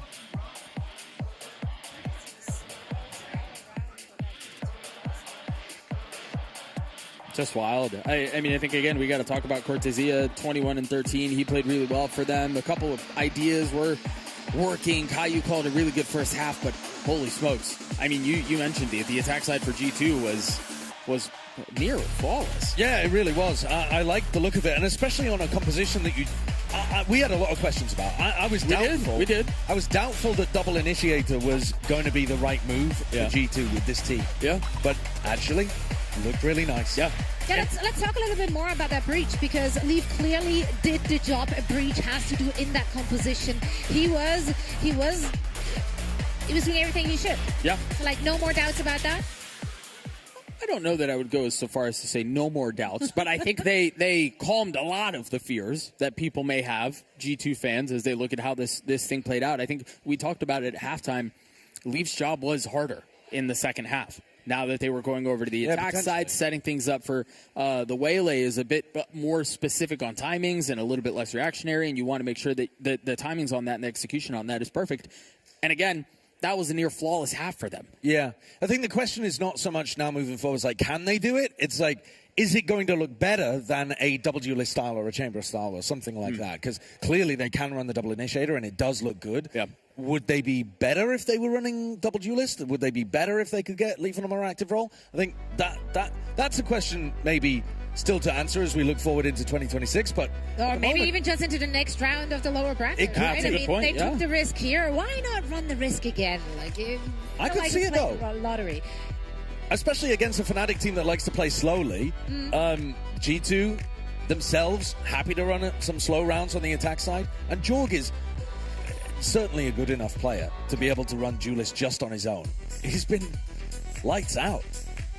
Yeah, he's had a really great day of play. Now, looking at the other side, of course, Sentinels, with this loss, they're officially out of Red Bull Home Ground 2025 World Finals. Let's talk about what we've seen from them, because there are a lot of hero moments from individuals. I think the roster as a whole should inspire people looking forward to what's to come next year. Yeah, I would agree with that completely. I think when you think about the players that Sentinels are replacing and the caliber of who they were and also the cogs that they are in that machine, there's a lot to be excited about for the future. I think there's a lot of potential for this project to come together. I still think there are questions that need to be answered, but I'm not walking away from this going, holy smokes, what a mess this was. A disaster. I don't know how they're going to bounce back. No, not at all. And I think that was the fear for some Sentinels fans. Yes. You lose Zekken and you're thinking, well, this is just going to be us getting battered all year. I don't think that's going to be the case. I agree with you. There's a lot of potential here. Yeah. But I don't think they're a great team yet. I think it's going to take some serious time of them figuring stuff out. They obviously had limited time. Yeah. Also, not just to gel with each other, but also figuring out what works for them in this meta that is still being established, right? Yeah. So there's a lot working against them. Limited time to prep, of course, for the teams you're facing off here, because it's really just back to back to back It matches is, yeah. for all of these teams. So there's only so much you can take away from these kind of matches. Cortesia, definitely a key player in this last map. He was the one kind of keeping them alive throughout a lot of those moments. Oh, I just realized Caillou ended 6-14. Yeah, so those 4 kills in the 1v4 were the last kills he got. Were a huge amount of the overall kills he got in the game too. But I do think that overall the tournament looked fairly good from Caillou. I would agree. I would agree completely. He's ended on a downswing, but I liked all of the players that Sen have decided to pick up this tournament. I think a lot of the pressure is going to be on how they actually develop over time. You're expecting them to get better, kind of like significantly better over the course of the next few months. Yeah. And so that growth potential has got to be realized. Speaking of growth potential, Baby Bay is standing by for an interview with UpMind. Let's hear from him.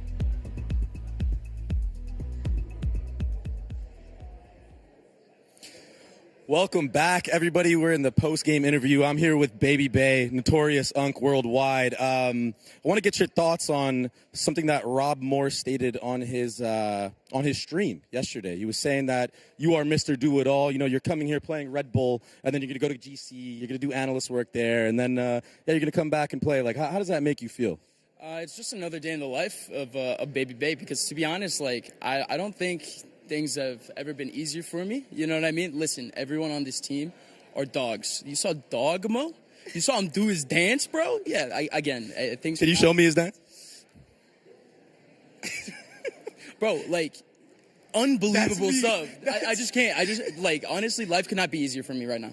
All right, my next question to you is, you know, you are 30 years old, bro, and, like, you know, you wake up every day, you know, is there more, like, body parts hurting every day? Like, how are you getting through playing against players like Redux who are, like, new to the game? Yeah. Like, honestly, bro, again, everyone else is, like, half my age. So if you were to, like, take the average of all of us, I don't really think Redux has any sort of chance against the experience, the prestige, and the absolute steez that we have on this team. Are you kidding me? Like, what are these questions that you're asking? Give me the mic. Give me the mic. Give me the mic. This is my job. Let's actually talk about the game. All right. I wasn't kidding when I was saying, like, it didn't seem like your job was too difficult. It really seemed as if you were just filling your anchor role. You were able to kind of just get off the leash a little bit on the lurk. Can you kind of speak to that? Yeah, I mean, I love how everyone likes to, you know, attribute my success last time I played on G2 to, you know, being a part of a system and stuff. Well, what now when we are creating the system with me? You know what I mean? So I think I'm just here to, like, shut all the haters up, bro, honestly. And I think, like, if anyone is watching, I mean, all the pros know, but anyone out there, you know, like you viewers out there, VLR forum, whatever, Reddit, like, I'm the real deal, bro. Just watch, bro. You'll see. All right. If you had to pick out, like, any big spotlights from Sentinels in that game, would you want to give credence to any one or two prospects on that team? Oh, yeah, Cortesia, man. Cortesia he's a beast, dude. Like, honestly, like, when I saw him popping off on that attack, because, I mean, if you remember Sen City, the stuff that he was doing at that tournament, I was like, dude, I gotta step it up, bro. I can't just have him get the limelight. So that's why when we switched sides and I was on the attacking side, I got to, like, have a little bit of fun. I got those flanks in. It was perfect. But he is a phenomenal player. I mean, that roster is really young, and you can tell that, like, that's a roster that they're looking for, not for just this year, but, like, 2-3 years even down the road, right? So, like, I like what Sen did with this rebuild, and I'm really happy for them, honestly. And you still have one more game. What are you looking forward to in that one? Yeah. Wait, who do we play? I don't even know who we play. Who do you play? I don't know. Who does he play? Who does he play? FNATIC? Yes. Oh, I've been waiting to play Jake for forever. It's been 5 years I've been playing this game. I've never played against Jake Boaster once. I'm ready for you, bro. I wish it was on stage so we could have a dance-off, but unlucky, bro. Good luck, bro. Thank you, bro. Back to the desk. The dance-off is what, you know, Baby Bear just moves people, so I'm pretty sure we can arrange that for you. Interesting they never played against each other. Also, why is it so easy to imitate Dre? He's got it's like a style of he really talking, does, doesn't he? Yeah. Can he do it? Can he do it, Baby Ray? I'm not even going to try. Okay, failed at the first hurdle. Good job, Doug. Love that for all of us. Yeah, but he's here to shut the haters up. I like that though. That is the motivation. You know, some players, it gets to them when the forums, when the little Jimmys out there don't believe in you or like come at you, and others are fueled by this kind of. Oh, Babybay's definitely the behavior. kind of player that gets fueled by the haters for sure, and I think fueled by the opportunity to prove himself too. I think people forget that he was an extremely good player. It's just that was a few years back, and so I think he's really found that like passion and fire to compete again. When he probably thought he was giving it up forever. He thought he's done, but Yeah. he wasn't. You know, body's failing. The mind is still sharp for this one. He has to put it to the test once again, as G2 is not done for the day. They will be facing off against FNATIC after a short break. So don't go anywhere. We're going to see you on the other side of this.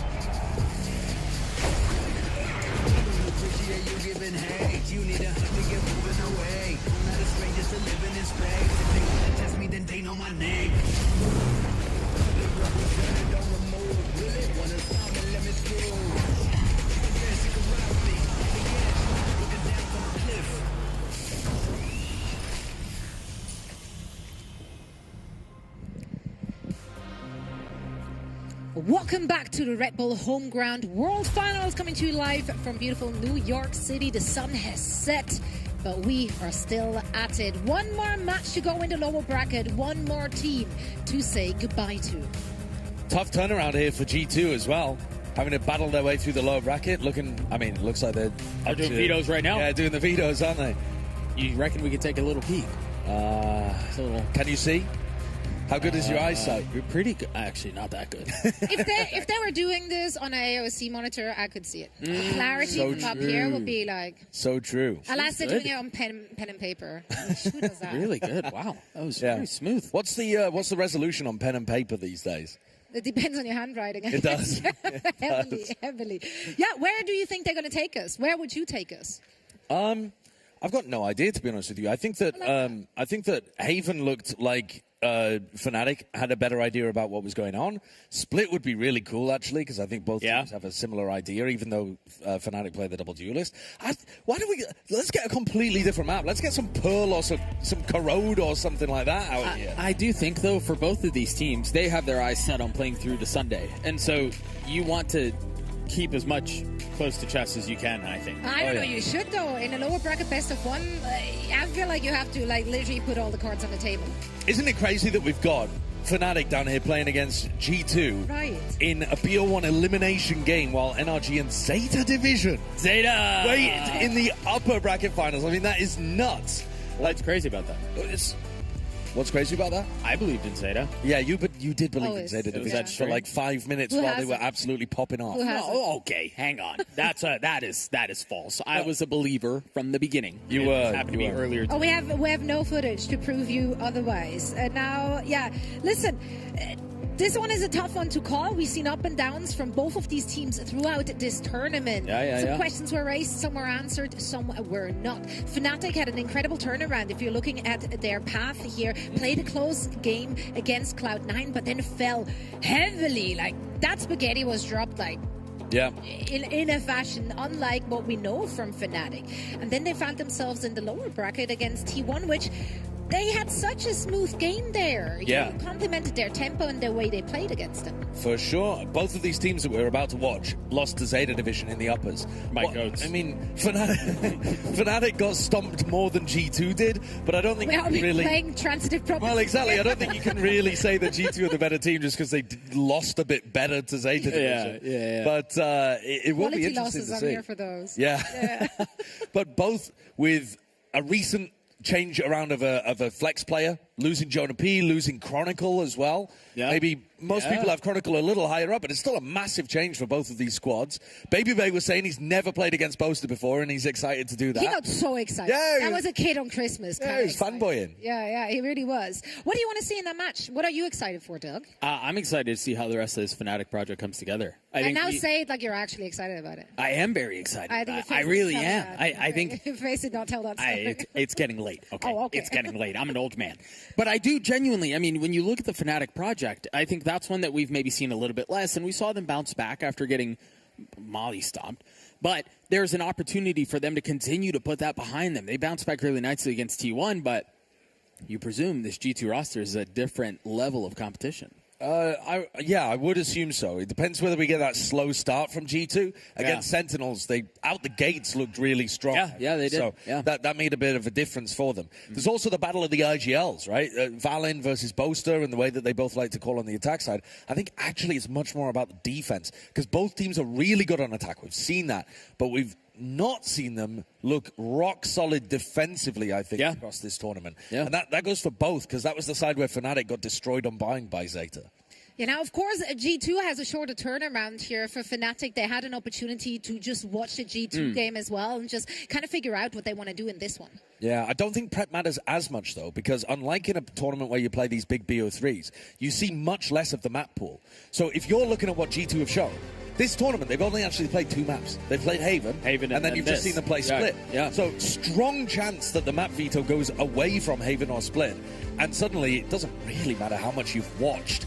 You don't know what's coming up. You don't know what comps they're going to be running, any of that kind of stuff. So it's still plenty of different directions that both of these teams could go into. G2, I've still got more questions about what comps they're going to run on across their map pool. Yeah, I do too. I think, honestly, when I look at this matchup, you think about wild waylay plays that we've had or almost had today. It was from Jogamo, and it was from Alpha. Yeah, and now we're going to see them clash against each other. So honestly, my request is that whatever map we end up in, it's two waylays. You get the waylay head-to-head? Yeah, I think it's going to who be your so favorite? fun. Who's been playing better? I think I got to go Jogamo. Yeah, here. I mean, he's had an outrageous tournament, and that's it is really hard for me to go against Alpha. But Jogamo's just put up an insane performance. Yeah, he's on today. You know, Yeah. like every once in a while you see maybe he's going a little bit more quiet. Not today, and No. I can't see a reason for him to not continue in that trajectory. Now, before we're heading into this game, we're also gonna check in with some of our co-streamers. Upmind, who you got with you? You're on the balcony. Oh, whoa. Hey, ladies and gentlemen, we have entertainment going on here on the floor of Red Bull Home Ground once again. Actually, not the ground. We're here from the balcony. The co-streamers behind us, the big kahunas themselves, entertaining the hundreds of thousands behind us. Of course, a cameo from the one and only Plat Chat right behind us, hosting, of course, the analytical masses. But what about everyone else that's just chilling? We have Mixwell right behind us. We have Tens over on the other side of the setup. Laz. And we still have the actual casters on the other side, too. And all you have to know is that everyone here is well situated, well set up, AOC monitors, in-zone peripherals, Red Bull refreshments right behind them. And ladies and gentlemen, we do have actually one of the actual big heads, and that big head being the big head himself, Gustavo Sassi. What's up, bro? Yeah, no, I think so. Yeah, absolutely. First of all, you want to do this in Portuguese or English? Do you know Portuguese? Sim, senhor. Impossível. No, é possível, claro que é. Are you not looking at me, bro? Like, what, like, are you... Bro, what? I'm LARPing right now. you. No, então vamos falar em português. Let's talk in Portuguese. Então fala pra mim sobre a performance da Sentinels hoje. O que você acha? What do you think about Sentinels' performance? Cara, eu acho que a Sentinels, assim, teve muito erro micro, né? Eu acho que as calls foram boas do Q mesmo, do IGL. E, sendo sincero, faltou experiência, né? Eu acho que o melhor de um é um pouco mais difícil, né, para todos os times. É o melhor de um, tudo pode acontecer. Eu acho que, inclusive, é um dos motivos da Zeta ter chegado tão longe. Mas errando que se aprende. Yeah. So it just seems like it was a lot of micro errors. Of course, the IGL has so much stuff to have to manage right now, to have to micromanage. And if anything, Zeta, they were able to keep the individual mistakes a little bit more managed. And that's why we're seeing such a good run potentially from them too.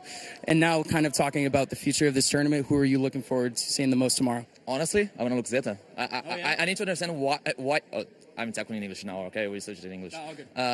I want to see how... I even forgot. I want to see how Zeta, like, managed to get a 13-1 against FNATIC, because I didn't watch the game. Yep. So it's like I'm trying to understand how they did it. And I actually am excited to see it, because it's Japanese team, they're looking good. Yeah. So, yeah, I want to see them against... Yeah, and they're going to play against, like, NRG, yep. the actual, like, world champ. Yep. So it's a good matchup for them. Sassi. Gustavo. From Gustavo to Gustavo. Thank you so much. No, I'm serious. Mano, lembrei de você. Lembro da onde? Lembrei de você, cara, do Masters. Foi do Masters. Lembrei de você. Com o Afro. Verdade. Ladies and gentlemen, we're best friends now. Gustavo and Gustavo. Come on. Are you Gustavo too, or am I Gustavo too? No, we are both Gustavo. The Gustavo off on the other side of the balcony. We just literally watched friendship being made, like an iPhone camera. And it was like the Spider-Man meme at the same time. Yeah. I'm just thinking about the fact that I only know English, and I'm just over here like, I could do a translated interview with Boaster, I guess. But you know, actually? No, because I don't understand the southern posh people. Exactly. It's like even within their own country, they don't understand each other. Yeah, I love how his face lit up, though. Like, if you realize that someone speaks your language, like, it's such a great feeling. It's such a compliment to approach someone in their own language. So, yeah, thank you so much, Gus, for giving us the insight from Sassi, who's streaming on the other side of this. And now we are, of course, still waiting on that map veto. I feel like we're going somewhere special. I hope so. I mean, let me put on my. Ah, dang it! I got spoiled. I got spoiled. The graphics team beat us. Yeah, we're headed to Abyss. I like that. Chamber. Yeah, Chamber, very likely, I think. G2 have been running a ton of Chamber on this map. I think if they're going to run Chamber anywhere, they've got to be running it on Abyss. You've got that play that Leaf loved to do where he jumps around the side on A and gets on an aggressive line very early on defense side. Yeah. They used to play a ton of the Chamber with the Yoru on this map. Mm-hmm. I mean, obviously, we've seen other teams running like the Vice and the Harbor, like NRG. I'm intrigued actually also as to what FNATIC run, because when FNATIC were playing this at Champions, they were playing a breach on this map and really focusing heavy on running execs that I don't think work as much anymore in the new version of Abyss. Yeah. So we'll see. How do you feel about the changes? They're sick. No, straight upgrades. The map team cooked with these ones. And also get to work on Icebox too, because these kind of changes, if you brought them over to some of the other maps, would be massive improvements. The fact that they've reworked the B site. Like previously, what you could do on the attack side was just spam Cliff B execs over and over again. And it was hard to hold on to B. It was hard to retake over towards B as well. And so it made the map a bit of a mess. Instead, now what you're seeing is there's lots of little tucked pockets that you can play around, and you don't just plant for free and in a crazy spot to play some cringe post-plant setup. So, A+ from me. The map team cooked with the Abyss changes. Yeah, I think even the introduction of geometry when you're looking back right corner on B side, or on A side, excuse me, all of it. I love it. Yeah, I think it's been a lot of fun, and I'm excited to see it play out here too. Right on. And now our players are still getting ready to load into this one. Once again, for everyone just tuning in, we are in round 3 of our lower bracket. This is a best of 1. So everything on the line for these 2 top-tier elite teams. The loser goes home. The winner will be moving on to the lower bracket final, where they have to await their opponent playing in the upper bracket final tomorrow. So that's going to be either Zeta or who else is there? NRG. That's right. Well, I think both of these teams would be wanting it to be Zeta so that they could get some level of revenge, I think. Yeah, genuinely. Gotta humble them. What are they saying? Like, give us the huddle. Doug, you are in charge here. What are you telling your teammates? Oh, God. No, Josh is infinitely smarter than I am. I don't think that's a good idea at all. And honestly, Valen is... Is that what you're saying? I'm not motivated. Yeah, no. That was not a good speech. I think it's understanding where my strengths lie, and it's not as a pro player. Okay, you know what? I take that. Now let's look at that leaf on the breach. Yeah, leaf on the breach. Leaf hovering breach is kind of wild. The Tejo and then the Veto. The Veto is... Oh, no. The Veto is nuts. Currently 100% loss rate in this tournament, just to like... In non-mirror matchups, yeah. Hey, why is Vito's character so much taller than everyone else's? Yeah. You see that? Boy. He really is. The head is like almost out the frame. He's head and shoulders above. Yeah. Do we have sizing on agents in Valorant? Well, they're all the same height, but I don't know what height they're supposed to be in the lore. 6'2". I'm just pulling that one straight out. Vito looks taller than 6'2" there. He might be wearing heels. That's all right. How does this work? The Vito? Okay, the Tejo breach alone is, you don't see Tejo very often anymore. Right, and G2 were one of the few who were would continue to run the Tejo anyway. Yeah, Lotus in particular.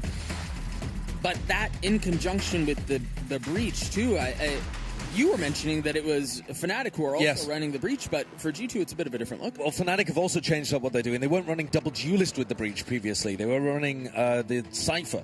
So they've taken that out of the lineup and instead running a double duelist attack. So they've got that mosquito flair to the comp, but still keeping the breach in there. I agree with you. I don't really have a good read on how G2 are going to approach things, but they'll have some creative ideas, I assume, towards B.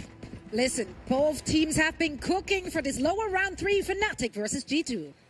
Well, I think another thing we've got to ask ourselves here is the Veto in particular. Like, oh yeah, how does the Veto play into this? And you know, well, I think it lets you get fast rotates through mid when you're on the defense side. I've got to imagine they're going to be placing those teleports so that you can travel very quickly from one side of the map to the other. So with Baby Bay and Jorgamo, in the next half, they should always have stacked sites.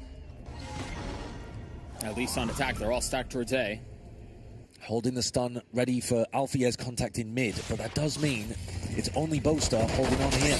And he's got to find a way out of there quick. He's not really in a position to get away. Jogamo TP's forward. Jogamo gets the kill. Don't like that setup particularly. Boaster, he's been dropped on as well. Jogamo from the top rope gets the best of him. Crashies tries to punch back, tries to respond. Now keep a close eye on the minimap. They are starting to close in, but it might not matter if the round is over by the time they arrive. And they're planning for backside too. Baby Bay had his trip. That's now no longer a factor, but they know that this flank is happening. They've cleared out everything else. Right, they have to know. They might not anticipate how deep Alpha is, but they're definitely going to be worried about it. Jogamo's gotten 3 on the round already. Had a spectacular pistol. That's 4. That's all 5. Jogamo does it again. He's just the best frenzy player in the world, man. The stuff he is pulling off with this weapon is ludicrous. A 5k the ace. He's got like recoil control on the frenzy. He's treating it like it's a mini rifle. It's nuts to watch. He had a fantastic, I think it was a 4K clutch at Paris at Champs as well. On this map. Yeah, it was. It was my play of the tournament, I think. But this one... That kill in particular. Yeah.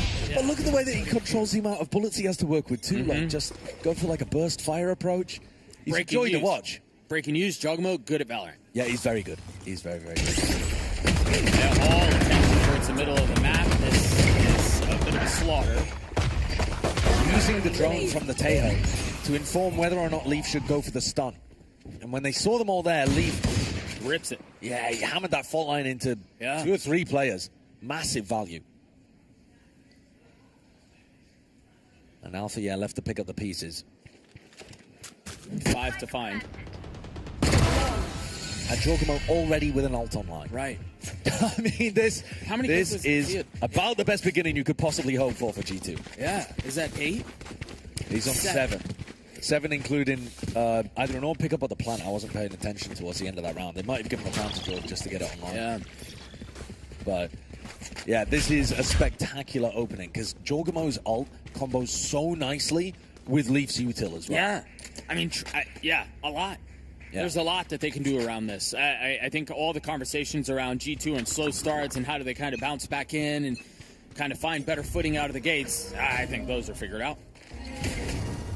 The answer was have Jogamo go frag. Yeah, just get him an ace on the pistol. Who's next? Easy stuff.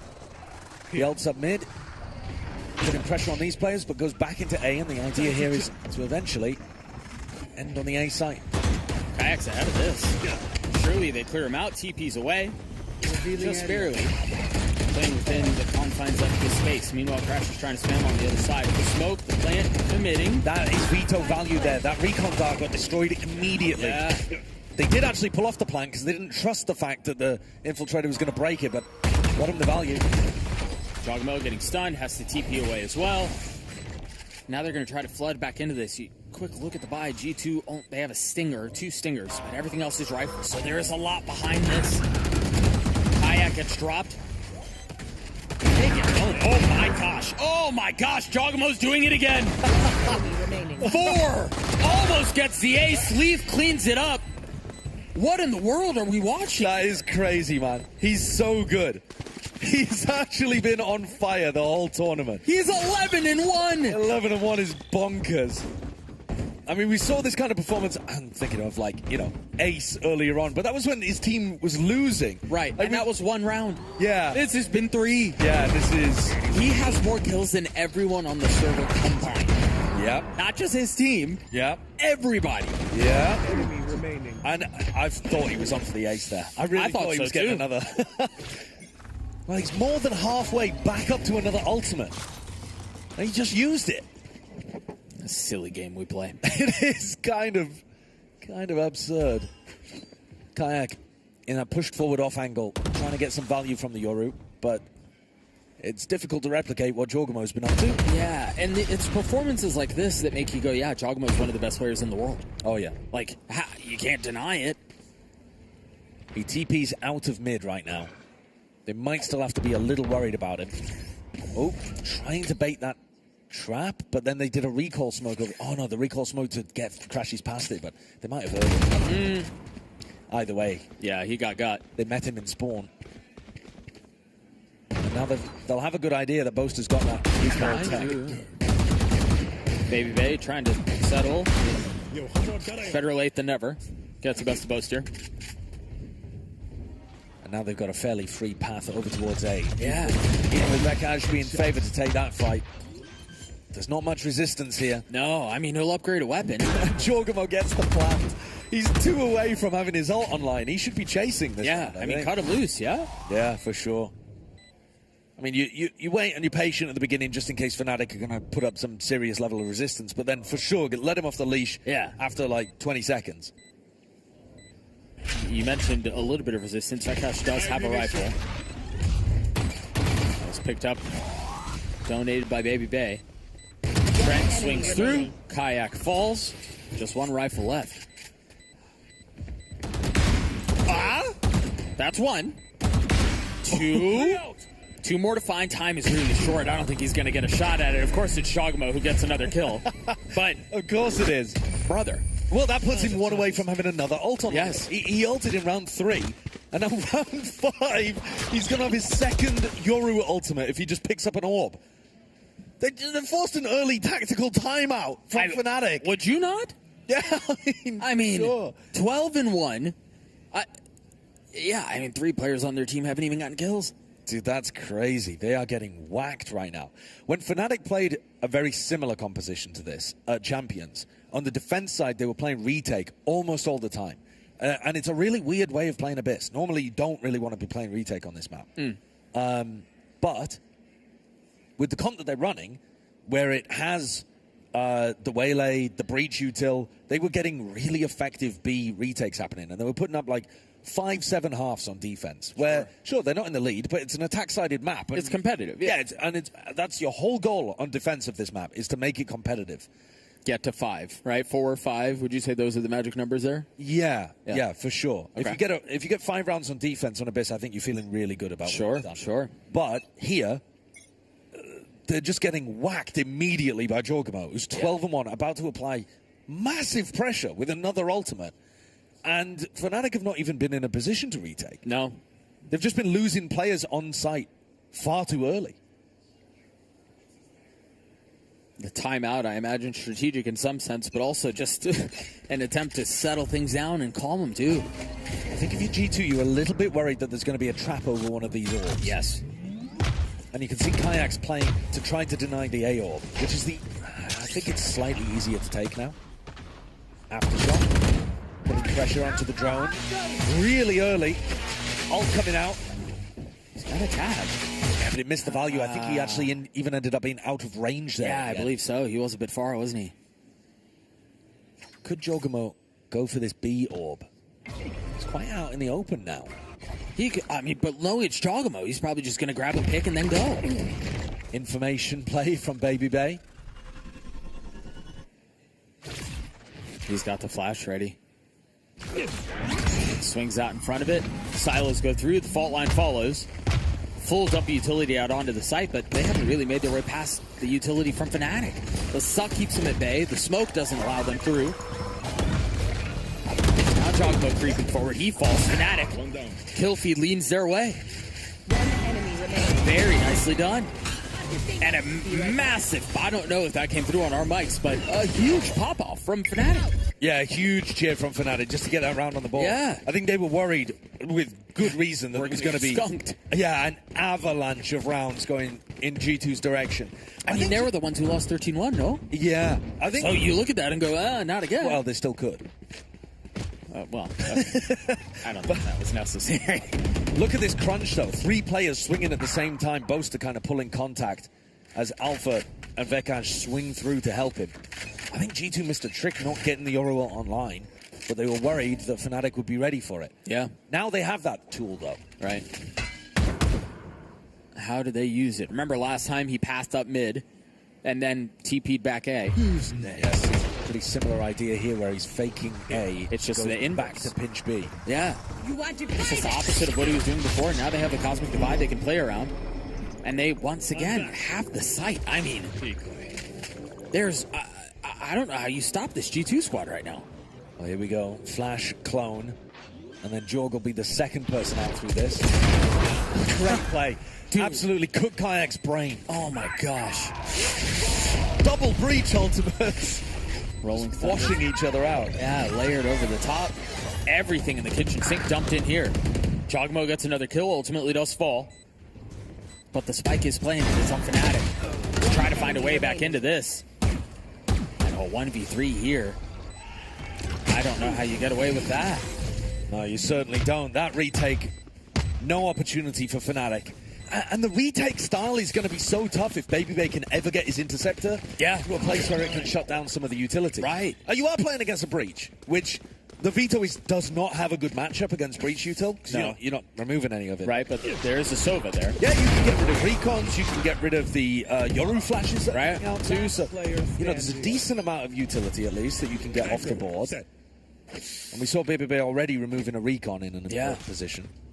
14-3 for Giacomo. It's in round 7. And he's slowed down.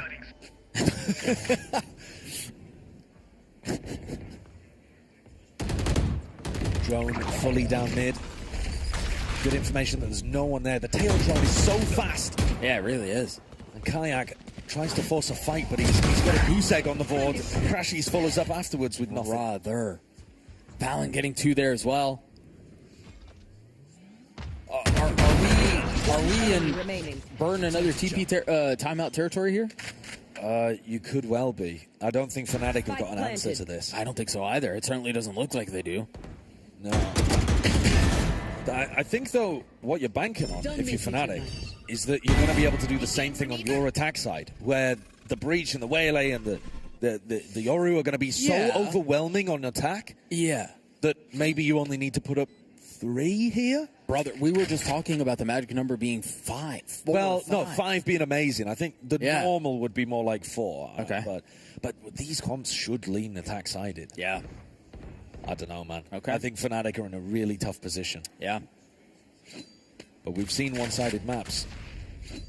And we've seen both of these teams be really comfortable on their attack. Yeah. Less comfy on their defense. Yeah, it's also true. A recipe for a comeback. Back here. It does feel like it's possible in the second half, but right now, I don't see the FNATIC coaches and Boaster are going to have to come up with something phenomenal to turn this one around. They haven't. The beating has been so bad. They've never felt like they could fight a fair fight to begin with. It feels like every single time I look up, they're on an eco. They don't have ults that are stacking the right way. They're just constantly, brutal spot. Yeah, I agree. I think that they're going to need Kayak and Alpha to start taking a lot of risks. Walk down mid, a peek into B main. Right. There's some kind of hard push out on one side of the map. Well, there's a hard push out down the middle of the map. Unfortunately, it is Giacomo on the other side.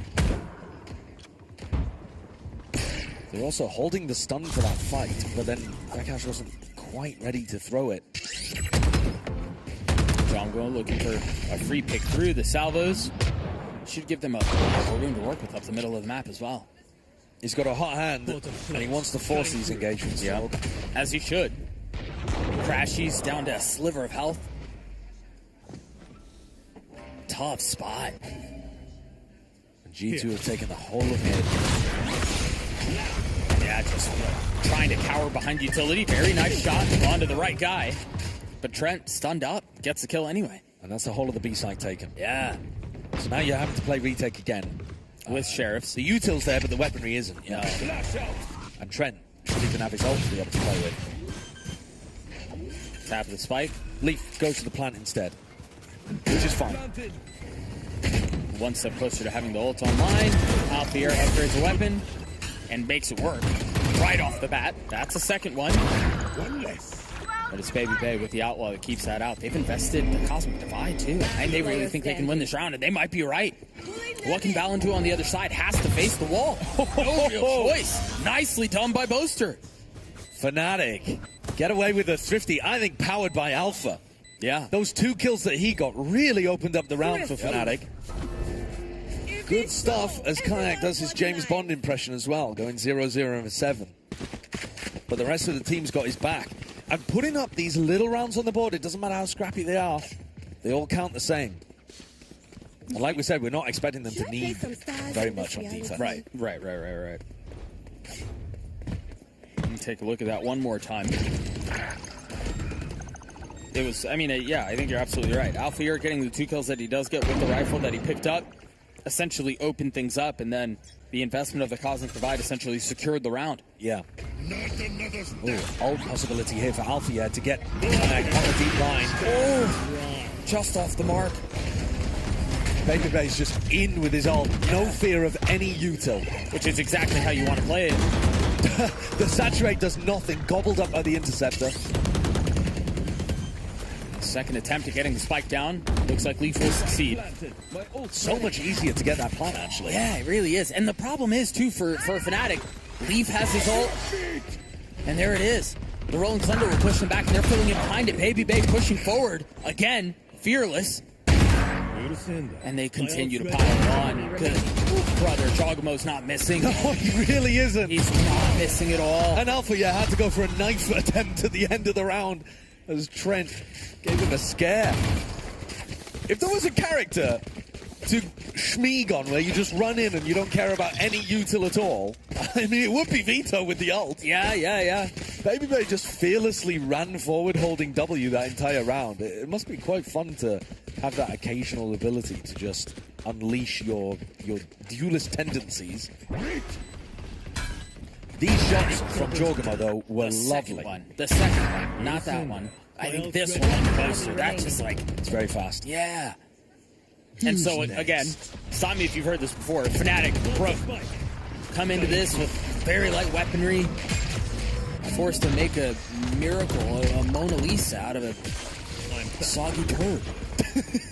You don't want to be painting with those. Whoa! Okay. Hello, though. Hello. Da Vinci.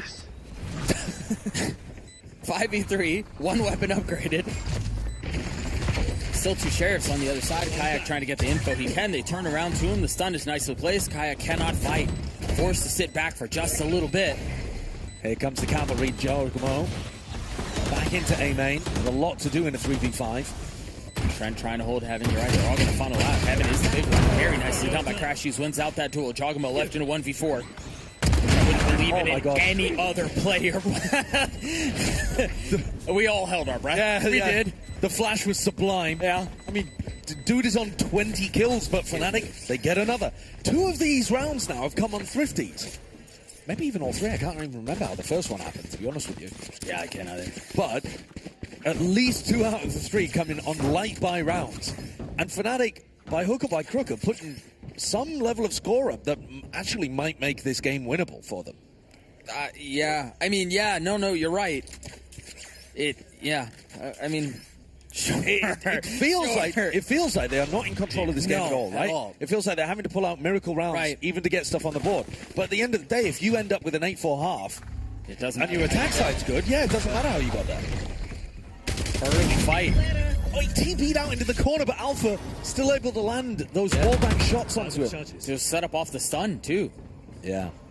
So that's the aggression that should make an A retake easier. Tries to face into the smoke. Not really working out there. Meanwhile, Boaster goes exploring. Jorgamo had no idea. And now it's all popped out from Crashies. Spike's still not committed down. Having to reposition. Trent falls. It's a utility that comes through as Crashies gets one from distance. They might actually get to it 8-4. They might get 4 rounds. I can't believe this. This one, though, the first where FNATIC felt like they had a really good idea and game plan. Yeah. Valen's got pressure on. Still more work to be done, though. He's gotten it down to 1. Boaster's there waiting. Nicely done from the captain. What a shot from Boaster. That's a nice, clean little tap to take FNATIC up to 4. And I don't know how they manage it, but somehow they always put up the numbers on the defense half, even though it looks like they're down and out. This round was the first one, though, where I really like the game plan from FNATIC. I agree. Stun and a push out over towards the B site. Really early pick onto Baby Bay, and that gives you map control. You can start being... You predict that G2 are going to react by going into A. You set up for the retake position. But look at the kill differences here. Yeah, it's insane. You take a look at the minimap. The stun setup is similar to what we saw in the last round, where Alpha fills in behind. Yeah. And again, it is Baby Bay that's here. But his escape avenue is on the other side this time. But it's the same idea. Yeah, it's a lot safer, though. Yeah. Instead of being stuck, he's now able to escape and ask for help from Leaf. Is Crashies going to walk into that? Yes, he is. Crazy behavior from Crashies, in my opinion. Yeah. But bold. Maybe he just thought the reaction was going to be the same, that G2 were going to advance and speed up on the A side of the map. Yeah. But Kayak hadn't heard a thing. Baby Bay's still holding that line, too. That's why you see Alpha are playing far back. Well, Alpha might go for this as well. He's thinking about it. He's also going to take a bit of contact. It looks like... Is that a fake gank crash? Or? Surely. No, wait, this is a setup. He's ahead of it. Yeah! I imagine the play was to make a little noise A and then TP back. But Alfie are getting ahead of it really kind of spoils it all. I don't know, it does actually. He's given up that B line and they're still buying the fake. They still think that this is real. Jorg TP's away. The B site is open. Yeah. Valen's pulled a masterclass here. 30 seconds Took the left. bait. They're going to show up a bit late. But I think FNATIC are really happy to be playing retaking spots like this, especially with the Interceptor offline. Baby Bay hitting the deck early. What do they have? Fault line, double breach flash, double kayak flash as well from the Yoru. They have tools. Oh, they also have post-plant utility, don't they? Chogamo in a position to play spoiler first, and he does onto Boaster just like that. Numbers wave G2 as Trent feels a little bit of damage as well. And Alfear falls, another domino. A 4v2 now. Whoa, Kayak, 2 big ones. Given 2 freebies. All of a sudden, there's a shot at this. The grab wall pulls him off. There's just one left now. I don't know how Kayak gets through that. I don't think he can. 8-4 the way of G2, which we touched on it a couple of times. I don't know how we're in this position, but also... yeah. A win? A win?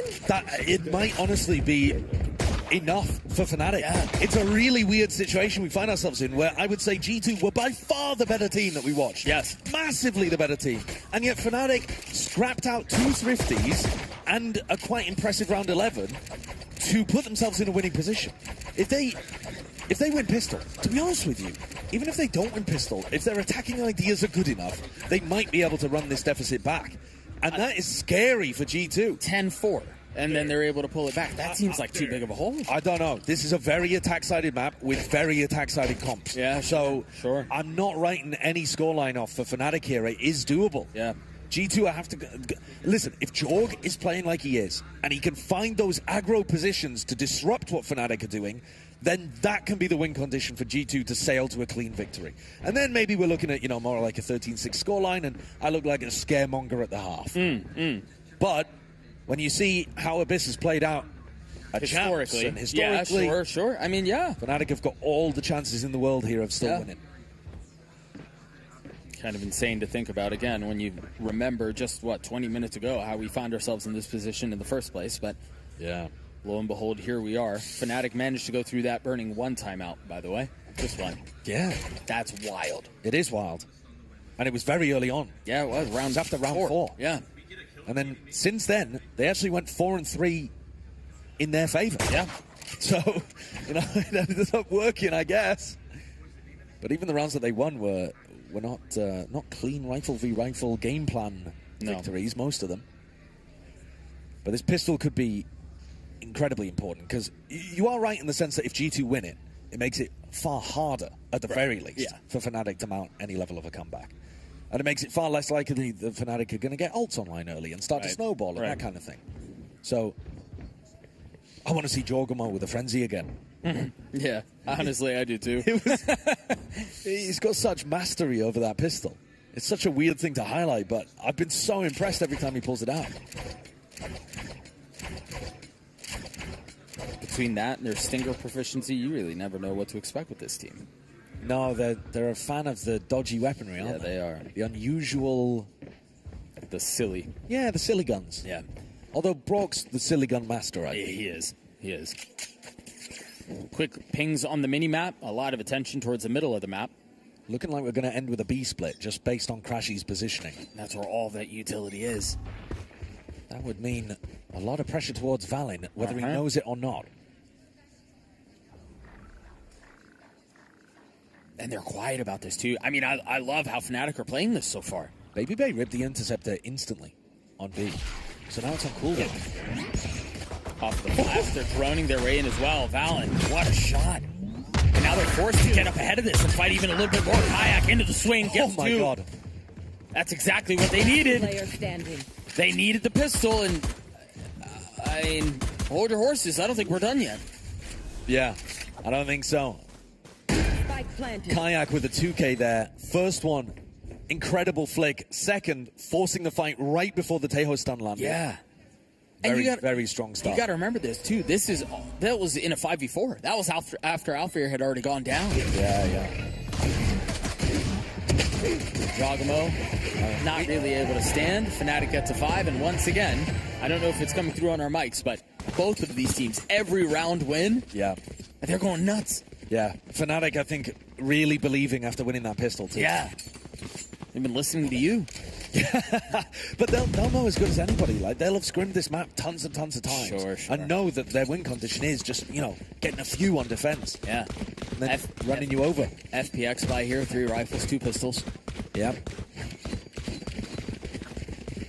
So, if we're expecting FNATIC to play like they did previously, a lot of these rounds are going to end B.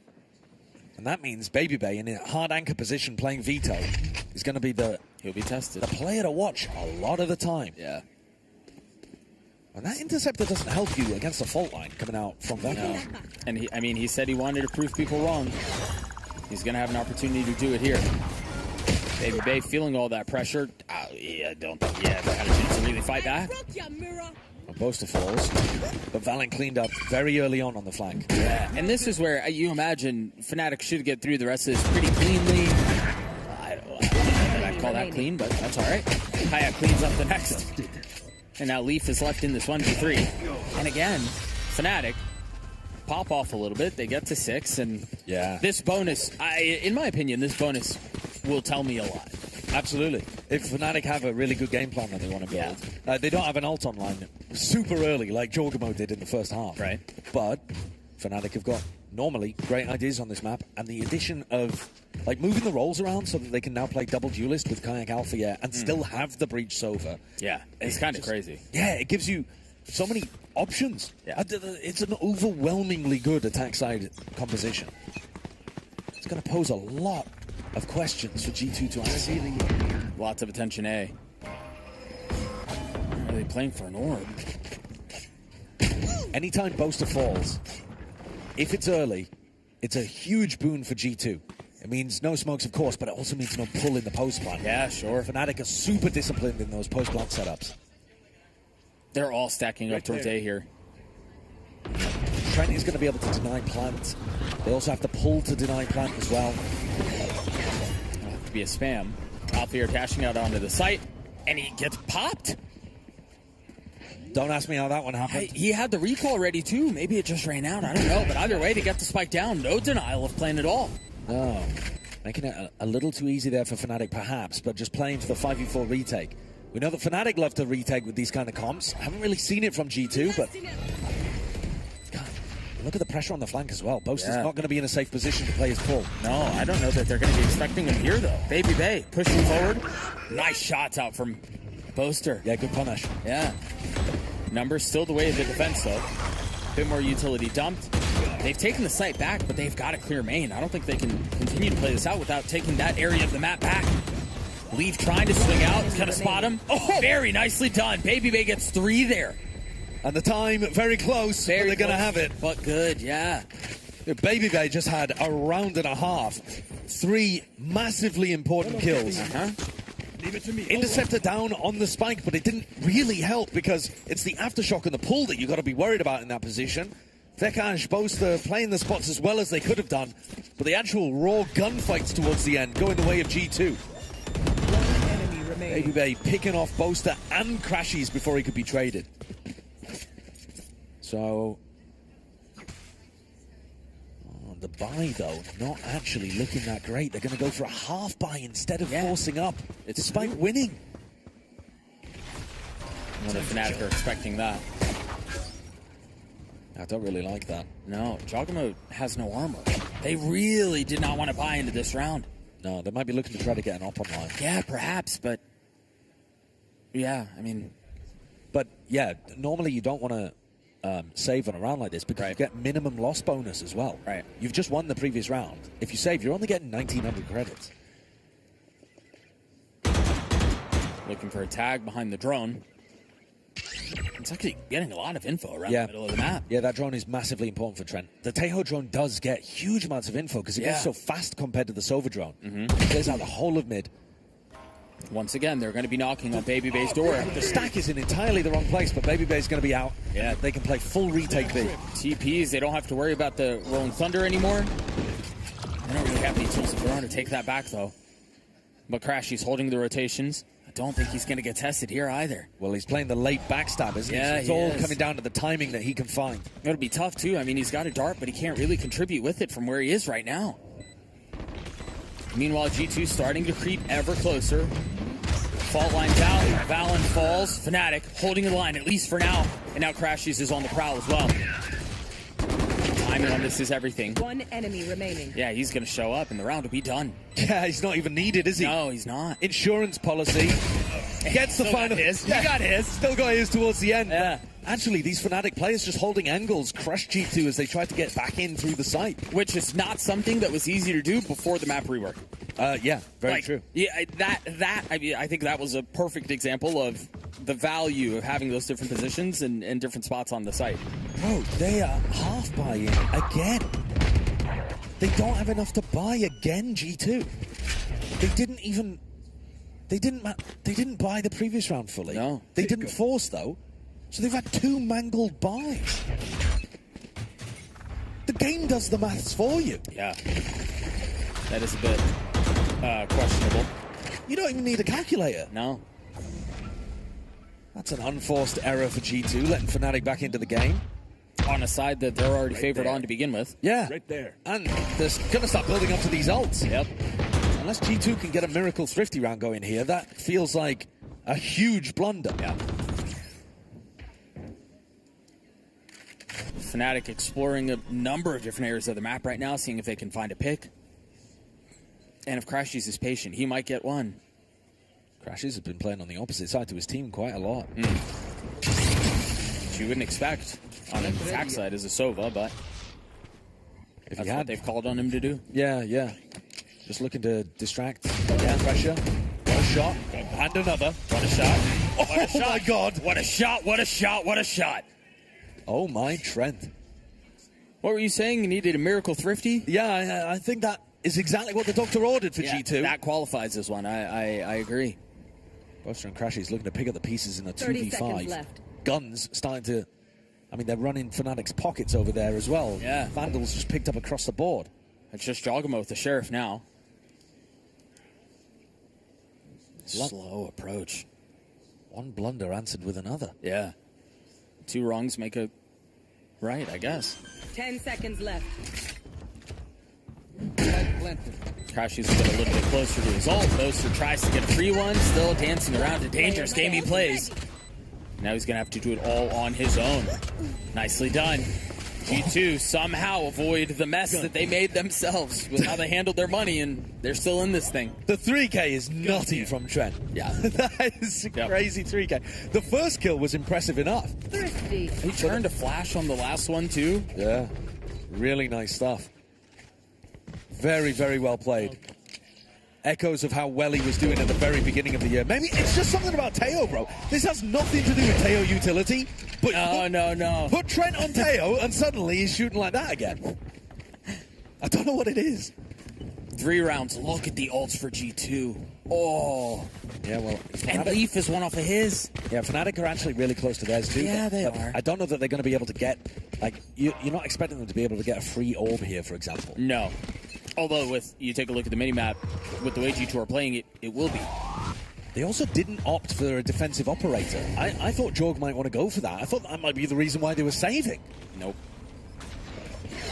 Double dash out onto the site. Alfie are pushing forward, finding vacant space. And yeah, G2 just playing full B retake. It's Yeah. like FNATIC playing against a mirror version of themselves. Yeah, it really is. Surprised. Yeah. Crashies is one who plants the spike. He's now one off of his Hunter's Fury. Valen falls. And now, again, we start to see some of these ults come through. Alfie are pushing forward. Oh. Insane shot out onto Leaf, but Trent responds. Gonna have to do it again. No, falls in the hands of Crashies. Boaster from up in the window gets everything he needs. FNATIC gets 8. Very good decision-making there from FNATIC. Recognizing that G2 are playing full retake B, they realize they need to push forward and disrupt that from happening. Right. So they take that extra step forwards in the post plan. They're not looking to just hold, they're looking to go and take the fight to G2. And they do, immediately removing Valen, who had an ult and the smokes that you desperately need to be able to get off a defuse in a spot like that. And then, of course, Althea still being able to go further and pick up Leaf. Boaster showcasing that he understands how to play even against a mirror version of himself. He's one step ahead. Again, a lot of ults on the side of G2.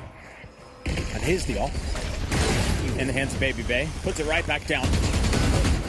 Valen, though, very nice tracking.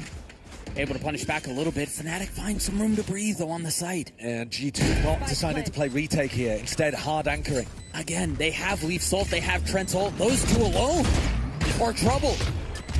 But I don't know if you want to invest them on a round like this when you're in a 3v4. Yeah, but can you afford to give over any more rounds? Yeah, I guess now it's just kind of answered. Yeah, now you have to. Yeah. But this adjustment did not work, did it? No, not at all. G2 are thinking, well, we can't play full retake on B because FNATIC are then going to push us. And so we're going to have to anchor. All right, let's get Valorant inside a smoke. Let's get BabyBay with an operator. Both of those did not work. BabyBay had a shot. It was a bit of a tough one, but if he'd landed it, possibly the round was a bit easier for Valorant to play. Kayak with a great trade there, too. Very nicely done. It's weird how few ults we've seen, actually, in this half get used. For as many as I feel like we've been on the knife's edge for the entire time. It's been primed. It's been ready to go. FNATIC feel like they're saving them for post-plants. Yeah. They know that they can get into the site easy enough. Now, G2 historically do not shy away from investing ults in Eagles. Yep. If they can get an advantage, they're happy to go for it. They will send it. And it almost feels like they're up against the clock here. It's like they're on a time bomb. BabyBay falls. Kayak gets another. He completely got an accidental kill on BabyBay there, aiming at the clone. G2 trying to keep this thing competitive, though, but with just 2 members left. No real opportunity to make it anything but that. And this is why the comeback is so doable for FNATIC. Yeah. Their attack side ideas are good, their comp trend's really attack sided, and G2 cannot figure out a solution. For FNATIC on defense, it took 2 thrifties, 1 round where they hard pushed B and played retake A.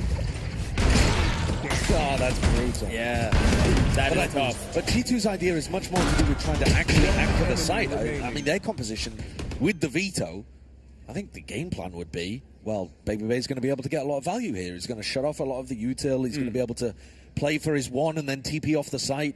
But he hasn't really been able to find those timings. The util is just overwhelming for FNATIC. Yeah. And a lot of it is stuff you can't break. Right, that's what you were talking. I mean, what you mentioned that you can take care of some of the Yoru utility and some of the Sobi utility. It's a flash and a recon, basically. That's it. Yeah, yeah. I mean, and if you're thinking about putting yourself in BabyBay's position, of course he's now got the ult to be able to play around. Right. So that changes things. But if we're thinking about ultless veto, then you're still getting hit by a fault line. You're still getting hit by, you're still going to dodge an aftershock. You're still getting hit by a pull, which they normally run underneath the bridge on B. Right. So you're not safe. There's no good position to stand on the site. No, not at all. And I think that alone kind of answers the question we had earlier about why Crashies has been playing so far away from the team. Yeah. Utility's useless. Yeah. If they decide to go B. Yeah. It's a great point. Well, this is where you would expect them to combo Kayak Crashies kind of ultimate. Yeah. Also where you would expect G2 to combo their ults. Well, BabyBay for sure should be ripping his, I think, if he wants to hard anchor B. Because that'll stop him even getting punished by Crashies. Yeah. The threat is here. Sogmo and BabyBay both playing onto the site. Kayak pops out of his TP. He's not gone for it, though. No. BabyBay did not commit the evolution there. Instead, just playing off the site for full retake. So they've gone back to that game plan.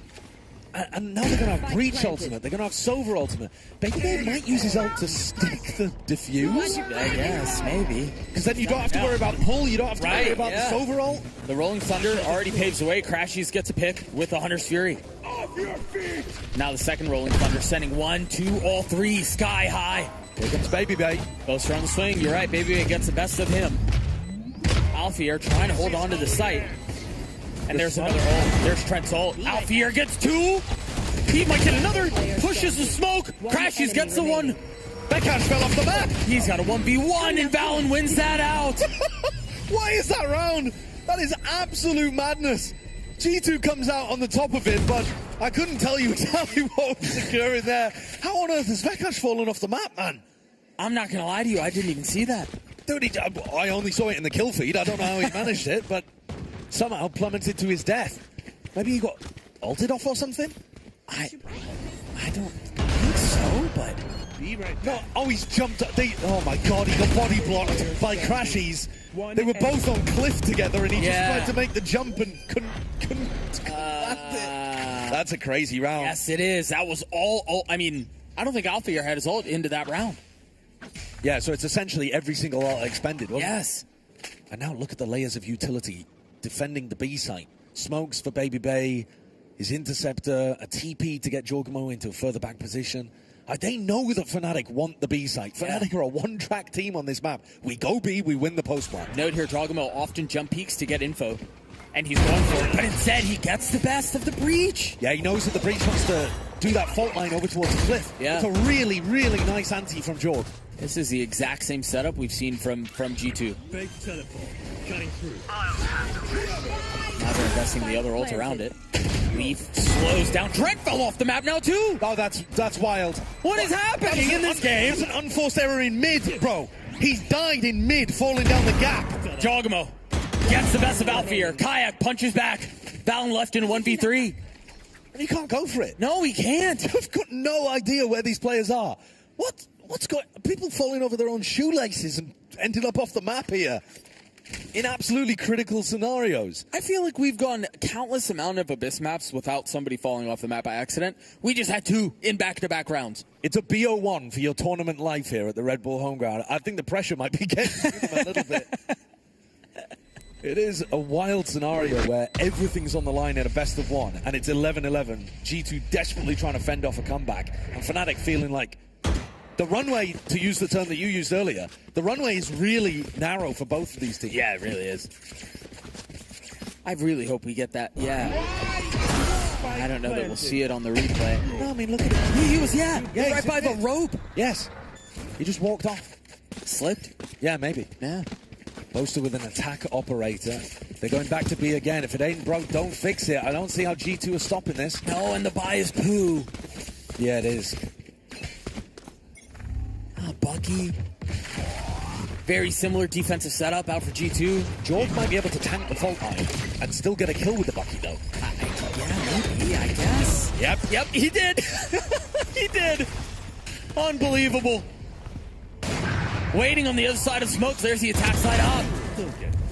Timing taken. Baby Bay trying to utilize a flash. I can't believe they've really clawed their way back into this. Here comes a flank from Trent, though. Trent could be a magic maker here for G2. He's going to have to pull more than one thing out of his hat there. That's 1 kill found. Leaf gets another. All of a sudden, there are legs to this. Trent has to do it on his own. He's picked up the op. He might get a shot. Still plenty of time on the spike. Trent does not connect. God, what an angle for Vekash to pop out of. Whack-a-mole difficult there, one. That is a really difficult angle to try to flick to. Your crosshair placement is never going to be. No, why would it be? Vekash. No. What a bold way of playing that, though. Spike was already down. Pressure was all on Trent, and Vekash chose to take a timing. It's now FNATIC, after being down 8-4 at the half, who are at match point. Oh, I love this game. Dude, it's crazy. Abyss is such a cool map to watch both of these teams. It is funny the way that G2 have taken essentially FNATIC's composition from champs. Dude, shut up. I mean... That's a sick shot. Unreal. Not the weapon, though, that Trent wanted to find. No. On the flank. No, but he really had no other choice. No, I mean, it was, take what you can get, right? Yeah, of course. Of course it is. Jorgamo was on fire in the first half as well. I can't remember exactly what he ended the half with. I think it was like 20, 22? I believe so. It was a lot of kills. And he's definitely cooled off since. Well, because it's hard to actually find your aggressive timings. You know that they're just basically going to be going B. Right. Pretty much every single round. Sometimes fast, sometimes after defaulting a bit. But, you know, he's been trying to get onto cliff. He's been trying to tuck into a corner with a Bucky or something. But it's hard to stay in a spot where you can get multi-kills. Yeah. You're just worried about being hit by util and traded. Boaster was thinking about going for the attack op again, but he's passed it over to Kayak. So with that, you expect a bit of a slower round out from FNATIC. Yeah. I don't know, though. You just keep hammering this B hit, and it does seem to be working. 1 box separating that op from Jorgamo and Baby Bay. The drone out towards B. Kayak's going to get caught with utility out. He gets his gun out, but it's not enough. Jorgamo punishes. That's a great opening pick for G2 to get. And Jorg's thinking about rotating, but they haven't heard a fast reaction. So G2 still sticking with this spread out defensive setup. This round to make it to OT. tournament life on the line. And FNATIC play it as slow as they can. Nobody anywhere near getting up to an ultimate. No. And the B site, vacant for now. You've got to be concerned as Leaf or Baby Bay that they could just be contacting in. Yeah. Boaster's a good enough caller to throw in something like that at the very end of a game. I think they know that, and I think they're comfortable with it. I mean, you've got decent retake utility as well. You have Jogmo's flashes, you have Trent silos. Team stun, Alpha forced to rewind. 30 seconds left. Not going to hurt them too much. He actually picks up the flank. Yeah, they're just going to play full retake here. They've given up the site. Look at Alpha timing on Trent. Alpha not able to get too much done. Leaf goes down, though. Back up, and you're right, Leaf falls. So a 4v4 now. Right here. G2 marching towards the site. Again, attempting to now be the ones to pull off, come back to tie it up to take us to OT. Close to the flash was behind him. He didn't get flash, and Jogamo gets a kill anyway. G2 with the numbers advantage. Alpha here. He's going to be on the swing, and he's going to be by himself. Valen's already sticking to the defuse. He's going to try to get it to half. Alpha here gets 2, and of course, it's the steady hands of Baby Bay that saved the day for G2. We're not done yet. It's a good job they got half on that one as well, because otherwise time would have been over. Baby Bay with a trade, but Jorg, another hero round from him. Needed, required, and delivered. After he'd gone quiet. Yeah, he had. I mean, he'd still been getting them like an occasional kill every now and then. Yeah, but he hadn't had a big round like that, had he? No, that's a wild one. And Kayak punished for the attack operator right at the beginning. And that's just such unfortunate timing. I mean, you saw he put his knife out and then immediately put it back, realizing, hey, wait, this is not a good idea. He needed to get the knife out to catch the timing away from the drone. Sure. All right, so now into OT. No opportunity for ult snowballs. G2 back on the attack. No ops to speak of either. Bro, they're going into a 4-stacked A site. This is a huge clash. They've got the stun line set up too. What's the cue? You know he's got it at the ready. There it is. There's the stun waiting for the swing. I don't think everyone got hit. Jogamo again, delivering for G2. Amazing stun from Trentnet.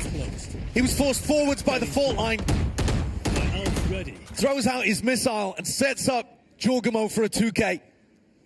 Boaster's gone walkabouts. He feels like he has to be the hero. Baby Bay picking up the timing and spots him. Yeah, the ping revealing his position, and now they know where the threat lies. They're all going to rotate back into him. Boaster cannot stand. And it is an open B site. Baby Bay vacuuming up all of this space. This OT, Doug, could go on for a long time because I think it just comes down to who's going to win a defense round at any point. Yeah, strap in, big fella. Yeah, we could be here for a while. It's still early though, isn't it? 10-15. We could have a Red Bull. We could. We could have a Red Bull. Here, it gives you wings. It does. I mean, the players might need it. They keep falling off the map. They considered taking a Red Bull. Fly back up. We're assuming that this is going to get closed out. 4v2 would be a massive error for G2 to let it slip. Yeah. Tapping the spike. Jogamo on the flank. Very nice shot out from Kayak. But a 1v3. The salvos will buy time. So annoying dealing with Trent. It's miserable. He's playing with him. Yep. Jump spotting. Still gets a kill on him. Good on him, I guess. But G2, now they're the ones on map point. So FNATIC's game plan this round was to hard fight over towards A main and push G2 into reacting B so that they could play the B retake. It was one of the few rifle rounds that they actually won in the first half. It was by doing something similar but the opposite way round where they push out B, retake A. We haven't really seen G2 go for that at all on their defense side. They've not had a single round where G2 have stacked B, hard pushed it out, really gone for it. This could be the version of it, though. You look at That's very aggro. Yeah, you look at the fault line that Leaf is holding here. Yeah. Remember, they were doing this to G2. Yes. They were doing. The FNATIC were doing that to G2, and Baby Bay got punished one round. Yeah, this is the very first time that G2 have done it on their defense side, as far as I can remember, and Baby Bay's swapped over. That's an interesting spot for the interceptor. Yeah, how do you clear that out? You have to get so far up to clear it. Alfier's already all the way back site.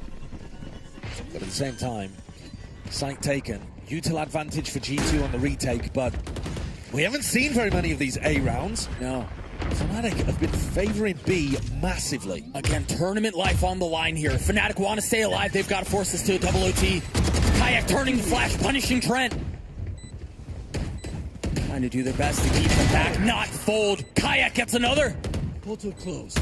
Numbers the way of FNATIC. Baby Bay's on to defuse. Surely there's a challenge here. The smoke goes down. He gets it to half, and now it guns back up. They go back to fight Alfie here. Punishing with 2. Valen falls. We're going again. What was going on there with that Yoru flash towards the back? Switching sides. Kayak disrespects it, or, turns away from it. But Trent just walked in fully blinded by his teammate. Yeah. Bit of a weird scenario here. That is Jorgamo's flash that full catches Trent. And Kayak doesn't get traded for quite a while. He's able to come away with 2. It's just a late flash. Yeah, a bit of an error. Yeah. Or maybe just miscommunicated. I'm not 100% sure. I mean, Trent was trying to follow up in his own stun. Maybe he didn't need the flash. But we're back. Who can win a defense round? 13-13. Going the distance. Second round of this dance. Kayak with an aggro flash. Stun drawn out of it. That tells you that there's a lot more players over towards the A side of the map than you might have been expecting. Right. It has been FNATIC that have been more one-dimensional on their attack side.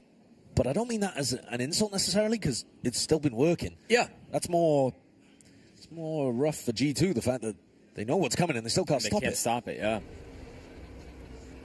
G2 have been mixing things around.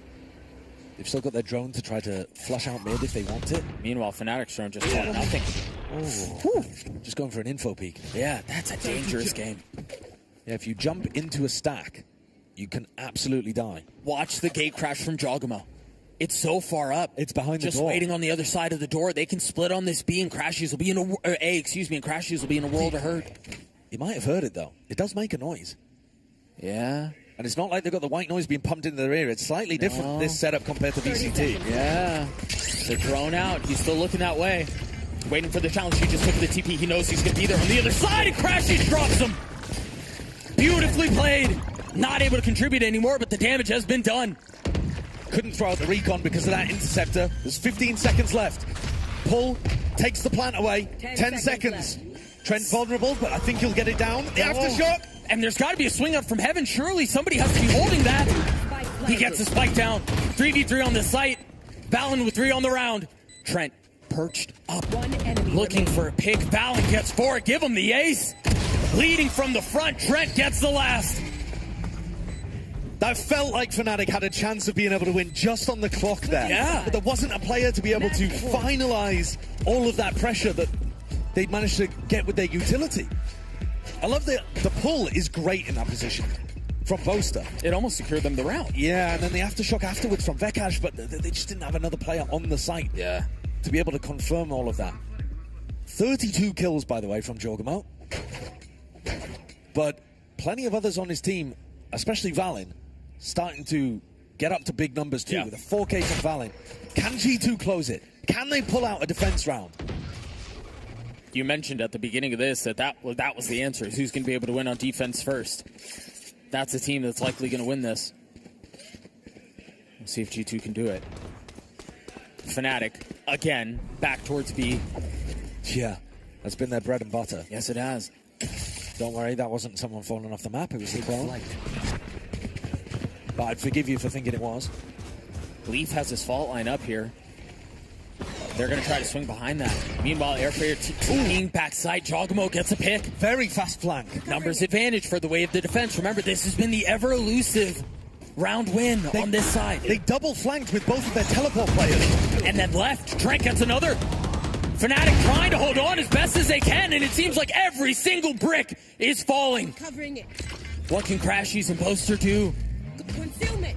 The ever-loved duo have to figure it out on their own, and it's all on Crashies now. G2 seemingly have done the impossible. Baby Bay sticks the defuse, and G2 walk away with it. They finally converted on a defense round. They got it working. That double flank play worked perfectly. What a match. I mean, you could see it written all over their faces, how tense that one was. Could you imagine if we had had a best of 3 or a best of 5? Oh my gosh. I mean, we would have been in here all night, though. No, but it would have been lovely. It would have been sick. It would have been sick. Well, that's a stacked lower bracket. And Jorgamo, again, having insane impact. Yeah. This tournament has just been abnormal from him. I do wonder if we were to compare it to the rest of his career. This has to be one of the best tournaments of his career. Yeah, I think so. I mean, generally, obviously, both teams were fragging out on their attack. I felt like Jorgamo, obviously, in the second half, went a little more quiet. But then he starts to pop off again. In the moment, he can be their hero, dropping those big numbers. And then also Baby Bay having a few moments, which really helped the team out there. So you can see the relief in their faces. They managed to win the defensive round. That's really what it came down to in this one. But wow, what a match they played, FNATIC as well. They are, unfortunately, out of the competition, which is, after a performance like that, it's just another heartbreaker. It is. That one's tough. Dude, no opportunity to get revenge against Zeta Division for FNATIC. No opportunity to get revenge against NRG for the champs loss either. So I think... Bit of a sour note, isn't it? It is. I think it really is. But this lower bracket was just unbelievably stacked because of what Zeta Division have been doing up top. Zeta, my goats. Also, officially the first veto win. Yeah, absolutely. Outside of a mirror match, you're absolutely right. Tell you what, it wasn't like it was the defining characteristic of the game, but it did make Crashy's life miserable. Yeah, he wasn't allowed to play the game. Even at the very end there, he tries to throw a recon in, gobbled up by the interceptor, can't do anything about it. And so... And he did so straight off the bat. Like, the early rounds already, you saw the impact from that veto for the first time, really, in this tournament. Yeah, I think so. It was a nice idea. It's not like it actually helped their defense side too much, though. Oh, well. Yeah, but it's kind of an uphill battle, isn't it? Yeah, but there were some good moments, some weird moments. Trent with that 3K as well absolutely saved them in a pivotal moment. People falling off the map all over the place. Yeah, 2 points for the environment. I can get behind that. That round in particular, where it was essentially on Valen to hold the window line. Yeah. Because if there's another swing out of heaven, even if it's just enough to delay the defuse, the round or the plant, the round is over. Valen saves that round. And this final one too, veto value, because Baby Bay and Jorgamo were able to combine together, go down mid, get a kill, and immediately teleport back with both of them, both Baby Bay and Jorgamo, to reposition and actually help the retake properly. So which is a wild approach. I mean, we hadn't seen anything like that all game. No, not really. Not really. I think the adjustments were there in the nick of time for G2. Yeah. I just can't wait to see them back in action, honestly. Yeah, we don't have to wait so long, right? Starting tomorrow as well, we're playing best of 3. Yeah. This is going to be a game changer because, Zeta Division surprised everyone, like, winning those matches. But can they repeat that kind of performance when it comes to a best of 3? Yeah, I've got no idea. I mean, we don't even know, like, how good does their map pool look overall? Right. Yeah, we have no idea. We know that they've got great wins on Bind against FNATIC, Haven against G2, but they're a new roster with... even as far as I'm aware, like quite a temporary roster too. Yeah, like some of their players are officially listed as like stand-ins, but I think they might want to keep some of those players. Yeah, I would look at that contract if I were them. But Jorgamo's got to be one of the players of the tournament. His stats are absurd. Yeah, again, I want to look and compare this to the rest of his career because this feels, for as much as he's one of the best players in the world already, this somehow surpasses that. It's unreal. Yeah, I mean, if you're finding yourself in round 3 and you're at 11-1. Yeah, it's pretty good. It's a good spot to be in. I'd be vibing at that point. Yeah, he had an ult available for round 5. Right? Second ult, round 5. What is going on? Yeah, definitely a game you have to watch again just to see how he got it done. Maybe we get to hear how he got it done as he's down on the floor with UpMind. All right, we are back once again, this time with G2's Jorgamo. Jorgamo, let's talk about, first and foremost, you dropped 11 kills, first 4 rounds, already put you guys up 4-0.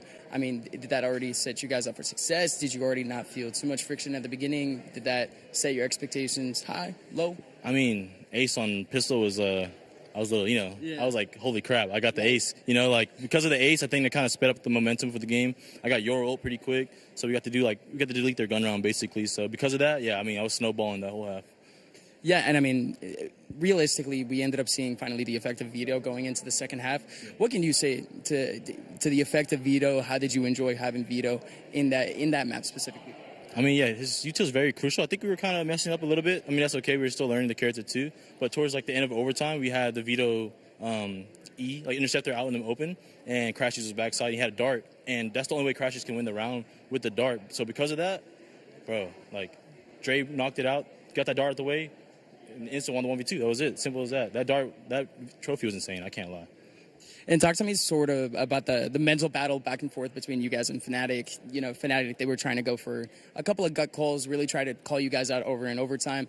You guys were, I mean, really try to explain how you guys put everyone in the right positions just to be able to even predict what FNATIC was going to do.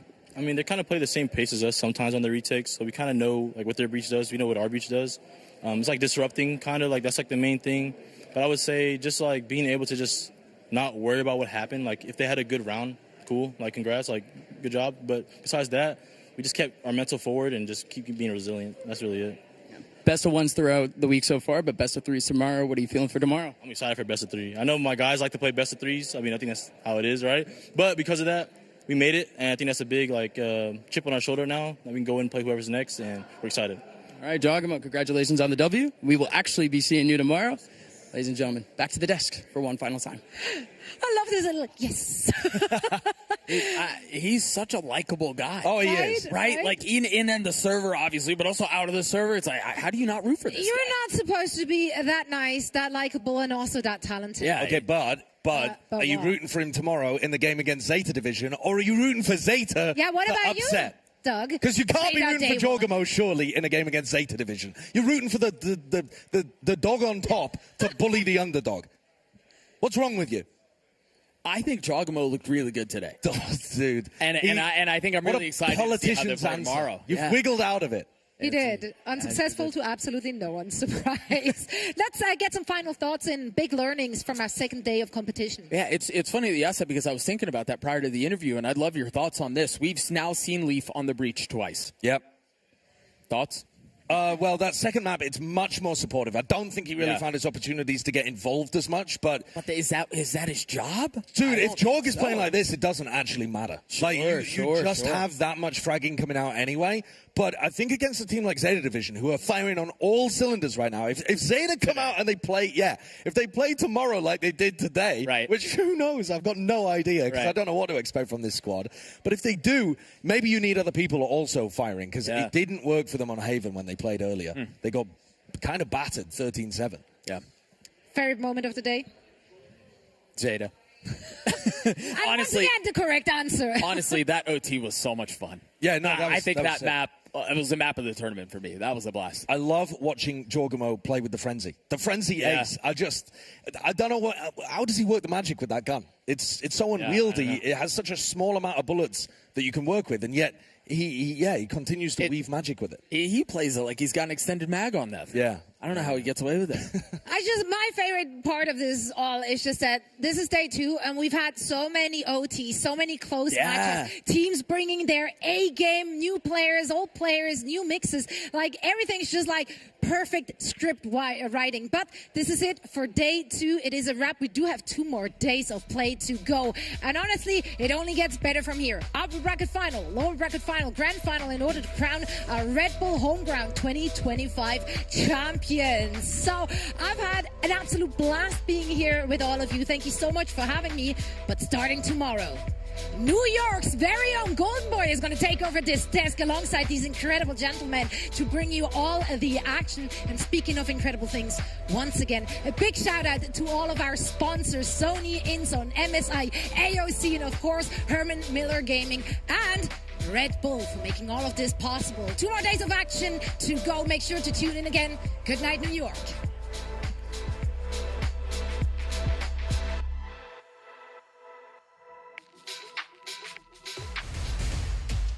Still has potential. 10 seconds left.